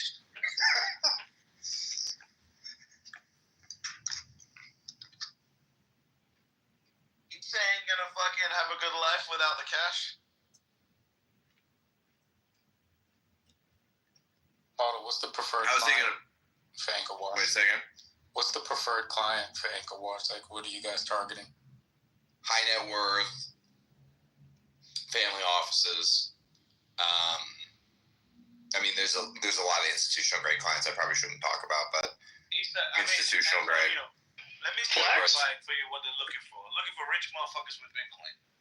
Yeah, anybody with Bitcoin who wants to insure it really is the answer. Yeah, basically 250,000 up to 100 million policy. So if you got enough coin in that range. What I'm trying to figure out right now That like half the people is how I can have a less than make the fee free for myself. It's gotta be pretty high. I mean, Is there like they're outliers though, so strategy it's hard to tell. I could do or something? You know what I mean? All of it, right? But like most of these. Because if I can figure out how to make the fee free, then Like it's they just literally talk about smooth sailing. and stuff at times, and like they charge you Bitcoiners. Like what is going on? It's like real people who really work in high finance. I mean, they would not be here. They're and if they were here, they would be using incredibly technical jargon. So everyone, like I listen no, to these guys are LARPers. Dude, they're LARPers Bitcoiners. That's my point. well, I listened to Grant Cardone today on X Spaces. Oh yeah, he's definitely he's a subject matter expert. He is such a fucking piece of shit. He's saying that That guy will. Is he not jumping on the AI bandwagon yet? he's into everything. He'll talk about everything and anything, and that's what it is. Is that's the thing? Is it's all talk.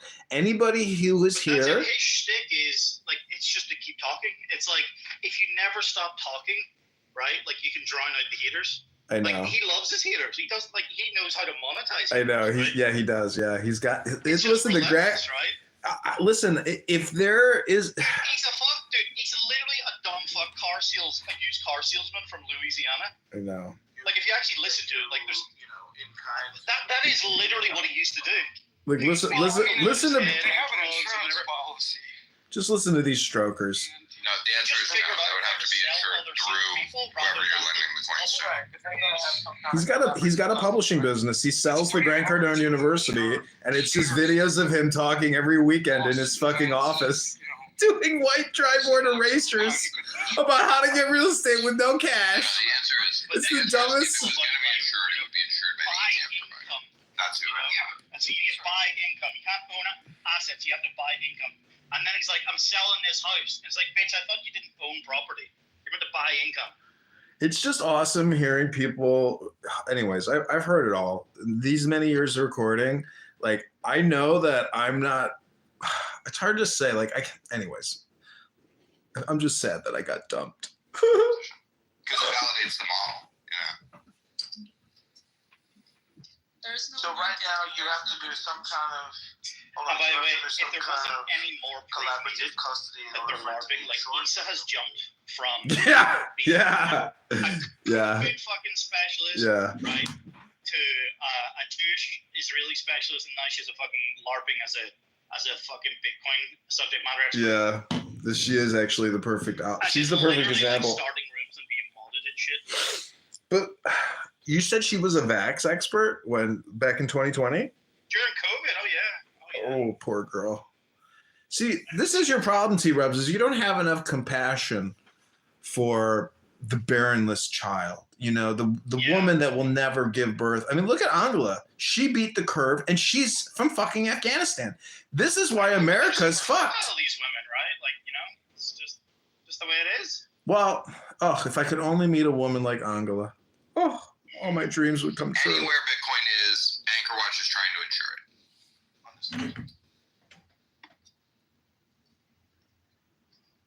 Okay, I'm gonna let this play and go in the other room and call my father back. That's amazing.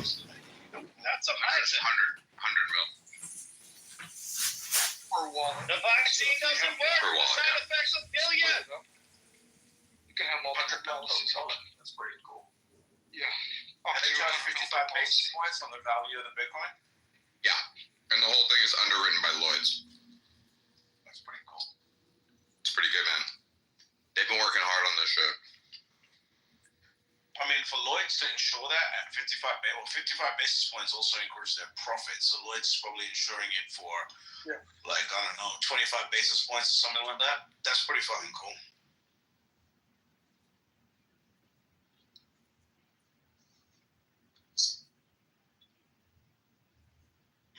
Maybe it's slightly higher than 25 basis points. I don't know. Lloyd's is going to be, in years to come, very aggressively watching with their investigative team the assets that belong to them after they pay out some policies. It's going to be a very interesting job. Yeah, once AnchorWatch pays you out, like let's say you file a claim, it's a valid claim, it's not fraudulent, they pay you out. AnchorWatch now has control of the Bitcoin. It's AnchorWatch's Bitcoin, and they watch it forever. an attempt to recoup it at multiple points. Right.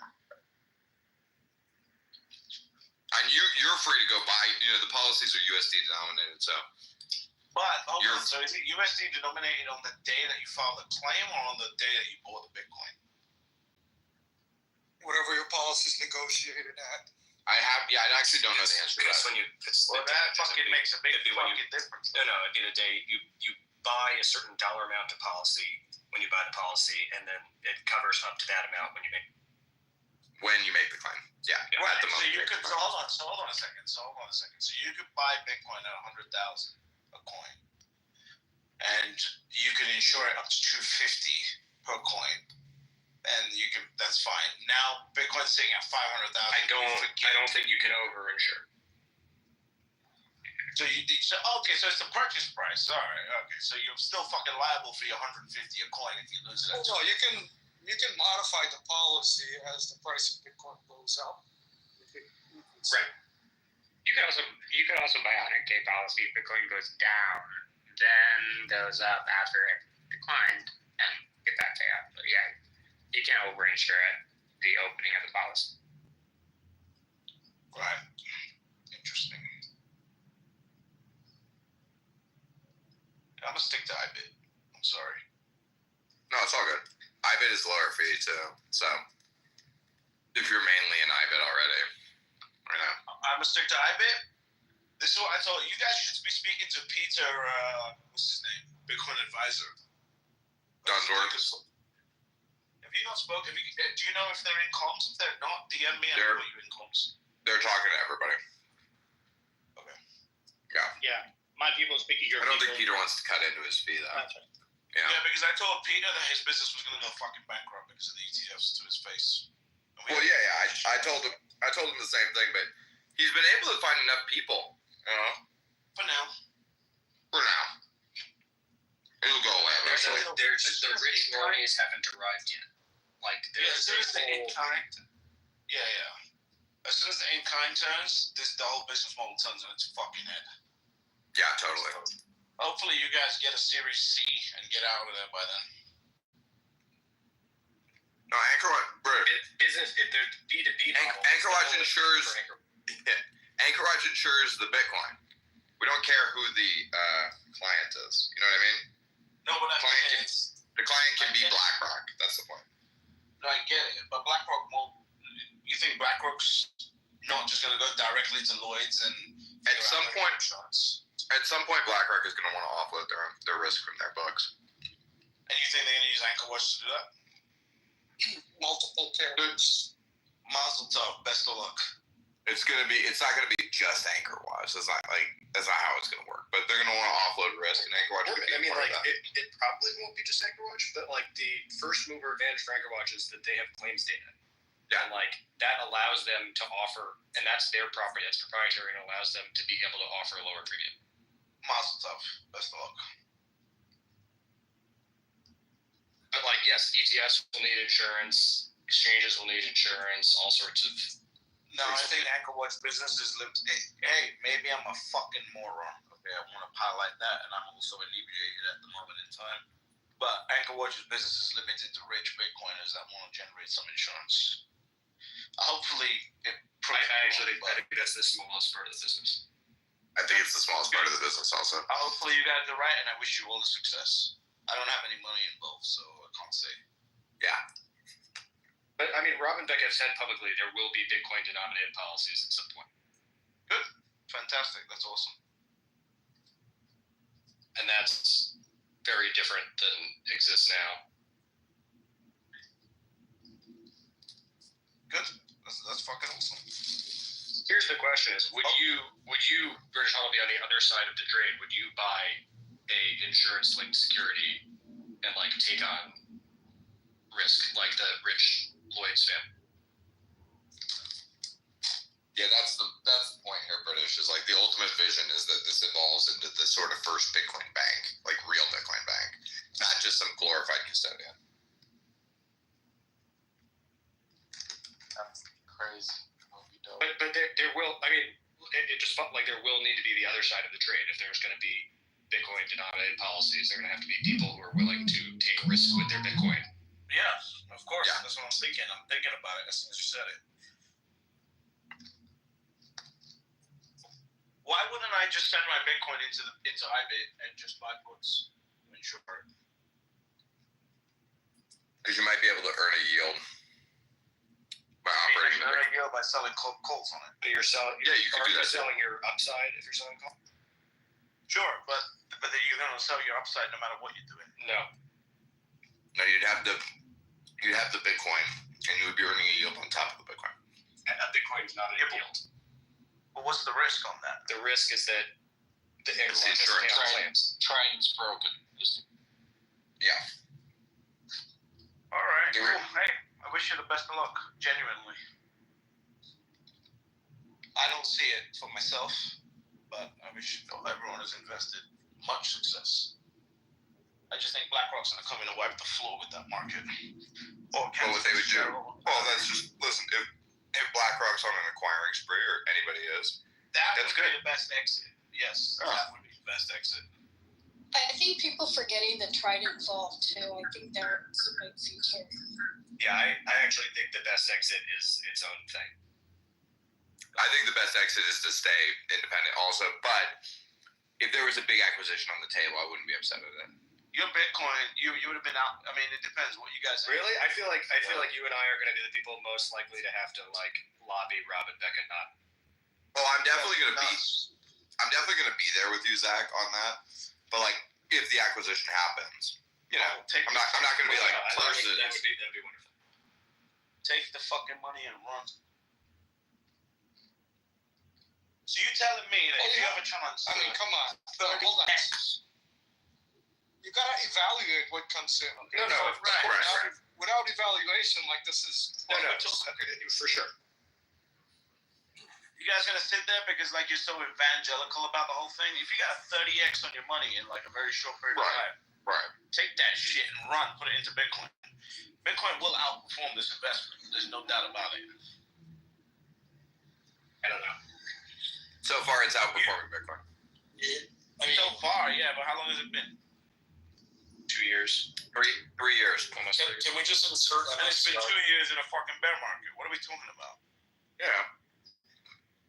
But you know, if a Bitcoin startup is doing very well, it's going to outperform Bitcoin, just like MSCR is going to outperform Bitcoin. Yeah. That's what I'm saying. In a short period of time, you take the money and run. You don't just sit in the trade. Well, it would be hard not to take 30x. Yeah. It's all hypothetical. We gotta see the office. This is what the moment I realized. So Hollywood, you were talking about investing in Bitcoin companies in the last cycle, and I was listening intently because I was thinking about it. Yeah. And then I heard Max Kaiser on a podcast or something like that say he'd invested in fucking Coinbase, right? And he was a seed round investor in Coinbase. And his Bitcoin would have outperformed it if he had just sat in Bitcoin. And that was when I decided I'm not doing this. Wait, you're taking notes from fucking Max Kaiser? You read. Listen, Fish, you ride a fucking dinghy and call it a yacht. I don't want to know from you.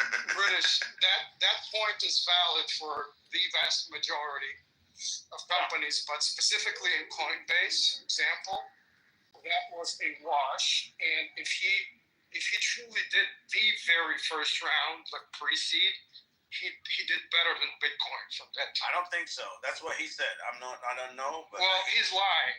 He's lying, or he's not telling you when he got Gary it. Tan said that Which he round? matched, and he's the first money in. So There you Gary go. So it's Tan a wash. said he matched Bitcoin, but it was a wash. So it was a fucking no point. And that was an incredible performance, and still, yeah, exactly. Yeah. Yep. By the way, those matches, it's down now.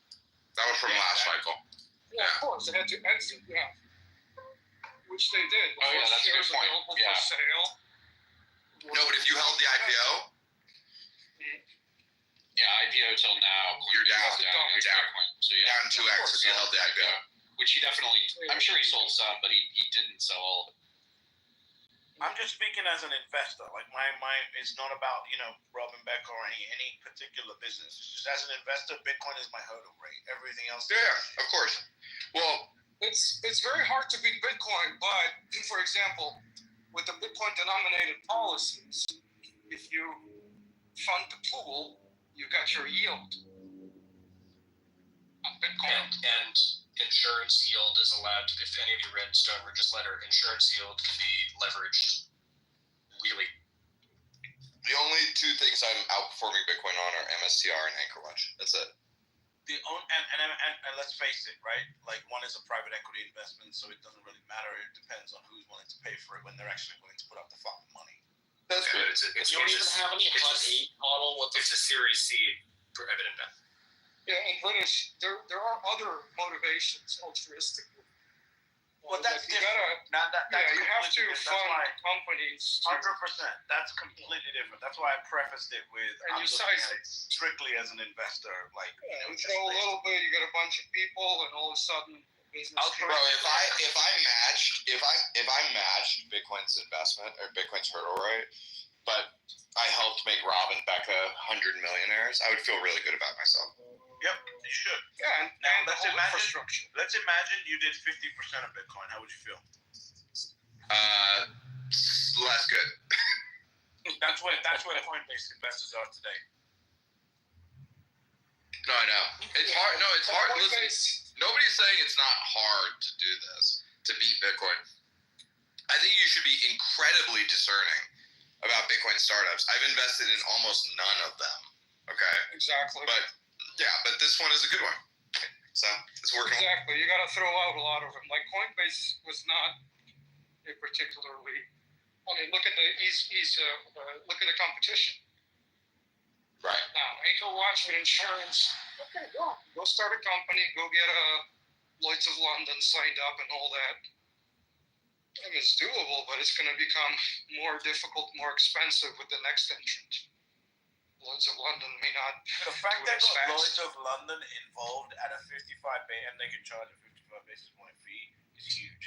It's very big deal. And also the fact that, like this, bro, also the fact that Lloyd's is in bed with a startup like this and they're a full cover holder. Yes, 100%. It's a big deal. It's a big deal.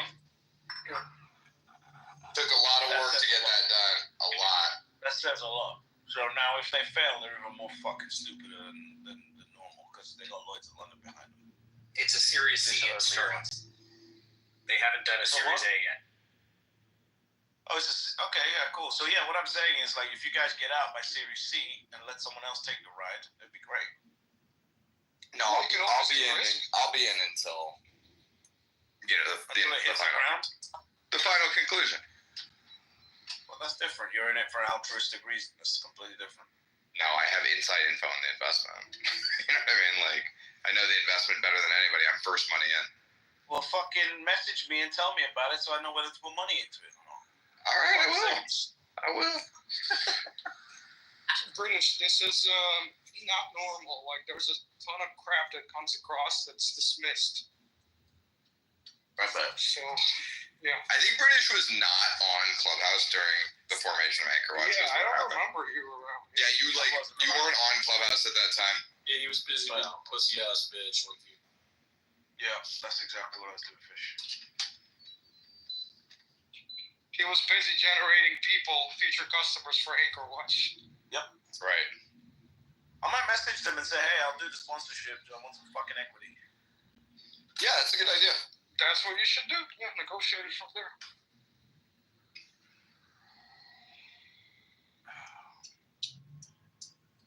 I don't want some cash. Gotta buy easy. I have to listen. You just said to ping you when you have investments, and you're just being told fuck cash, do all equity, and you're being a little. I don't trust these fucking startups, Andrew. You're being a little twat about it. I don't trust these startups, Andrew.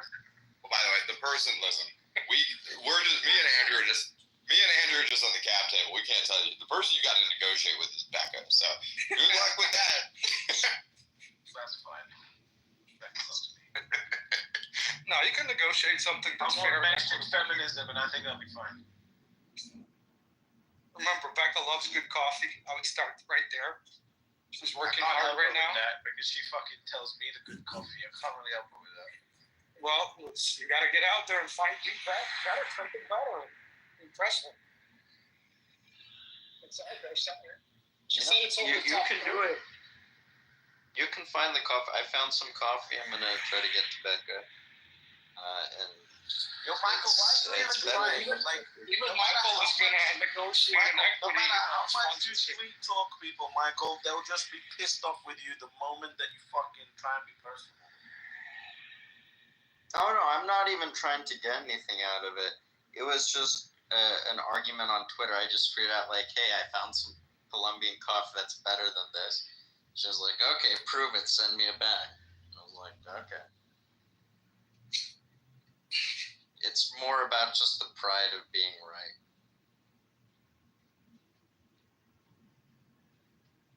Okay, peace and love, everyone. This guy that's one down here. I got a couple questions.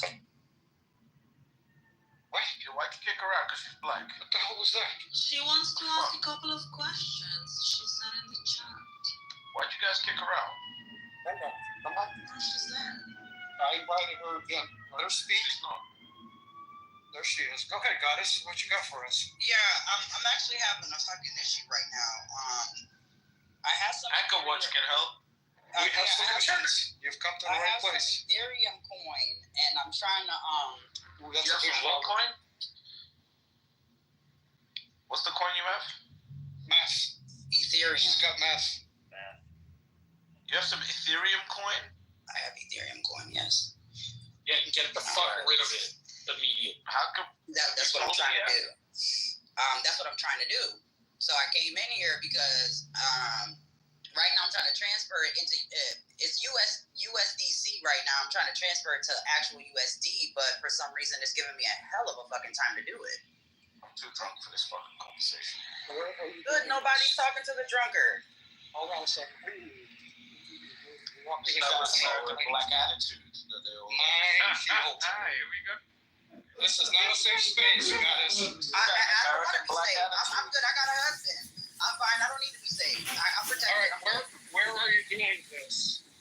I'm on Phantom Wallet. What is that? It's a thing. So I have Don't know anything about it. I have Coinbase and blockchain wallets. I'm trying to transfer to Ethereum too, but it Yeah, just are you sure? Does anybody have Ethereum in the room? Nobody Hey, has. Fish, I'm gonna leave this one to you, Fish. Let's see how long Fish No, knows. none of us are retarded. No one works with Ethereum. I know. Nope. I got it. No one in this room is as retarded as that. Zach is also listen. Zach is also in the All room. right, I didn't come in here to get fucking insulted. I just asked a You couple can hire. questions. You can hire.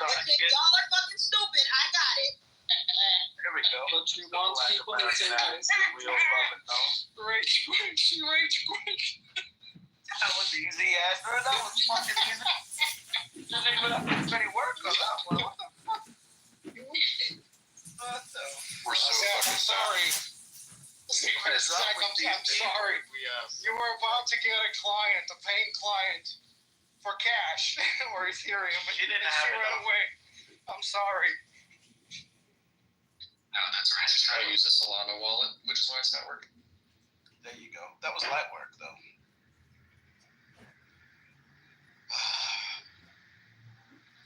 You know how I know that was light work? Because even Laurel didn't unmic to tell me I was being racist.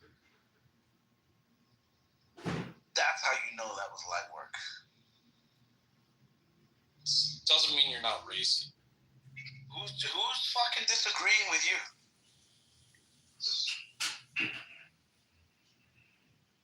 Nobody. I just always have a good time talking shit to you. Yeah.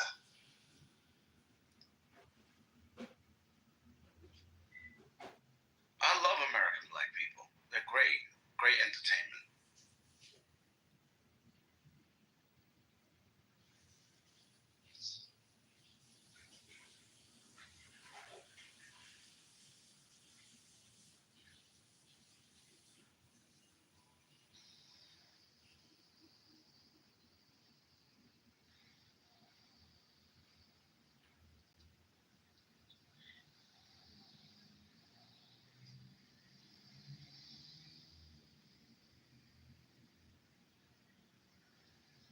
Aztec, yes, they do amuse me.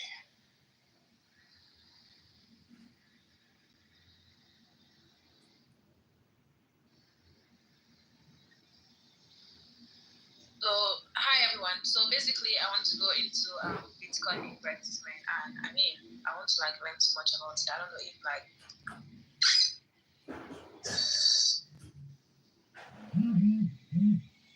What do you need to know? How can we help? I don't know, maybe just the basics. Okay. Well, the basics are this. There's only 21 million Bitcoin in the entire universe. And the price of anything is dependent on the supply and demand of the asset. And therefore, you should probably own something that has a finite supply. By the way, where are you from? I'm Nigerian, based in Lagos. Do you live in America? No, I don't live in America. I live in Nigeria. See, this is the difference. I just wanted to highlight, see the elegant difference between Africans and Black Americans here. This is a perfect example. Thank you. I appreciate it. I appreciate your question. How else may we help?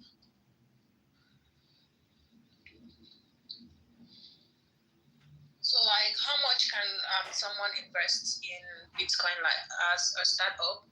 As much as you want. $20 to $20 million to $20 billion. It doesn't matter. Okay, thank you. What you need to do is find a reliable exchange in Nigeria. I don't know what they are, but you need to find a reliable one. And then you can use that to buy the Bitcoin and then secure it on a cold storage wallet. And if you're on YouTube, just go to the channel BTC Sessions, and he's got all the tutorials for the different types of cold storage wallet options there are.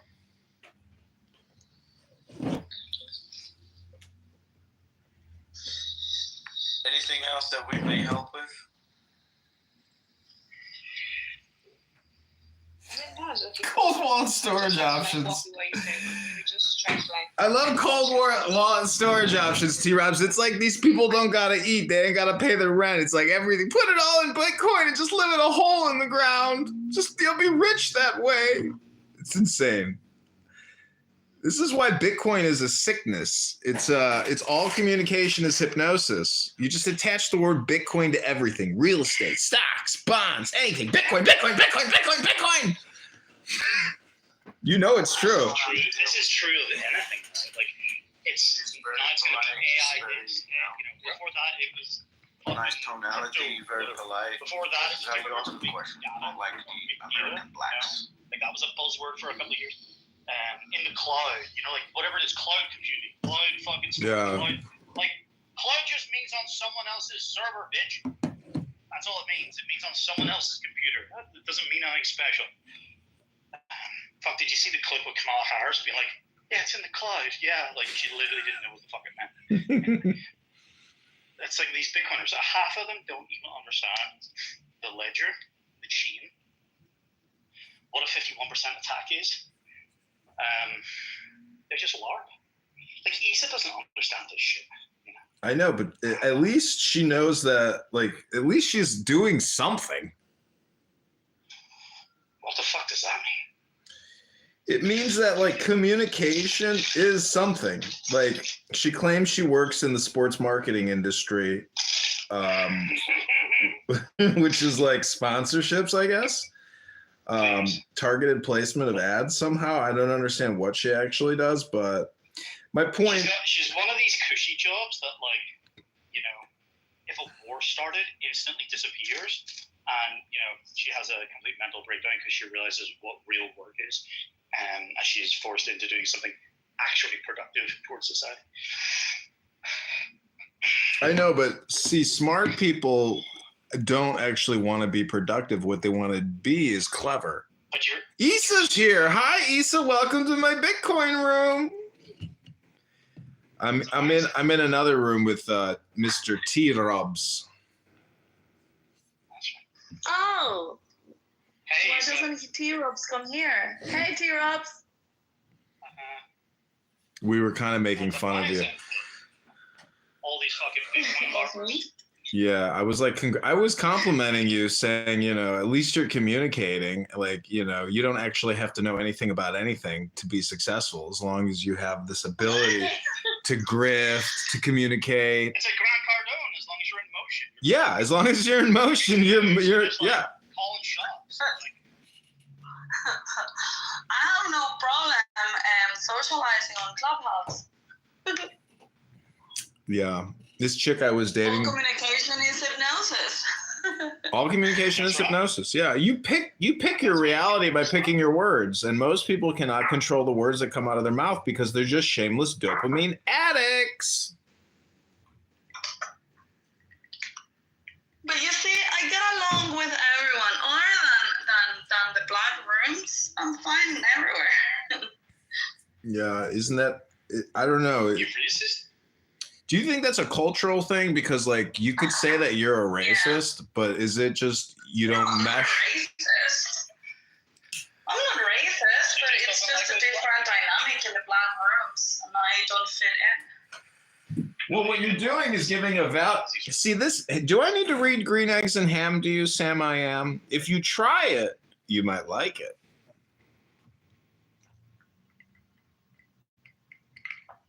Yeah, maybe if I try, but I really have zero interest. Well, I mean, those rooms are no stimulating at all. Like they're just yelling at each other. I know. Yeah. You know, I had a domain name called blackpeoplepodcast.com or blackpodcast.com.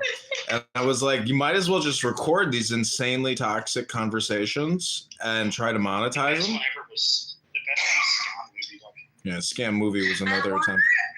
I wonder if AI is able to do anything with the transcripts of those rooms. Well, I can't, you know, Bussy on this app. Do you know Bussy?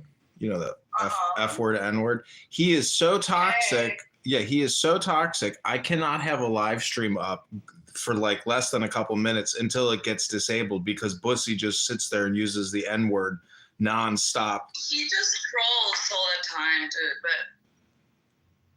anyways, I'm just saying it's annoying having live streams get shut down because of the vulgarity.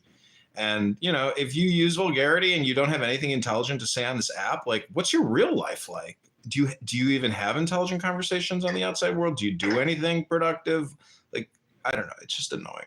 I'm just looking for intelligence, I guess. He's very smart.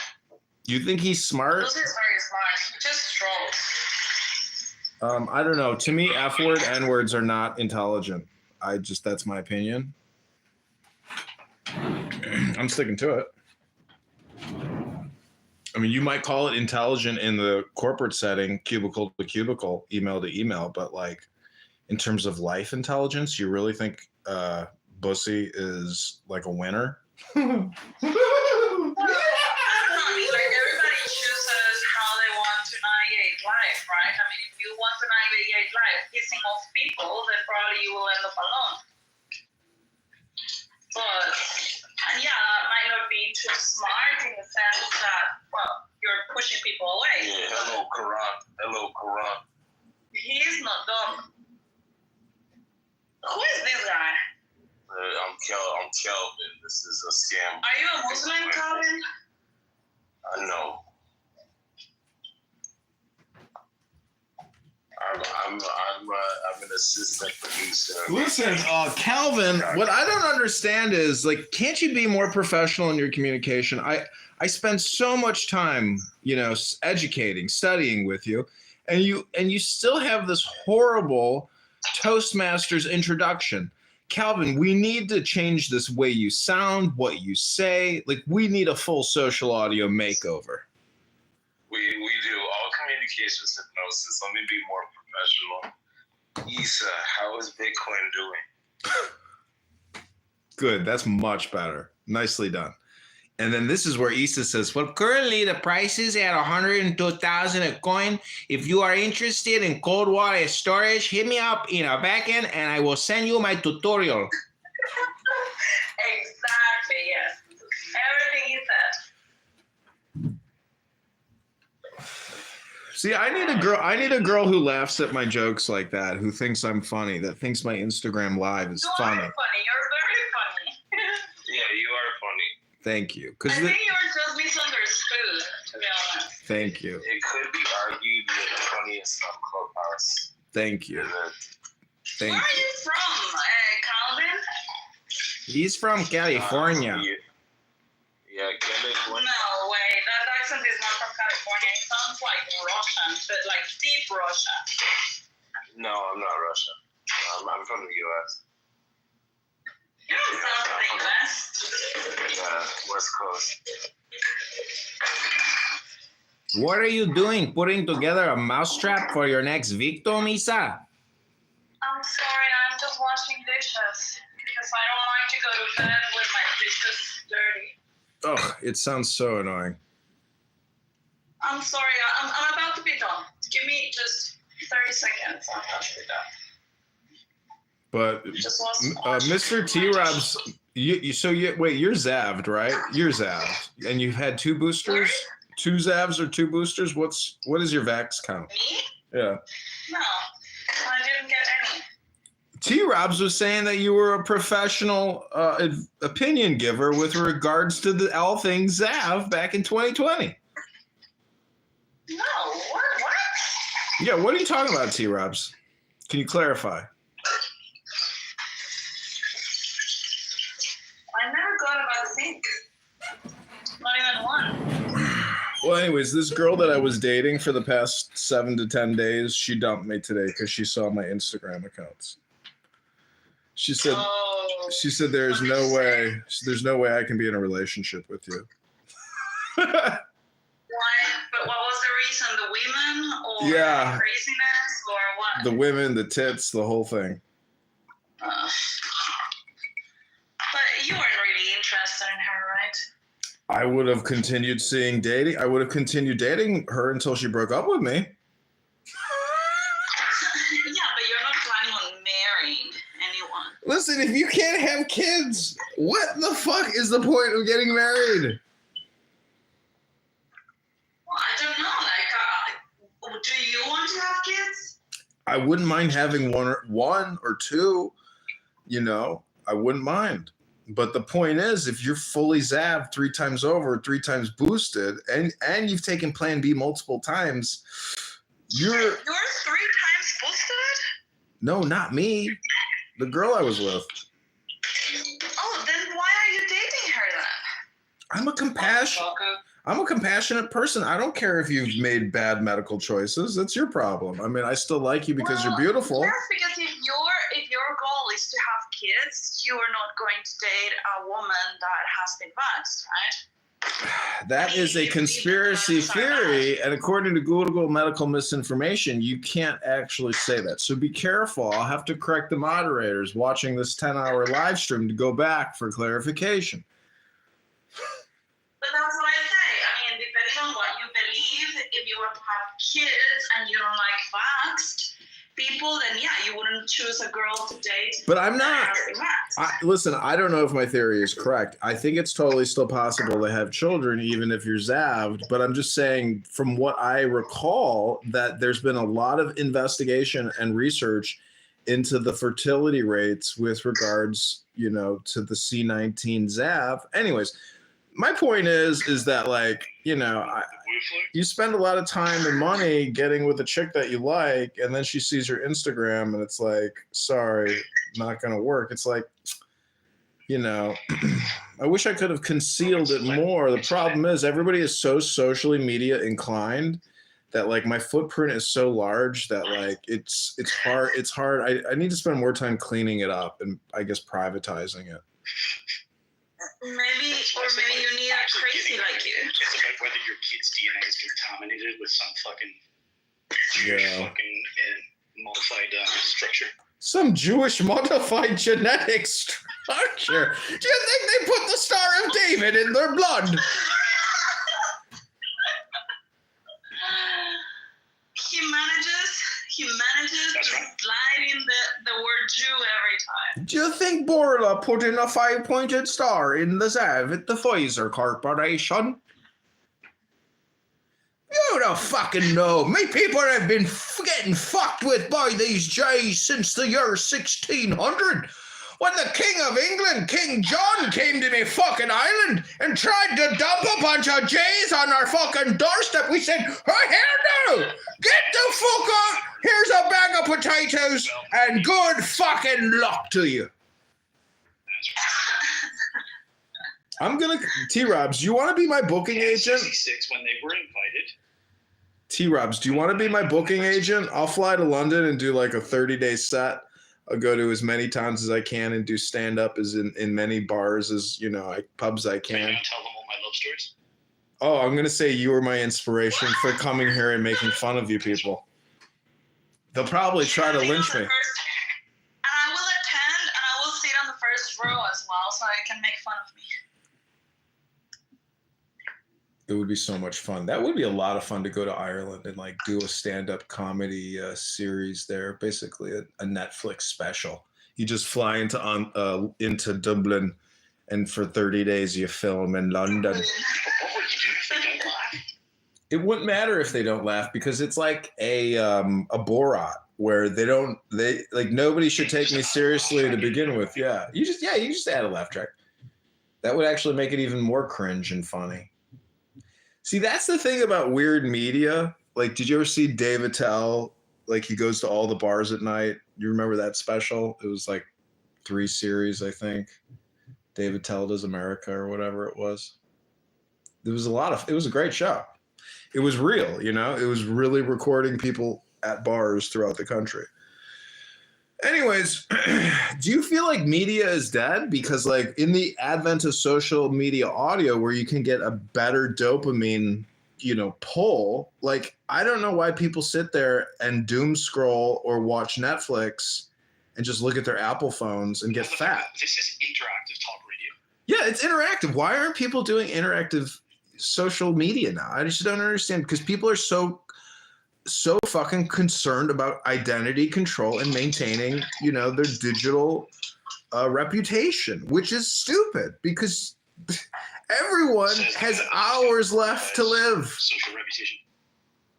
That's the problem with social media is it's not enlightenment. It's not intelligence. Well, first of all, it's like... Maybe you should have showed her your bottle. What? Is that... Anyways, what I'm trying to say is people Do you are... think that she was really coming after your intellect? What? Do you really think she was coming after your intellect? My interlay?